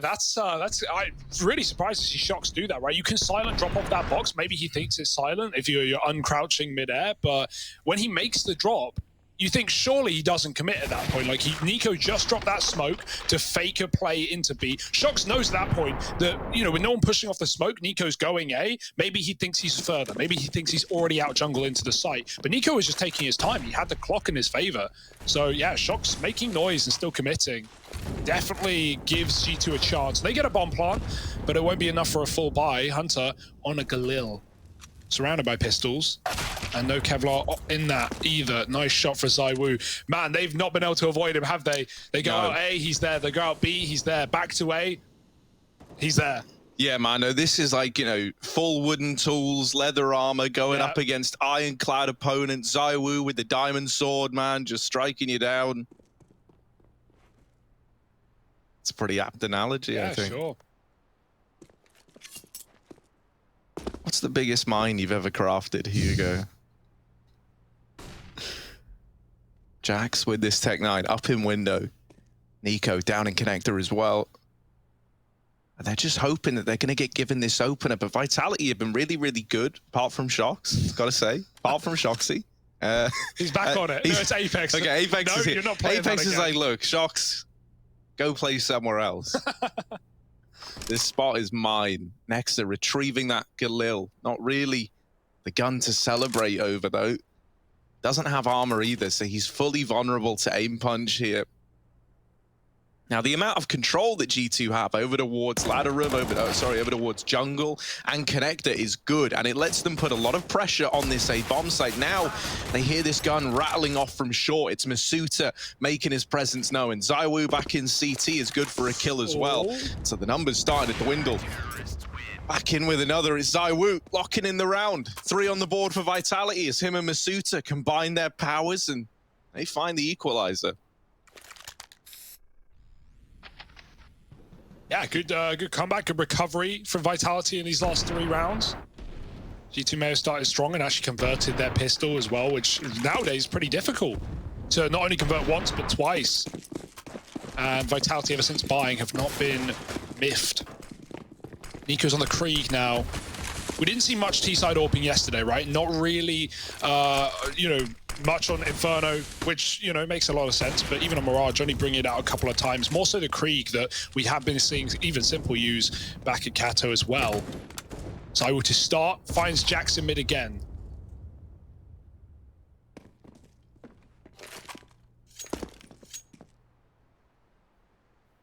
Vitality start to spread this B site thinly, moving over towards A. Triple setup, they can re-aggress if they want. Apex smoking the ramp. Not to worry about. Nexus in Palace, though. G2 still defaulting, hoping for something to come their way. But from what we've seen from, you know, the Shox/Apex position outside window, even though he does push through, let's forget about that. Like, the fact that Vitality are playing that consistently shows that they're not giving kills. They're not fighting in man advantages. They're making G2 commit. And I actually really like that spot. There is no way you can get punished on it. You can't get killed, really. And G2 don't really even know about it yet. Like, they've not seen anyone on top of those boxes. They've just heard them come through. Now an A play, 40 seconds, good grenade, and it does a lot of damage. RPK, oh, he lines them up, 2 kills. Xaiwu covers onto Nexa, now Nico in connector, and nice wallbang, but 1-on-4. Oh, he's got the taps. Maybe there's a chance. Time is the biggest problem, though. Yeah, 24 seconds. And into the A site he goes. He does have this bomb, but it's the player in Palace, Apex, just being patient. It's going to cause him a world of problems here.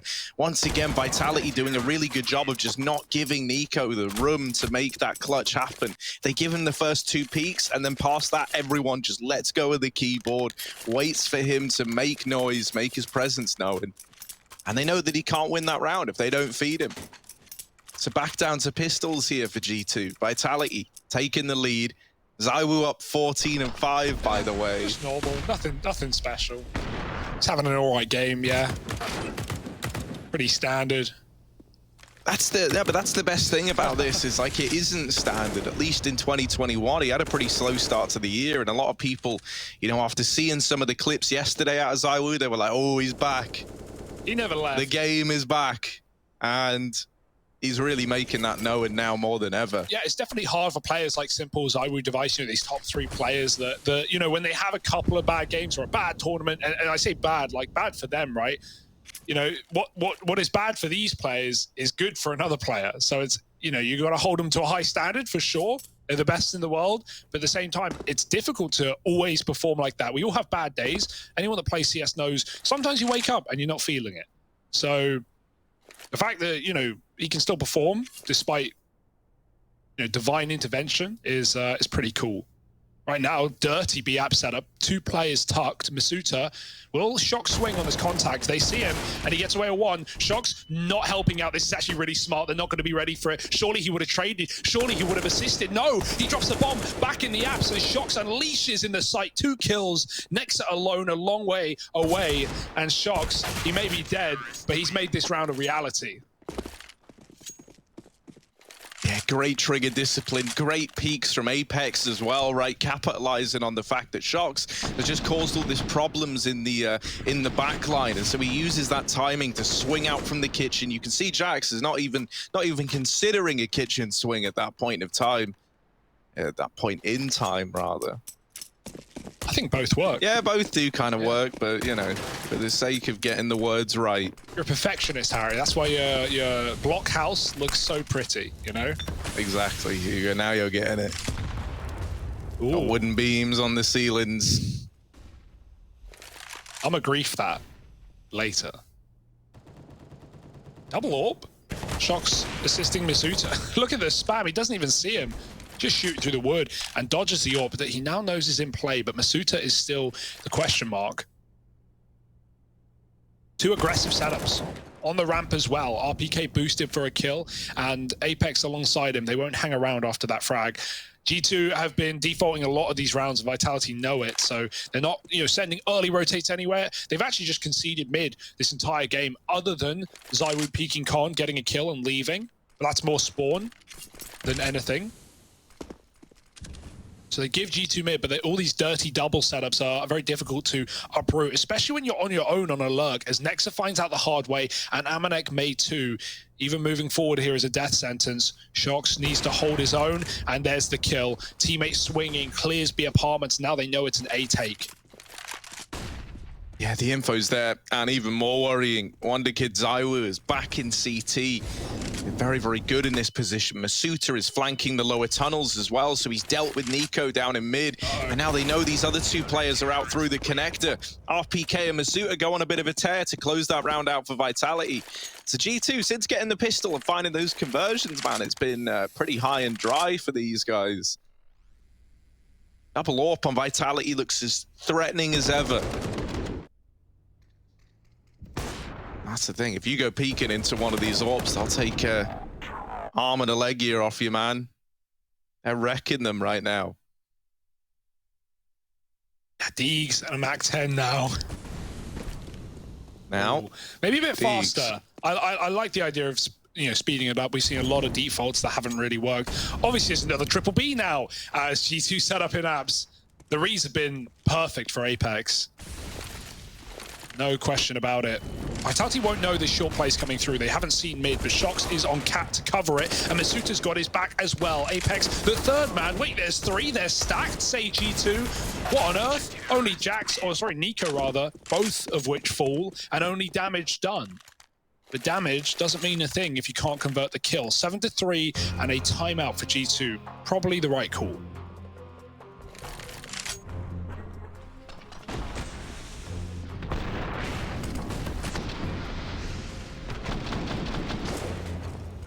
Vitality made a wrong call yet. Like that's what I was about to say. Right? You've got to love and respect what we're getting out of Vitality, right? Like, as you say, the reads have been there, the individuals have been showing up, just the kind of like the knowledge that they're displaying right now is terrifying. Clearly a very good read as to what G2 like to do, familiar with them. I mean, you know, there was a point in time where like this matchup would have been sick, right? Like I think if you got G2 like when they were in their prime versus a Vitality in their prime, this is one of these matchups where you're like, man, two big French daddies going head to head.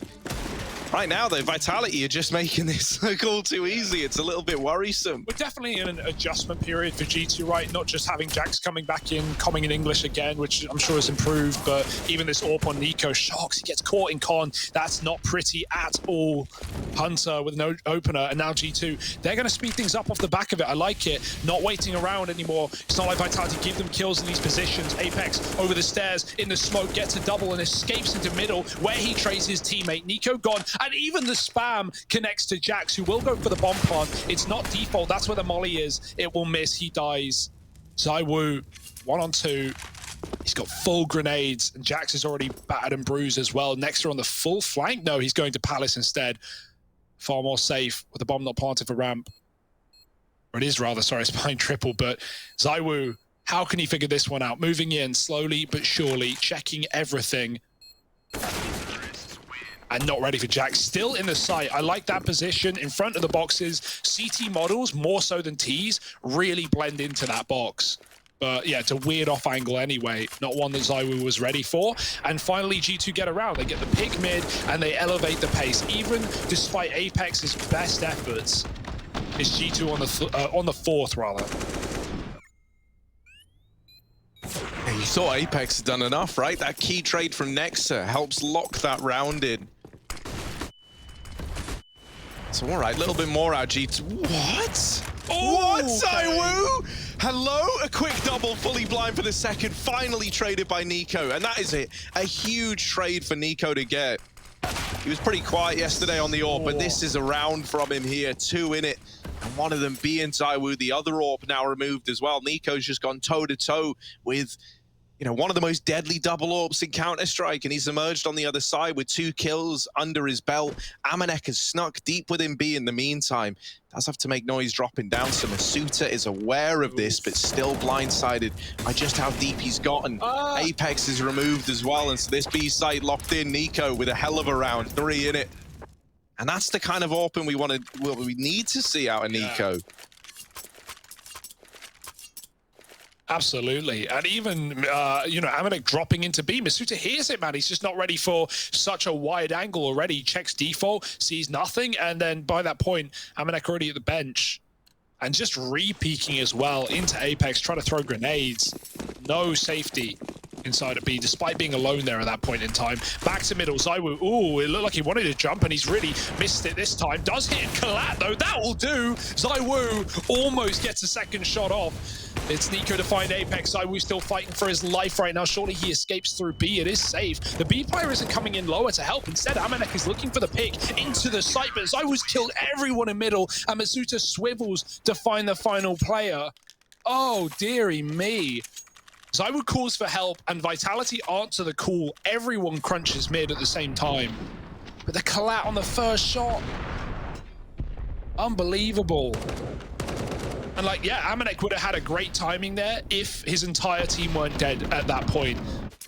Other way to look at it is he could have dropped lower and killed Xaiwu. Obviously smoked off, but nowhere to go. All right, back in with a round, and they break G2's money instantly.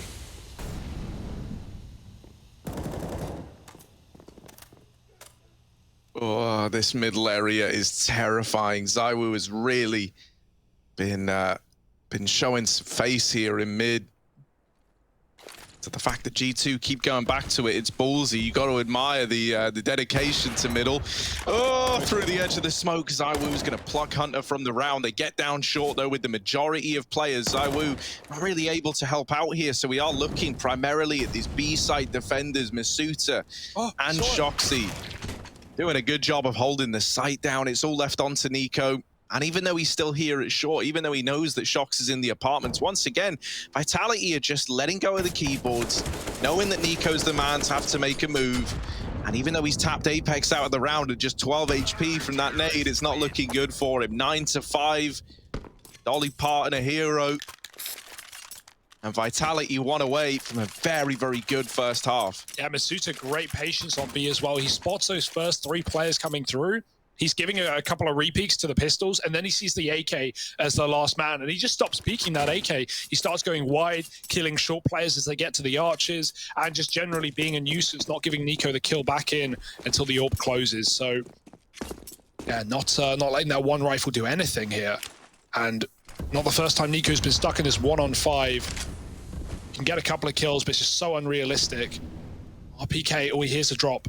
He knows there are players behind this smoke, but he doesn't want to shoot because he could get spammed right back. They flash through and he's there, ready to fight. Tooth and nail, RPK with a 3K. And now Nico trading through the smoke, but feels too little too late. Hunter's under.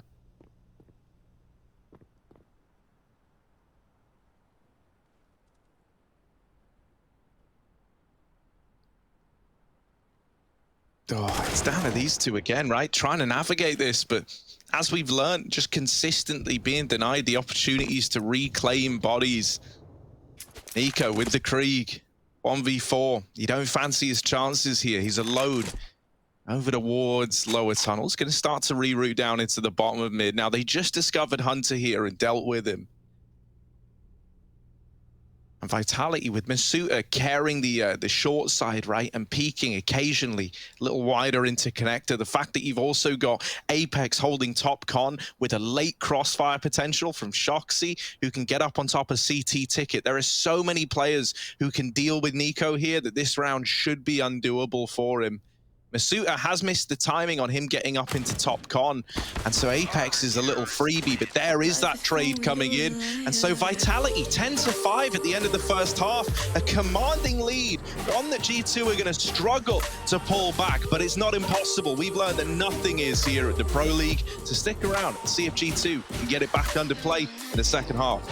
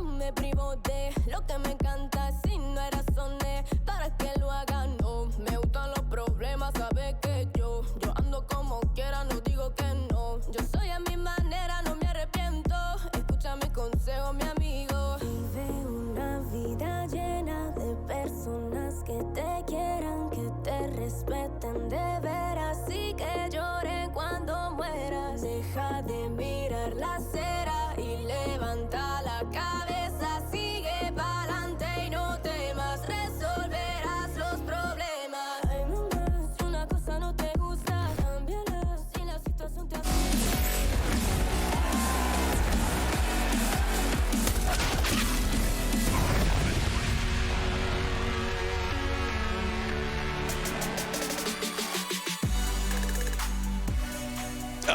Video games, don't they feel good on a nice, what day is it? Saturday? Sunday? Sunday, everybody! Yeah. Thank you all for tuning in on a Sunday. Lots of fun on a Sunday. That's why they call it Fun Day, where I'm from. Where are you from? Here, UK, mate. Oh, okay. UK. Never heard it. We all call it that Yeah. here in the UK, here in Britain. Nico looking out into middle. He's not having a fun day thus far, though, because they forced him out of the window. And now they're taking the window by storm. Look at this, the speed, the pace. They're in your face. They're in the A site. And a bomb plant looking to come in, but Nico has got the opener. Yeah, bomb is open, not for the connector, but for ramp, for jungle as well. And we know that Vitality already have this window control. The B play comes in, they push apps, one flanking, one under. Xaiwu ready. Oh, he looks away. Timing is everything, and Hunter's found it to perfection. 2 kills for G2. This retake starting off strong, and oh, Nico hasn't moved. Masuta walks in. RPK tapped out. It's the Kovac cousins killing everyone, and Jax finally responds as G2 take a flawless pistol round, giving away a lot of room, but then taking it right back on the retake. They had everything, the double B push, the underflank. Xaiwu very unfortunate on that timing, looks away to top mid. And at that point, not much Vitality can do but die, and got a gun thrown over, an AK gifted to Shox by Apex. Xaiwu's done the same. So Vitality arming themselves. Oh, Xaiwu's got armor with the AK. Nice to see him with that weapon. He's having a great game right now with the AWP. G2, this is them not wanting to run SMGs, and look at the result of that. 4 FAMASes. Not the prettiest gun, but knowing that Vitality are likely going to force off of the bomb plant, it's a safe play for G2. Safe as you can get with such little money.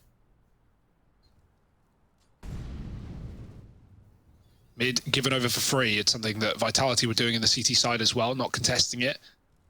AAA site setup, all committed as well. Nico watching connector. Will be that A split. Apex coming to Ram now. He is going to get chewed up here. No armor scout. Exo dropping the smoke on the timing, and now Apex is kind of rendered useless for this point in time. Vitality going to crunch. The timing on that crouch is not good, but Nico gets out a little bit further back. The smoke dropped. Jax traded through it, and now Xaiwu getting up close. Scary stuff. Nico hitting headshots from the back of the site, and Nexa comes through as well with a perfect kill. Oh, it's just Xaiwu, but we know what he can do. 3 kills in the round, looking for the ace. Yeah, surely not, right? Surely. As he goes back to get this bomb, he's been able to retrieve it through the smoke. There's the peek from Hunter that we were waiting for. And so they get it back under control. It got a little bit scary, only for a moment, though. 7 on the board for G2. They get that round converted. And they even get an AK out of it as well. So they're pretty happy with that. Good stuff from Nico here in the sight hold, right? Doesn't let up. The only man able to deal with him is Xaiwu. Hunter there to deny the victory.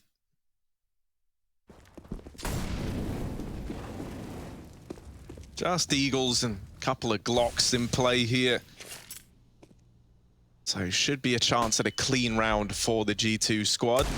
Jax holding on to middle. Oh, goes toe-to-toe with Apex's Deagle and learns to regret it.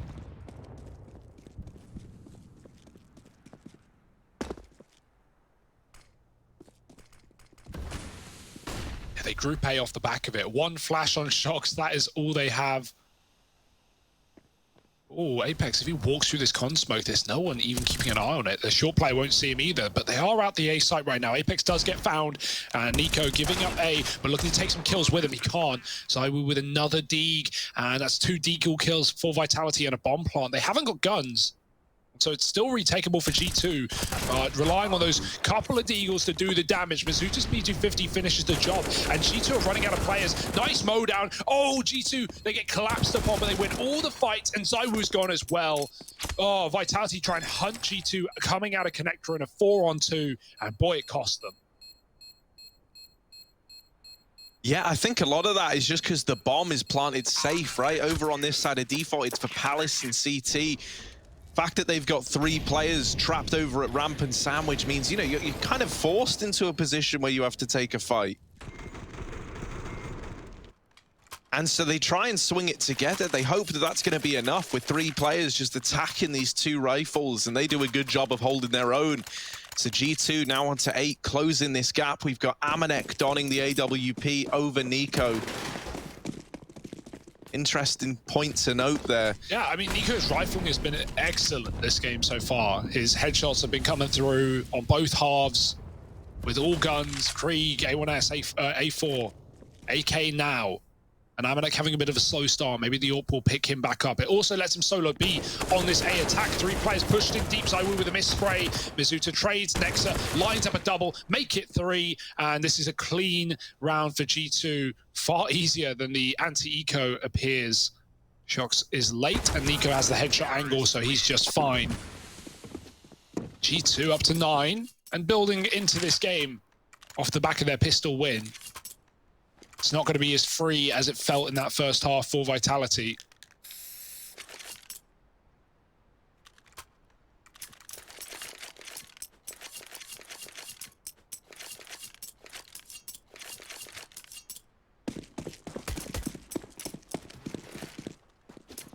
Yeah, now this is getting very, very interesting, right? Xaiwu donning this AWP, finally given a chance to bring it out on the T side. A lot of B pressure early. 2 players here.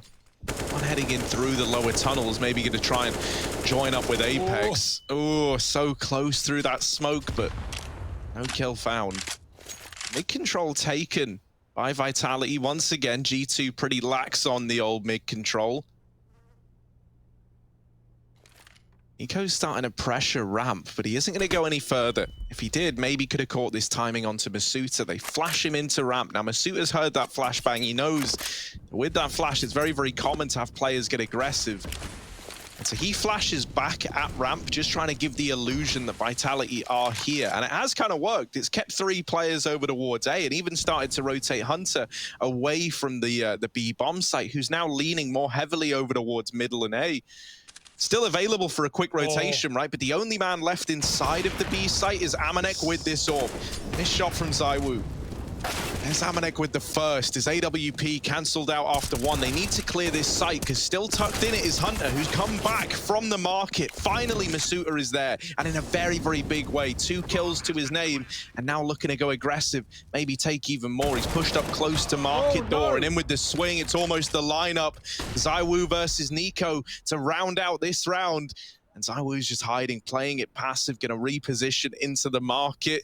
Nico still waiting at short, still waiting patiently, hoping Xaiwu gives him this kill, but he's not budging. Bombs planted for the apartments. Nico, no idea where Xaiwu could be, having to clear all of these angles as he moves in to get on this bomb. And with how much time there is, he's got to get on it now or else there just isn't time. And with that kill, it's going to be close. It's going to be very, very close, in fact. And G2, they get it. It's down to the wire. But the long rotation in from Nico works wonders. Yeah, I thought Xaiwu was going to go for the fight. He thought Nico was way deeper than he was when he dropped that flash. He was clearing a lot of close corners. Nico as well doesn't know where Xaiwu is. He's looking at the right side of the site because that was the last call. But Xaiwu crossed out, and Nico spent so much time clearing dead angles and still gets the kill at the last second. Last possible second. So a crucial round there for G2. Double up now in. Xaiwu can't afford his. Nico makes the cat jump. Oh boy, we're fast into this one. Running down mid of Vitality. Nico caught by Shox, who was up and past thanks to the smoke. Almost jumps window there as well. It was an option. No one on short. Double apps push instead here. Something Vitality were frequenting in their first half. Shox behind the smoke. Jax on the other side, fading already. And Jax starting to concede, falling back a little bit to CT. Already down a man. Things are getting awkward. Vitality have free reign over that A site, and now they're starting to piece that together too. G2 hear this util go through. They hear the pre-fire spray, and now they know it's all down to a retake on that A site. Oh no. Oh, Amanek, there it is, through the smoke. It's good to delete RPK. Xaiwu now realizing they've got this lined up, so he's had to plant pretty open here. Still gets that bomb down. A 4-on-4, that's enticed G2. It's made them believe in the retake, and with Hunter nailing Apex up in Palace, the move now starting to pick up a little bit of pace for G2. As mentioned, the bomb plant is very, very open, right? You can watch it from jungle, you can watch it from ramp, from con. Well, kind of con. You need to go pretty deep up the connector. Oh, Masuta taking gunfights, but they do tap the bomb, trying to bait more peaks. This time they're sticking it, but Jax is taken off the defuse by Xaiwu, and at the very, very end, he's tried to clutch the round. The nade is enough for Amanek, and it's another close defuse going in favor of G2, now in the lead at 11-10. The fact that G2 is shutting down Xaiwu in clutch situations is really impressive right now, right? Like, these rounds are typically Xaiwu rounds. I've got to say, some of the 1v1s, some of the 1v2s, post-plant, bomb for him, AK, like, he's in great positions and still gets dunked by an HE grenade. Kills 2 in that 1-on-3.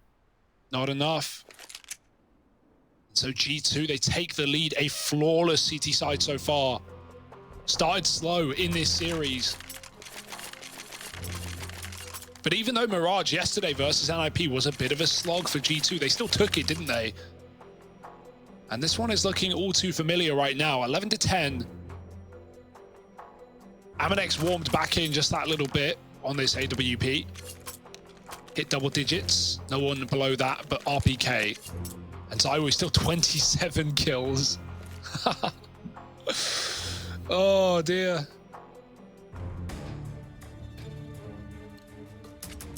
Amanek now warping over Nico. Still no money for the T-side orb. For Vitality either. Mid util down, and Vitality will be running amok. Setting up for an A split, trying to come through connector. Jax on this position again, and already calling for a B rotate. They've read this well through the smoke. Jax gets a kill. He gets caught in no man's land though. Still 3 players here, 2 tucked in on the site. Nico waiting for the palace swing. That smoke complicates matters. He might have a gap on the bottom right of it, but Masuta's already coming in through con, and now Nico diverted, does get that kill. Smoke drop, next a peek. They were never ready for it after already seeing 2 in the site, and next gets dropped on. Nico spammed out, and somehow Vitality have made this round interesting. They're going to reset, and I love this call. Yeah, right. Resetting here, it's a nice play to make. It is a bit of a double-edged sword, right? Because you give up this 2-on-2 inside of the site, and it gives time for G2 to try and reposition. Vitality, it all comes down to how they use it, and if they're able to like game the minds of G2, and that is exactly what's happening right now. Amanek has rotated to B, throwing a Molotov into the B apartments, and now is actually coming back. Hunter just needs to stay alive for even a moment, and getting away with that first kill is a hell of a start. Now the rotation up through con on this orb from Amanek is good and well timed, and it allows that kill to come in without that round ever getting scary for G2. Oh, that looked like Vitality's, man. The fact that Amanek, even though he makes a good call to get out, throw the molly, and still return to A with good time left, Hunter, he's looking the wrong way, mate. He's looking at con, and he gets swung from Palace and still wins that 1v1. Helps that G2 had 4 players A from almost the get-go, right? They had an early rotate of Hunter, so everyone was here. And even though Vitality reset, not for long. 12-10, and now pistols for the French side. Or at least more French side of the 2.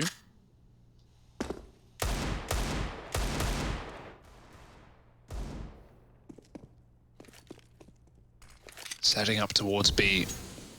Not had many attacks here, G2. Only 2 players. But we do have that AWP in position. Watching the apartments right now. Deep flash will get him off the angle. Takes a shot. Now the Mac-10 starts to unleash. Shox looking to hunt down this AWP. All it takes is a single miss shot. Shox has a kill. Now Hunter stalling at the back of the site. Low on ammo. That's the A1S. And it's going to betray him as Shox grabs himself an AWP and pushes him further. Oh, if he catches this last man in rotation, that could be huge. RPK still holding down the site. Jax is in late from short side. They catch RPK leaving. Now Shock's pushed up, needed that kill. Nexa not missing a beat. Keeps G2 in the lead, 13-10. This CT side has been wonderful from G2. Getting a lot of mileage out of the Kovacs, right? Nico and Hunter both looking good there. Nico really holding his own inside of the A site. And I think already, that's a pretty noticeable difference between this game and what we saw yesterday out of Nico, right? It was a lot of connector fighting for Nico in that series, a lot of connector fighting, whereas now he's playing in towards the A site on like default, right? And getting kind of set up for his team, helping set his team up as well. Him and Nexa have had some really nice like double plays with Nico drawing the attention in while Nexa gets away with murder under Palace. Also just not AWPing as well, so that's another reason why he's not going for these spawn picks, taking early peeks into mid, leaving the AWP on B right now. It's doing its job. Amanex usually getting 1-for-1.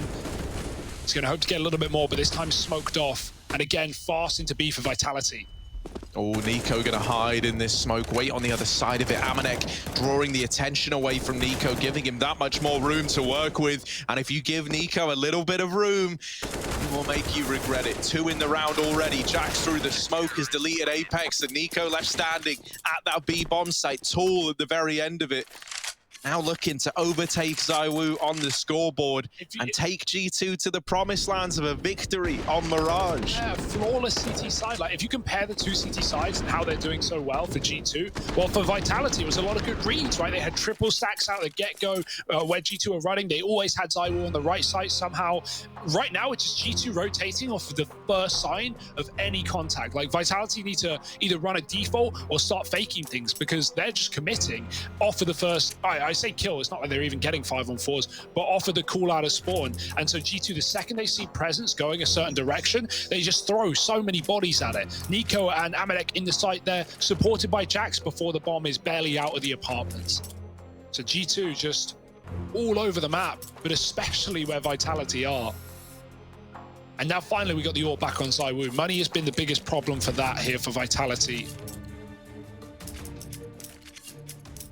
Nico's got a spawn. Is he going to do anything with it? Just crossing towards B safely. No, jumping window. And they're even going to try and take some control. Apex, all flash. He doesn't know. I don't think he saw them. He swings out, seemingly aware, and Nico does get that trade. It's low HP, but he gets away alive. Vitality was set up towards that B bomb site early. Oh, flashed out and still gets the kill.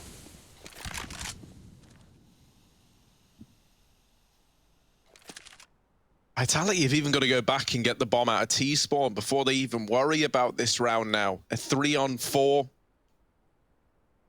Shock still left behind up in the apartments, and Masuta grabbing the bomb from T-spawn, looking like it could culminate in a late B play here for Vitality. Out into middle they go. Amanek is peeking it short, and they are about to be delivered a window peek potentially. Nico will decide against it. Checks the lower tunnels and now reroutes in through CT. Gonna join up with Nexa in this position. So stacked 2 at either bomb site right now, RG2. Shock's maybe gonna try and sell this lurk into B, but he keeps getting re-smoked. Molotov at short immediately baits a bit of a rotation out of Hunter, right? Who's now cautious about this mid-rotation. Amanek catches Shocks in the apartments, and Xaiwu late up through the catwalk while Hunter is still holding for this wrap in through jungle. A very good read from G2 as to what real estate these players have and what they could be looking to do with it. Bombs up through Con. They hear these footsteps, right? Hunter can hear them thanks to his window position with 2 tucked back in CT. Even though Nico doesn't get that kill, it's a bait and switch. It's all designed for this late peek from Nexa. Bomb plant denied. G2 up to 15. And they're about to reverse sweep this first half. A dominant first half for Vitality. And now Vitality haven't even managed a single T-side round. The game plan is so good for G2. I'm loving what we're seeing. Like, the AWP has never been in a position for Xaiwu to get like a 1v1. Like, it's not like he can go mid and get that first pick because they're not giving it to him. Amanek is like anchoring B with an AWP right now. Nico's floating and he's winning all his fights. 15 to 10, no T rounds, smoking Molotovs, desperation for RPK, and he hasn't even got support. He's dead at the first hurdle. Bombing Palace, and through the connector they run. Hunter is here to stop it, and he mows them all down. 3 kills for Hunter, and get out of town, Vitality. Apex will never check for the second man, and what a game for G2 Esports, storming through the CT side, flawless in the second half, and they take their map pick. Vertigo up next, but first the desk, and join us after the break.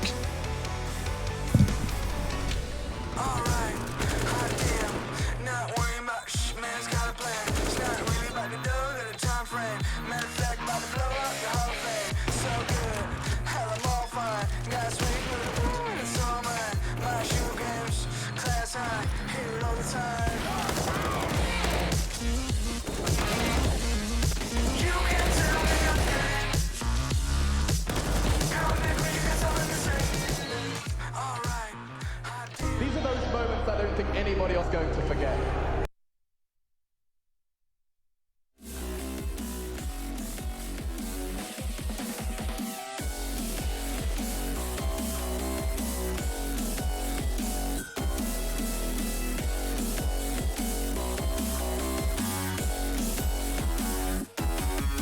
Set aside your subdivide. I'll show you how it's done. There's no sight we go inside. The man is the one. You build your walls with faith in God. They never come around. Then wonder why we all defy the burden to be born. We're coming home with a mission to bring an end to a terrible land. We are here to your omission. We are many of one. We're coming home with a mission to tear you down from your undeserved throne. We can take your conviction. We are many of one. You may call it a virus, but we call it the antidote. It's an answer to silence. The future is here to revolt.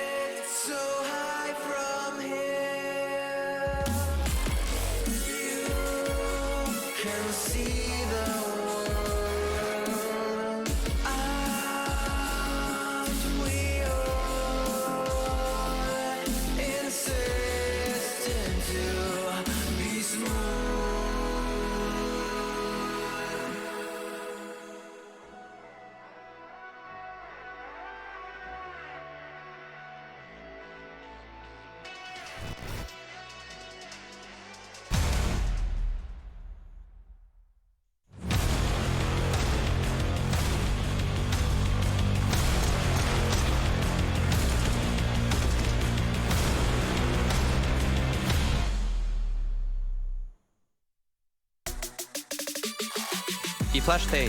That's Ups. 2v1. Nice! Let's go! Nice bait, Jackie. Nice. I'm happy you. And G2, after the first half, after the beating they took, they come out big, denying any single rounds of Vitality on the T side, and get themselves a 1-0 lead overall within this series. But Vertigo still to come up next, and we still have to go through our match breakdown here with myself, Jason Kaplan, joined by Pimp.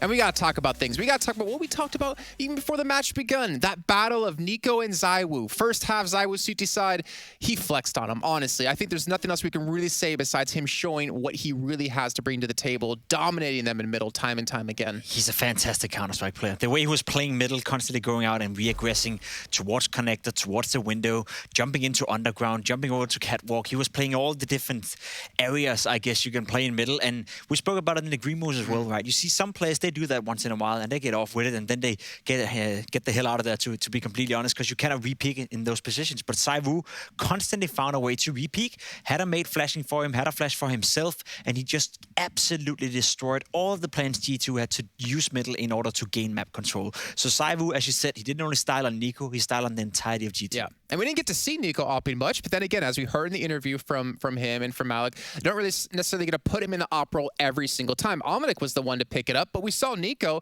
he still put up a fantastic performance. That ADR actually outperforming Xaiwu. Then again, I think Xaiwu at the end of the first half of CT side probably had a higher ADR than that, considering they didn't win a single round on T side. Yeah, I mean, we got to see the hybrid Nico, right? Because he was opening a little bit on the T side. There was a round where he got a triple kill with the AWP, actually doing a really good job. Then he picked up the rifle a lot on the CT side, doing a fantastic job, aggressing up towards middle and basically being a pain to play against for Xaiwu and the boys from Vitality. So this was more like the Nico I would like to see for the future, where he's hybrid, just like when he's going to play Dust 2 later, potentially, that he can pick up the AWP if he wants to, but he can also pick up the rifle and still be very, very efficient. I will say Nico had a fantastic game right here, to be honest. The impact he had, 7 multi-kills, not a finger to be put in his performance. And you said this yesterday, right? Nico, in your opinion, is one of the best, if not the best, rifle players when it comes to Mirage, and we got to see him rise to the occasion. The thing that was so weird, is that Xaiwu on that CT side, he went 6-0 in opening duels, and he had 7 2+ kill rounds, and yet switching things over, you have to give credit to the integrity and the true grit here out of G2 to not give up, to keep pushing it, to keep going for it, and everyone at some point in this game for their side did have that step up that they needed. They did, and G2 completely shut them down. We talk about Nico having a fantastic CT side, Hunter as well, going +10, 15 for 5 on the CT side, absolutely destroying everyone from Vitality. And to me, this is the worrying part, right? Because as I said, coming into this matchup on Mirage, we saw yesterday Vitality against FaZe Clan, their CT side, they were struggling a lot. They went down 11-4. This time around, they had a perfect CT side. 10 rounds CT side Mirage, you're in a very, very good position. Come over to the T side and not get a single round against the G2 that is still relatively new, who were struggling massively against NIP on Mirage on their CT side. That's a bit of a worrying sign. As I said yesterday, it felt like Xaiwu was back to his absolute best, and without Xaiwu playing that way yesterday, Vitality probably would have lost to FaZe Clan. They say it right, so I don't think Vitality are by no means back to a level where we can expect them to just roll over a team like G2. They'll be challenging on Vertigo as well. Yeah, and we obviously can talk about, Xaiwu can do a lot of heavy lifting on his team himself, but you got to talk about some other players. Masuta, someone really focused on yesterday as obviously solidifying as the 5th since Severa was being taken out of the team. He did a really good job as well. I think he has shown he's deserving of that 5th position on the team, and he could put up some decent numbers when he needs to. I mean, he's doing exactly, as we spoke about yesterday, he's doing exactly what he's supposed to do. Yeah. Doing a decent job, getting 20 kills in this game, that's enough, right? But he's not going to be the guy that is going to get you out of a sticky situation, to put it that way. He's not going to be the guy who's going to save you. He's not going to be the Xaiwu or the Shocks of the team. As long as he's stable and as long as he's doing his part of the job, then he's good enough. I think on the CT side, he was playing well. T side, you could imagine that it would be nice to have a little bit more impact coming out of Masuda, but then again, you're not looking towards him. You're looking towards your Xaiwu. You're looking towards Apex. You're looking towards your heavy, aggressive players. And unfortunately for Vitality, there was not a lot to come with on that T side. They got the bomb plan a couple of times, couldn't win out the clutches, and from that point onwards, there was never really any doubt that G2 were the better team here in Mirage. Yeah, and that beast we heard Kerrigan talking about, when it gets woken up, it's really hard to beat. He kind of went into a slumber, I guess. I thought we were going into spring, but I guess we're going back into winter right now. But that does make me turn my eyes towards the next map in the series, right? Vertigo. Yeah. What the hell do you expect to happen on Vertigo between these two teams? Well, as I said, we don't really know much, right? So for me, for G2, it's going to be a learning experience. I want to see, first and foremost, on the CT side, where the players are going to play. Is Jax going to be towards middle, or will Nico pick up an AWP and be roaming around towards middle? Kenny S left a big hole, or a big gap, I would say, inside the defense for G2. Someone will have to fit out that void, and I don't know whether that's going to be Nico doing the entire role, or him or Jax maybe switching a bit back and forth with that. So for me, and I guess for all the viewers out there, it's going to be a learning experience. That's why I'm excited to see them play Vertigo. I think Vitality are the favorites, giving all the experience they've had together. But again, Nico on Vertigo, he's very good with the rifle. Let's see what he can do with the AWP as well. Let's see indeed, as we're going to be heading into that second map after a short break yet again. You guys don't go anywhere because this is just the beginning of the series. It's just map 2. We still have that chance for a third and final one on Dust 2. We'll see how things break down in Vertigo in just a second.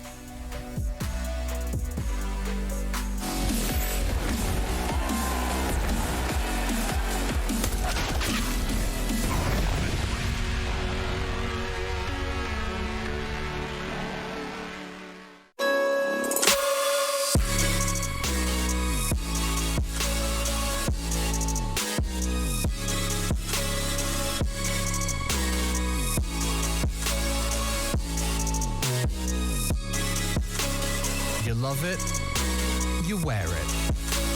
What's your style? Get your merch at shop.eslgaming.com.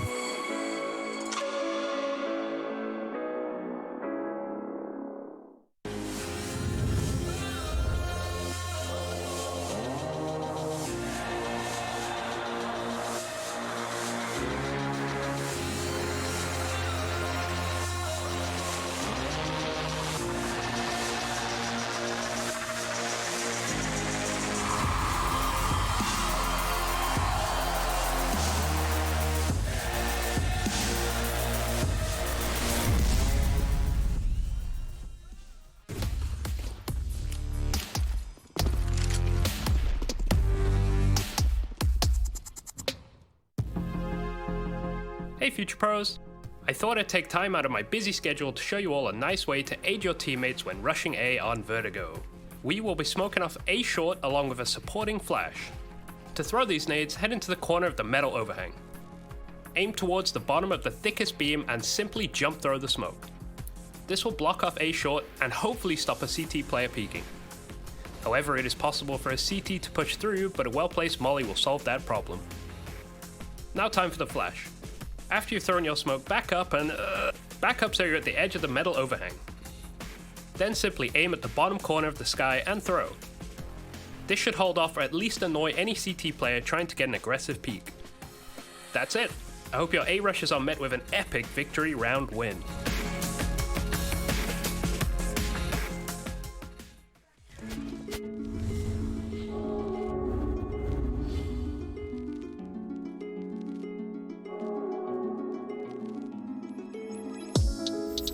Just hung up, say you wanna wait. You, yeah.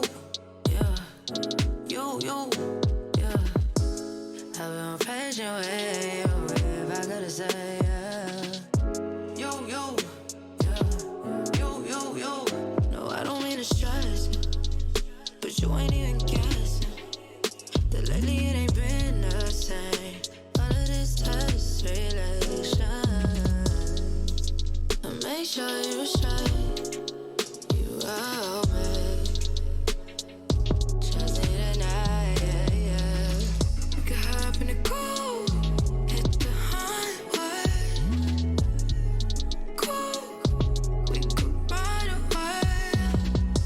Down, skirt, catch a fire with you. We could hop in the cool.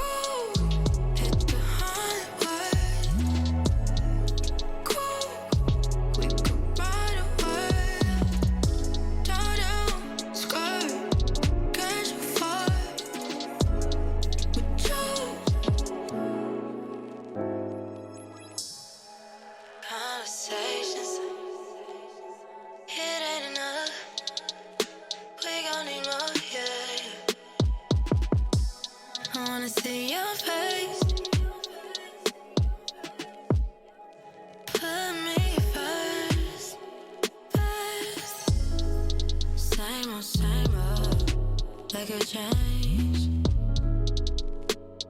but don't get me wrong, I'm strong.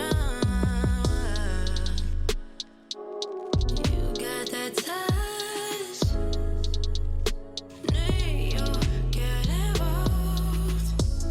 It's getting late, come around, be done for the day.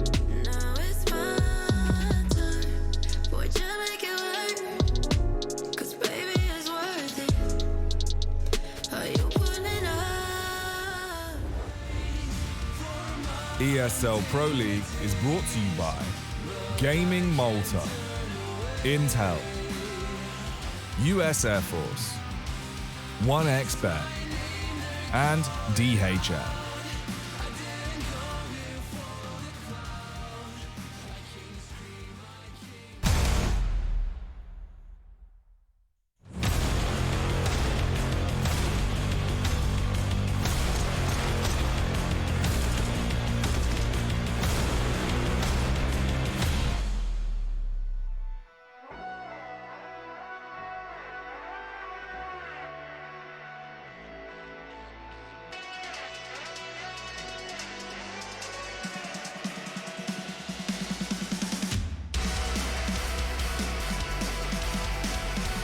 Oh, you love that sound, don't you? It's complexity versus complexity, the matchup that we've all been dying to see. Complexity, they beat the best, but can they beat the greatest enemy of all, themselves? Yes, indeed. From the desolate dunes of Mirage, we've flown 50 stories tall to Vertigo. It's actually G2 Vitality. Don't worry, you're not on the wrong stream. Well, G2, big comeback in that first map. Flawless CT side of Mirage to take the lead, and now we head to Vertigo, the pick of Vitality. This is a map that Kenny S loved, man. It was his favorite map. Don't, Hugo, I'll cry. Yeah, I know. We won't hang here for long. I'll actually cry. That's something to keep in mind. So there's going to be some pressure on Amanek or Nico, whoever's bringing in that main orb for this map. Also, what is good for G2 is they did manage to beat Astralis on this map back at Blast just a month ago or so. In that game, it was Nico top, Kenny S bottom, and now obviously Jack's coming in, replacing Kenny. So, yeah, there's a lot to look at in this game, and a pretty good chance that G2 could indeed take a 2-0 today. Again, back-to-back maybe. That would be pretty gnarly, wouldn't it? Would be pretty nutty. So if you've got a nut allergy, you might want to turn away, because my oh my, we got a lot of wild scenes maybe about to go down. We get ready to head into this game. Of course, just waiting for everyone to hop in ELD server.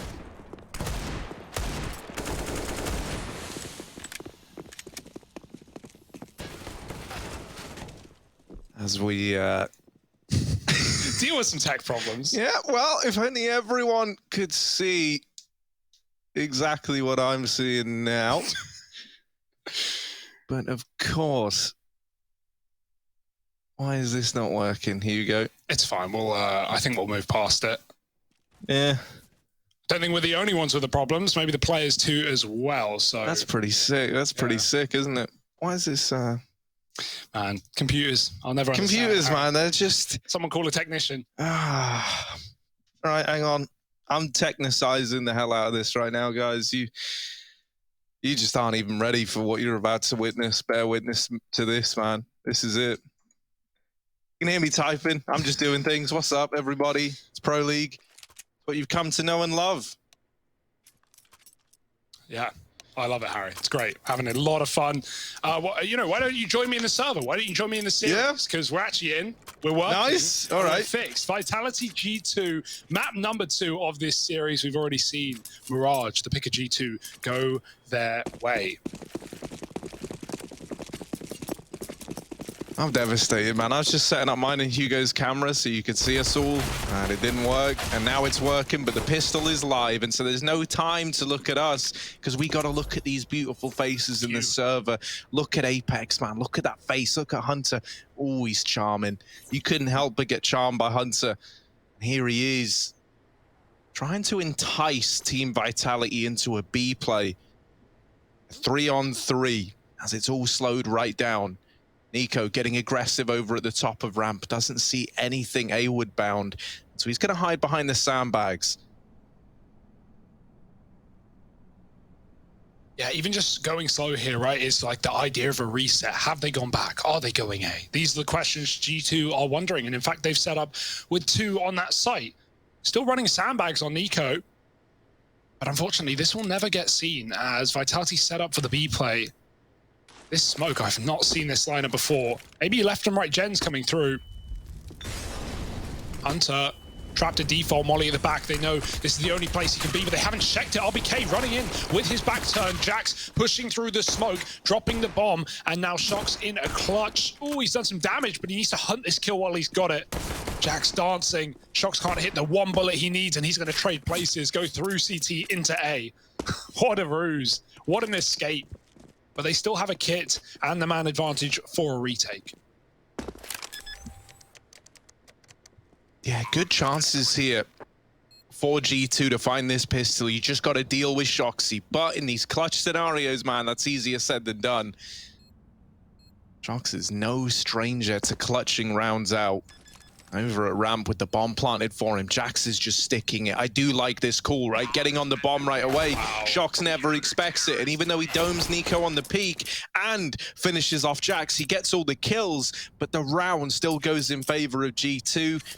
I really like that call. I think putting the pressure on immediately is essential, right? If you leave time to Shox there, if you fake tap that and let him, you know, play his little mind games at ramp, suddenly it's a very, very tricky round where he's able, you know, to reposition, skirt up towards short, peek you from ramp. Instead, they're on it right away. He thinks they're faking it for the peak, and they get the round. Yeah, nice try to at least elude and go through the smoke into A. Get a bomb plant. We know Vitality love buying off the back of this. Who on the pistol? Can you tell? 2 AKs, 2 Galils, and a Scout. 4 of which are armored on the Vitality side. Versus G2, who went for a lot of FAMASes on Mirage when they were in the same situation. This time they have the money for M4s and 1 SMG on Hunter. Apex goes back for the bomb. And G2, no kit either in this round.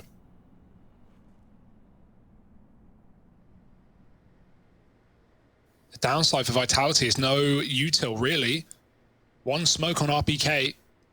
Nico waiting for a headshot angle to appear. Shox moving up short. Nex is dropping a smoke. He's just wiggling. Oh, it's a nade rather, and Shox goes right through Nexa with his back turn. He's got players coming from either side, and Nico gets wallbanged out of the round. Vitality coming back in with the force, and it may be successful after all.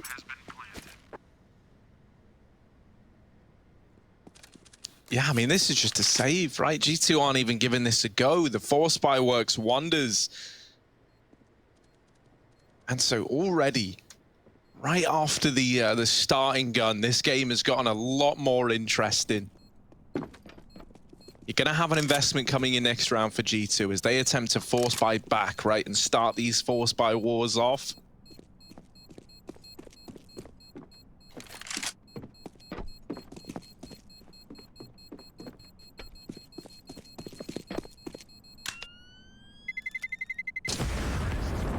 Look at this, it's like a family photo at the back of ramp. They're all just huddled up together. Apex, don't forget to buy armor. Number 1, there we go, he gets it right away. What a guy. Yeah, this is a rough spot to be in for G2, right? These low econ rounds can be very difficult if Vitality have the util to run full executes, to clear out the A site with Molotovs. Again, no kit. How many of these rounds come into retakes on this map? No kit, that's not really even an option at this point. Smoke coming down on the short side. Let a player swing out if they want, but right now G2 are pretty passive. Reaggressing with 4 on A. Quite the stalemate. Both teams think the opponent are going to peak fast, right? Vitality is scared of G2 taking ramp, which they might still do in the mid-round, catching Vitality by surprise, and while G2 are scared of a rush.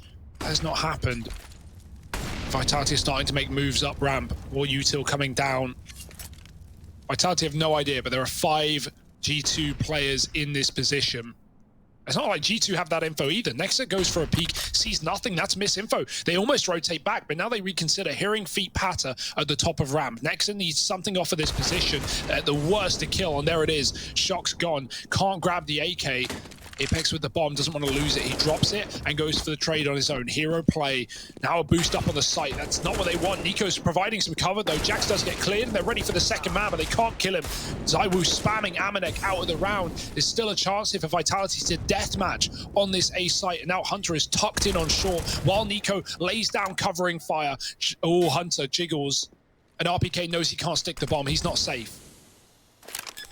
This is a really rough spot to be in for RPK, and tapping the bomb there baits the peek out of Hunter. That's something. RPK with the double.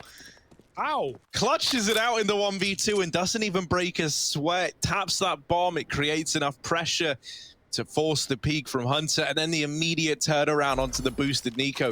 If he didn't land that first bullet, that might have been a round that goes in favor of G2, right? Because suddenly Nico's given a second chance of that, and all the pressure is back on RPK again. Hunter's running too. He thinks he's sticking the bomb. Like RPK never would have stuck because he can just get swung by short. So he just taps it, and Hunter thinks it's a commitment. He speeds it up. If Hunter walks that, RPK is probably still looking the wrong way.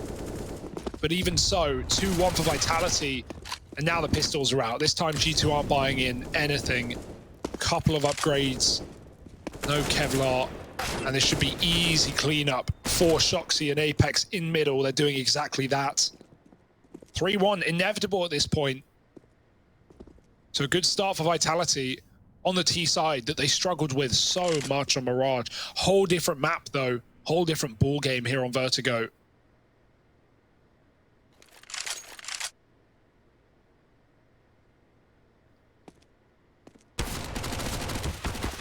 Oh. Oh.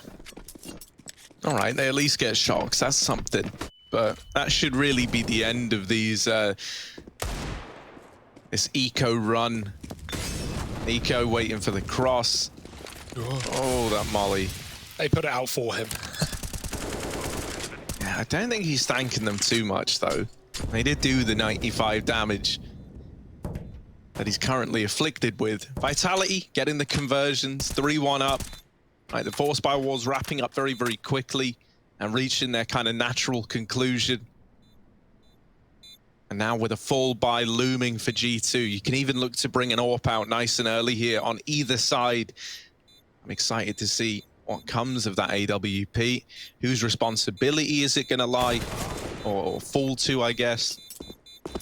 Are we going to see Amanek taking it more? Is it going to be Nico's thing?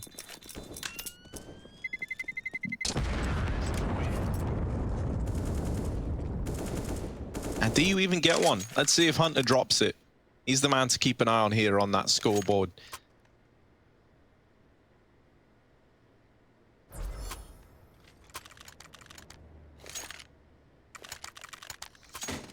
But now you're going to want the util as well, right? Vitality certainly do. So G2 will opt against it with AUGs, with grenades, with finally a kit as well, right? None of these rounds have even been retakeable since the pistol, even if they wanted to. Next goes for a peek on ramp. He sees no one taking short spawn. Vitality know better than to set a fast pace on A and get caught by early peaks.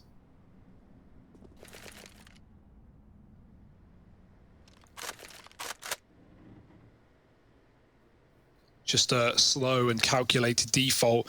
RPK still holding B, bit of mid-control for Shox, and Vitality are awfully far up the ramp without any info. Nexus ready for the swing though, and Apex will have to trade that. Can't escape, the molly was behind him, so he takes a bit more damage on his retreat. 4-on-4, that pulls two players towards A, and already Hunter's starting to shift position as well, but mid can still be corrupted. Re-aggression for Nico being held, and he hits the headshot.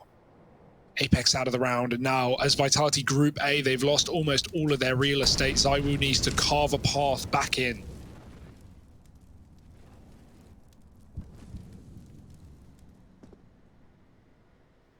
A lot of attention towards the short side. Jax, he gets the dink to RPK, and Nico is able to trade that, leaving just Xaiwu in the 1v3 with his weapon of choice. But a lot of bodies still to find, a very little time to get it done in 25 seconds here as Xaiwu rounds the corner. Spotted now by the player on boost. And Nico might be blinded, he's still good for the kill. G2 onto a second, 3 players staying alive, and they could have saved the AWP there, but they decide against it. Yeah, I mean, right now, things are working, right? Lovely bit of re-aggression on the ramp. Jax does his job, his duty. Nico just keeps on pushing. Short ramp, short ramp. Not giving the room to Vitality with his rifle. So 2-3, G2 bite back, and Vitality have one more gun round here as the loss bonus begins to build. Smoking on the molly. Are they going quick, or are they just taking this stairs control, keeping G2 passive in the site? Two players here. Lining up utility. We've seen some executes already for Vitality into B.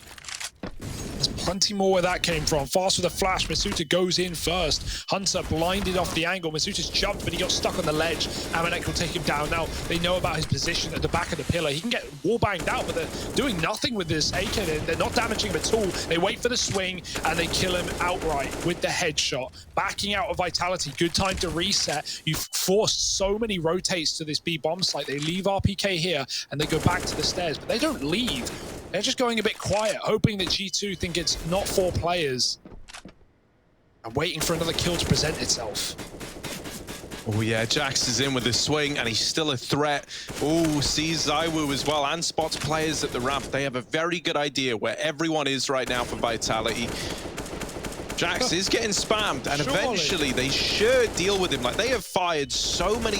Apex is almost out of ammo. He's got 17 bullets left in his gun. And up he goes. Well, there you go. Didn't need the 17 bullets, I guess. Mopped up by Hunter at the end. And yeah, I mean, that's pretty interesting. I noticed that both players that were playing that back left were like standing very far back for a start, and then, like, you know, kind of playing like in towards the right-hand side. I wonder if there's like better places to stand there, because you know, normally if you spam that even like 20 times, you can kill the guy behind it. They had everyone just putting magazines through that I don't even know, like what, girder? Girder. Worms fans. Worms fans indeed, Hugo. Oh, Worms, now that's a good game. Can't go wrong with a bit of Worms. This Counter-Strike, disgusting. Get it off my screen. Bring Worms back. I know you don't mean that, Harry. Even if you say I bet Xaiwu was disgustingly good at Worms. You can just tell he was. Yeah, sure. Or would be. I don't know if he's played it. I'll have to find out later. Because right now it's Deegs and nothing else. Amanek has a molly ready for B. As soon as he spots him, he can drop it. That will stop this rush, or at least churn them up. Cook a nice souffle. Molly's in, and Vitality have to wait it out. No choice. Jax keeps mid under control, and one by one, Vitality crumbling down.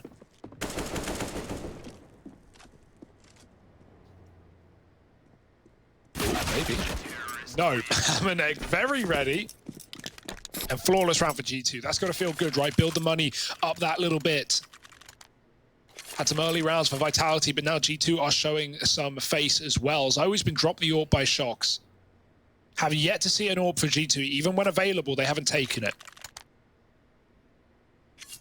So, you know, becoming less reliant on the AWP. Nothing wrong with that, right? It is an expensive tool. No need to buy it unless necessary, and right now the rifles are doing everything they need. Fast smoke on B to put out a Molotov preemptively. Nico's peeking on top of the ramp, but that deep smoke thrown up is going to cause him problems. He can't see through it.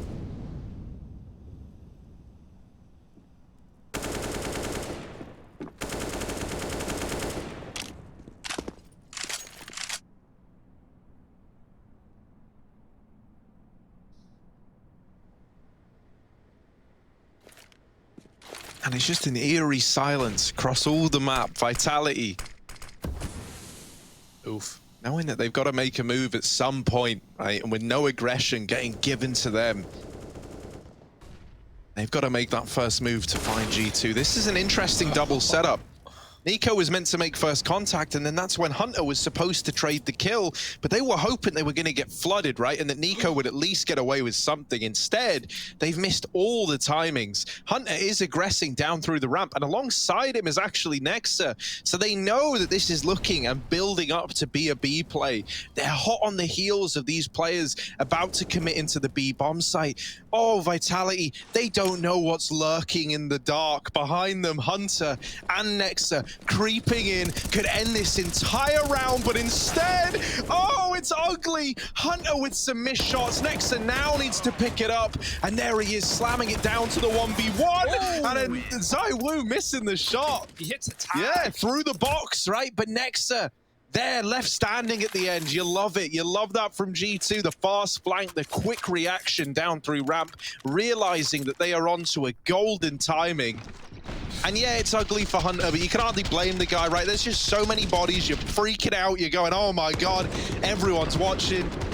There's like 30 people watching me whiff this spray right now. Yeah, all in the meantime, 2 players on the site, they both die, but they both do so much damage. Like Amonek's getting kills with that org. And so Vitality, they're just getting churned up in between 2 double setups. And after Hunter dies, like the last thing you're ready for is a second flank. You've already killed the flank. But no, Nex is so quick and only eats an AWP shot. Just lives to tell the tale. Not many people can do that against Xaiwu in a 1v1. But you take that round. Jax mows 3 down in middle. Vitality now, again, back to Deeks. Like, these rounds are so hard to win on Vertigo. At least you want a bit of armor. Apex has it, but no guns to be given over. Hunter, does he get cleared, or do they just assume it's free? Apex with a kill, and Hunter gets 1, but Xaiwu wraps him on the wrong side, or on the long side, rather, and takes that frag, as well as a gun. Faking the bomb, but there's no one else on this A site. Can go for the stick and get that money guaranteed.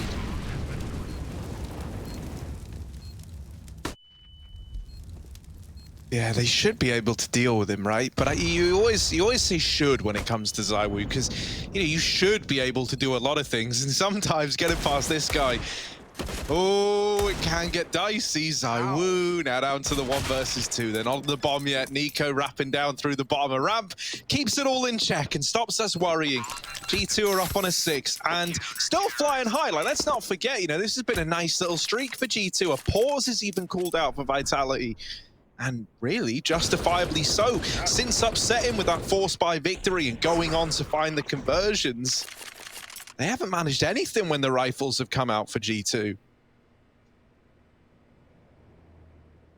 Yeah, and now we finally start to see that AWP come through for G2. Nico, the primary Deke player, did flank ramp with the Deagle AWP that round and close it onto Xaiwu. So now maybe we'll see a bit more AWPing where that came from. Vertigo, very spawn-based map, right? It's a lot of the times your AWP is just going to be going wherever they have the best spawn for. In this round, Nico not really got much of a spawn for anything. So see where he decides to end up.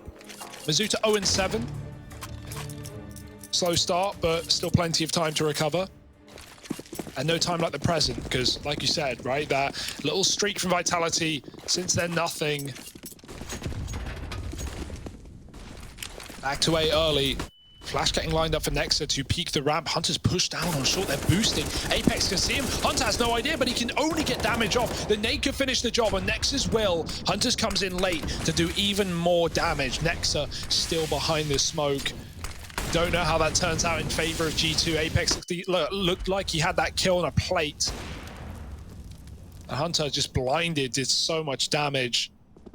The AWP posts up, they hear the scope. And I love this call for G2, just concede, give it away. We have the advantage, we've done damage. We don't want to feed Xaiwu, make him come to us. And boy, he will.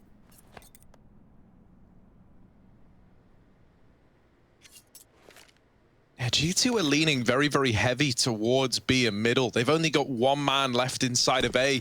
This could be like the first of a real misread for G2, right? Trying to get info in mid, supplementing that B hold. A lot of times the Vitality have attempted this ramp control and it's been taken off of them. They do go back to B. So you understand where the nature of this call is coming from.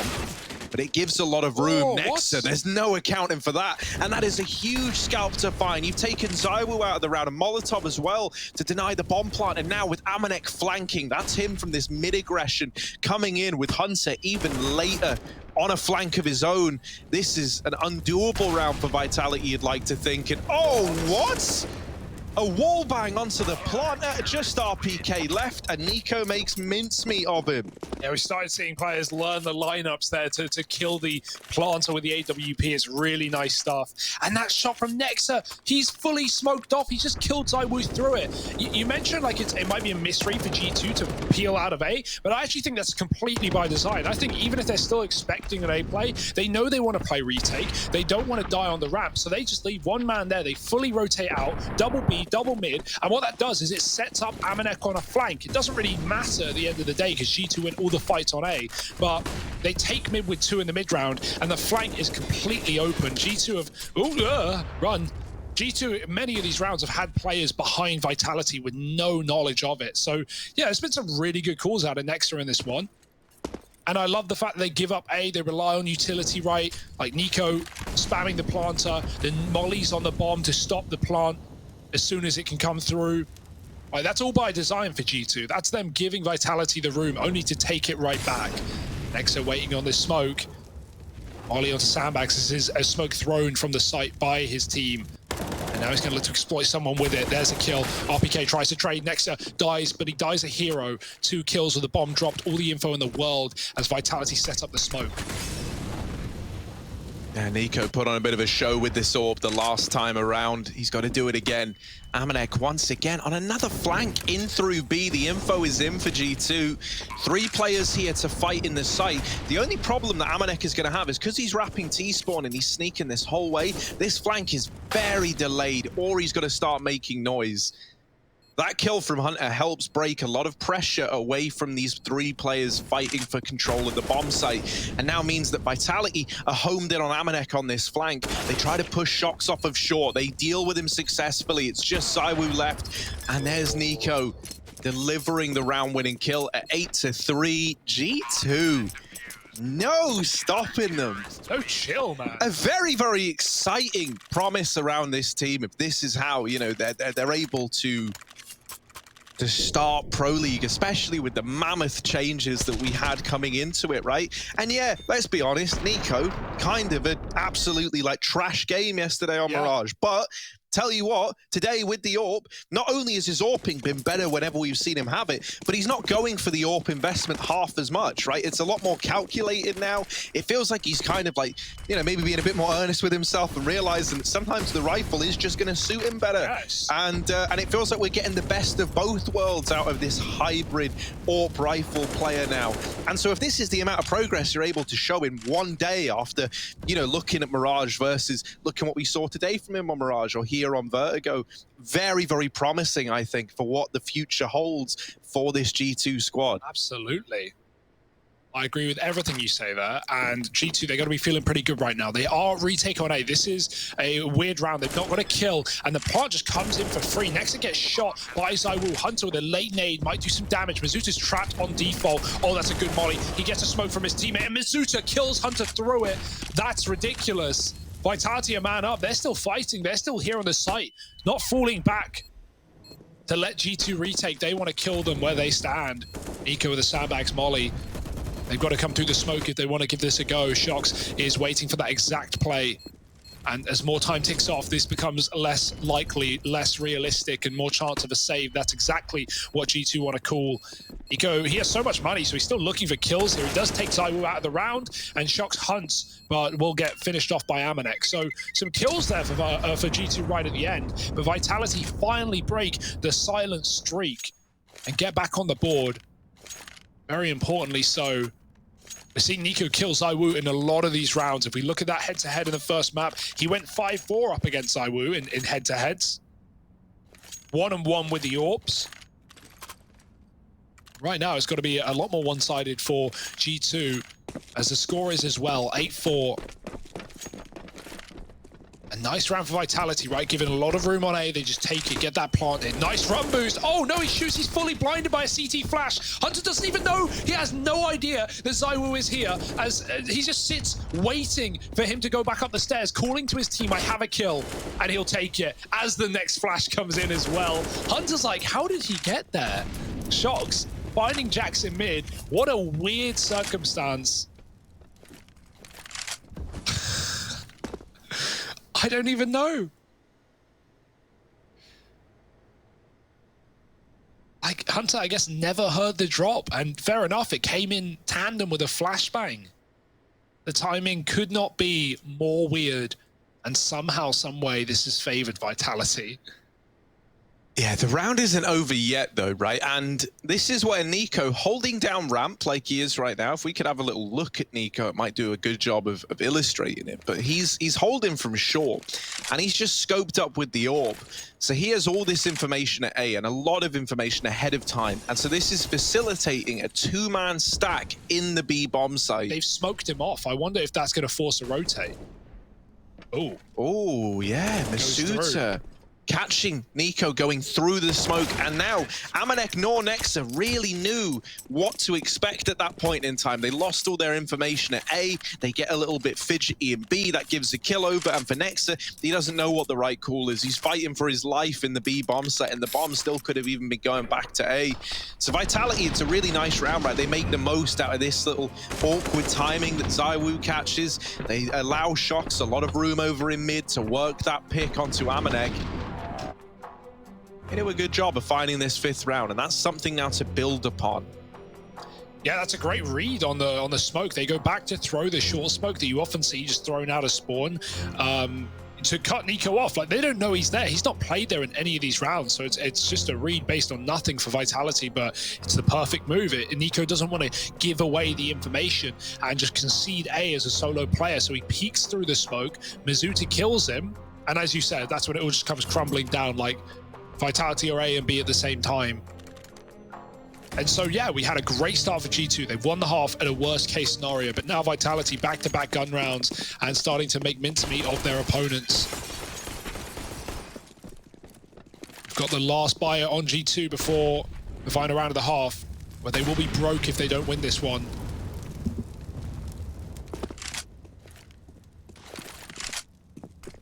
Flash into mid. Nico's fallen off. Jax is here, though. Oh, he doesn't need Nico. He's got two on his own. Now the AWP's in play, but Jax trying to jump will not escape. Nico hits a tag, but he also is down to 20 at the same time, and Amanek peels away from B to sit at the back of the site. We know this spot has provided a lot of cover, maybe too much cover to G2 in this game so far. Hunter is nowhere near him, though. They're stacked up on A right now. Oh, that's a flash. Amanek peeks with it and blinded his RPK off of his teammates instead. Xaiwu trying to cross and get close, and he does, doming Amanek. Another flash, Hunter peeks off of it. Good team play from the Cousins, and now Apex is left in a clutch. Yeah, he knows that Molly's going to force these peaks out of the SMG, but G2, man, they're so willing to throw themselves into gunfights. I love how they're dealing with this, right? They're setting each other up with flashbangs. They're very, very keen to take fights if and when they get them. And Xaiwu, you know, he tries to remedy that with a bit of a bloodlust of his own, right? Charging into the site. But then that's where Hunter shows him how it's done, gets set up by the flash, and is in with the peak and the kill. So 9-5, now a really, really good chance at 10-5 in the half, and replicating that stellar CT side that we saw back on Mirage. Yeah, another deep ramp smoke. The Vitality can't help but respect. They're running this this double ramp setup again as well, right? But this time Nico has the AWP challenging from the sandbags. So Nico draws your attention in, and you're hoping that they discount Hunter, but they're ready for it. Vitality, they've actually seen you do this exact play before. They knew what was coming.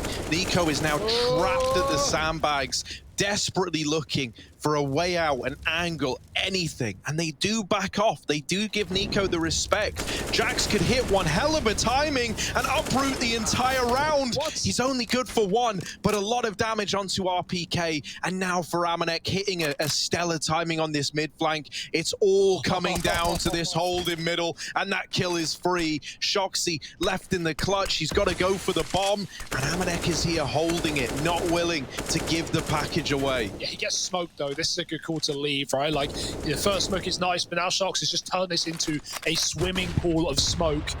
No info, spamming it, and Amanek closes the half. 10-5, not in the way of Vitality. In fact, it's G2 who have one up them here. Can they close this series in 2, or will there surely be a third mapper? We'll have to find out.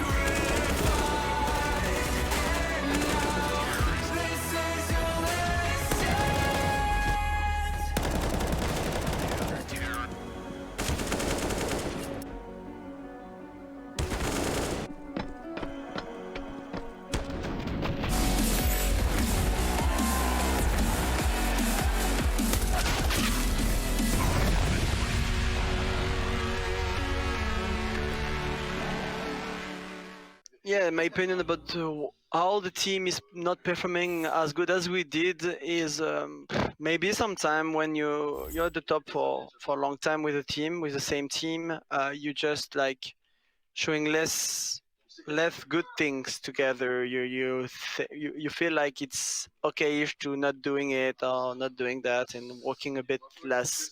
But at the highest level, it's not acceptable and it's not possible because otherwise you fall down.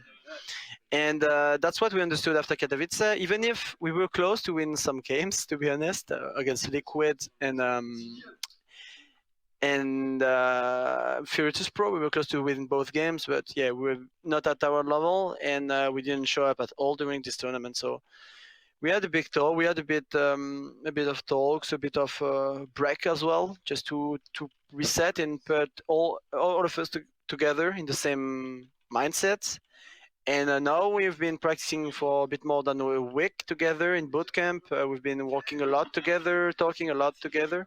So we feel we know our issues, and we worked on them to come back at where we want to be. So that's the main thing. Love yourself, yeah. You just gotta love yourself, yeah. You just gotta love yourself.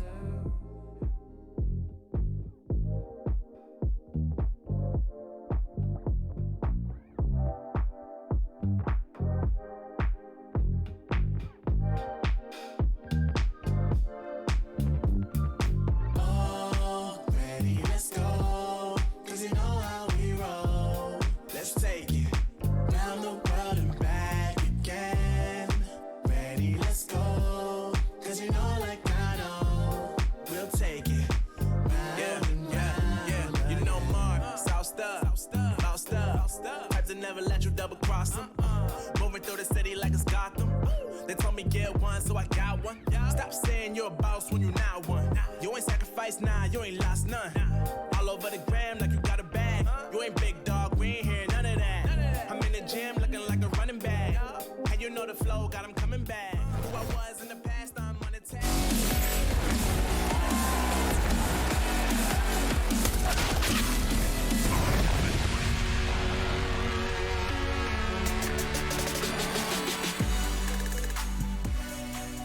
G2, you little buggers. They're 10-5 up. They might be about to 2-0 Vitality. We're in for a right treat of a series. 1-0 up right now after a dominant CT side in Mirage, and we just saw more of the same here on Vertigo, the map pick of Team Vitality. Now a significant amount behind our Vitality. A pissed around victory could really decide the flow, the outcome of this game. Yeah. G2 are looking to steal top of the group right now, and it might be theirs on a platter. Shock certainly is. He's trapped to the back of the sandbags. Apex, they're already past your molly, mate. Nexus finished the job, and Xaiwu good for one, but the Glocks are already out short. Apex calls its molly. It was anything but. 3 players running through, and G2 control all of the site now. Oh, even Smoke to CT. They don't have the time to wait that out, and going through would be a death sentence. Nice tap for RPK, but with Hunter up close, it's a hard kill to find. Hunter's giving him a chance, but fadeaway shot. And now Mizuta in the clutch. He's picked up the kit with Kevlar as well. That's of huge help. But surely he's not going to get away with a stick in the 1v2. They can afford to throw bodies at the problem. There's the blind, and Nexus got the frag. Good flash from Hunter, and G2 on the board with a pistol. If it wasn't hard enough for Vitality, oof. Now it really is. And I'm loving the more I see of this G2 roster.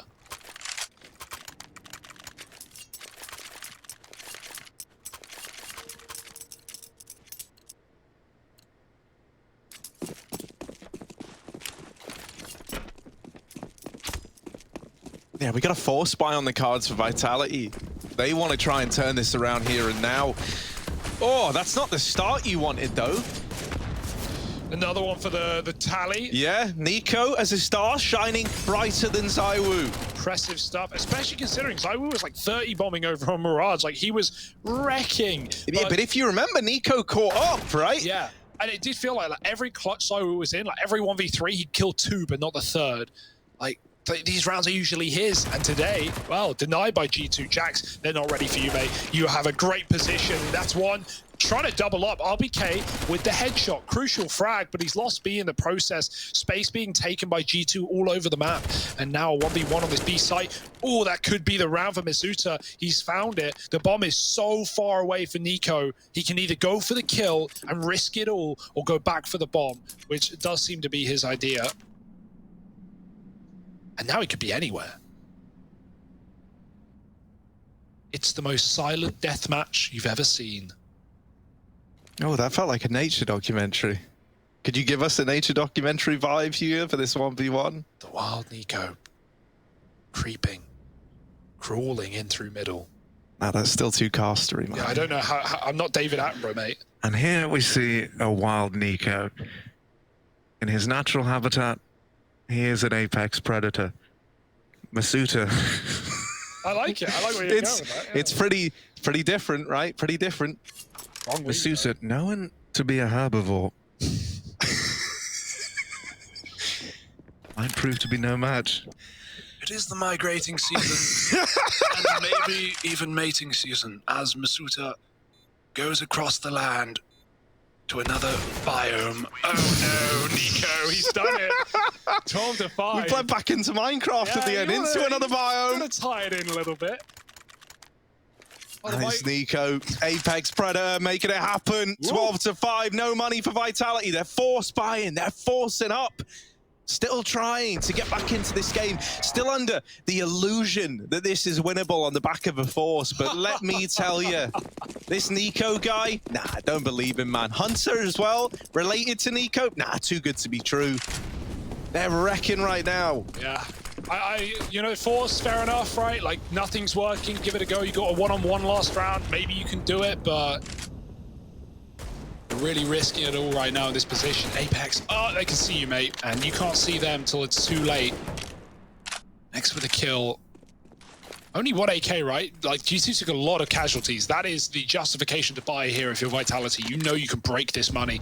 Double nade into Con, avoided, passive position, setup, rather, 4 shocks. And he'll move into B. It's the right call right now because G2 are looking to split that site right open. Oh, nice flash. Nico pushed back, but there's still Amanek below and RPK doesn't know about him. That smoke will stop a B play in its tracks for now. But it's not B you have to worry about, it's that mid-crawl, the creep.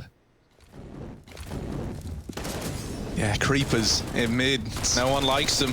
Oh, Amanek, first man in, through the ramp, and now Nexa, good for another. They flush out. Oh, wait, they haven't flushed out Xaiwu yet. I thought they did. They were moving in like it was clear, but it weren't. Oh, they do get him. They turn on a dime. They get shocks and Xaiwu. Everything's fine. It's all under control. 13 to 5. G2 in the lead in a very big way. And finally, Vitality have got to come to terms with their economic situation.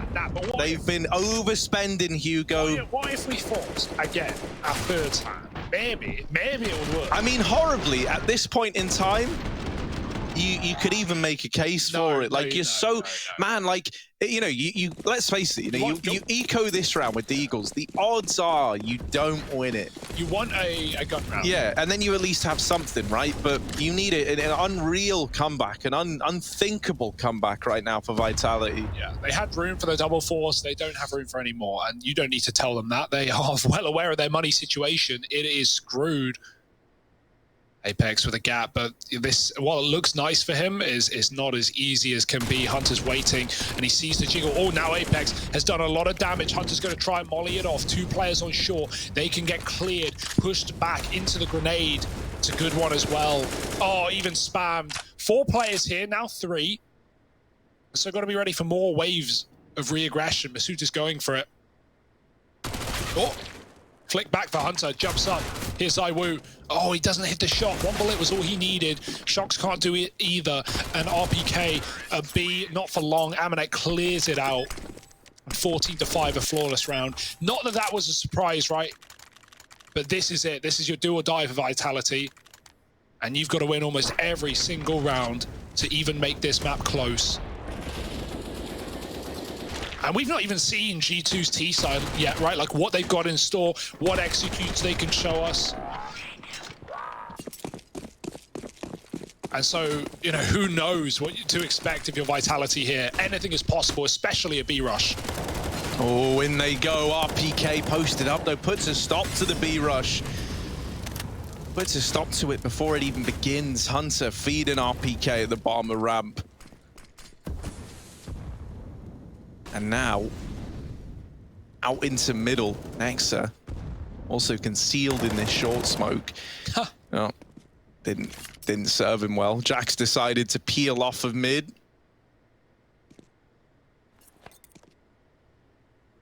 And so Vitality on track to try and salvage a sixth round. Ooh, got a bit lispy. 5th round, here it is. Boost could be weird, man. Too many models stick through this still. It's not patched. Amanek staying on the edge as far as he can to not fall off, but also not show through. Shox is close. As soon as Jax gets that info, Amanek can jump up. Shox is so close, man. This bait peak for RPK, drawing them into his crosshair.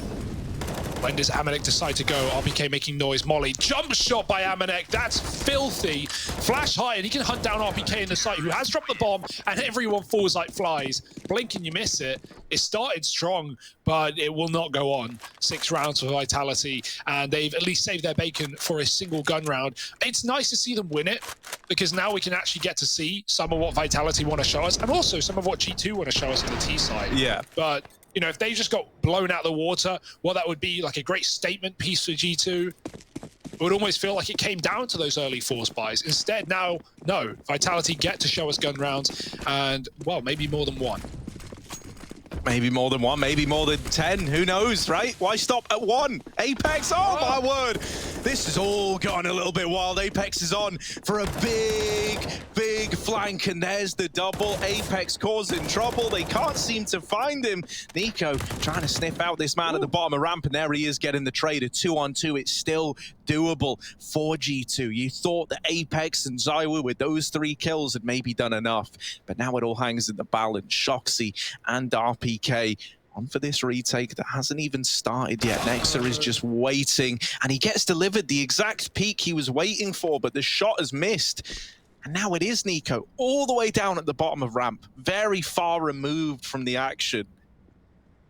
Left to try and clutch this out. And Vitality think he's flanking, because Nexa was on the site, right? But he didn't even try and plant the bomb with everything cleared. So they're wondering, well, what was he waiting for? Is it Nico? Nico as himself was also holding for a flank. And now he's moved up late. Want to not make any noise, because right now, while he doesn't technically have a one-on-one, RPK's not giving him a fight. He can grab the bomb. He's dropped the smoke. They're not giving him anything. Why move? Why bother? 30 seconds, the bomb is still loose. Nico hasn't gotten close to it. He's clearing positions that Vitality are nowhere near.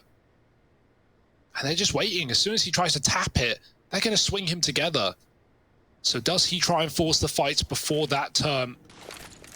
Smoke down. Do they go through? Yes, they do. And Nico, oh, the tap. No way. He's done it. That is filth for Nico.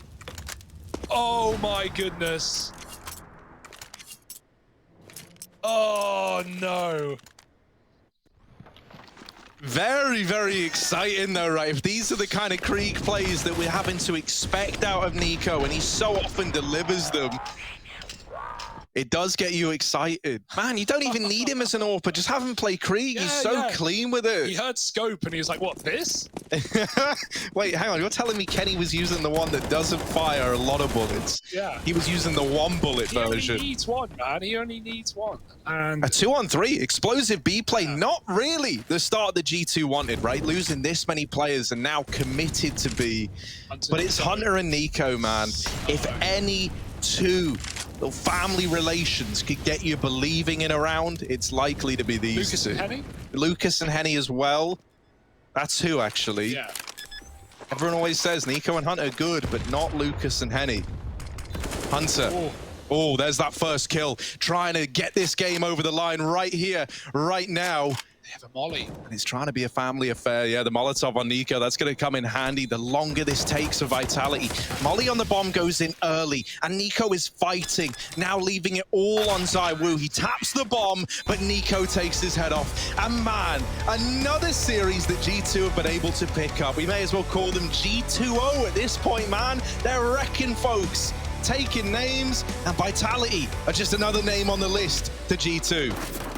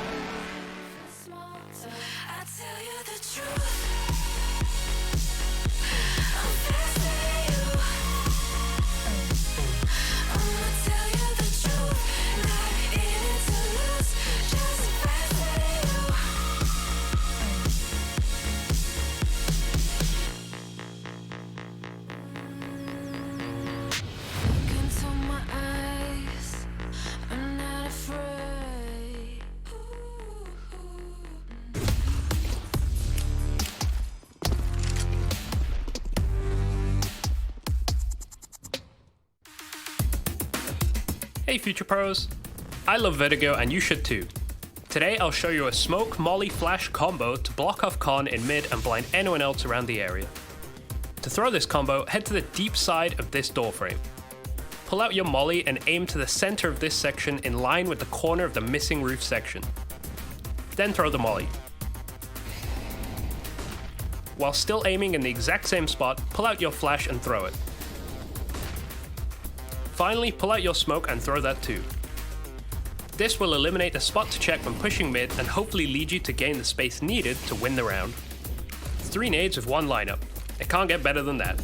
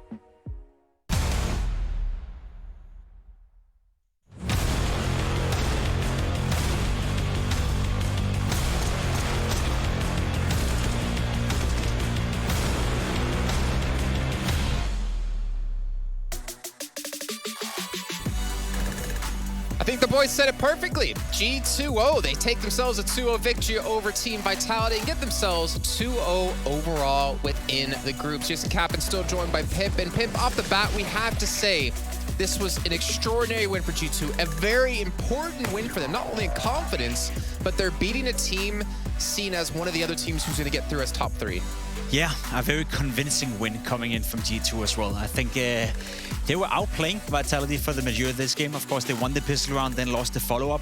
Vitality was off to a 3-1 start, and you thought to yourself, okay, they got kickstarted here, and they were looking good in those rounds. But from that point onwards, Vitality had nothing to offer on the server. I think G2 were very willing to take duels. They were constantly pressuring. Yes. They were constantly being aggressive on the server.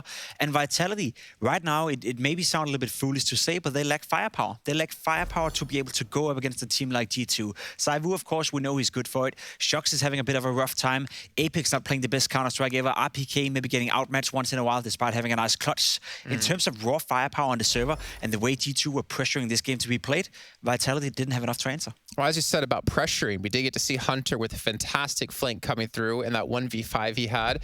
I'm pretty sure most of you out there know I'm being sarcastic and it didn't work out too well, but we can see the stats here coming in for the teams. And one player we're going to have to talk about here, it's going to be Jax, right? Because we talked about Masuto trying to solidify his place within the team with Navira coming out, but now Jax, he has that important role of taking over for Kenny S in terms of being on the roster. And he put up, again, solid numbers. He put up solid numbers. I think he did what he was supposed to do today. On Mirage, he was playing well. On Vertigo, he was playing all right. He's playing the anchor role here on the B-bomb side. Not an easy role to play whatsoever. So, again, it's sort of like Masuda, I would say. If he can be, I wouldn't necessarily say the supportive element, but if he can hold up to his own stats-wise, if he can bring the firepower needed and sometimes go off, then he will be a great addition to this lineup. We saw as well Hunter in this game play absolutely stellar. He was playing fantastic on the CT side of Mirage. He was the best player here in Vertigo. Hunter is a player I would look out for more in the future. With Nico going to more of an AWP role, with that space being taken away now, Kenny is out of the lineup, then Hunter will get more space. And we had a conversation last year to a point where we talked about Nico and Hunter. Are they equally good? Are Hunter as good as Nico? We're starting to see more and more of that. And that's what I talk about firepower, because Nico played well, Hunter played well, Nexa had a good game, everyone from G2 chimed in. Yeah, and they got themselves the victory in a 2-0 fashion. We do also have Nico here join us on the show to talk to us. So first of all, like I always do, Nico, are you there and can you hear me? Hey, yeah, I'm here, guys. Fantastic. Doing great. You must be doing great as well. A big victory coming in for you guys. How does it feel to be 2-0 in the group right now and pretty much guaranteeing yourself, obviously with another victory under your belt, a push through to the playoffs? Yeah, it feels good. We didn't feel this way in a long time. We kept we didn't really deliver the last 2 months, I would say. So it's definitely a really good sign for us that we actually started winning and winning pretty convincingly as well, which is really good for our confidence. So yeah, it feels great. I'm just happy that we are back on track, and from here on, we just have to keep it up. Nico, you and I both know how the community is going to react to this whole AWP thing back and forth. If you have a bad game, they're going to react. If you have a good game, they're going to react. I'm more interested in you personally. How do you feel in your new role? Is it coming along with you? Is it a work in progress? Do you feel comfortable for the future playing this hybrid role?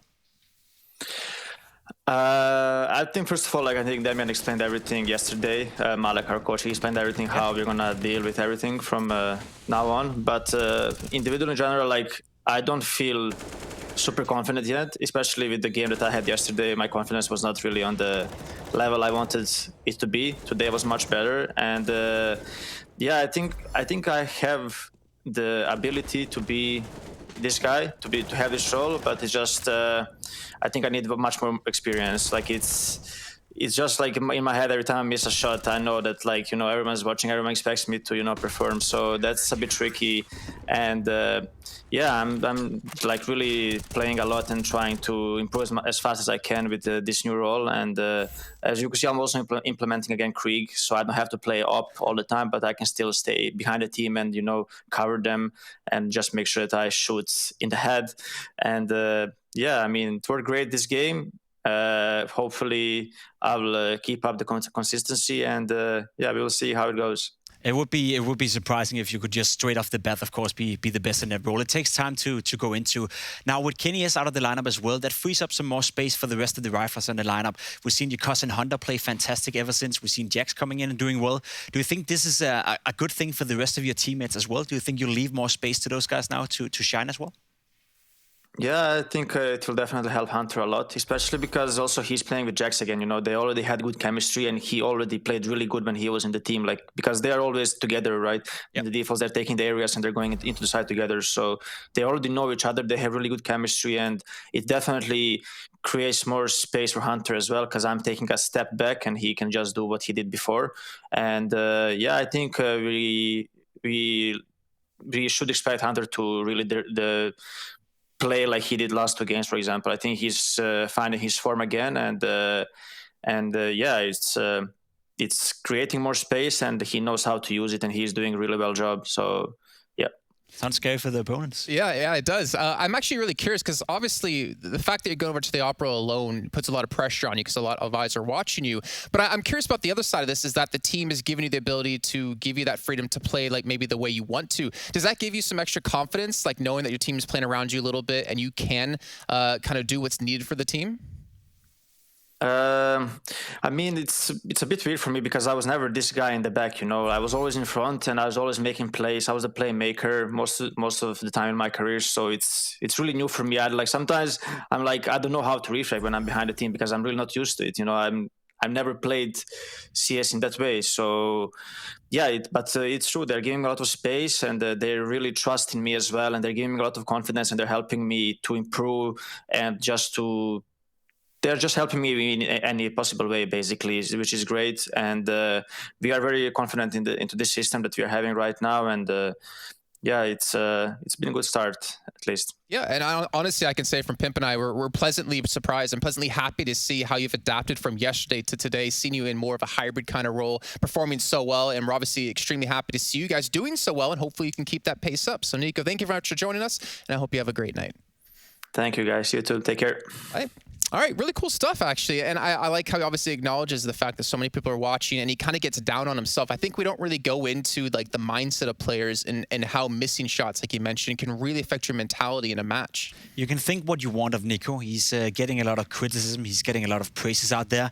But if there's one thing that makes me respect him, it's his work ethic. Yeah. He puts in a lot of hours to Counter-Strike. He's streaming every night after officials. He's constantly playing deathmatch. He's constantly trying to better himself. Sure, you can think of what you want him as a personality. Maybe you like him, maybe you don't.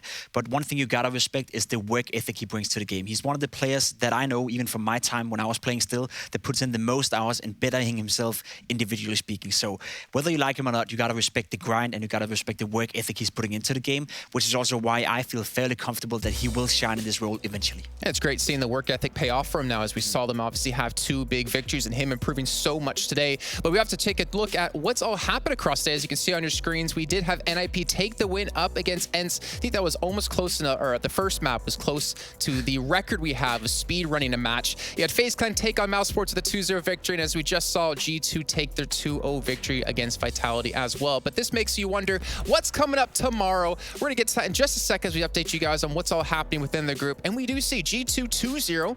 Now, we can't say they're through just yet, but this is a damn good sign that they're going to make top 3 and have that potential to come through first. This is a complete open group after all, right? G2, of course, the main favorites now to go through the playoff, potentially even winning the entire group. Mousesports 0-2, they have Vitality tomorrow. If they can beat Vitality, all of a sudden Vitality would be 1-2, and so would Mousesports. So this group is completely open still. Surprised to see Vitality not play better yet.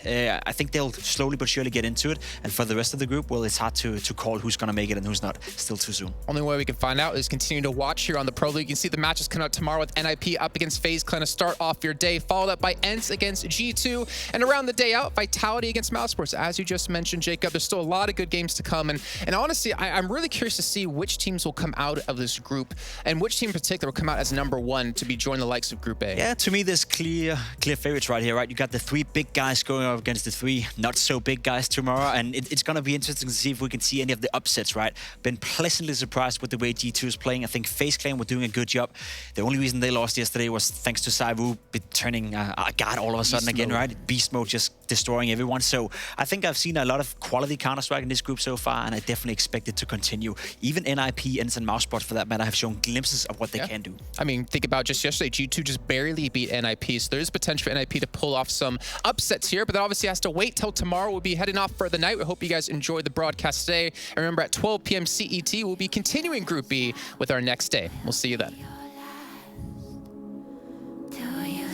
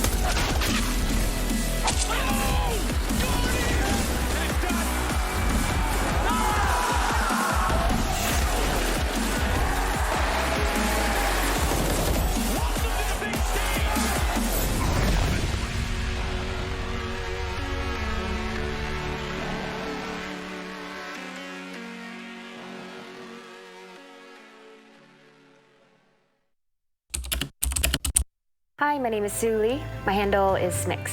I think it's important for these initiatives to happen. Empathy really, really goes a long way, and it always means so much to us, and I think that's where initiatives like this really help.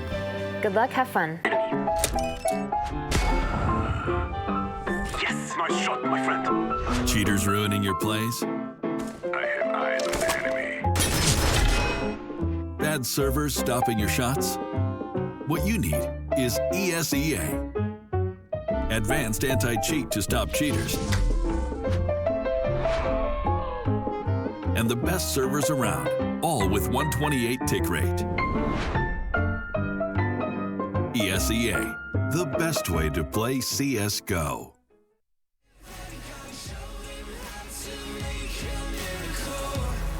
Save your team, be a hero. Take home the cup, be a star. They waiting for you, take aim, shoot your arrow. It's your time to shine, show them who you are. Stronger, gotta go faster, gotta get better.